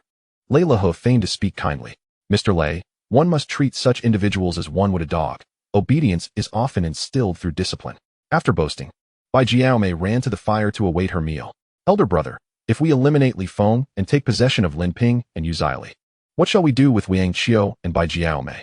After they departed, Lei Lauer quietly inquired of his brother. Heh. Lei Lahu chuckled ominously. Brother, to poison Li Feng is a capital offense, and to violate Lin Ping and Yu Zili is also a crime. When the rescue team arrives, we shall dispose of Liang Qiu and Bai Jiaomei. He made a gesture across his throat. Elder brother, you truly possess a ruthless disposition. Lei Lauer admired his brother's cunning. They intended to eliminate Bai Jiaomei and Liang Qiu upon the arrival of the rescue team, as the two brothers harbored no desire to leave any incriminating evidence behind. Chapter 72. The pitiful plea. As the sun set, Li Feng and his companions enjoyed their lunch. Today's meal was quite sumptuous, featuring rice steamed in an iron pot, wild boar stir-fried with mushrooms, and a hearty soup of pork and wild vegetables. The two women savored their food with delight, while Li Feng indulged, his mouth greased with oil. In contrast, Lei Lauer and his companions pitifully consumed their roasted meat. Slap. As Liang Qiu reached for the meat, Bai Jiaomei struck his hand. Miss Bai, why do you hit me? Liang Qiu found himself in a perplexing situation. He had committed no wrongdoing nor uttered any offensive words. You foolish glutton. All you think about is eating. Bai Jiaomei shot him a sharp glance. Miss Bai, I am famished. I crave sustenance, Liang Qiu said, his mouth watering at the sight of the tantalizing roasted meat. Will you perish if you skip a meal? Our provisions are scant as it is. If you consume them all, what will become of Mr. Lei and the others? What will I do? Bai Jiaomei forbade him from indulging in the roasted meat. I have not eaten my fill in days. Please spare me a morsel, Liang Qiu implored, extending his hands as if begging. You, a pauper, are accustomed to hunger. Missing a few meals will not bring about your demise, Bai Jiaomei derided him. Jiaomei, little Qiu is starving. Grant him a morsel, Lei Lahu feigned benevolence. Mr. Lei, our rations are limited. We must be frugal, Bai Jiaomei proclaimed, yet she ravenously devoured wild boar meat, her lips glistening with grease. Although she preached frugality, they indulged heartily, their mouths full. Ah, little Qiu, Jiaomei is correct. We must conserve our food. Once we secure more provisions tomorrow, I shall ensure you are well fed. Lei Lehu pretended to shake his head in lament. It is all Li Feng's fault. He took all the wild boar meat, leaving us with barely a scrap.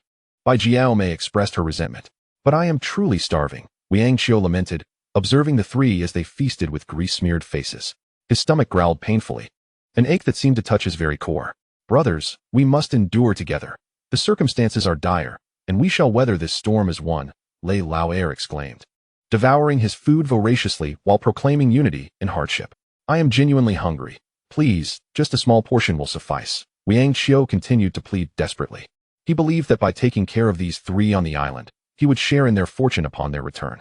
Little did he know that if Lei Lihu and his brother conspired against Li Feng, they would eliminate him and Bai Jiaomei as well. Look at you. So pitiful and beggarly. You are hardly a man, Bai Jiaomei scoffed, casting a disdainful glance before discarding a pig's bone on the ground. Liang Qiu picked up the bone, gnawing and licking it clean, unwilling to waste a single drop of fat. Observing his pitiful demeanor, Bai Jiaomei looked upon him with scorn. With such little ambition, he dared to think he could prosper alongside Lei Lao after leaving the island. What a delusion! Mr. Lei, though our food supplies are limited, we cannot allow your brothers to suffer. Do indulge yourselves. Bai Jiaomei ingratiated herself with the two brothers. Liang Qiu, feeling the pangs of hunger, approached the trio who were feasting heartily at the cave entrance. Captain Li, Ms. Lin, Xyli, you have plenty of food. Might you share a little with me? He gazed at them with longing, hoping for sympathy. We would feed a dog before we would give you anything. Xyli dismissed him with a scornful look. A satiated dog won't bite, but a well-fed man might, Lin Ping added, refusing to acknowledge him further. They feared that if he were well-fed, he would ally with Lei Lao against Li Feng. Captain Li, considering I once served under you, please grant me a morsel. I am so very hungry. Liang Qiu pleaded pitifully. I've already given you your chance. You chose your own path. Do not hinder us while we eat. Li Feng ordered him to depart. Liang Qiu, upon catching sight of the food beside him, instinctively reached out, intent on seizing it. Dare to snatch my belongings, and I shall sever your hand.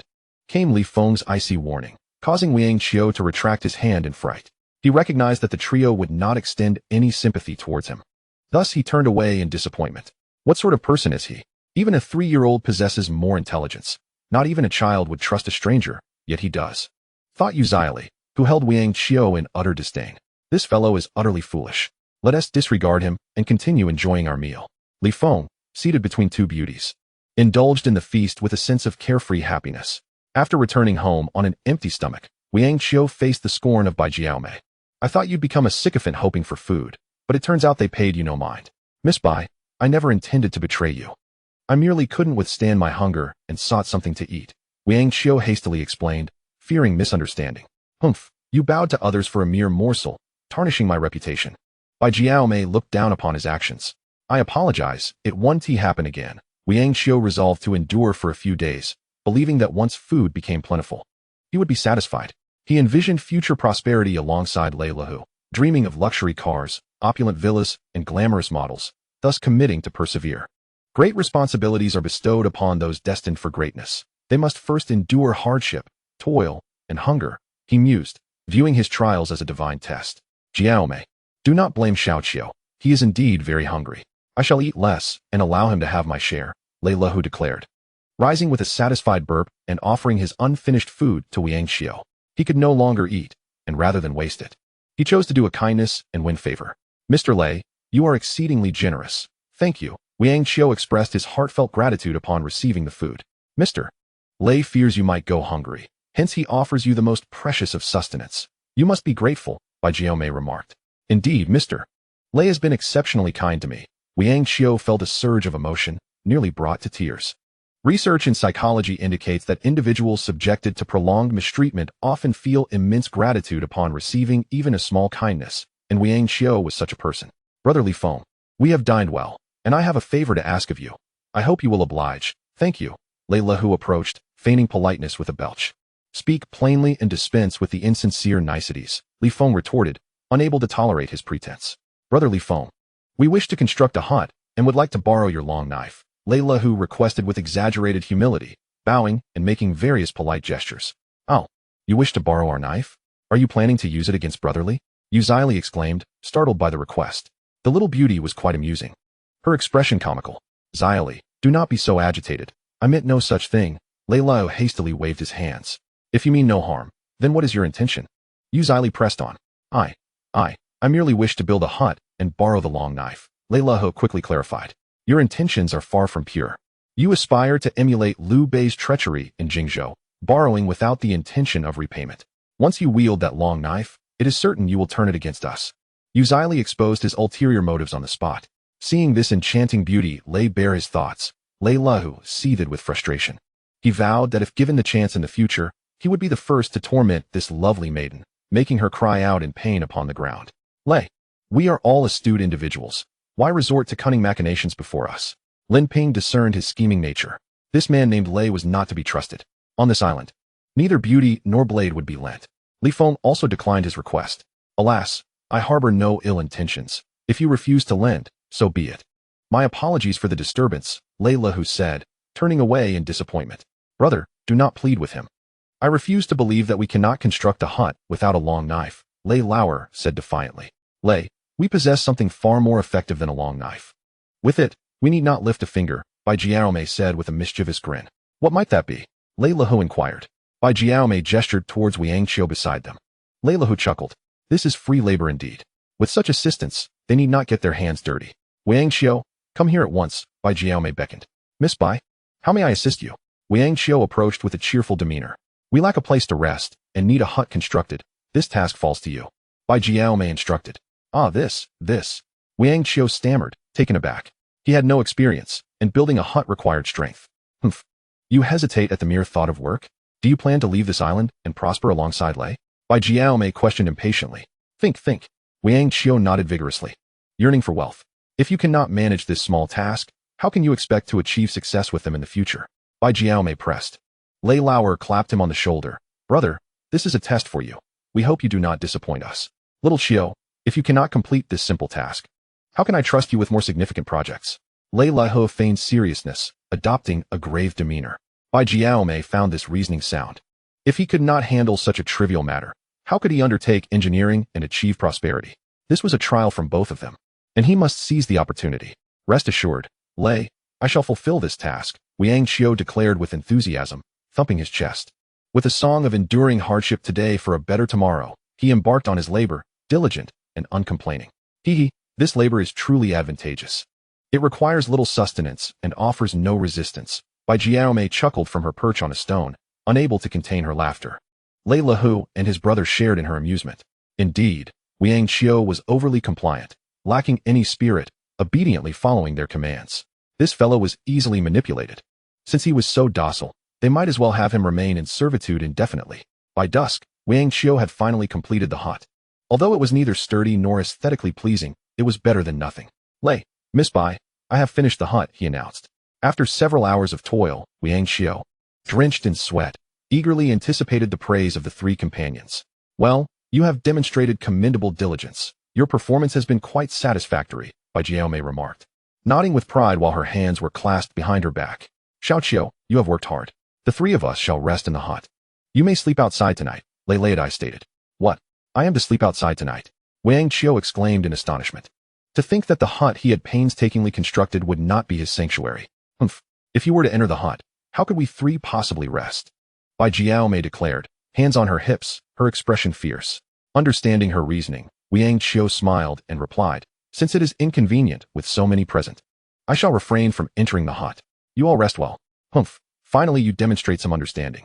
Bai Jiaomei retorted with a glare before she and Lei Lao retreated to the hut for respite. The hut, already flimsy, nearly collapsed after their movements within. Nightfall enveloped the island in a deep silence, the inky sky resembling a vast cloud that consumed the entire land. The campfire still flickered within the campsite. Upon returning to their cave, Li Feng and his companions secured the stone door, propping it up with wooden sticks. This door could only be opened from within. It was impervious from the outside unless forced open with brute strength. The cave was dry and warm. What a useless fellow. He cannot even claim residence in the hut he built. Yu Zili scoffed upon seeing Wang Qiu squatting outside. If he does not respect himself, how can he expect others to do so? Lin Ping articulated succinctly. A soft persimmon that does not know self-respect can never earn the esteem of others. The wind outside howled fiercely. As gusts swept through, Wang Qiu sought refuge from the cold within the campsite. Contemplating that Lei Lao and his companions were resting in the hut, he felt a sense of satisfaction. He had finally made a contribution to them.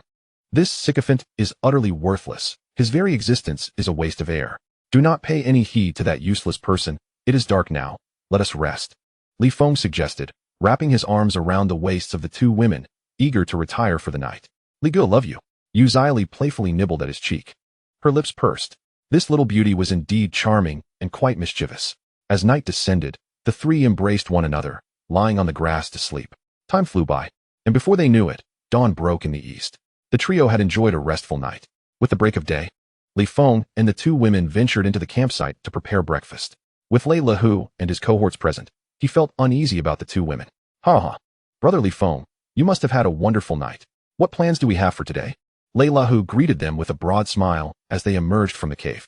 He and his brother had conspired to search the forest for poisonous vegetation with the intent of poisoning Li Feng. Lei Zong, I have no particular plans today. I have heard that you intend to use poison against me. I advise you to behave and not entertain such nefarious thoughts, or you shall meet a most tragic end. Li Feng intuited their intentions. Logically, if they could not confront him openly, they would resort to underhanded tactics. Upon hearing this, Lei Lahu was taken aback, hastily shaking his head. Brother Li Feng, you misunderstand us. I am not that kind of person. He could not comprehend how Li Feng had come to know this secret. Bai Jiaomei shot a suspicious glance at Wiang Qiu, doubting that this incompetent fool had leaked the information. Wiang Qiu, wearing an expression of grievance, insisted that he had nothing to do with it and had not divulged anything to Li Feng. Noticing the peculiar expressions on their faces, Li Feng realized that these inept individuals must be harboring such thoughts. Li Feng, we are not the kind of people you think, Lei Lahu hypocritically attempted to explain. When suddenly Li Feng sensed danger. Be careful, he shouted as he swiftly tackled the two women to the ground. Whoosh! Several crude arrows shot through the air. Oh, where do those arrows come from? The two women were startled upon seeing the arrows. This is bad, they have come, Li Feng exclaimed, alarmed that the wild men had indeed appeared. Chapter 74, The crisis descends, the wild men arrive. What is happening? How can there be arrows? Bai Jiaomei screamed in terror, her mind blank and her thoughts in disarray. She could not fathom how arrows could exist on the island. This was dire. There must be wild men here. Damn it. I never expected there to be wild men on the island. Lei Lahu cursed in shock. When Li Feng had previously mentioned the existence of wild men, he had been skeptical, only partially believing it. Yet now, it was undeniable. Li Gu, have the wild men really appeared? Yu Zili, lying on the ground, asked nervously. The thought of those ferocious wild men filled her with dread. Lin Ping was equally terrified and anxious. They could not communicate with the wild men, making it impossible to engage in normal discourse. The wild men were ruthless and savage, and falling into their hands would yield grave consequences. Zili, Aunt Lin, the wild men are here. Be careful and stay safe. Li Feng shouted in haste. He understood that the wild men would eventually find this place. He just did not expect them to arrive so swiftly. It had been no more than 2 or 3 days since he had slain one of them. And now those beasts were upon them. Li Feng, we must flee, Lin Ping urged, wanting to escape. It's a pity to leave behind the pot, the rice, and the pork, but we must take these things with us to survive. Yu Zili was reluctant to abandon their belongings. Survival comes first.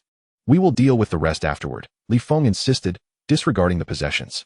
He prioritized their lives over material items, knowing that carrying them would hinder their escape. Li Feng, the wild men have appeared. We must unite and face this challenge together. Lei Lahu shouted in terror. He had initially intended to poison Li Feng and seize the 2 beautiful women, but now he was confronted with the reality of the wild men. Li Feng paid no heed to the others. He gripped his long knife tightly and anxiously scanned their surroundings. He dared not flee recklessly, wanting first to ascertain their direction. The situation was unclear, and he had no idea how many wild men there were. If they fled in haste, they could easily run into an encirclement. Amid their confusion and panic, a horde of wild men burst forth from the forest ahead and to the left. There were many of them, estimated to be around 20 or 30, armed with spears and wooden clubs, with vines woven into their hair and clad in animal skins. They charged like beasts. Ulu. Oh. The throng of wild men, barefooted, emitted wild, ecstatic cries as they rushed towards the camp, their formidable presence overwhelming. Where on earth did so many wild men come from? Upon the sudden appearance of 2 to 3 dozen wild men, Lei Lahu was rendered utterly astonished. Goodness! This wretched place actually harbors savages, he exclaimed, gripping his wooden staff tightly and cursing vehemently. Lei, I am terrified. Please protect me. Bai Jiaomei limped forward. Her leg still injured from a wolf bite sustained the previous day. Lei, what shall we do with these ferocious wild men? Wiang Qiu, in a state of panic, lamented, as his own thigh bore the mark of a wolf's bite, hindering his speed. Indeed, there are wild men here. It is utterly frightening. The sight of the approaching throng of wild men sent waves of dread across Lei Lehu's face. Even Li Feng, upon witnessing such a multitude of savages, felt a twinge of fear. Without Lin Ping and the others, he would still find it exceedingly difficult to contend with the sheer number of these fierce individuals. How ferocious they are! Oh dear, brotherly, we must flee. Yu Zili trembled uncontrollably. Lin Ping's visage too paled in terror. Should they fall into the hands of these wild men, the males would be summarily executed, while the females would face humiliation and degradation, reduced to mere playthings. Zili, Aunt Lin, remain calm. First, we must ascertain the right direction before we flee. Though Li Feng felt anxious, he remained resolute, quickly regaining his composure. Panic would not resolve their crisis. He dared not run haphazardly, lest he fall into a trap. These wild men were cunning and had likely prepared ambushes in advance. Brotherly, I have a request to make of you, Yu Zili said, her body trembling with fear. What is your request? Li Feng inquired. If you cannot defeat these wild men, and I am about to be captured alive, please grant me a swift death. I would rather perish by your hand than be taken by them, she expressed earnestly, preferring death at Li Feng's hands over capture. Li Feng, like Zili, I too hope that should the moment arise, you will grant me the same mercy. I would rather die than fall into their clutches. Lin Ping echoed her sentiments. Rest assured, I shall protect your safety with my very life, Li Feng promised after a moment of contemplation, preparing to escape to the right. To the front and left lay wild men, while the rear was bordered by a rocky mountain. It was likely that the right side also harbored an ambush. There was no choice but to engage in a desperate fight for survival.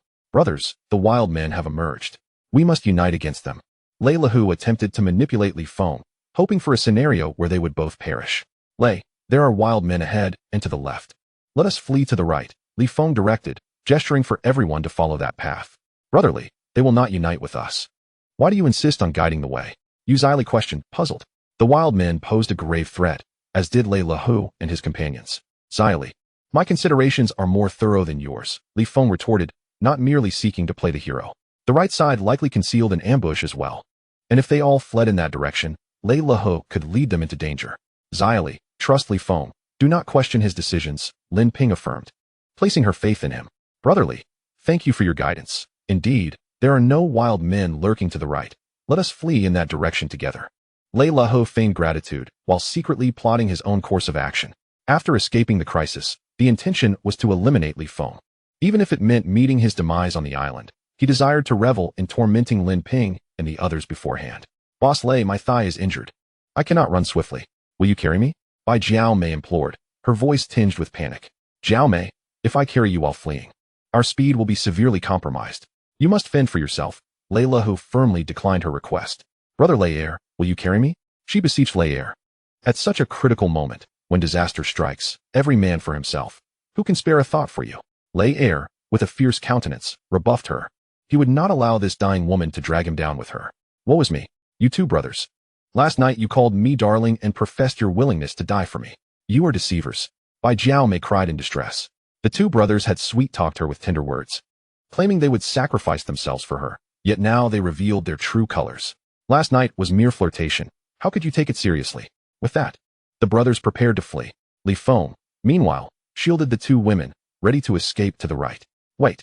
I just thought of a way to turn our conflict with the wild men into a peaceful resolution, allowing us all to coexist, Bai Jiao Mei suddenly shouted, having conceived a method to defuse the crisis. Jiao Mei, what is your plan? The Lei brothers inquired anxiously.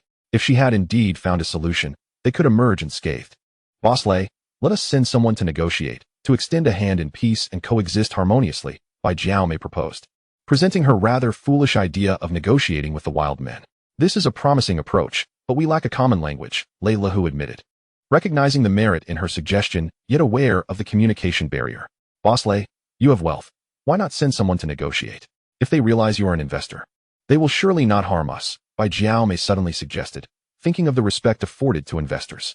If those wild men understood that Boss Lei was a wealthy benefactor, they would likely refrain from hostility. But these wild men do not know I am affluent, and we cannot communicate effectively. Lei Lehu found himself in a quandary. He, along with his brother and Lin Ping, were not lacking in resources, yet communication with the wild men was impossible. Boss Lei, if verbal communication fails, we can resort to gestures, Bai Jiao Mei proposed. Gestures? The brothers were taken aback. Bai Jiao Mei elaborated. Body language is a form of communication. We can use gestures to convey our intentions, perhaps alleviating the crisis. If we do not attempt negotiation, our escape may prove futile. As the 2 or 3 dozen wild men drew closer, Bai Jiao Mei realized the futility of fleeing. Even if they managed to escape temporarily, they would live in constant fear, always hiding, and could easily fall prey to being hunted. Eldest brother, I believe Jiao Mei's reasoning is sound. Let us attempt to negotiate through body language and gestures, Lei Er suggested, finding the idea feasible. Very well, then we shall take this risk. Who will negotiate? Lei Lahu inquired. As Wang Qiu stood frozen in fear, Bai Jiao Mei slapped him sharply. Ah, Miss Bai, why did you hit me? The sting of the slap jolted him from his terror. You useless fool, hurry and negotiate with those savages. Just tell them that, mister. Lei is not short on funds and intends to invest here in the future. Bai Jiao Mei urged him to engage with the wild men. But Miss Bai? I don't understand their language and cannot communicate with them. Wang Qiu stammered, feeling overwhelmed by the fierce demeanor of the approaching figures. Are you an idiot? If you cannot speak their tongue, can't you use body language? She retorted. You're like a crippled dog. If you don't negotiate, you will surely meet your end. Bai Jiao Mei threatened him fiercely. Wang Qiu, in a state of panic, knew all too well that without negotiation, he had no chance of escape. Miss Bai, I am still very frightened, he confessed, trembling at the sight of their ferocity. Xiao Qiu, in this world, one must be bold to survive. If you lack even this courage, how will you ever navigate this life with me? Lei Lauer insisted he take the risk. Xiao Qiu, in our line of work. Their essay saying, the bold may thrive or perish, while the timid will starve and suffer. You must perform well, do not let us down. Lei Lahu encouraged him as well. If anything went awry, it would be Wang Qiu who would pay the price, not them. Resolute. Wang Qiu steeled himself to venture forth for negotiations. Should he succeed, he would become the saviors of the Lei brothers, and upon leaving the island, they would surely take him under their wing, allowing him to amass great wealth. If he failed, they would all flee together. Li Gu, Wang Qiu is going to negotiate. Do you think he will succeed? Yu Zili inquired as she watched him move forward. Success? Not a chance. He is as good as dead, Li Feng replied. Knowing Wang Qiu was likely to return no more, then we should run. Lin Ping urged anxiously. There must be an ambush to the right. Let them go first. Li Feng cautioned, unwilling to be the first to flee and fall into the savage's trap. He intended for a few to lead the ambush. With a cacophony of war cries, the 20 or so wild men brandished their clubs and harpoons, charging forward with ferocious intent, as if encircling their prey. My brothers, we bear no grudge against one another. There is no need for violence or bloodshed. We should coexist peacefully and engage in amicable discourse. The Lei brothers behind me are quite wealthy. If we can live harmoniously, they will invest on the island and ensure a prosperous life for you all. Limping forward, Wang Qiu shouted at the wild men. Yet they did not comprehend his words and continued their aggressive advance. Seeing them approach, fear overtook him, and he considered fleeing. Damn it, you fool, are you a pig? They can't understand you. Use gestures, communicate with your body. Bai Jiao Mei forbade him from retreating. Xiao Qiu, our lives rest entirely in your hands. If you succeed in negotiation, once we leave the island, I promise you will earn 100 million a year. Lei Lihu painted a grand vision before him. Fool, continue the conversation swiftly. Mister. Lei has spoken. He promises that you will earn hundreds of millions annually. Do you not wish to amass wealth? Do you not aspire to rise above others? Bai Jiao Mei cursed vehemently from behind. Upon hearing the prospect of earning billions, Wang Qiu was filled with excitement and fervor. As the saying goes, fortune favors the bold. To achieve riches, one must embrace a modicum of risk. Miss Bai, Mr. Lei, rest assured, I shall endeavor to negotiate with them, Wang Qiu declared, summoning his courage. He gestured animatedly, employing body language to communicate. Brothers, Mr. Lei possesses wealth. He intends to invest here. He counted out money with 3 fingers, gesturing toward the ground to signify investment, believing the others would comprehend. Even if they did not understand, he assumed they would respond with gestures. However, to his astonishment, a savage rushed forward, brandishing a spear aimed at his abdomen. No, please. We wish to invest here. Wang Qiu exclaimed in terror as the spear approached. He was bewildered as to why these savages would not respond with gestures. Why did they seek to take his life? Chapter 76. Wang Qiu's tragic demise. As the savage charged, the spear lunged toward Wang Qiu's midsection. Brother, do not act impulsively. Mr. Lei is a wealthy man. He intends to invest and develop here. Wang Qiu, quick-wit, hastily grasped the spear. Just as he sought to reason further, another savage's spear swiftly pierced toward his chest.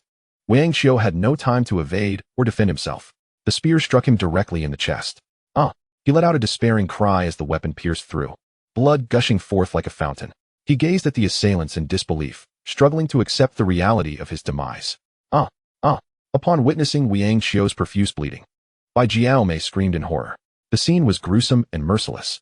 Lei Er and his brother were rendered speechless, shocked by the savagery of the assailants. They had not anticipated such brutality. Though Lei Er was also ruthless, these savages exceeded his cruelty. In his previous acts of violence, he had been cautious, careful not to leave traces, often explaining his reasons before executing his victims. Yet these individuals were ruthless beyond measure. Ah, Wang Xiu is dead. His demise is so tragic. Bai Jiaomei wept uncontrollably, not mourning Wang Xiu, but rather succumbing to her own terror. Mr. Lei, save me.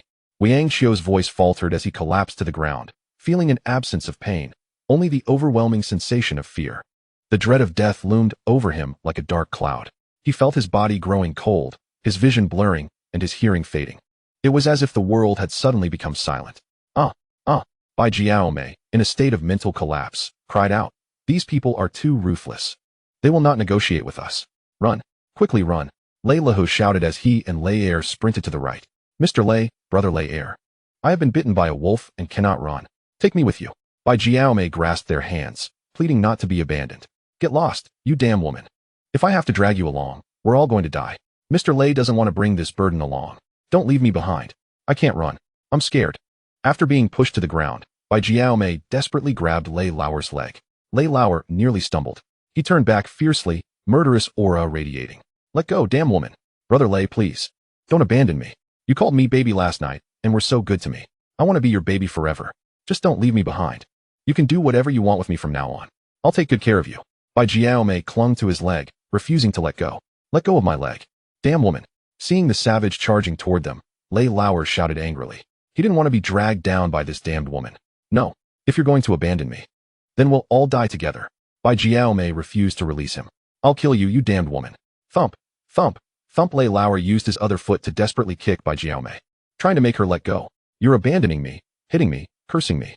Men are all liars, we of you all." Thinking about how she had taken care of these men wholeheartedly last night, only to be abandoned when danger came today, Bai Jiaomei felt disheartened yet unwilling to accept it. "Let go already, damn woman." "Ah." Lei Lauer anxiously punched and kicked her. "Ha ha ha. Since you toyed with me, deliberately deceived me, then let's die together." Bai Jiaomei laughed hysterically. She hated being deceived more than anything and refused to be abandoned. If she was going to die, they would die together. "Ah. You damned woman. You want to drag me to death with you? I'll kill you." Lei Lauer beat her madly, showing no mercy. Seeing Bai Jiaomei beaten black and blue, being brutally battered, Lin Ping suddenly felt a pang of sorrow. She was also a woman, and she and Li Feng were also a couple. She had also given her body to Li Feng. She asked herself, if Li Feng ever treated her like this, what would she do? If Li Feng really treated her this way, she probably wouldn't cling to his leg like Bai Jiaomei did. She would definitely maintain her dignity, preserve her last shred of self-respect, and then dash her head against a wall and die. Yu Zili was also terrified. She also worried that Li Feng might treat her like this someday. You damned woman. I'll kill you, I'll kill you." As Lei Lauer furiously beat Bai Jiaomei, Wang Xiu lay on the cold ground, slowly closing his eyes. Witnessing that scene, he suddenly woke up. I regret this so much. I was so foolish. I actually believed those lies. The moment Wang Xiu closed his eyes, he suddenly understood, regretting that he had acted as a simp. He regretted groveling to Lei Lahu without any dignity, all for the promise of future wealth. In the end, it was just a pipe dream, all for nothing. Unfortunately, his regret came too late. Bai Jiaomei, beaten until her head bled, finally let go weakly, collapsing limply on the ground. She had mocked Wang Xiu before, thinking he was trash, worthless. She used to look down on Wang Xiu, believing this loser had abandoned all human dignity just to curry favor with the Lei brothers. But thinking back now, wasn't she the same? She, like Wang Xiu, was merely a pawn manipulated by others. "How dare you, you wretched creature, harbor such venomous intent to drag me down with you? You, a promiscuous harlot who has been with countless men, do you truly believe you deserve to share my demise?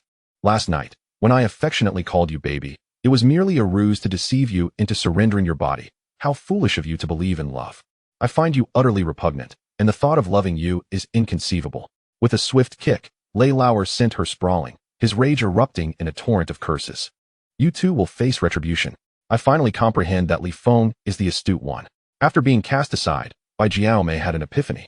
She understood at last why Li Feng had refrained from taking action against them. It was all part of a strategy to navigate the impending crisis. Just as Bai Jiaomei was pushed away, a wild man lunged forward, aiming a harpoon at Lei Lauer's abdomen. How dare you attempt to kill me? Come on. Let us see who fears whom. With remarkable agility, Lei Lauer dodged the harpoon and retaliated with a blow to the wild man's head. The savage emitted a horrific scream as his skull was shattered, resulting in his immediate demise. Huh, I lose nothing by killing one. And to slay two would be a grand fortune. Lei Lauer cackled madly, revealing his ruthless nature when cornered. No sooner had he dispatched one wild man than another charged in, pinning him to the ground and choking him fiercely. Lei Lauer's eyes rolled back as he struggled for breath, on the brink of suffocation. Second brother, Lei Lahu rushed in, striking the assailant with his staff, causing blood to flow freely from the wild man's head. However, two additional wild men swiftly descended upon Lei Lahu, raining blows upon his back. He cried out in agony as he was toppled to the ground. Elder brother. Witnessing his sibling's plight, Lei Lauer fought valiantly to rise and tackled another wild man. If you wish to kill us, then let us fight to the bitter end. I fear no one. With ferocity, he pinned the wild man down, striving to choke the life out of him, the creature's tongue protruding grotesquely. As several more wild men brandished their sharp harpoons, encircling the brothers with murderous intent, fury consumed them at the sight of their fallen comrade. If we are to perish, let us do so together, they bellowed in desperation. Realizing the imminent danger, Lei Lahu prepared to resist fiercely, knowing their fate was sealed. Curse it, I shall fight you all, he declared, grappling with one wild man in a desperate struggle. Meanwhile, Lei Lauer engaged in a fierce skirmish, but found himself outmatched by the wild man's superior strength, honed from years of hunting in the mountains. As two wild men charged forward with their harpoons, Lei Lahu shouted in panic, Brotherly Feng, please, eliminate them. Kill them. Just as the brothers faced imminent death at the hands of the wild men, Li Feng sprang into action. Swiftly, he closed the distance and, with a decisive slash, severed the throat of one wild man. As another man lunged forward wielding a harpoon, Li Feng executed a swift backhand strike with his blade, dispatching him instantly. The remaining two, intimidated by Li Feng's ferocity, fled in panic. Brotherly, thank you for coming to our aid, they expressed their gratitude. Leaping from the jaws of death, Lei Lahu was drenched in sweat, trembling. Brotherly, why did you save them? Yu Zili pondered, unable to fathom why Li Feng would spare these ruthless siblings who had repeatedly plotted against them. Lei Zong, hurry to the right, I will cover our retreat. Li Feng instructed. His earlier rescue was a calculated move to use the two as a means to gauge the ambush ahead. The right side appeared calm. Yet that was precisely where the trap lay, as the savages had undoubtedly prepared in advance. He intended to extract the utmost utility from the two men. Brother, you are truly noble. Thank you, Lei Lahu said, though inwardly he cursed Li Feng as a fool. Brotherly. From now on we are bound by life and death, sharing hardships and never betraying each other, Lei vowed. All the while scheming to eliminate Li Feng once they escaped the savages' pursuit, hoping to claim Lin Ping and the others for themselves. Lei contemplated all possible outcomes. Either the rescue team would arrive in time, thwarting their designs on Lin Ping and her companion, or they would perish at the hands of the savages before any help came, equally depriving them of the two women. Swearing that if he survived this ordeal, he would swiftly dispose of Li Feng and seize the two women, he resolved to live fully, even if death was inevitable. On this island, human nature revealed itself as selfish and cruel. These brothers embodied such merciless self-interest. Enough with the thanks. Let us flee. Li Feng urged them to escape promptly. Secretly, he cautioned Lin Ping and Zili not to rush ahead or run too fast. Understood, the two women nodded tensely. As the savages pursued relentlessly, the women trembled, struggling even to breathe. Do not fear. Stay calm and run swiftly. Li Feng admonished them to quell their panic. Brother, you have a blade, cover our rear. Lei Lahu instructed. Lin Zong, Zili, you two escape first, Lei Lahu urged, hoping Li Feng would perish alongside the savages. Only with Li Feng dead could they claim the beauties. Despite the looming peril demanding unity, selfishness prevailed. Even facing imminent death, some would strike down rivals to maximize their gains. The brothers fled ahead, with Lin Ping and Zili trailing behind, heedful of Li Feng's advice to avoid leading and stay shielded. Li Feng hurried after the women, vigilant of both the pursuing savages and dangers ahead. Don't run. Save me, cried Bai Jiaomei, terror-stricken as she struggled to rise. Having been brutally beaten by Lei, she was covered in wounds and could barely limp forward. Lei Lahu, you two brothers are truly despicable. I hate you with a passion, she spat out with venom. Lei, you scoundrel, you deceived my body and my feelings. and even assaulted me when danger approached. Witnessing the two brothers flee in a panic, Bai Jiaomei cursed them with contempt. They abandoned her in a critical moment, igniting a sudden loathing towards them. As a horde of wild men, numbering 20 or 30, pursued from both sides, they emitted various strange cries, their frenzy resembling a wild hunt. Ah, dear heavens, I am terrified. Seeing the group of wild men charge towards her, Bai Jiaomei, dragging her injured body, desperately fled. Lin, Shaoli, do not abandon me, save me, she pleaded through tears. The two women were too preoccupied to heed her cries. Overwhelmed with fear, Bai Jiaomei wept uncontrollably, calling out, Li Feng, you are the best. You are kind-hearted and one T hold it against me. You will not abandon me. You will surely save me. I beseech you to rescue me.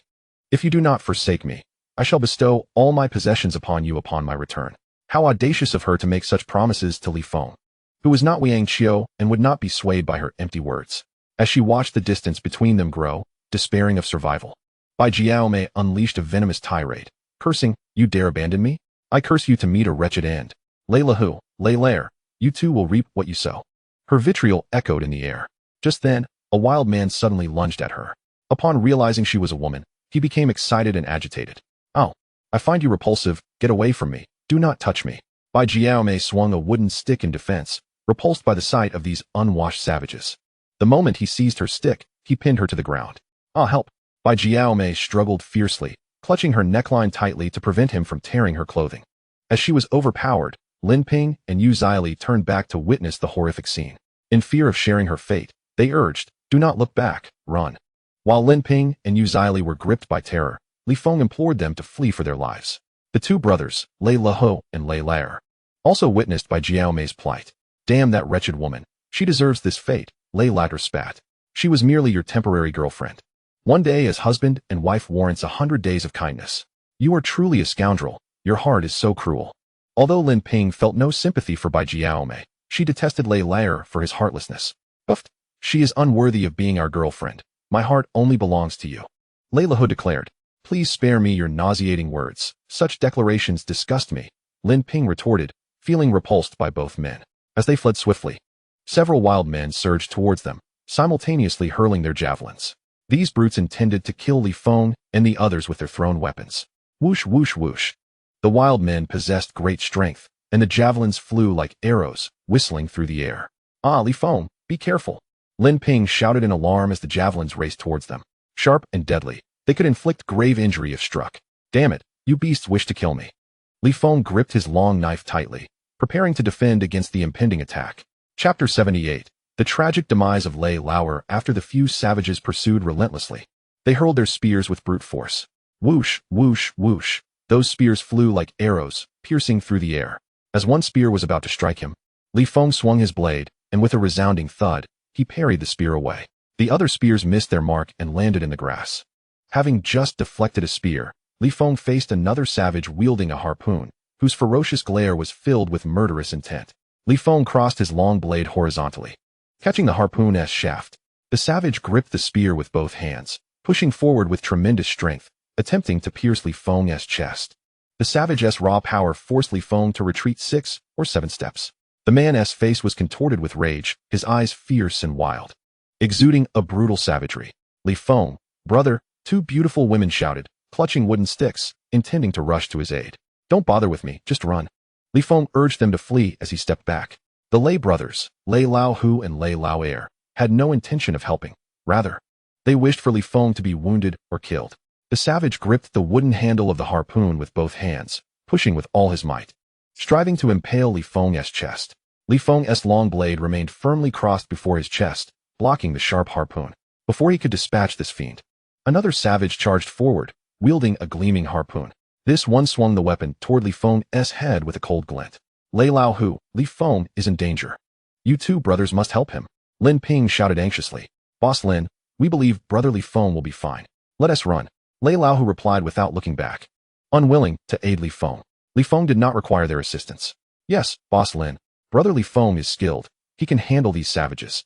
Lei Lao Er added with a mischievous grin. He had just saved their lives, yet the two brothers showed no gratitude. Yu Zili gritted her teeth in anger. However, Li Feng's earlier rescue was not born of genuine goodwill, but rather a desire to exploit these two.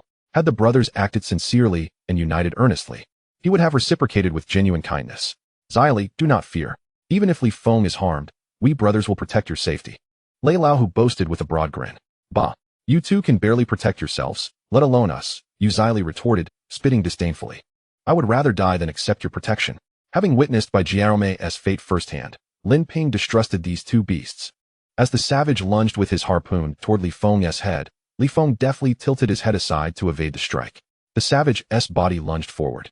Closing in, Li Feng then delivered a powerful kick to the man's chest. With a thud, the savage was sent sprawling backward.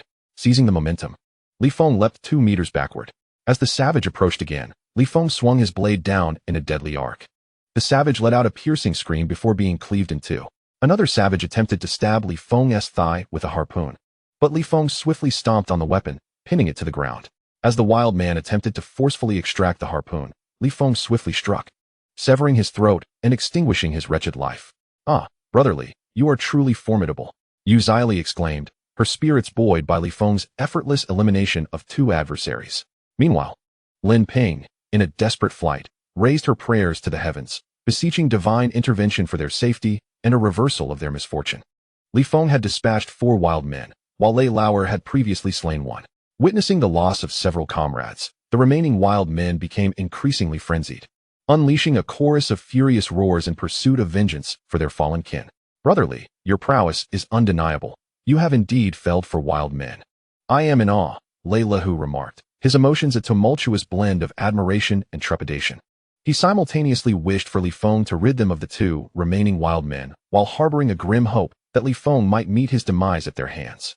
As the group fled in a frantic scramble, the relentless pursuit of the wild men intensified, drawing nearer with each passing moment.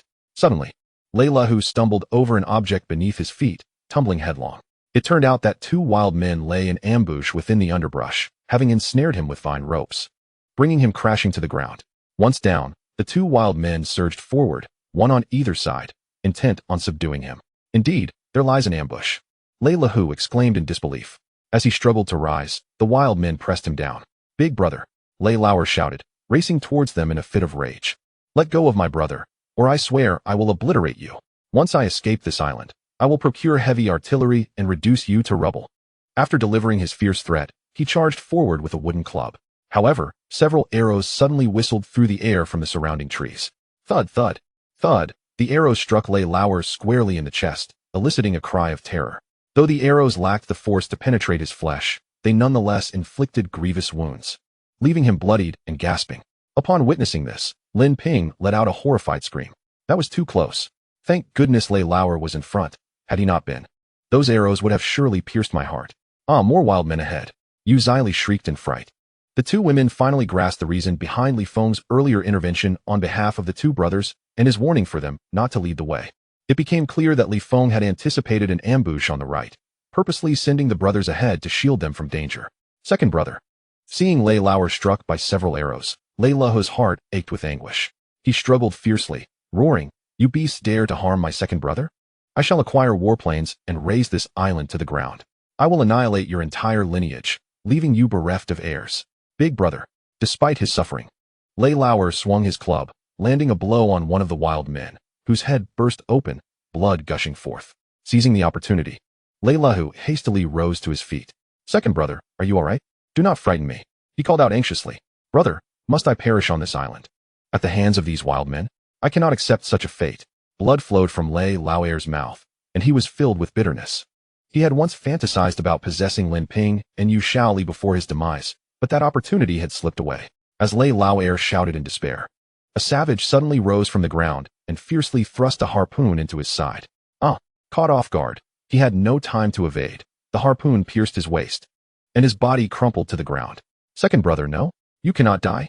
Upon witnessing his fall, Lei Lao cried out in anguish, hastily embracing him. Second brother, you have always been the one to kill. No one can take your life. You cannot perish. In that moment, as he lay fallen, he struggled to believe the reality before him. There were whispers that he, the second brother, was a fated harbinger of death. Only he could extinguish lives. No one could extinguish his. Big brother, I am not reconciled to this fate. Lei Lao lay on the ground, blood spilling from his lips. The 2 savages, upon spotting Yu Shaoli and Lin Ping, charged forward excitedly, intent on overpowering the 2 women. The girls, startled, resolved to fight against their assailants. I will slay you beasts. Lin Ping and her companion raised wooden sticks, determined to resist the savages' advances. They refused to succumb to the fate of Bai Jiaomei. As the two savages lunged, Li Feng dashed forward. After swiftly dispatching one, the other, filled with rage, lunged with its harpoon, grabbing the slain savage's body. Li Feng used it as a shield. Realizing it had struck its companion, the savage attempted to withdraw the harpoon, but Li Feng, like a swift autumn breeze, dispatched it with a single stroke. The two savages were easily vanquished by him. From the moment he had intervened, he had taken down 6 foes. Li Feng, thank you. Lin Ping's chest heaved with tension. Had it not been for Li Feng's intervention, she and Xiao Li would have met a grim fate. Are you both all right? Li Feng inquired. We're fine, the two women replied, shaking their heads anxiously. Second brother. You cannot die like this.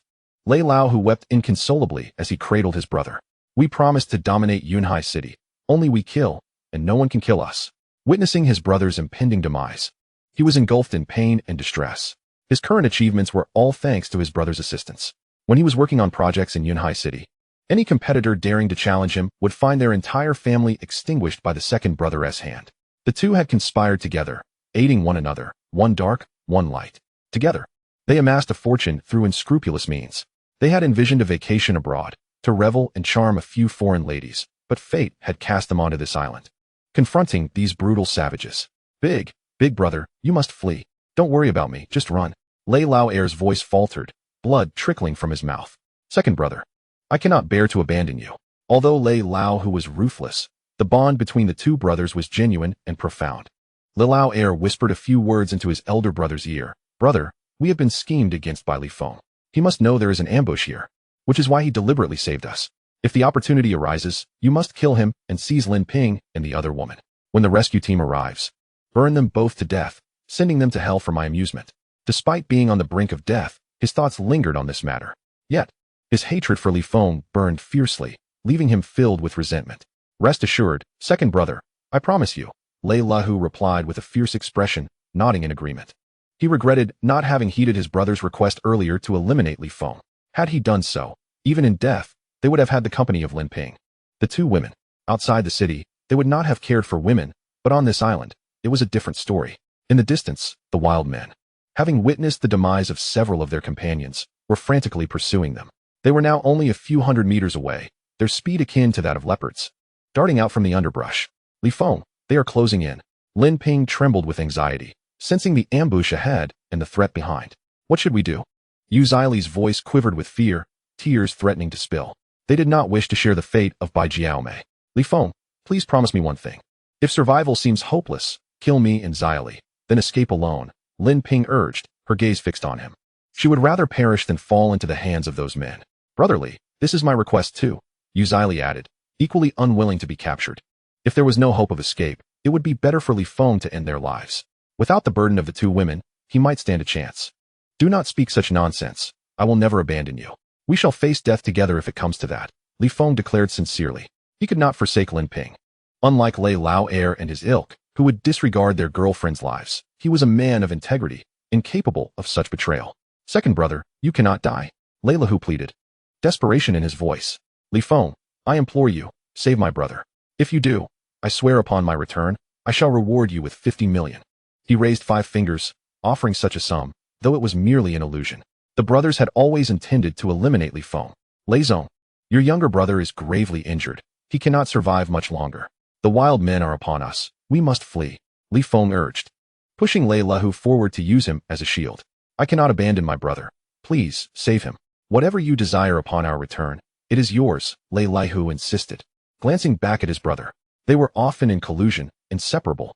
Lei Zong, it is not a matter of desire. It is imperative that we escape swiftly, or it will be too late. Li Feng pressed him forward. Brother, do not worry about me. You must escape. Remember your promise to me. As his elder brother fled, Lei Lao lay on the cold ground, blood spilling from his lips, teetering on the brink of consciousness. As gusts of fierce wind swept through, he felt an icy chill envelop his entire being. In the twilight of his life, memories of his misdeeds flooded his mind. He had annihilated entire families, forced the virtuous into degradation, and defiled numerous women. He once believed he would reign supreme, living a life of unfettered freedom and pleasure. Yet, fate had other designs. and he found himself dying in this desolate place. Truly, destiny is a cruel jest. The savages charged forward, witnessing the brutal demise of their comrades. They raised their harpoons in wrath and relentlessly plunged them into Lei Lau's body. 7 or 8 of these wild men, driven by fury, pierced him simultaneously, aiming to turn him into a veritable hornet's nest. Only through such savage vengeance could they assuage the hatred burning within their hearts. Second brother. Lei Lahu cried out in anguish and fury as he turned to witness the harrowing scene. He had never fathomed that losing a loved one could be so agonizing. He had once felt a grim satisfaction commanding his second brother to eliminate rivals, but now, witnessing his brother's tragic death firsthand, he truly understood the depths of pain. Boss Lei, death is irreversible. As long as we escape, there will be a chance for revenge, Feng urged, pushing him forward, using him as a human shield. I swear, if I survive this, I will hire mercenaries to exterminate these beasts, Lei Lahu vowed fiercely. He was determined to avenge his fallen brother, swearing he would not live in peace until their blood was repaid. As the savages pursued from behind, Lin Ping anxiously inquired, Feng, there's an ambush ahead and enemies behind us. I fear we cannot escape. Yes, it seems we are doomed, Yu Zili whispered in terror, overwhelmed by the cruel hand of fate. Trust me, we will find a way out, Feng declared, intending to use Lei Lahu as a shield to withstand the ambush's assault and strike down the foes in front. This was their sole chance for survival. Chapter 80. The tragic demise of Lei Lau's second brother. If I survive this ordeal, I will return to give you a dignified burial. I will ensure these savages pay the ultimate price, wiping out their entire clan, men, women, and children alike. Lei Lahu swore bitterly as they fled forward, vowing retribution. Suddenly, movement stirred in the grass ahead. 3 savages emerged, armed with bows, poised to strike. They sought vengeance for their fallen comrades, prepared to retaliate with ruthless ferocity against anyone who dared harm them. Feng, there are savages ahead. Lin Ping gasped upon spotting the archers. Yu Zili resolved silently that if Feng were in danger, she would shield him with her own body, willing to sacrifice herself rather than see him wounded. Lin Ping shared this resolve, ready to protect Feng at all costs. Brothers, there are archers ahead, Lei Lahu warned, attempting to retreat to the rear. The front line was vulnerable to their arrows. Don't be afraid, Boss Lei. I'm right behind you. I'll shield you from their arrows, Feng urged, pressing him onward. Brothers, these savages are ruthless, armed with bows. Let us find cover first, Feng advised, seeking a place to evade their deadly assault. Upon witnessing the 3 bows and arrows, Lei Lahu felt his legs weaken in terror. His younger brother had previously endured a few arrows and nearly resembled a porcupine. Lei, there's no time, rush forward, Feng insisted, preventing him from retreating or crouching down. No, this is far too perilous, Lei Lahu shouted in fright, just as the 3 wild men swiftly released their arrows. Quick, take shelter behind me, Feng urged loudly as the 2 women ran behind him, with Lei Lahu at the forefront. Whoosh, whoosh, whoosh.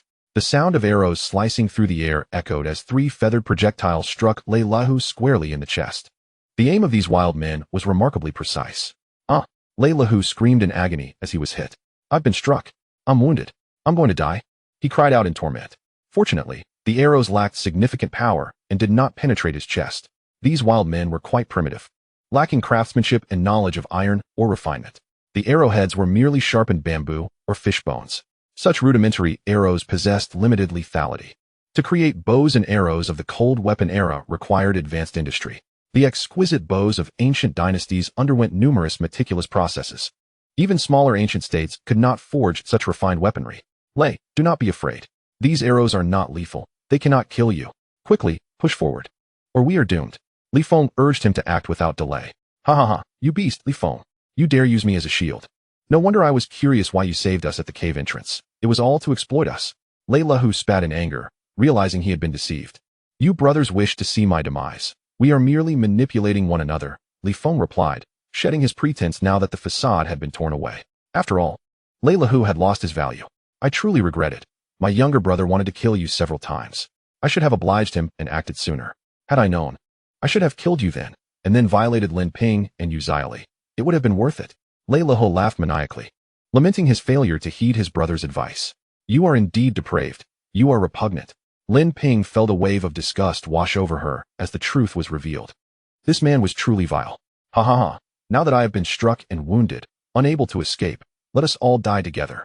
Lei Lahu contemplated turning to embrace Feng, allowing the wild men behind to catch up or the 3 men ahead to slay him. If Feng perished, Lin Ping and Yu Zili would undoubtedly meet the same fate.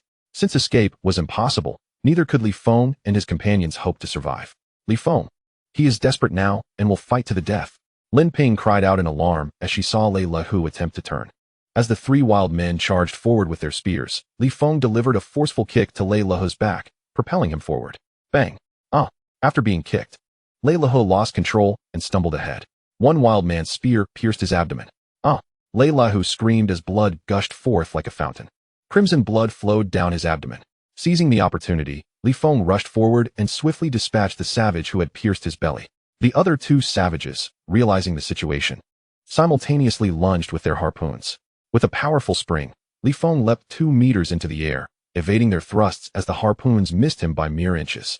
As he descended, his blade plunged directly into the skull of one assailant. A piercing scream echoed as the savage met his demise. The last savage, intent on attacking Li Feng, was suddenly confronted by Lin Ping and her companion, who hurriedly swung their clubs at him. Initially, the savage hesitated, tempted to show mercy upon realizing the two were women, but after being struck by their blows, his fury ignited, and he sought to kill them. Beast! As long as I am here, you shall not harm them, Li Feng declared, thrusting his knife into the savage's throat with precision and swiftness, ending the threat cleanly. Are you both unharmed? He inquired with concern after dispatching the savage. We are fine, the two women replied, shaking their heads in fear, astonished at their own courage during the perilous moment. In the face of despair and wrath, one can uncover remarkable bravery. It is well, but do not act recklessly lest you incur injury, Li Feng admonished, relieved to see them safe. Having dealt with the ambushers, he urged the two women to continue their flight. The savages behind them had descended into madness, witnessing their comrades fall one by one. They resembled frenzied lions, recklessly pursuing their quarry. Brother Li Feng, I am not dead yet. Do not abandon me. Lei Lahu cried out in agony from the ground. Although he had been struck by several arrows and had a grievous wound in his abdomen, he clung to life. Your survival is of no concern to me. Fend for yourself, Li Feng retorted dismissively. Brother, I acknowledge my past wrongs. I should not have plotted against you. If you spare my life, I will bestow upon you my entire fortune of 10 billion upon our return. Lei Lahu pleaded desperately, unwilling to embrace death.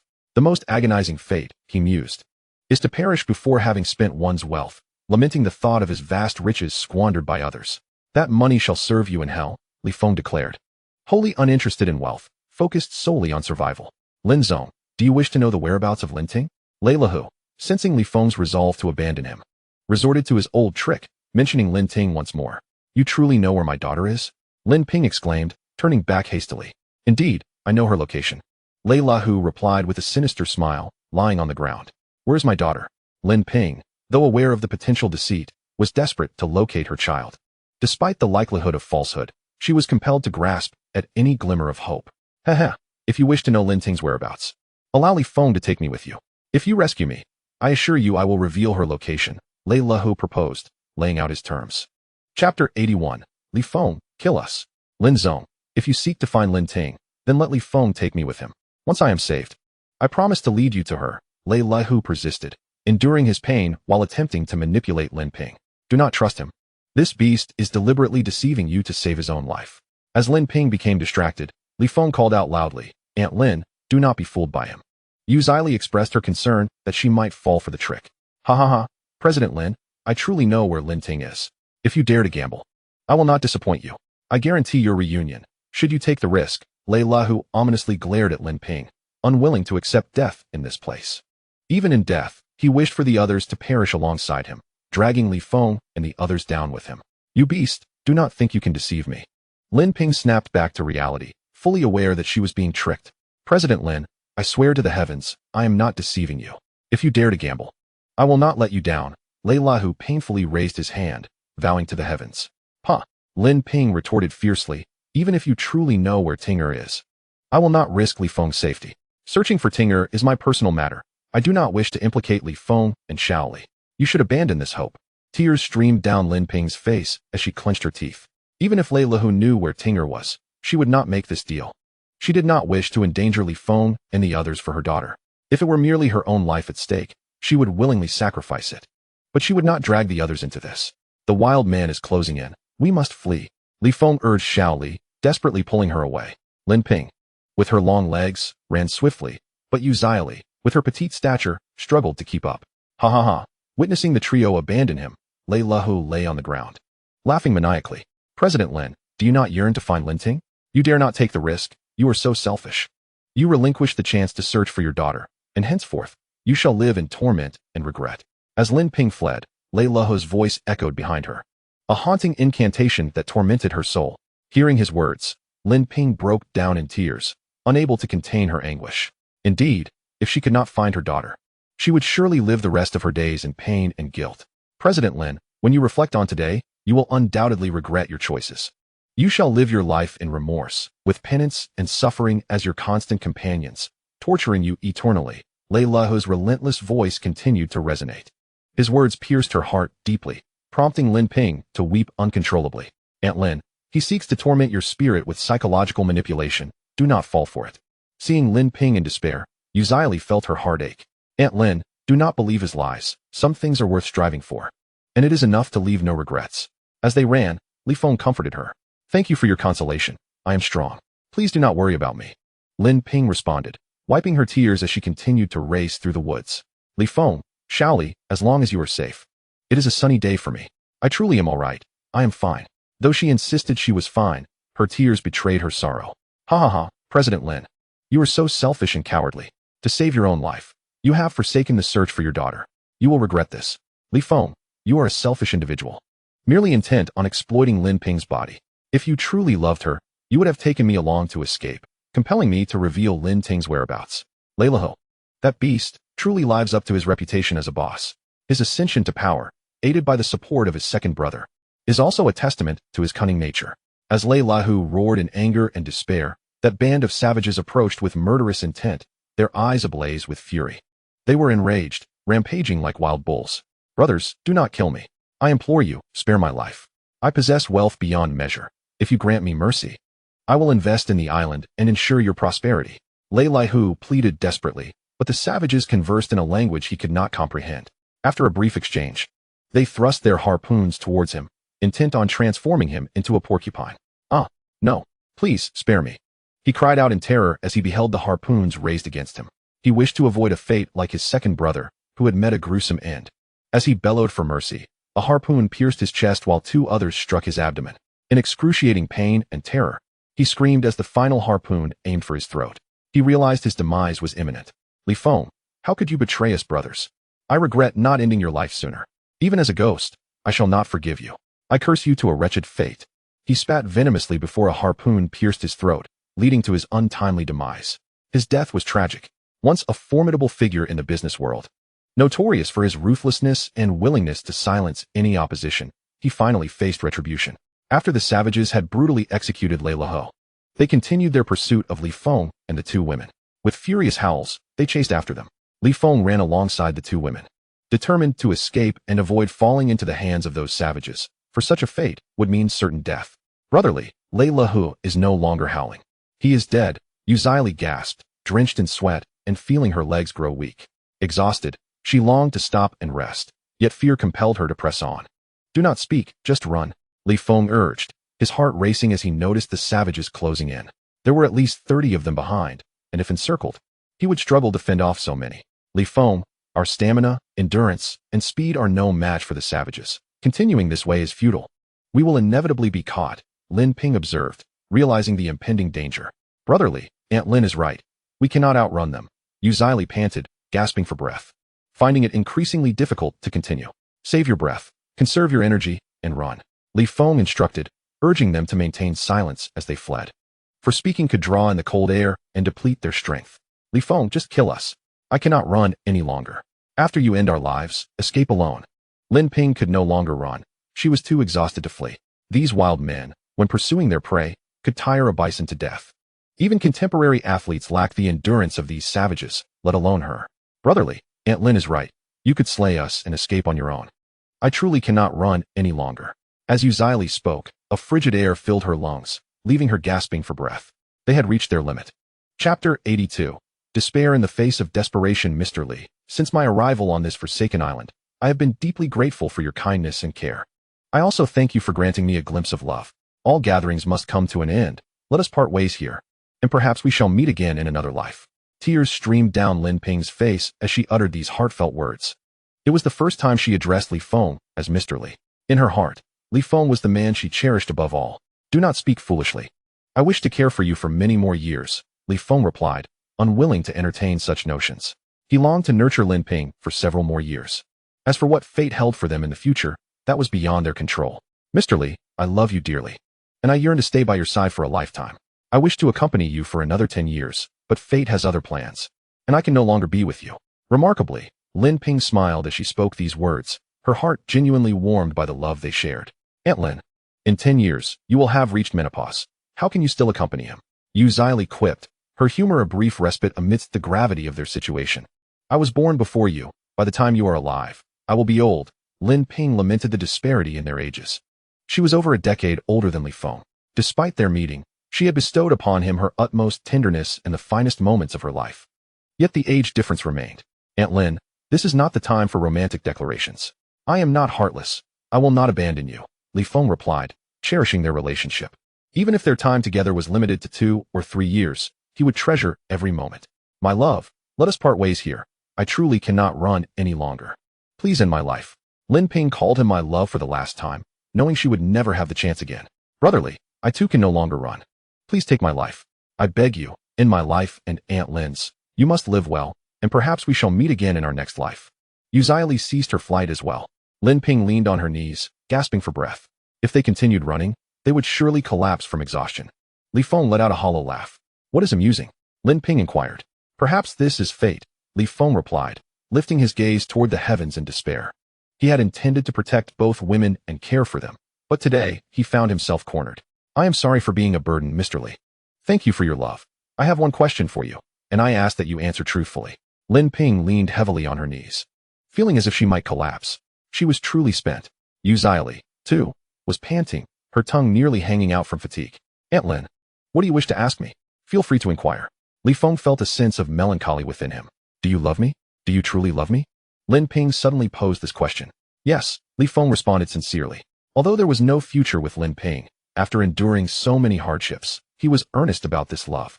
Some affections need not endure eternally. Having once possessed them suffices. Thank you for your love. I love you too.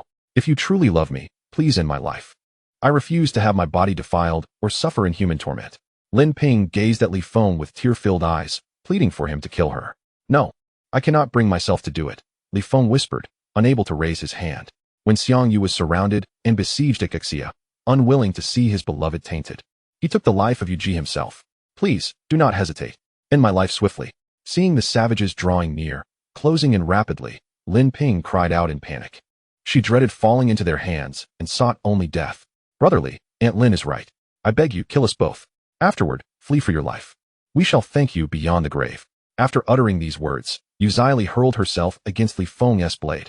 Behind them, the savages surged forward like a relentless flood, their numbers swelling to within 100 meters.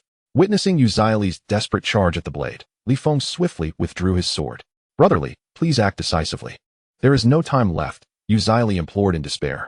Li Feng gripped his sword firmly and looked to the heavens, as if recalling the lament of the Western Chu king, who, besieged on all sides and surrounded by enemies, had no choice but to end the life of his beloved. He empathized deeply, sensing the profound anguish. With strength to move mountains and spirit to cover the world, fate is cruel and my steed will not advance. What am I to do, my Yu? Oh, Yu, what can be done? Li Feng recalled the ancient verse, a poem left behind by the Western Chu king, who, to prevent his beloved from falling into rebel hands and being defiled, had taken her life with his own hands in helpless sorrow. Amidst his despair and sorrow, the savages, like wild beasts, continued their frenzied advance. Aunt Lin, Zili, if we must die, let us die together, Li Feng declared, his eyes flashing with deadly resolve. What are you doing? Lin Ping asked anxiously, seeing the murderous gleam in his gaze. I will fight them to the death. I will kill as many as I can. If I manage to slay them all, we shall survive this ordeal. If I fall, you must end your lives yourselves. Li Feng prepared to charge into the horde, ready to unleash a slaughter and battle fiercely against the multitude. Should he perish at their hands, Lin Ping and Yu Zili would take their own lives. If he fought valiantly and exterminated the 20 or so savages, the 3 of them might live. No, Lin Ping shook her head upon hearing Li Feng's resolve. You cannot charge in. They are numerous and frenzied. Even if you fight with all your might and kill them all, you will be mortally wounded and die. Brotherly, Aunt Lin is right. These barbarians are madness incarnate. You alone cannot withstand them. Even if you slaughter them all, you will suffer fatal injuries. Please, spare us and escape after ending our lives. Yu Zili knelt before him, begging him to act. The two women wished for Li Feng's survival. Haha.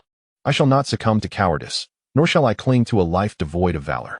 Today, I intend to unleash a torrent of wrath and witness how many I can vanquish. With his sword poised and resolve steadfast, Li Feng faced the oncoming horde of savages. Laughing heartily, "Come forth, beasts. I shall revel in slaughter, obliterating your lineage." His aura brimmed with murderous intent, determined to engage in a battle to the death. "Aunt Lin, Shaoli, should we be granted another life, may we meet again," he declared, gripping the hilt of his sword as he prepared to charge at the throng of wild men. Even in death, he sought a glorious end. As the savages charged, Li Feng's bloodlust surged. He yearned to slay as many foes as possible. Even in demise, he wished for his death to hold significance. The sight of his silhouette moved the two women deeply, filling them with guilt. Had it not been for their presence, Li Feng, with his prowess, would have certainly escaped. Just as he was about to plunge into the fray, he suddenly noticed a narrow path along the right wall of rock leading directly to the mountain's summit. The mountains on the right undulated majestically, their expanse stretching infinitely beyond sight. Yet, a serpentine trail ascended from the ground, revealing a fissure in the sheer cliff. This narrow path twisted upward, culminating at the peak. Ah, the heavens have not abandoned us. Li Feng chuckled upon discovering the concealed route. If the two women could ascend along this path, the wild men would be unable to follow. This precipice towered over 100 meters, and the trail was barely wide enough for a single person to traverse. Li Feng resolved to hold the savages at bay, planning to flee once the women reached the halfway mark. "Shaoli, Aunt Lin, there lies a narrow path leading to the summit. Quickly climb the cliff." After uncovering their escape route, he urged them to move swiftly. "Thank heavens, the divine has favored us." Lin Ping exclaimed in gratitude upon realizing the existence of the hidden trail. It was well concealed, difficult to discern without careful observation. "Li Gu, we are leaving." "What will you do?" asked Yu Shaoli. "Do not worry about me. You must go first." "No, if we leave together," she insisted, unwilling to abandon him. "Enough of this chatter. Do not be a burden. Hurry." Li Feng urged them to act without delay. "Take care, Li Gu," Yu Shaoli said before dashing towards the path. "Li Feng, I await your return. Should you abandon us, I shall not linger a moment longer." "I will seek you in the depths of hell," Lin Ping declared, a tear falling as she and Yu Shaoli fled toward the narrow path. The entrance to the cliff's trail stood over a meter high, its surface smooth and treacherous. Yu Shaoli struggled to ascend. "Shaoli, step on my shoulders to climb up." Lin Ping crouched down to offer her support. Once Yu Shaoli reached the top, she pulled Lin Ping up as well. "Li Feng, we are leaving now. I will wait for you," echoed Lin Ping's voice beneath the cliff. "Be careful," Li Feng cautioned them, urging vigilance as the precipice loomed over 100 meters high, approximately the height of a 40-story building. Should one accidentally fall midway, the consequences would be dire. "Mr. Li, we beseech you, do not abandon us as we navigate the remainder of our lives." Lin Ping, her eyes filled with longing, swiftly ascended. "Brother Li, I love you and await your return. Do not forsake us." Yu Zili, using both hands and feet, carefully scaled the cliffside, treading lightly upon the ledges. Suddenly, two wild men charged forth, intent on obstructing the two women. "Ha ha ha, are you two seeking death?" As they approached, Li Feng stepped forward to confront them. One of the wild men wielded a wooden club, swinging it violently towards his head. The brute's strength was formidable. As Li Feng dodged, the club barely grazed him before crashing into the ground with a resounding thud. The earth trembled, and leaves scattered in the wake of the impact. After the wild man missed his strike, he attempted to retrieve his weapon, but Li Feng seized the opportunity, lunging with his blade aimed at the brute's throat. A piercing scream escaped the wild man's lips as he succumbed to Li Feng's swift attack. Since the tender age of 3, Li Feng had practiced martial arts under his grandfather's tutelage. Over the past 2 decades, he had mastered various disciplines, including karate, swordplay, and boxing. While unarmed combat against such savages might prove challenging, with a sharp blade in hand, it was akin to slaughtering poultry. As another wild man advanced, Li Feng quickly retreated. The savage pursued him relentlessly. Reaching a tree, he utilized his momentum, propelling himself upwards, his body parallel to the ground. Ascending 6 or 7 steps in succession, an accomplishment beyond the reach of ordinary individuals. When the wild man lunged with a spear, it embedded itself in the tree. As the savage attempted to dislodge the weapon, Li Feng sprang into action, executing a swift roll and appearing behind him. The wild man, startled, turned, only to be met with a fatal thrust. Lin Ping and Yu Zili glanced downwards, witnessing the shocking scene of Li Feng dispatching the savage, which nearly caused them to lose their footing. Do not look down. Keep your gaze forward and press your bodies against the rock face, maintaining your center of gravity. Refrain from grasping at dead vines or leaves. Prioritize your safety, Li Feng urged, hastily reminding them as they risked dizziness by looking down. Heeding his advice, the two women complied, their brows slick with apprehension. A wild man approached the entrance, attempting to navigate the narrow path in pursuit of the two women. Li Feng swiftly pursued, swinging his blade horizontally. Just as the wild man attempted to ascend, Li Feng struck, ending his life with a single blow. The wild man let out a final cry before tumbling from the ledge. No sooner had Li Feng dispatched this foe than three more wild men emerged. One swung a club, striking Li Feng's shoulder with tremendous force. With a pained cry, he dropped to one knee, the blow overwhelming him. Hearing his anguish, the two women anxiously considered glancing down. Listen to me. Continue your ascent, and do not look down. Your unwavering support is my greatest aid, Li Feng shouted, rising with determination despite the pain coursing through him. The force of that blow was immense, nearly fracturing his shoulder and neck. After rising to his feet, a harpoon suddenly lunged toward him. With quick reflexes, Li Feng positioned his long knife within the harpoon's trajectory. The savage pushed the handle, attempting to pierce him with the harpoon. Thud! Li Feng was struck by the weight of the attack, his back colliding against the rocky wall. The adversary's harpoon continued its relentless thrust. Observing that he was momentarily incapacitated, the other two savages pounced upon him like ravenous wolves, intent on seizing the opportunity to end his life. Ha! As the two menacing figures advanced, Li Feng chuckled softly, resolved to instill doubt in their very existence today. He sought to extract his long knife to confront the duo, yet the harpoon pressed firmly against his blade. The moment he withdrew his knife, the savage's harpoon would surely pierce his chest. Witnessing Li Feng's precarious situation, the two savages, emboldened by their earlier triumph, unleashed a simultaneous assault with their harpoons and wooden clubs. They were determined to eliminate this intruder in vengeance for their fallen comrades. Chapter 84, A Desperate Counterattack. As the two savages launched their frenzied attack, Li Feng delivered a swift kick to the harpoon's wooden shaft. With a whoosh, the harpoon slid upwards along his knife, creating sparks as it collided with the metal. Concurrently, the two savages pressed their assault upon him, planting his foot against the stone wall. Li Feng propelled himself forward with remarkable speed, akin to a great bird taking flight. The leading savage, caught off guard, was struck in the face by his knee. With a pained cry, the savage fell backward, his head crashing against the ground. Li Feng raised his long knife and plunged it into the savage's neck, ending his life. As the remaining two swung their weapons, he rolled away to evade their strikes, sweeping his knife upward from the ground. One savage's thigh was grievously wounded, and he writhed on the ground, clutching his blood-soaked leg. The last savage, terrified, fled in fear, unwilling to confront him any longer. Especially with the main group still several dozen meters away, yet to catch up, Li Feng, unwilling to linger, swiftly dashed towards the narrow pathway. Lin Ping and Yu Zili had ascended to a height of several dozen meters. This winding path, curving gently upward from the ground, posed little threat as long as the two women did not accidentally fall. The savages would be unable to pursue them. Upon reaching the path, Li Feng quickly leaped onto a stone platform over a meter high. Just as he intended to ascend the narrow trail, a savage suddenly charged at him, aiming to impale his thigh with a harpoon.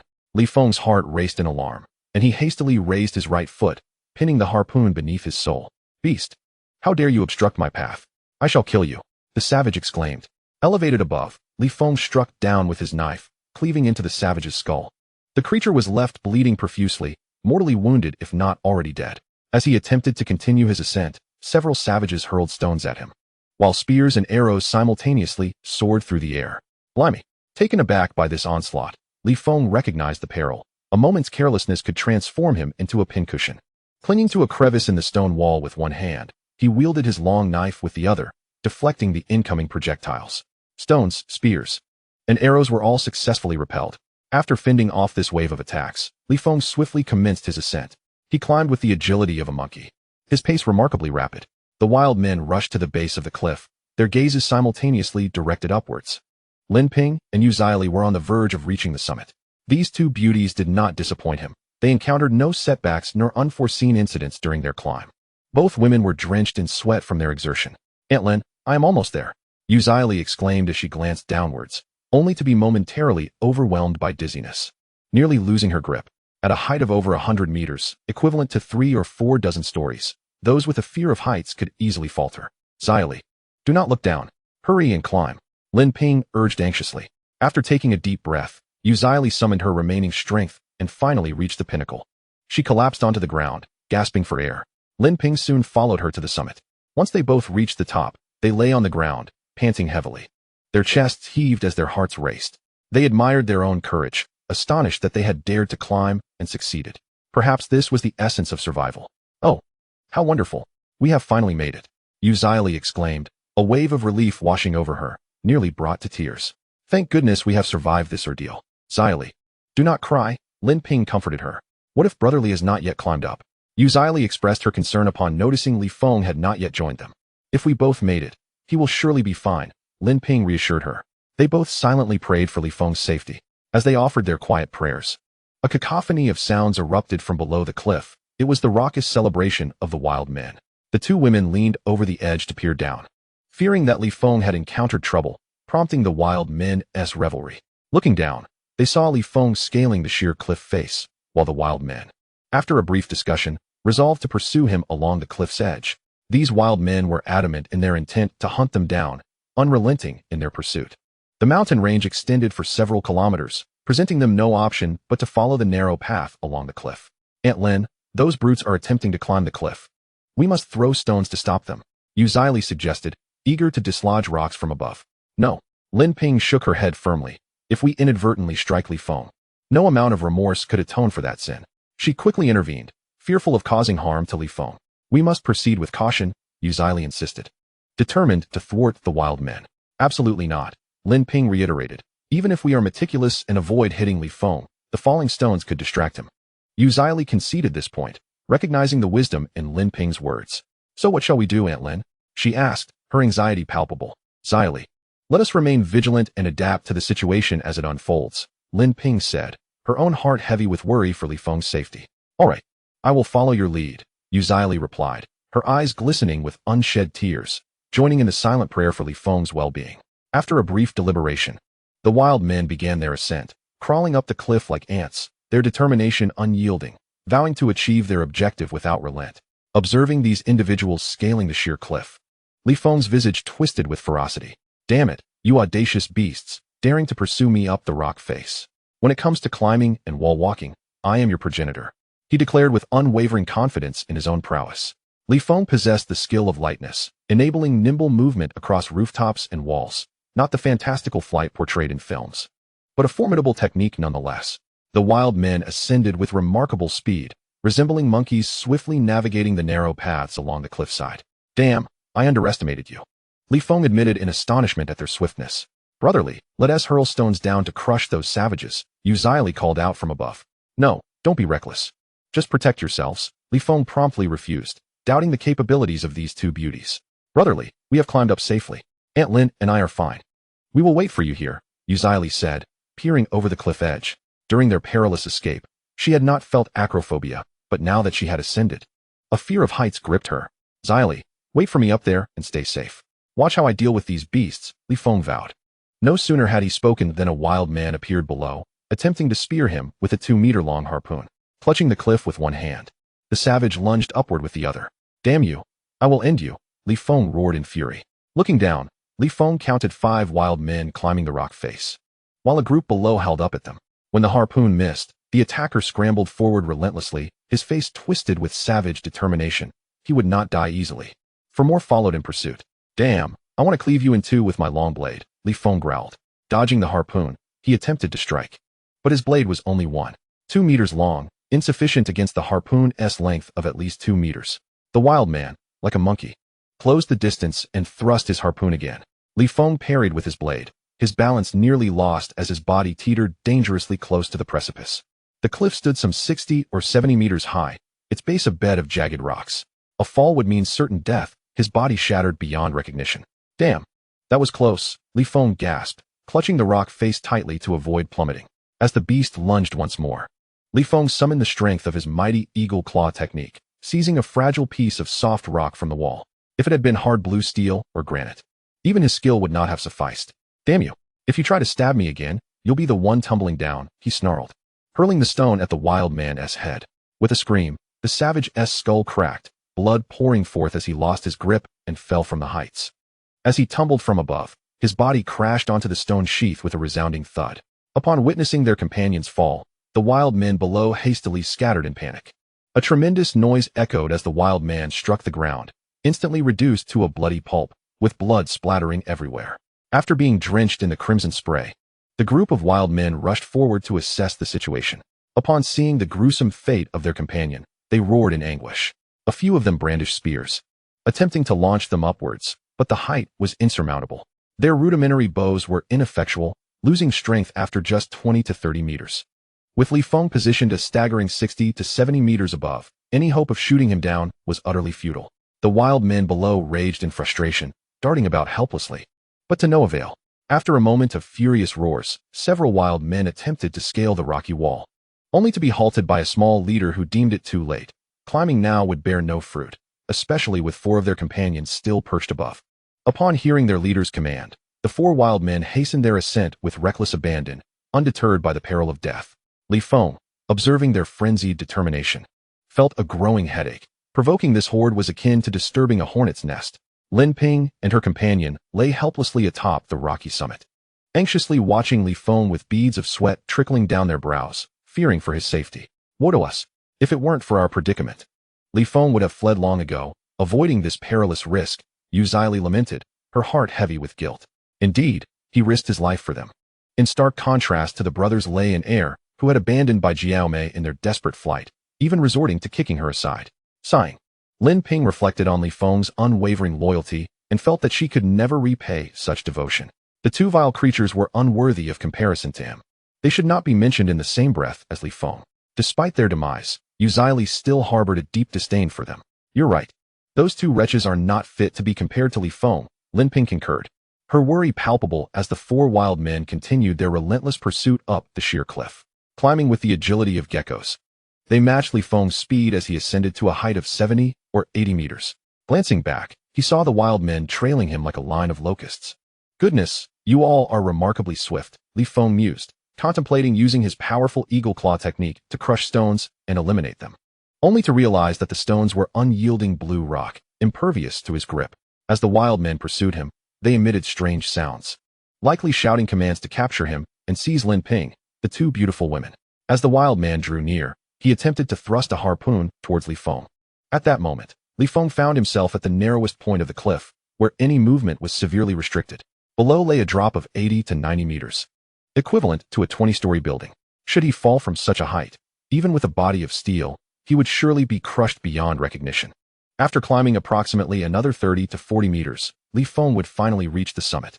Once atop the mountain, he would have the opportunity to annihilate these brutes with stones. Below, the wild men gazed upward, brandishing their arms and emitting a cacophony of sounds. They were likely summoning their companions to hastily pierce Li Feng with their harpoons. In a moment of desperation, Li Feng suddenly grasped a handful of dry soil. An ingenious idea struck him. He scattered the dirt into the air. The soil, akin to swirling dust, fell into the eyes of the wild men. As one of them cried out in distress, he rubbed his eyes and, in that moment of distraction, lost his grip, plummeting from the precipice. A harrowing scream escaped him as he fell from the dizzying height of 80 to 90 meters, crashing violently onto the ground. His body lay mangled and bloodied, utterly unrecognizable. Below, the wild men were incensed, swearing vengeance upon Li Feng for the lives he had claimed among their kin. Witnessing yet another companion's fall, a wild man who had been climbing from behind frantically leaped forward, aiming his harpoon at Li Feng. In his reckless fervor, he disregarded his own life, intent on dragging Li Feng down with him. As the harpoon surged toward his head, Li Feng was struck with terror. This creature was indeed fearless, daring to leap toward him. It was an act of desperation. In a split second, Li Feng raised his long knife to deflect the harpoon. Upon deflecting the weapon, the wild man tumbled over the cliff, emitting a chorus of terrified cries. A thunderous crash followed, indicating that the unfortunate soul had met a gruesome fate upon impact. After blocking the harpoon, Li Feng felt the pull of the weapon, causing him to roll dangerously toward the edge. With a startled cry, he too began to tumble downward. Li Feng! Li Feng! Lin Ping wailed. Her heart shattered as she clung to the cliff, desperately pounding against the stone wall. At that instant, it felt as though the world had collapsed around her. Oh, my dear Mr. Li, thank you for your love. I shall join you now, she declared in despair, preparing to leap into the abyss. No, Aunt Lin, you cannot jump, Yu Zili exclaimed, hastily restraining her. Zili, Li Feng is dead. My heart is extinguished. I wish to follow him. You must fend for yourself, Lin Ping uttered resolutely, intent on leaping into the void to be united with Li Feng in death. Aunt Lin, please, do not act rashly. If you choose to die, I will do so alongside you. We can share the fate of accompanying Li Feng.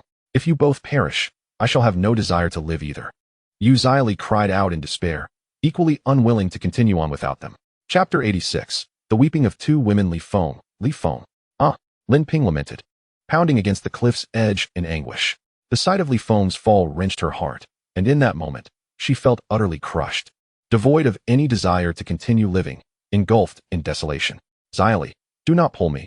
I have stated that if anything happens to him, I shall not live a moment longer. You must take care of yourself henceforth.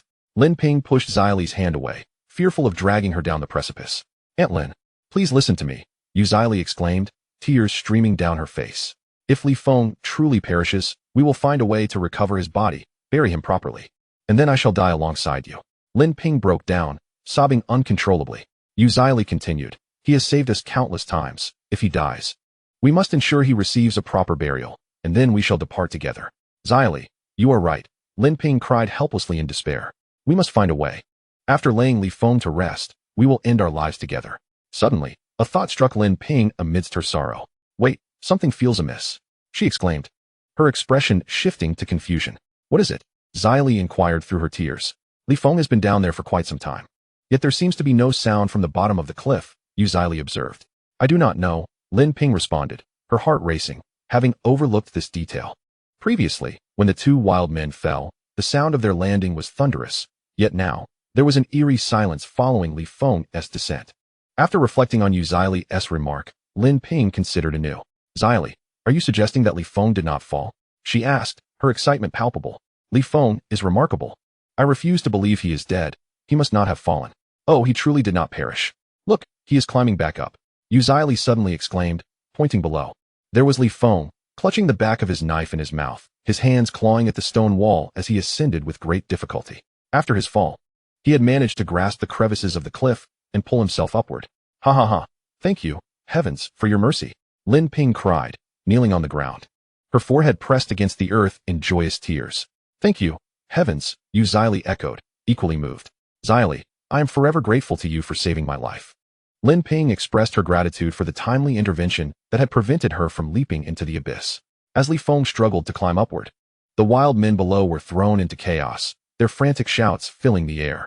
They had anticipated his fall, but were utterly astonished to witness him scaling the cliff instead. Li Feng dared not glance down. He focused solely on his ascent until he reached a narrow ledge. Panting heavily, he sat on the precipice, drenched in sweat, and took a deep breath. That had been perilously close. He had nearly met his demise. The three wild men, witnessing his miraculous return, were left in stunned silence, perceiving him as a deity. Ha ha ha, come at me if you wish to kill me. Let us perish together, Li Feng shouted, feigning the act of throwing his long knife at one of the wild men. The man, intimidated by his fierce demeanor, believed he was truly in danger. With a terrified yelp, that individual stumbled off the edge, crashing to the ground below with a resounding thud, becoming a mere splatter upon impact. The cliff's treachery was evident. Fright could easily send one plummeting to their end. Ha ha ha, yet another has met their fate. I have vanquished another, Li Feng proclaimed with bravado. As I witnessed another companion fall, the wild men at the cliff's base erupted into frantic cries. The two wild men trembled in fear, standing petrified upon the narrow path. Ha ha, once I ascend, I shall crush you two beasts, I thought. After resting for 2 minutes, Li Feng summoned all his strength to climb upward. The two wild men, bewildered and hesitant, dared not pursue, nor could they retreat down the treacherous path. Gazing down from a height of 100 meters, terror gripped them, causing their bodies to shake uncontrollably. With hands and feet working in unison, Li Feng finally reached the summit, where Lin Ping and the others joyfully approached. Li Feng, you scared me to death. I thought you had fallen to your demise. Lin Ping wept as she embraced him.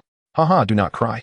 Excessive tears may mar your beauty, Li Feng smiled, comforting her. If something were to happen to you, what use would beauty be? A woman beautifies herself for the one she loves.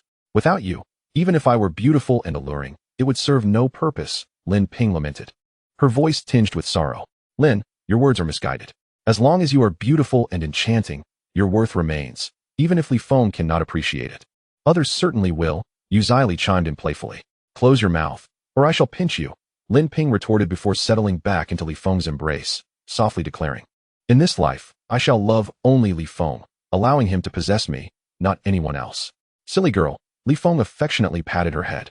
It is often said that women in love resemble children, and indeed, this holds true.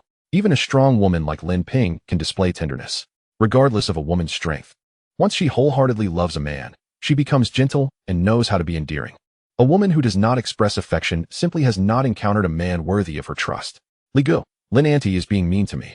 I too wish to be held, Yu Zili cried, her earlier mischief replaced by tears. Thank heavens you have finally returned to us, she sobbed. Did you know? Just moments ago, Lin Auntie and I nearly leaped down to join you, she continued, her sorrow palpable. Seeing her distress, Li Feng gently stroked her head. Smiling as he said, it is fortunate you both did not jump. Otherwise, I would have had to leap down after you in despair. We must never part again. Let us remain inseparable, both beauties cried out in unison, clinging to him. All right, we shall never be separated again, Li Feng promised, kissing their foreheads. After surviving such peril, they rejoiced, cherishing one another deeply. This bond is precious. It is worthy of my unwavering love. As long as I live, I shall love you fiercely each day. Lin Ping expressed through her tears, her words resonating from the depths of her soul. Only love forged through life and death experiences can withstand the test of time, compelling us to live fully. Yu Zili held on to Li Feng, reluctant to loosen her grip, wishing for no moment of separation. How wonderful it is to have you both by my side, Li Feng reassured them. Suddenly, a cacophony erupted from below. What is happening down there? It seems the wild men have become unruly, Lin Ping exclaimed, her anxiety palpable as she heard the commotion, and Yu Zili shared her trepidation. Do not be afraid. Let me observe the situation. Li Feng sought a vantage point to examine the circumstances below. Chapter 87. Panic and flight. As the three gazed downward, they beheld a group of wild men anxiously looking up at them from the base of the cliff. It became apparent that two of the wild men intended to retrace their steps. One of them nearly fell, clinging desperately to the roots of a cliffside pine, his body swinging precariously in the air as his feet scrambled helplessly. The other wild man pressed against the stone wall, trembling with fear, beads of sweat dotting his brow. The treacherous path, narrow and steep, was easier to ascend than to descend. The wild men at the cliff's base anxiously watched their companions, fearful of their potential fall. Ha ha! If you are destined to plummet, allow me to assist you in meeting your fate swiftly, Li Feng proclaimed, lifting a massive stone and hurling it downwards. With a resounding crash, the stone struck the suspended wild man. A harrowing scream escaped his lips, and he fell to the valley floor, his body shattered upon impact. Lin Ping and the others closed their eyes, unable to bear the gruesome sight. The wild men below seethed with fury, wishing nothing more than to ascend and exact a brutal revenge upon Li Feng and his companions. Ha ha ha, you should join him, Li Feng taunted, continuing to launch stones downwards. The final wild man met a similar fate, his skull crushed, and he plummeted down the sheer cliffside, lifeless upon arrival. The remaining wild men, now terrified of the cascading stones, retreated in fear. Come up if you dare. Li Feng glared menacingly at the agitated crowd below, who had nearly claimed their lives. The wild men howled in rage and desperation, yet felt utterly powerless. Our animosity with these wild men has deepened. It is certain that we are now embroiled in a deadly feud, Lin Ping remarked, recognizing the gravity of their situation after witnessing the deaths of the two wild men. Even had they not met such a violent end, the enmity was undeniable. Li Feng spoke truthfully. They had long since become foes. This animosity was irreconcilable, a matter of life and death. Brotherly, these individuals harbor a profound hatred for us. If the rescue team does not arrive soon, we will inevitably perish at their hands. Yu Zili expressed her concern for their future, as long as they remained on the island. Evading the relentless pursuit of the wild men seemed impossible. Alas, unless the rescue team appears promptly or we encounter more allies, we are doomed, Lin Ping lamented, her heart filled with unease. Yet, the likelihood of timely assistance was slim, and the prospect of encountering more allies even slimmer. Brotherly, why not teach us martial arts? Once we are as formidable as you, we shall no longer fear those wild men, Yu Zili proposed, eager to learn the skills necessary to defend themselves. Foolishness. Mastering martial arts requires time. Without a solid foundation, techniques are merely superficial, Li Feng replied, dismissing the notion of teaching them. It would be futile, without years of training. Any hastily learned moves would be ineffective, only hastening their demise. We can only hide and hope to evade the wild men, Lin Ping prayed to the heavens, seeking divine protection for their safety. Li Gu, the wild men have moved. Yu Zili pointed towards the cliff's edge, revealing a group of wild men advancing along the mountain range. They intend to circle around the mountains to exact their revenge on us, Li Feng remarked. This place is perilous. We must depart at once. Lin Ping expressed her fear of the wild men closing in. Given their pace, they could reach this location in merely 2 or 3 hours. We must leave immediately, Feng concurred, eager to retreat. Where shall we go? Yu Zili's gaze betrayed her confusion, uncertain of their destination. The surrounding primordial forest was a dense labyrinth of foliage, devoid of campsites or caves. Wandering within it posed great danger. Feng too was at a loss for direction. Standing atop the mountain, he gazed downward, where a vast expanse of forest lay before him. The sprawling primordial woods resembled an endless sea of green, stretching infinitely. When the fierce winds blew, the trees rustled in unison, swaying like waves in a tumultuous ocean, both breathtaking and imposing. Yet, it also invoked feelings of isolation, helplessness, and fear. Without a campsite or a place to dwell, where could they possibly go? As Lin Ping surveyed the boundless forest, despair washed over her, leaving her feeling utterly lost. They needed to find a new refuge, but the path forward was obscured. Do not cry, do not fear. I am here, and the sky will not fall. Feng reassured, gripping his long knife with unwavering resolve. No matter the hardships they faced, they must remain resilient. The previous cave was no longer a safe haven. Once the wild men discovered their former encampment, they would likely linger nearby. We shall not weep. Lin Ping and Yu Zili clasped hands, sharing their concerns for survival ahead. We will descend the mountain, striving to evade the wild men's pursuit. Feng decided to lead the way. But what about our salt and pot? Yu Zili lamented over their essential supplies. The crisis had struck suddenly, leaving them no time to gather provisions. Without those essentials, survival on the island would be arduous. Let us first find shelter. Feng resolved to return for their supplies, yet recognized the urgency of ensuring the women's safety first. Gu, the wild men are closing in. We must hurry, urged Yu Zili as Feng continued to scan their surroundings. However, the primordial jungle appeared monotonous, every corner indistinguishable. Let us proceed to the right, away from their pursuit. Feng shielded the two women as they descended the mountain. The pair, armed with wooden sticks, grasped each other's hands, struggling forward. The forest was replete with towering ancient trees. As they cautiously navigated through the underbrush, they frequently glanced back, vigilant for any signs of danger. Feng remained alert, aware that the primordial forest harbored its own perils beyond the threat of the wild men. Upon entering the dense woods, they encountered thorns and various ferns underfoot, while gnarled roots and branches littered the ground. The two women, unaccustomed to hardship, found the journey exhausting. Gasping for breath, "You must rest for a while," Feng suggested, wishing to pause for a brief respite. They cannot afford to rest. They have yet to escape danger. Lin Ping wiped the sweat from her brow. They were still within the territory of wild tribes, and thus, they dared not pause. However, the fatigue weighed heavily upon them. Feng expressed his concern for the two women, fearing they might succumb to exhaustion. "It's fine. I'm not that delicate," Lin Ping insisted, gritting her teeth to endure. Unwilling to be a burden to Feng. "Brotherly, I am also quite resilient. You needn't worry about us. Just continue on your path." Yu Zili echoed her sentiment, eager to leave this perilous place. Should those wild tribesmen pursue them, their situation would become dire. "Very well, let us proceed.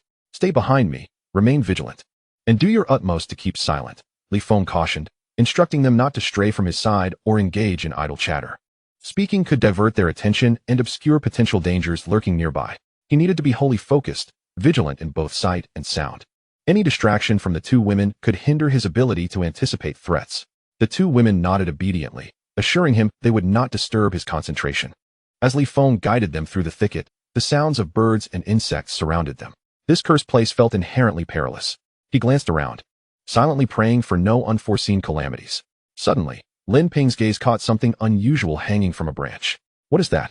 she exclaimed. "Wow! How could such an object be found on this island?" Yu Zili gasped in astonishment as she discerned its form. Feng shared their surprise. It was indeed curious that such an item existed here.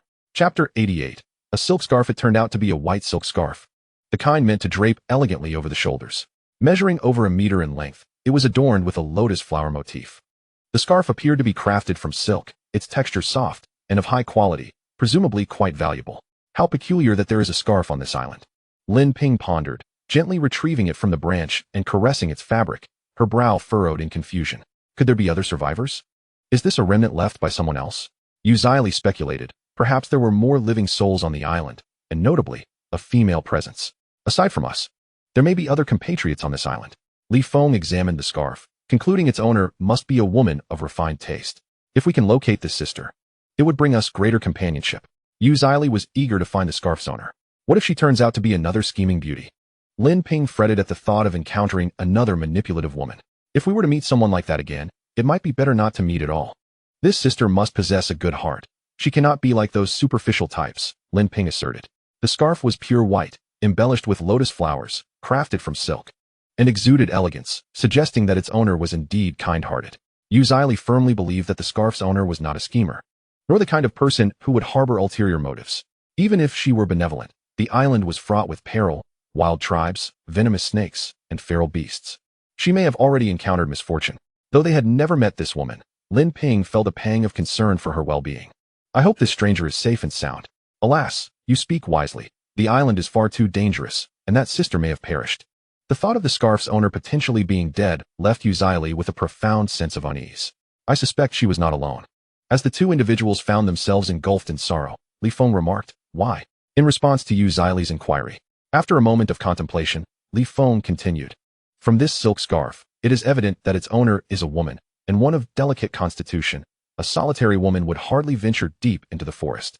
A frail woman could not possibly enter the heart of a primal wilderness." That makes sense. Lin Ping concurred with this analysis. What if this sister encountered danger and had no choice but to flee into the woods? Yu Zili posed a question. "Zili, had you not met us, would you have dared to delve into the primal jungle alone after facing peril on the beach?" Li Feng inquired. "I would not." Yu Zili shook her head, responding, "Even if I faced danger on the beach, I would only have the courage to retreat to the forest's edge, seeking to return to the shore when the opportunity arose. Women tend to be timid. They would not venture into the depths of the wilderness alone. Even in the face of peril, they would linger between the beach and the forest's periphery, preferring to meet their fate upon the sands." Li Gu, I grasp your implication. If this sister were alone, she would not dare to enter the heart of the forest. They must surely have a team. Yu Zili's realization dawned upon her. Indeed. Li Feng nodded.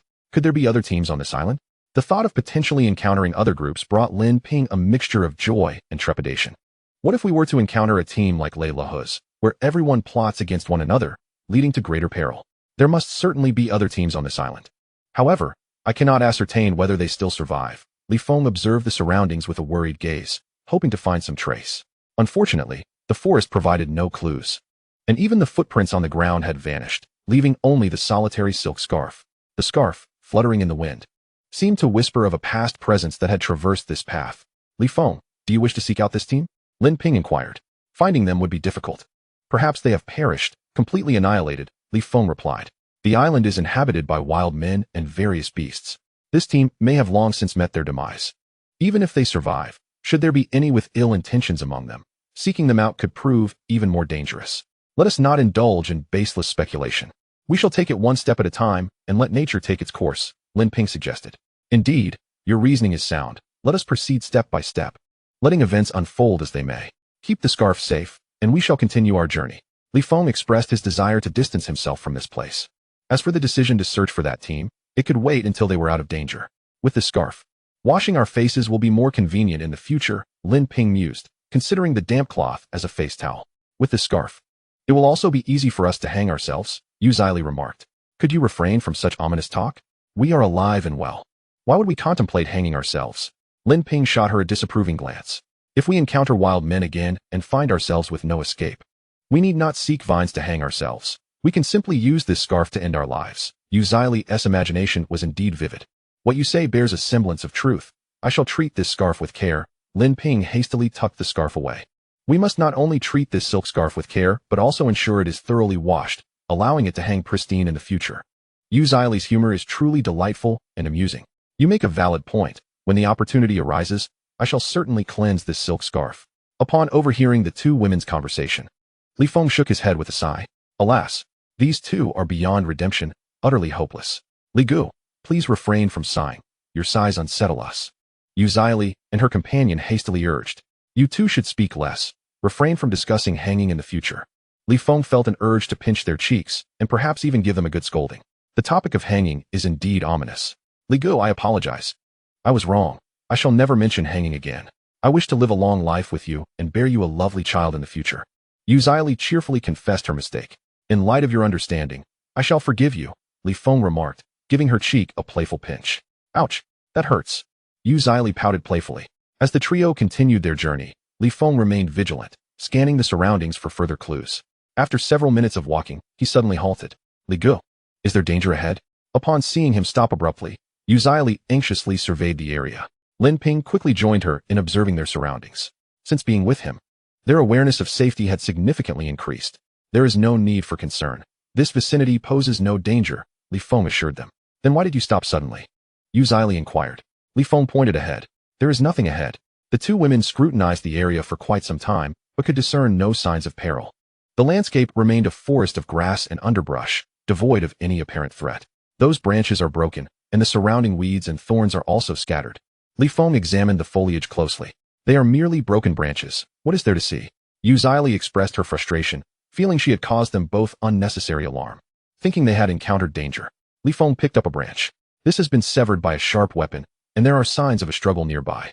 The branches and thorns bore clean breaks, almost as if they had been sliced through by a blade or a sword. Indeed, the breakage appears remarkably clean, as if it were cut with a knife or sword, Li and her companion remarked, astonished and perplexed. Could it be that wild men hunted here? Lin Ping speculated, pondering the possibility of wild men having engaged in a hunt in this area. That is unlikely, Li Feng countered, explaining, wild men lack sharp weapons. Are you suggesting that the survivors from the cruise ship fought here? Lin Ping furrowed her brow. If that were the case, those individuals could be exceedingly dangerous. Sometimes, allies can be more perilous than foes. It is plausible that a group of survivors fought over resources. Or perhaps they encountered wild beasts or wild men and engaged in a deadly confrontation. Li Feng continued to gather the broken branches from the ground. Which scenario do you believe is more likely? Lin Ping asked. I am uncertain, Li Feng admitted, finding it challenging to analyze and ascertain the truth. As he seemed hesitant to speak, Lin Ping inquired, what is it? Judging by the clean breaks in the branches and leaves, it was evident that this individual must possess exceptional skills. Li Feng gently caressed the edges of the severed foliage, noting their precision. Some cuts were made at angles. Others head-on or with a reverse grip, each executed with a single stroke. Brotherly, even if you handed me a knife, I could sever these branches too. Therefore, the opponent might not necessarily be a master, Li asserted, doubting the opponent's prowess. She believed that as long as one wielded a blade, they could easily cut through such slender foliage, which was not particularly thick. Li Feng, however, maintained a grave expression, explaining, an ordinary person, due to instability and imprecise control of force, would find it exceedingly difficult to slice through these branches with a single stroke, often leaving scratches instead. Some of these branches are quite flexible, and when struck, they would rebound, marking the trunk. Thus, he was confident that this person must indeed be a master. Shaoli. Li Feng is quite astute. His analysis is undoubtedly correct, Lin Ping remarked. Indeed, I also trust Brotherly, Li replied, acknowledging her lack of martial skill as she had merely expressed her doubts earlier. Li Feng, is this person's ability on par with yours? Lin Ping asked, her concern evident. If the individual were akin to Lei Lahu, harboring malevolent intentions, they could find themselves in peril if they crossed paths. Lei Lahu and his ilk, even in desperate situations, would seek opportunities to eliminate Li Feng.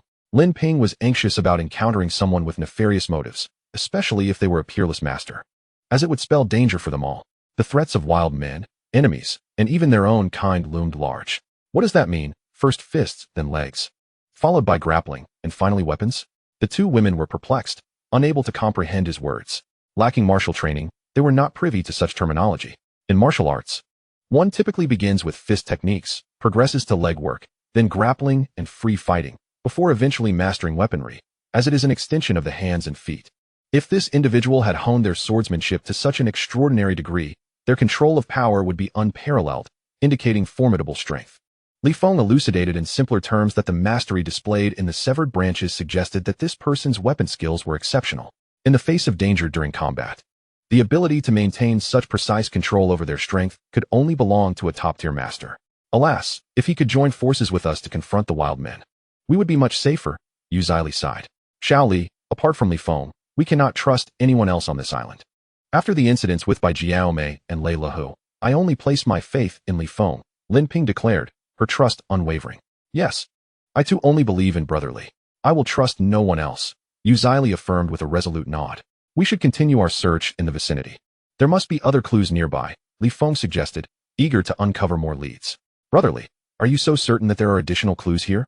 Li expressed her fear of wasting time in vain. Given this individual's exceptional weapon skills, it is likely that after experiencing a fierce battle here, there will indeed be traces left behind, Li Feng asserted confidently. Li Feng, the owner of this silk scarf, is likely a member of their team. Lin Ping recalled the scarf from earlier. If my estimation is correct, they must have encountered danger here, and in the ensuing panic, the woman inadvertently let the scarf slip away in the wind. After a careful analysis, Li Feng, along with the two women, began searching the vicinity for additional clues. Wow! Brotherly, there are bloodstains here, Li exclaimed, having discovered a patch of crimson on the ground. A pool of bright red blood stained the grass and soil. Is this human blood? Li Feng inquired, frowning after taking a sniff. Could it possibly be animal blood? Lin Ping asked. Impossible, Li Feng replied with certainty, shaking his head. The scent of human blood is far more pungent and intense. This is not animal blood, judging by the dryness and color of the blood. This incident likely occurred about a week ago.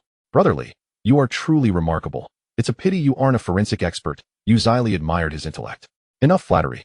Let's continue searching for clues, Li Feng urged, intent on uncovering more evidence to better understand this team.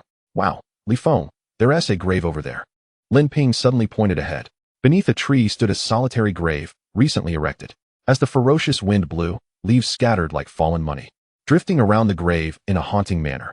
The atmosphere was eerie and unsettling, causing Li to hesitate in approaching the lonely tomb.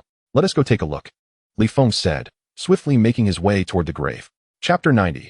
How did she die? As the gusts howled, leaves cascaded from the ancient trees. The fallen leaves landed on the grave, only to be swept away again by the wind. When the leaves brushed against her shoulders, Li felt a twinge of fear. The sudden appearance of a grave in this deep forest was indeed terrifying. Upon approaching the tomb, they found it to be quite rudimentary, surrounded by a few hastily placed stones and a mound of dirt. Clearly, the burial had been conducted in haste, with neither the time nor energy to do it properly. The wind howled fiercely, causing the surrounding vegetation to sway, as if whispering the tale of the violence that had transpired here, hinting that the occupant of this grave was a victim of that very conflict. Li Feng, I'm so scared and anxious. I fear that the person in the grave is Tinger, Lin Ping thought frantically, her mind racing to her daughter, Lin Ting. Don't let your imagination run wild. It cannot be Lin Ting, Li Feng comforted her. Aunt Lin, I also don't believe it's Lin Ting, Li added in agreement. Suddenly, Lin Ping felt a wave of panic, her heart racing violently. She felt dizzy, overwhelmed by anxiety. In front of the grave stood a stone tablet, which likely bore a name. Li Feng approached the stone, where a line of text had been etched. The gravestone was a slab of rock, inscribed with shallow letters carved by a sharp blade. After all, without the proper tools, it is impossible to carve deeply. The grave of Sister Tonglin. This inscription adorns the tombstone. It turns out that the deceased is named Tonglin. Aunt Lin, this deceased is not Lin Ting. Upon discerning the inscription, Li informed her that the departed was indeed not Lin Ting. Thank heavens. Lin Ping opened her eyes, relieved from a momentary scare. She had been too anxious and frightened to dare glance at the words on the tombstone. In moments of extreme tension, one is prone to irrational thoughts, often fearing that the events unfolding are somehow linked to oneself. Brotherly, how did this sister meet her end? Li inquired. I have no idea, Li Feng replied, shaking his head. To unravel this mystery, one would need to encounter that group of people. What I mean is, was she killed by a savage or a beast? Li pressed further. Strange. Upon hearing her question, Li Feng appeared puzzled. What is it? Both women asked. Li Feng remarked, that person possessed formidable skills, particularly with weapons. If it were a beast, with such a master to protect her, this lady should not have perished. Is it possible she was suddenly attacked by a beast, and the master could not arrive in time to shield her? Lin Ping inquired. The likelihood of that is quite slim, Li Feng responded. Could it be that she was slain by a savage? Li asked. If she were indeed killed by savages, there would likely be signs of a struggle at the scene. Given that master's prowess, he should have been able to vanquish his adversaries, resulting in more bloodshed. Yet, the scene bears only the blood of this lady. Li Feng was baffled, unable to comprehend the situation. Brotherly, since we cannot make sense of it, let us not dwell on it. We should leave this place swiftly. Thunder rumbled ominously. Li glanced fearfully at the sky. The heavens were overcast, and the sound of thunder rolled. It seemed rain was imminent. Just moments ago, the day was clear and bright, but now dark clouds loomed overhead, creating an oppressive atmosphere. Li Feng, it is going to rain. Seeing the darkening sky, Lin Ping worried about a torrential downpour. If a storm were to arise, they would have no shelter and would be soaked to the skin. Heavy rain without a refuge could lead to suffocation in the storm. The weather on the island was unpredictable. Rain was likely. Li Feng extended his hand, letting the cold wind pass through his fingers, sensing the humidity. It is indeed going to rain. We must find a place to take cover, otherwise it could be perilous. Uzili fretted about getting drenched, soaked through, exhausted, and weakened. One could easily fall ill. Yes, let us hastily depart in search of shelter from the wind and rain. Li Feng bowed to the grave. Dear compatriot, may you rest in peace. Do not look back on the road to the underworld, and may you soon cross the Nahi bridge to be reborn. He bowed 3 times, his heart heavy with sorrow. Miss Tong, we beseech you to grant us safety. Lin Ping bowed to the tomb. Aunt Lin, if she could not protect herself in life, how could she possibly protect us? Uzili offered a bow to the grave. The young girl spoke a bitter truth. If this lady could not safeguard herself during her lifetime, how could she bless them? Li Feng, could this silk scarf possibly belong to her? Lin Ping pondered, wishing to return it to its rightful owner. I am uncertain. It might be hers, or perhaps not. Li Feng harbored doubts, suspecting that the team comprised more than just a handful of individuals. As the two conversed, the sky continued to rumble ominously, with dark clouds thickening and descending ever lower. The forest dimmed, shrouded in a heavy humidity that stirred restlessness within. The 2 women, upon hearing the thunder, felt a twinge of fear. When they glanced upward, they beheld the sky cloaked in dark clouds, resembling a vast army galloping overhead. This overwhelming sea of clouds felt akin to the ocean's depths, evoking a sense of oppression and insignificance. Indeed, humanity appears diminutive before the majesty of nature. Let us hasten, seeking shelter from the impending storm, Li Feng urged, sharing their apprehension of the rain. While he was indifferent to being drenched, the 2 women, frail in constitution, could not withstand a torrential downpour. Sister Tong, this may be our farewell. Should we manage to escape the island alive, I shall burn paper money in your honor, Uzili declared, bowing her head before departing. Madam Tong, we part ways here. The island is a lonesome place. I wish you a swift rebirth, Lin Ping added, bowing once more as she took her leave. Sighing, Li Feng gazed mournfully at the solitary grave, a haunting silence enveloping it. As the 3 departed, a fierce wind stirred the fallen leaves surrounding the grave, sending them swirling into the air as if bidding farewell. The grave remained still, a silent testament to the slumbering soul within, destined to rest forever until the end of time. Navigating through the forest, Li Feng and the 2 women hastened with urgency. Li Feng, if possible, I wish to seek that team and inquire about Tinger's whereabouts. Lin Ping expressed her desire to locate the group, her concern for her daughter palpable. I, too, yearn to find them. Yet in this primitive forest, locating them seems akin to searching for a needle in a haystack, Li Feng remarked while swiftly maneuvering through the underbrush. What if those individuals harbor ill intentions? Discovering them might lead to unforeseen troubles. Uzili voiced her apprehension of being betrayed by their own kind. The members of that team, willing to erect a tombstone and inscribe her name, as well as grant her a proper burial, indicate they may not be malicious. Li Feng countered, that bears merit. But how shall we locate them? Lin Ping inquired. Alas, I am uncertain. We can only rely on fate, he replied as they pressed onward through the forest, the clouds growing ever darker. The thunder rolled and lightning crackled ominously. Rain was imminent. The trio, akin to diminutive ants, scurried through the dense foliage, distancing themselves from the grave, an increasingly fading memory. Chapter 91. Fear of irretrievable loss. As they raced through the forest, the booming thunder echoed overhead. The low rumble was disquieting. Amid their hurried escape, branches and leaves struck their faces, causing discomfort. Li Gu, based on your earlier analysis, those individuals do not seem to be utterly malevolent. How do we find them? Uzili inquired while running, her desire to connect with the team evident.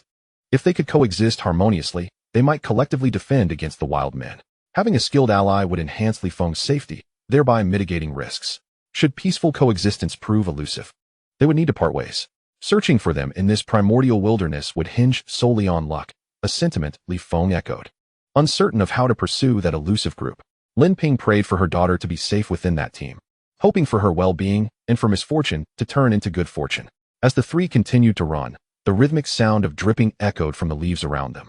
Li Feng looked up at the sky, where dark clouds loomed ominously, and sporadic raindrops fell like small yellow beans, landing on the leaves with a gentle patter. The forest was lush, with many broad leaves that shielded the majority of the rain.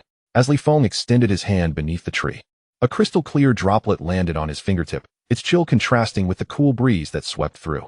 The 2 women, their expressions vacant, gazed around as the wind tousled their hair.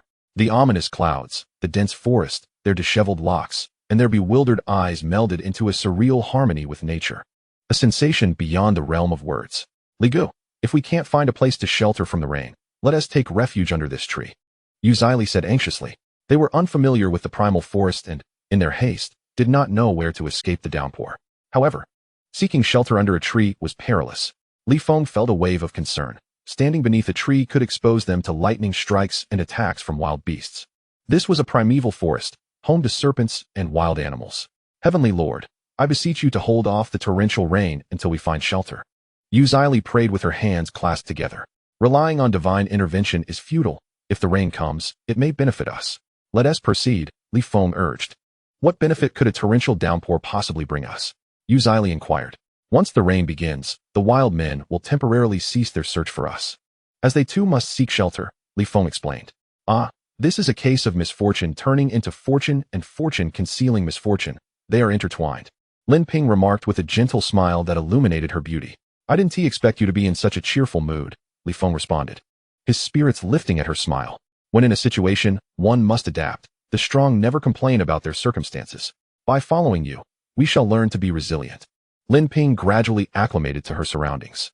Indeed, we must learn to survive in adversity, Yu Zili affirmed, her small fists clenched with determination. Ha ha ha, my lovely companions. Are you afraid of the tempest? Li Feng inquired playfully. Not at all, both women replied in unison, shaking their heads. Very well, since fear does not plague you. Let us press onward, he encouraged, and the trio ventured forth, bolstered by one another's resolve. The clouds thickened above them, the canopy lowering and darkening the forest. The oppressive darkness felt as though it enveloped the three travelers. The vastness of the stormy clouds seemed to merge with the forest itself, creating an overwhelming sense of dread that left them breathless.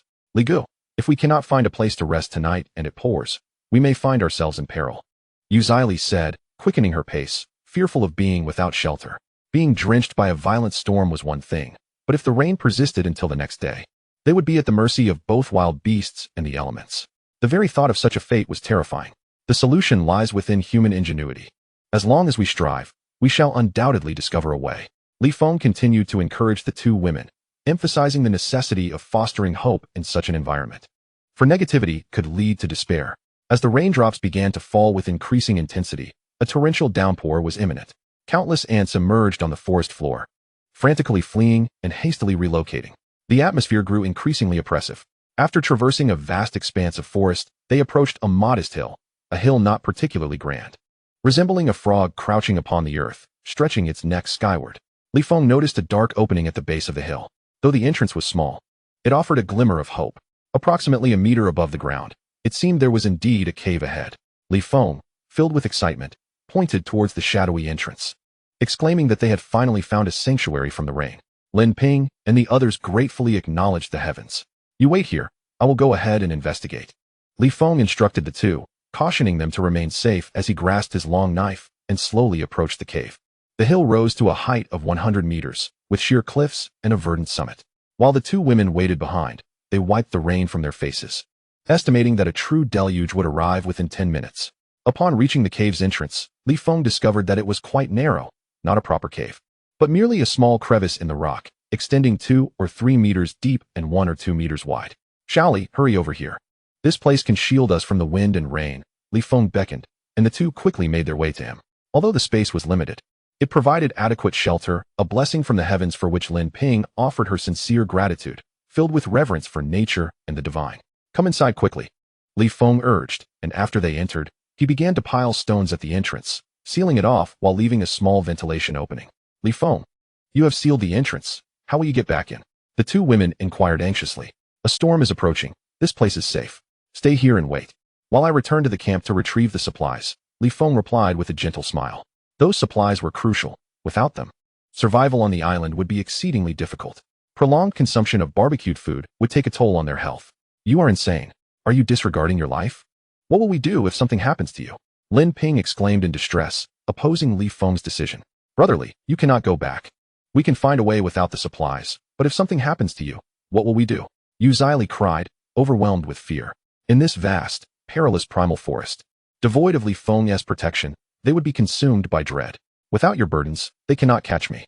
The storm is upon us, presenting the best opportunity. If we miss this chance, retrieving the supplies will be exceedingly difficult. Li Feng smiled gently, resolutely turning away. This place was secure, even if wild men approached. They would not discern the cave's existence, as it was effectively concealed. Li Feng, please return. I fear losing you far more than the supplies, Lin Ping implored. Lin Ping, peering through the ventilation shaft, called out in terror. Yet, Li Feng's silhouette receded further into the distance. As she watched him vanish, a sudden wave of fear enveloped her, an overwhelming sensation of dread, suffocation, and helplessness. She was consumed by the anxiety that Li Feng might never return. Chapter 92. The corpses of Lei Lahu and his companions. A torrential storm was imminent. Once the deluge commenced, the wild men would cease their pursuits. After having chased them, only a few would remain to guard the camp. Li Feng intended to seize this opportunity to reclaim their supplies. Without those provisions, survival on the island would prove exceedingly difficult. The thunder rumbled ominously as Li Feng retraced his steps. The booming echoes seemed to sweep past him. Suddenly, heavy raindrops cascaded from the darkened clouds, resembling pearls as they struck the leaves and fell to the ground. The rainfall intensified. After wiping the droplets from his face, Li Feng sprinted forward, wielding a long knife. I must reclaim the supplies. I must return safely, he murmured to himself, his speed unrelenting. As he navigated through the forest, the rain fell in torrents, soaking his clothes and chilling him to the bone. Let it pour. Let this storm grow fiercer, he thought, battling the gusts and the rain as he pressed onward. After an hour or two, he recognized the familiar mountains in the distance, serpentine ridges that seemed to slither across the earth. Their previous campsite, a cave, lay within the heart of these mountains. Upon sighting the undulating peaks, Li Feng halted, wary of approaching too recklessly. Though the wild men would likely remain inactive during the storm, he understood that caution was paramount. A chance encounter with the wild men could lead to disaster. Amidst the wild wind and rain, the trees swayed, and the rain pooled on the ground, forming rivulets. Soaked to the skin and feeling utterly miserable, Li Feng resembled a hunter in the rain, cautiously inching toward the cave. The area was littered with loose stones and various debris, and he moved stealthily, utilizing the natural cover to advance. He proceeded slowly, scanning his surroundings. The storm had arrived with impeccable timing, as the rain trickled through his hair and cascaded down his face. He endured the suffocating discomfort and continued his approach to the cave. This cave was quite suitable for habitation, but alas, it had been discovered by the wild men, necessitating a search for alternative refuge. As he approached the cave, a sudden shock jolted him. To his horror, he beheld 3 corpses hanging from a tree. These were Lei Lahu, Lei Ladder, and Bai Jiaomei. The brothers had been pierced countless times, resembling a hornet's nest, their bodies riddled with bloodied wounds. As they dangled from the tree, their faces contorted in agony, swaying in the wind. Beneath the tree, fresh blood pooled, its crimson hue diluted by the rain. Bai Jiaomei hung naked from the tree, having been violated before her death, her face pale and lifeless. Witnessing these 3 bodies, Li Feng was struck by the brutal savagery of the wild men. However, how could Bai Jiaomei have been slain?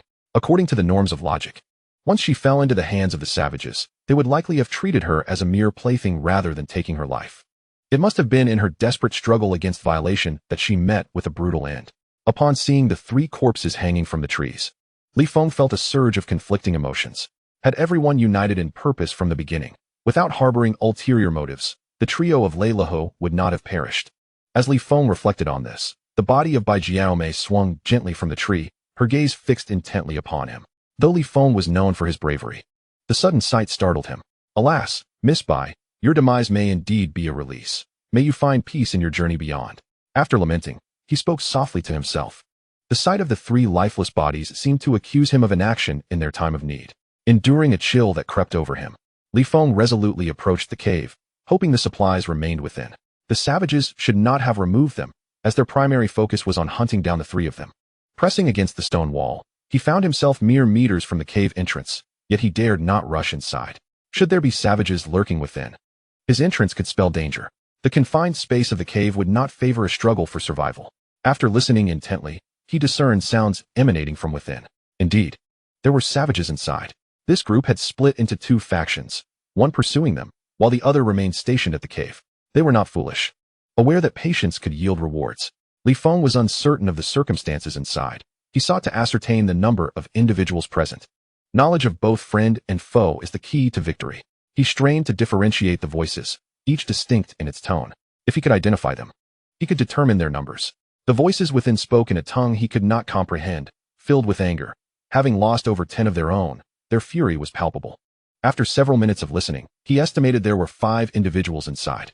He refrained from taking hasty action. Sustaining injury would complicate matters significantly.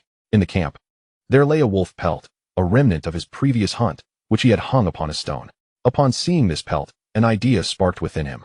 He intended to lure the savages out of the cave, eliminating them one by one. Confronting all 5 simultaneously could lead to injury. With his clothes damp from the rain, his movements were hampered. He would have to rely on cunning rather than brute strength. Cautiously, he approached, picked up the wolf pelt, and stuffed it with licorice and stones. He fashioned it into the guise of a wolf lying in the grass. Letting out a series of howls, he concealed himself in the underbrush, his imitation remarkably lifelike.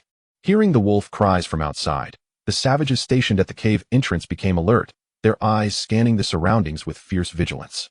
From his hiding place, Li Feng observed their numbers. Indeed, there were 5 savages, robust and formidable, armed with harpoons, wooden sticks, and bows, 2 in total. Their presence was imposing. Upon spotting the faux wolf in the underbrush, the 5 savages shouted and attempted to drive it away, hoping to scare off the creature. Li Feng continued to conceal himself within the thicket, emitting a series of haunting wolf howls. Awoo, awoo. He admired his own skill, for his imitation was uncannily authentic. The wild men responded with furious roars, attempting to drive the gray wolf away several times. When the wolf stubbornly refused to leave, their anger intensified. Such a mere gray wolf dared to disregard them. It was unbearably insolent. After conferring among themselves, 2 of the wild men armed themselves, one with a bow and arrow, the other with a harpoon, and advanced angrily toward the gray wolf. Seeing their approach, Li Feng prepared to strike decisively. He knew he must catch them unawares and eliminate them swiftly before confronting the other 3. Otherwise, facing all 5 simultaneously, especially with his clothes soaked and his mobility impaired, would be perilous. As the 2 wild men drew near, the one at the rear knocked an arrow and loosed it swiftly toward the wolf's head. Yet the gray wolf remained motionless. Astonished, the 2 men approached cautiously to inspect. Observing their gradual approach, Li Feng focused his energy and braced himself for a powerful, swift strike. Success was imperative. Failure was not an option. As they closed in, the archer fired another arrow at the gray wolf. But this was no living creature. Its hide was stuffed with dry grass and pebbles, impervious to their assault. The man wielding the harpoon jabbed repeatedly at the figure, only to realize it was a decoy. As he turned to warn his comrade, Li Feng sprang forth like a startled hare from the underbrush. Startled, the harpoon wielder hastily thrust his weapon forward in a desperate attempt to slay Li Feng. Yet Li Feng's blade descended with lethal precision and swiftness, severing the man's throat in a single, fatal stroke. The man's anguished scream was cut short. He fell instantly, struck down in a merciless instant. The poor soul perished unjustly, overwhelmed by sudden death. Witnessing his companion's abrupt demise, the remaining wild man's eyes widened in terror. Recognizing Li Feng, whose formidable reputation preceded him, his face contorted with fierce resolve. He howled wildly before drawing his bowstring, aiming to shoot Li Feng dead. Though the bow's power was limited, the proximity, merely 7 or 8 meters, rendered the threat grave. A single arrow could inflict grievous injury or death. As the wild man prepared to release his arrow, Li Feng seized the dying comrade's body, using it as a shield against the impending shot. The arrow whistled through the air, embedding itself in the fallen man's back. Alarmed, the archer hesitated but intended to fire again. Li Feng refused to grant him the opportunity to release a second arrow. Pushing aside the corpse, he charged swiftly toward his foe. The distance between them was scant, 7 or 8 meters, but considering the reach afforded by the long knife and outstretched arms, the gap was effectively reduced by nearly 2 meters. Within 2 seconds, Li Feng would close the distance. That brief interval left the wild man no time to draw a second arrow. Indeed, before he could release it, Li Feng's blade surged forward, aimed at his chest. The man panicked, pressing the bowstring downward in a desperate defense. The string pressed against the knife's back as Li Feng drove the blade downward, piercing the man's thigh. A sharp cry escaped his lips. The savage's thigh was drenched in blood. After letting out a piercing scream of agony, he drew a sharp wooden stake and lunged toward Li Feng's neck. The beast had gone mad, his eyes bloodshot and his countenance grotesque. The proximity of the 2 left Li Feng no time to sheath his blade. He raised his left hand to block, striking at the assailant's wrist. Then, employing the powerful eagle claw technique, he swiftly seized the man's throat. With a sickening crunch, he crushed it. The savage let out a dreadful cry, his tongue forced out in the process. Meanwhile, the 3 wild men lurking below were momentarily paralyzed by the unexpected scene. Upon regaining their senses, they erupted in rage, their fury intensifying upon recognizing Li Feng's face. This man had slain many of their comrades, and as they sought revenge, they were taken aback to find their enemy had presented himself.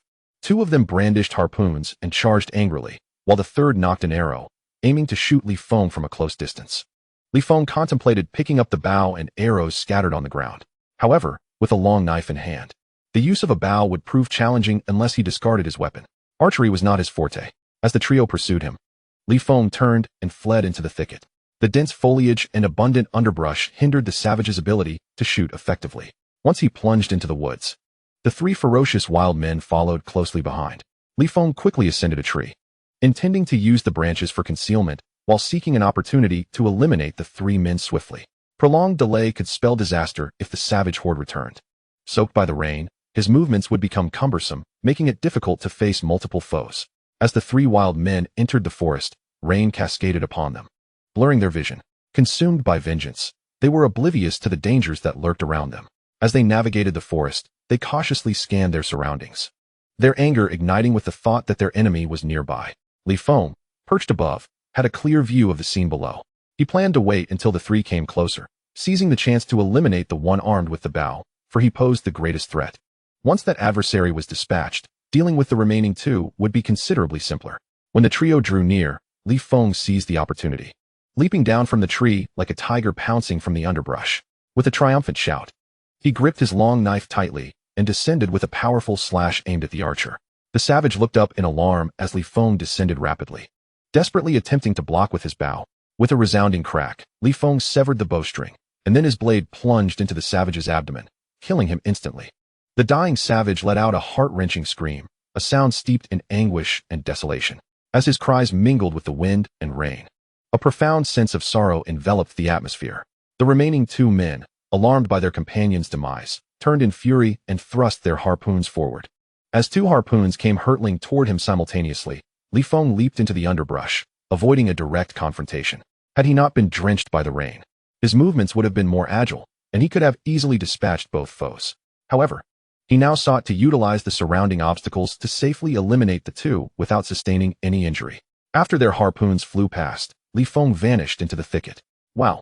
The two wild men emitted furious dialects. Feng could not comprehend their words, yet it mattered not. After he fled into the thicket, one of them attempted to charge in. The other hurriedly restrained his companion, imploring him to refrain from acting impulsively. Their adversary was formidable. They could not afford to be careless or rush in recklessly. The pair stood back to back beneath a large tree, on high alert for potential threats. As Feng concealed himself within the woods, rain cascaded upon him, obstructing his vision and causing discomfort to his eyes. His clothes clung to him, drenched and taut.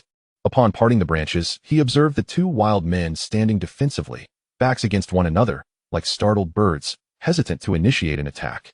A twinge of concern washed over Feng. Should they linger beneath the tree, the arrival of other wild men could spell danger for him, making escape arduous. Groping for a stone, he resolved to catch them off guard, intending to strike one down. Since these brutes dared not take the initiative, he would take matters into his own hands. As they issued their furious roars while maintaining their defensive stance, Feng slowly rose, preparing to hurl the stone at one of their heads. He aimed to crush the beast's skull, ensuring they regretted provoking him. These savages sought to abduct Lin Ping and her companions, incurring his wrath as if they had summoned the king of hell himself. Chapter 94. Despair in the Rain. As the two wild men stood in the storm, lamenting and howling, Feng launched the stone, striking the one on the left squarely on the head. The impact caused him to bleed profusely and collapse, unconscious from the pain. The remaining wild man, now terrified, bellowed in fury. Seizing the moment, Feng charged forth. Upon seeing his enemy rush out, the wild man brandished a spear, filled with rage and a thirst for vengeance, his eyes aflame with fury. He aimed to exact retribution for his fallen comrades. As the spear lunged toward him, Feng brought down his long knife, forcing the weapon to the ground and swiftly sliding his blade along the wooden shaft, attempting to sever the creature's fingers. The wild man, alarmed, hastily retreated. After Feng's strike missed, he surged forward and cleaved the opponent's arm. The wild man screamed in agony as his spear clattered to the ground. Just as Feng prepared to deliver a fatal blow, the one struck by the stone suddenly regained consciousness. He seized the spear and frantically jabbed at Feng's thigh. Feng raised his foot, pinning the spear to the earth. The wounded man, blood streaming down his face, struggled to withdraw the weapon. In that moment, Feng struck him across the face with his blade. A deep, grotesque gash marred the wild man's visage. As Feng sought to finish him off, the man who had been wounded in the arm gritted his teeth against the pain, retrieving the spear in a desperate bid to slay Feng. With a swift motion, Feng countered, thrusting his knife through the man's heart. The anguished cries of the man permeated the stormy winds before he was swiftly silenced by a single stroke. In the aftermath, the savage, stricken with terror, fled in a frenzied panic. Li Feng brandished his long blade and pursued him. The wild man, driven by fear, moved with remarkable speed, vanishing into the depths of the forest in an instant. In moments of sheer fright, humans can unleash formidable potential. Upon witnessing the man disappear into the tempest, Li Feng initially contemplated the pursuit, but ultimately chose to abandon the chase. He deemed it unwise to squander time, especially since the man had fled and posed no further threat. Soaked by the rain and buffeted by the wind, Li Feng returned to the cave, where he discovered that the supplies remained untouched. The wild men had evidently lacked the time to carry away their possessions. Everything was intact: iron pots, fine salt, rice, leopard skins, wolf pelts, wild boar meat, and more. All items were present. As for why such goods surfaced during the tide, it was perhaps due to the ferocity of the waves. The abundance of supplies was overwhelming, and Li Feng, alone, could not carry them all. He utilized vines to secure the rice to his back, took the iron pot, fine salt, and a modest quantity of wild boar meat, and departed from the cave. Just as Li Feng exited, the howls of a multitude of wild men echoed through the storm. Upon hearing these sounds, he hurriedly concealed himself beneath a nearby rock ledge. Peering out cautiously, he was taken aback to see a considerable number of wild men emerging in the tempest, estimated to be around 40 to 50 individuals.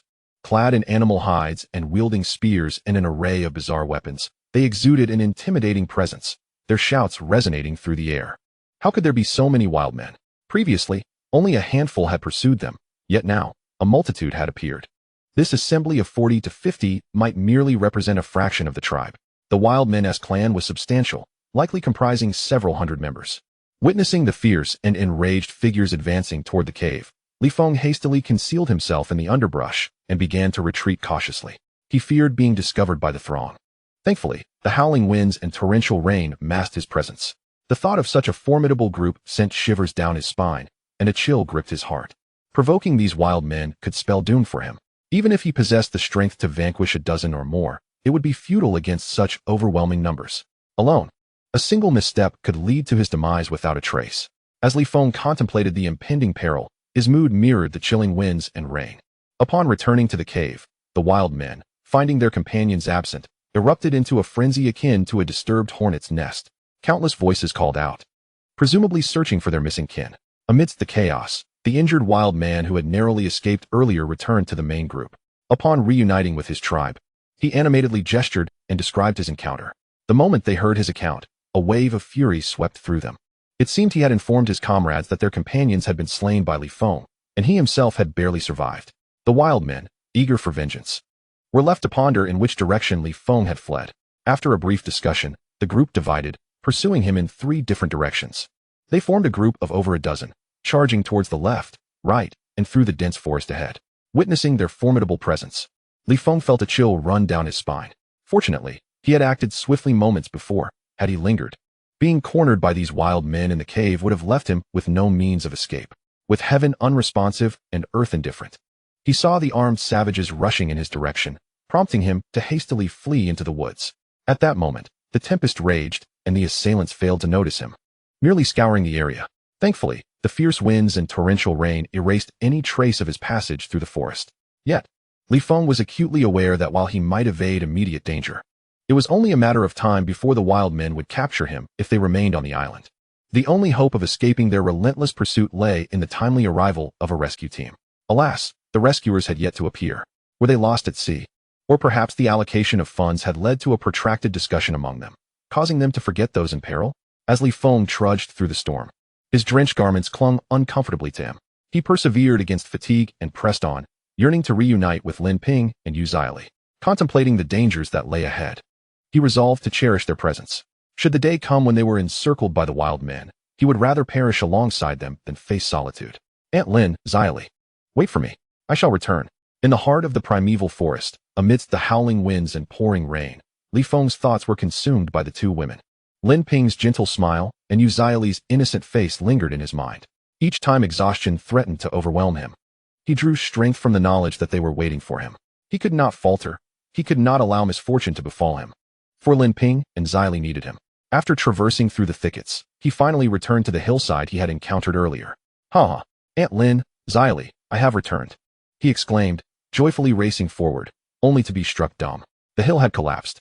A landslide had scattered debris and earth everywhere, and a significant portion of the mountain had crumbled. Ah, Xylee, Aunt Lin. Upon witnessing the devastation, Li Feng felt a wrenching pain in his heart and cried out in despair. The thought that the two women might have perished overwhelmed him, chilling him to the core. A wave of sorrow surged within him, and he shouted, "Heaven, return Xylee to me. Bring Aunt Lin back. Aunt Lin, Xylee, I have returned. I have returned." Li Feng knelt upon the ground, allowing the wind and rain to batter him as he wept helplessly. Driven by a desperate urge to excavate the debris in search of the two women, he needed to see them alive, or, if fate had decreed otherwise, to find their remains. Chapter 95. The wild men pursued again Aunt Lin. Xylee, Li Feng called out in the tempest, desperately digging through the mud and stones. The thought of the two women buried beneath the landslide filled him with agonizing sorrow, leaving him icy with despair. The chill of the storm paled in comparison to the desolation in his heart. Memories flooded his mind, Lin Ping's tenderness and Xylee's vivacious spirit, haunting him relentlessly. As he reminisced about the moment of their separation, a profound ache gripped his heart. After ensuring the two were concealed within the cave, he returned to seize supplies. The lingering gaze of Lin Ping, filled with reluctance, haunted his thoughts as he departed. Aunt Lin, Xiaoli, I had envisioned a life of companionship with you, dreaming of leaving the island together, yet fate dealt a cruel hand, and you have perished.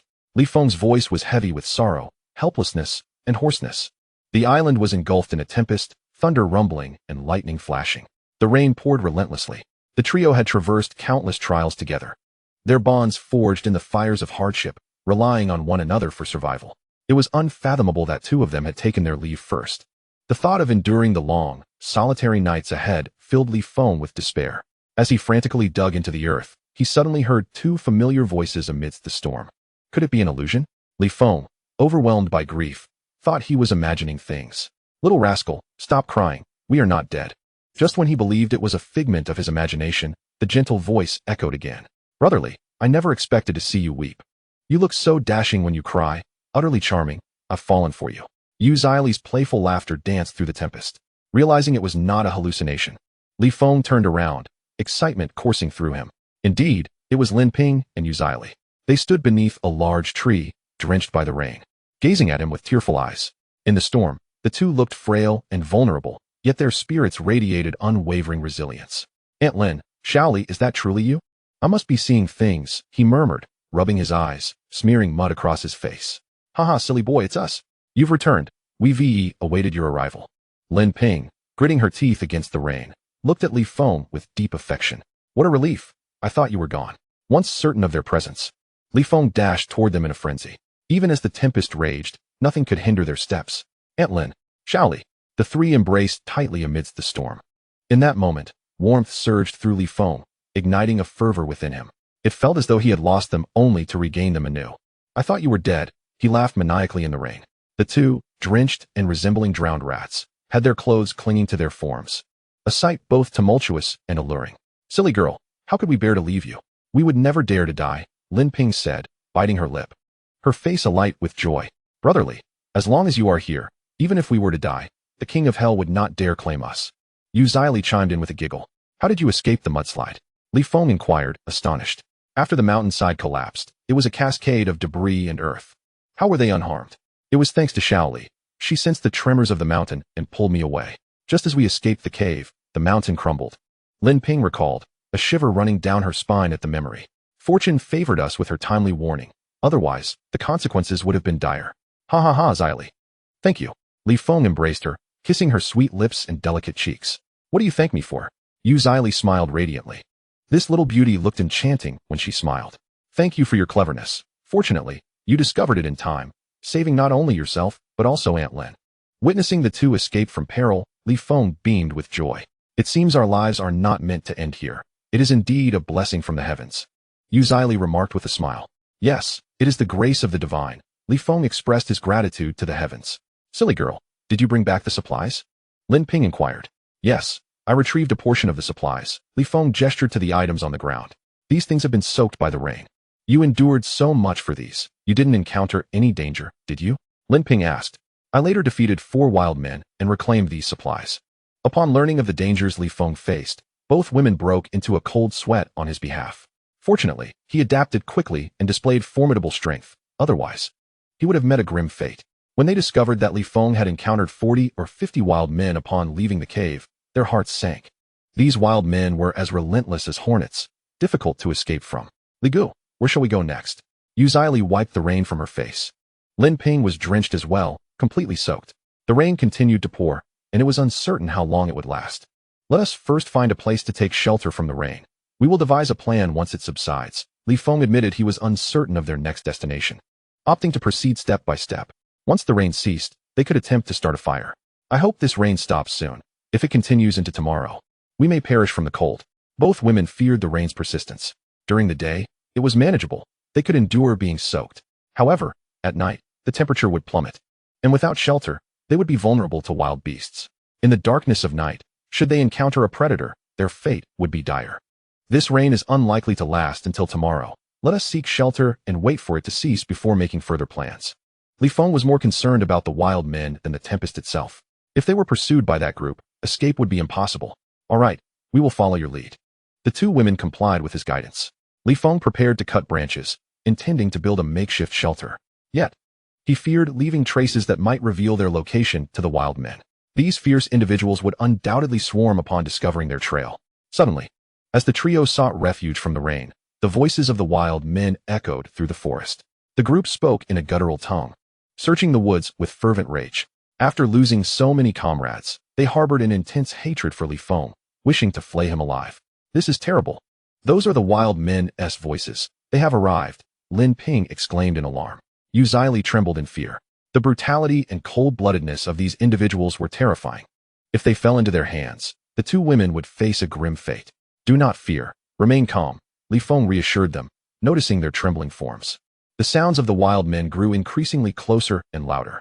Quickly take cover, lest they discover our presence. As the group draws nearer, Li Feng prepares to conceal himself along with the two others. May they remain undetected. I fervently hope that fate smiles upon them, transforming their peril into fortune.